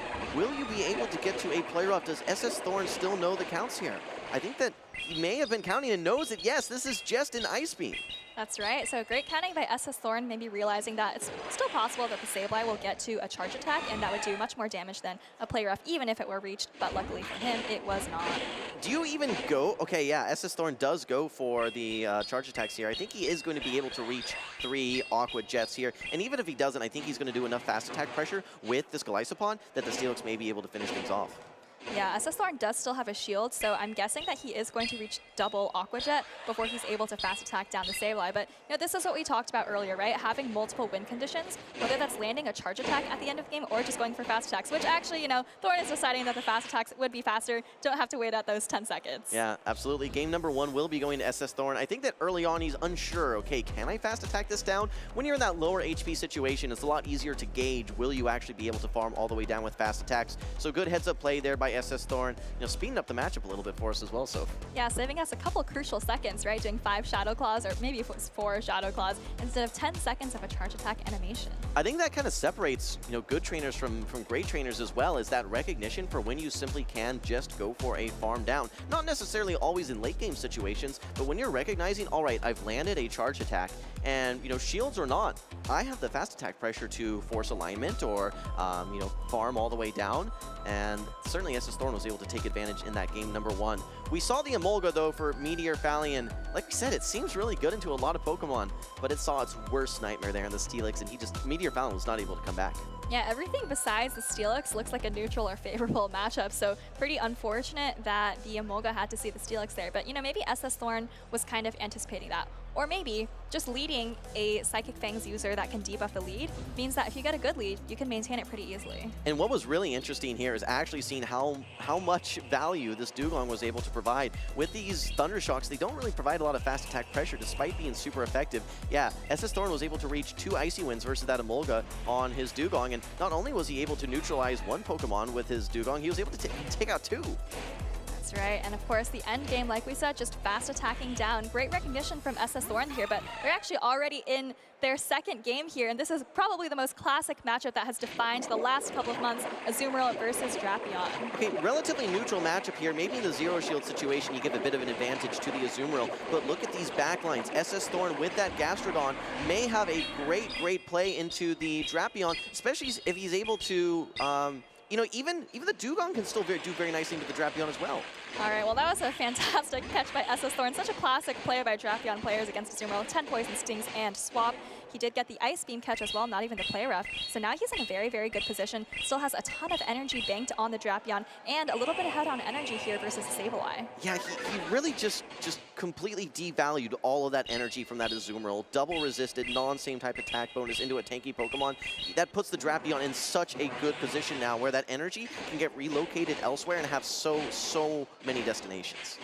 All right, Icy Wind coming through here by SSThorne. This obviously threatens to knock out the Sableye, and MeteorFolan kind of recognizing that, maybe if I shield this up, I'm not going to have shields for all the Drapion's energy later, so decides to just come in, maybe get a little bit of an energy advantage. But unfortunately for MeteorFolan, there is a Gastrodon in the back. Yeah, when I look up unfortunate in the Pokemon Go dictionary, they describe this matchup right here. So if it is the Gastrodon into the Drapion, we talk about how much flexibility Drapion has in general, but its worst nightmare is going to be that Gastrodon, which can tank charge attacks a lot better than something like a Shadow Kanto Marowak, for instance. Here we go, though. All this energy will get unleashed now again versus this Azumarill. No defense drop first time around, but Thorn already has another crunch ready to go. Yeah, it's looking like smooth sailing for SSThorne here. Yes, this energy is resisted, but you're going to be doing just so much damage with these Poison Stings. They're adding up so quickly, and then same thing on the Drapion, right? 2 shields up on both sides for so much of this game, but I think SSThorne is eventually just going to be able to fast attack all of MeteorFolan's Pokemon down. Yeah, 4 Protect Shields still in play. I don't think we're going to see one here for MeteorFolan, and then what do we have left in the back? It's the Gastrodon versus the Drapion. I think the writing is on the wall here. I think that SSThorne's simply going to be able to farm down. We actually had a simultaneous knockout. I think that was a 1-turn wait there for SSThorne, trying to gauge what was going to be going on. I don't anticipate that anything is going to happen other than just a simple farm down from SSThorne. All right, well, 1 shield does get used because MeteorFolan decides to throw a crunch there, but I think for SSThorne, he's just going to be simply tapping the middle of his screen. 1 more Mud Slap is enough, and he's going to be moving on to day 2. Congratulations to SSThorne, our final match for day number 1, a clean 2-0 victory. There's an opportunity we may see a rematch of SSThorne versus Lyall later on in day number 2. But that's going to be our very last matchup for the day. It was a long day, but we got to see some great battles. And we got to see a very interesting meta that we'll probably never get to see again, with the exception of tomorrow. That's right, although there was actually a tournament happening in Latin America today with the exact same meta. Unfortunately, we didn't get to see it, being streamed, but I did hear about some very talented trainers there making it very far. I saw the top cut, and yeah, I think we'll review that tomorrow for sure. But that's going to be a very interesting tournament as well, with a lot of very formidable opponents. All right, well, so any final impressions for what you saw in day number 1 here? Well, I think we were talking about it earlier, but it kind of feels like Dugong's last ride. Maybe not the last ride, though. I feel like it's been doing so Maybe not. well. Yeah, it's been doing so well, so we'll have to really see if Lapras kind of usurps Dugong's position, or we just have multiple ice water types in the meta. Yeah, absolutely. I mean, I was thinking that it was going to get replaced with by Lapras, but after today, maybe not. Maybe it has its own unique spot.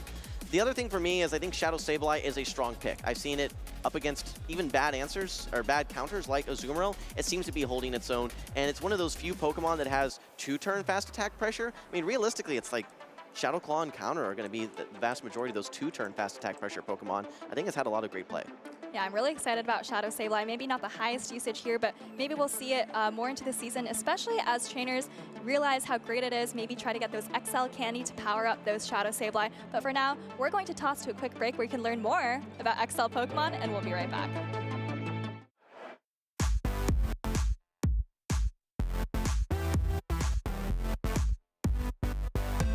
The Great League only requires Pokemon to have a combat power of 1500 or less, making it the most accessible league for Pokemon Go. Since most Pokemon max out at a much higher level, not as much Stardust or candy is needed to have a viable team for this league. However, there are a few Pokemon that get close to their optimal strength around 1500 combat power. Pokemon you often see in play tournaments, like Medicham, Sableye, Lickitung, and Azumarill, can greatly benefit by being powered up past level 40. But to do so, they need to use Stardust and XL Candy. Here are a few tips to help you collect XL Candy a little faster. Feeding wild Pokemon Pineapple Berries will increase their catch candy.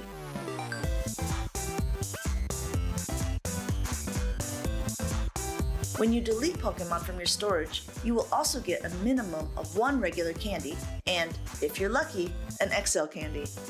You can swap 100 regular candy of a specific Pokemon to get 1 XL candy in its place. A guaranteed way to receive XL candy is by trading Pokemon with another trainer. If you trade a Pokemon for another caught at a distance of over 100 kilometers away, you will get 3 regular candy along with a minimum of 1 XL candy.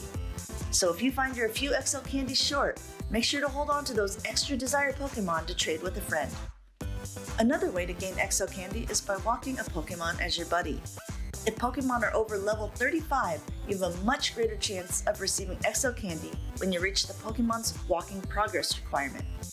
To speed up this process even more, consider using a Poffin, which will cut the walking requirement in half. Another bonus of having Pokemon as your buddy is that it allows you to boost your level by 1 whole step if it is a best buddy, making your level 50 Pokemon a level 51. This can be advantageous if you are missing the required candy or want to give an additional combat power boost. Certain in-game events or spotlight hours can also help you on your candy quest. Some event bonuses provide additional candy for successful catches or for transfers. To increase your chances for additional catch candy or XLs, you can Mega Evolve a Pokemon with the same typing. For example, a Mega Evolved Venusaur at its highest tier level has enhanced catch candy for all grass or poison type Pokemon. Not every Pokemon will benefit from being above level 40, but some can really take advantage of the extra hit points and defense. Let's look at both the regular Azumarill, which maxes out at level 41, and the XL Azumarill, which maxes out at level 45.5. Both Pokemon are viable to use in the Great League format, and both end with a similar combat power of around 1500. While the regular Azumarill can beat the XL in the mirror, it is because it is able to win the Charge Attack Priority event. However, this is where the advantage stops. Azumarill gains much more bulk by being an XL Pokemon and can comfortably tank 2 Earthquakes from a Galarian Stunfisk. It also survives attacks that would knock out a level 40, ensuring wins against many Pokemon in the 0 and 1 shield scenario that the level 40 would typically lose. So while not all Pokemon in the Great League benefit from being brought up to level 50, you can see quite a few that are often used in competitive PvP. Hopefully these tips can help you level up your Pokemon as quickly and efficiently as possible.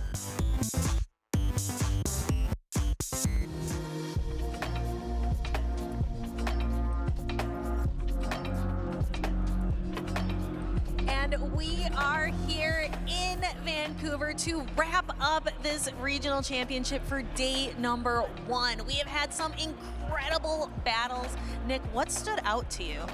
For me, it's Dusclops. I think Dusclops is the new Galarian Corsola, and it's got a better matchup against that Diggersby, which walls Galarian Corsola so awfully.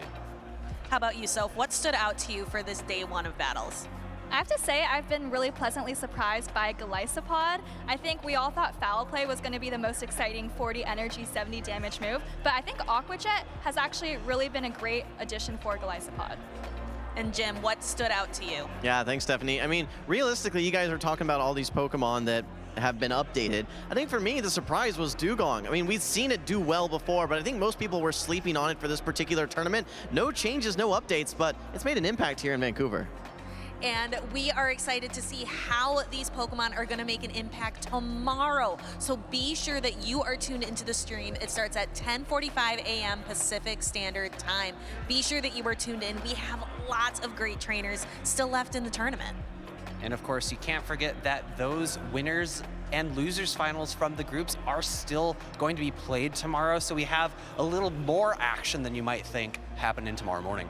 Yes, and Soph, as you mentioned, we had another regional tournament happening this weekend. There are even more regional tournaments happening in the future. Soph, can you talk us through the season schedule? Yeah, we're here in Vancouver, but the next North American regional will be in Atlanta in April, and then we've got Milwaukee and Portland in May, and then New Orleans to kick off June, and that's going to be the last tournament and the last day that you can earn championship points before Anaheim. And that is going to be such a great tournament. We are going to get to see another guaranteed win, another guaranteed ticket to Anaheim, California tomorrow. Again, 10:45. Be sure you are tuned in. So, Jim, can you talk us through, we're going to talk about Pokemon, the broadcast website, as well as where people can follow the channel. Yeah, make sure you guys do visit Pokemon.com/broadcast. You can follow along on Twitch. You can watch on YouTube as well. Make sure you check out the VODs from previous regionals. And also, make sure you guys interact with us on social media as well. You can use the hashtag #PlayPokemon on X. Get your formerly tweets, now posts, featured on the broadcast as well. Yes, we love seeing all of your posts. We're excited to see, what did you think of the tournament today? A lot of people thought match of the century of Lyall versus SSThorne, so a lot of people were looking forward to that. I'm excited we got to show it. We have even more exciting battles for you tomorrow, so be sure to tune into the stream. That's it for us from today. We will see you tomorrow.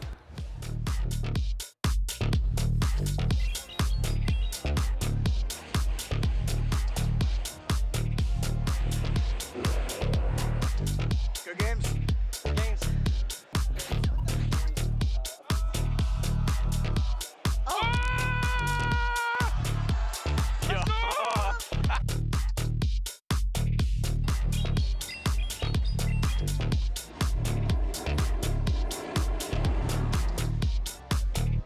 Good game. Good games. I was scared of that A-slash. I was scared of that thing.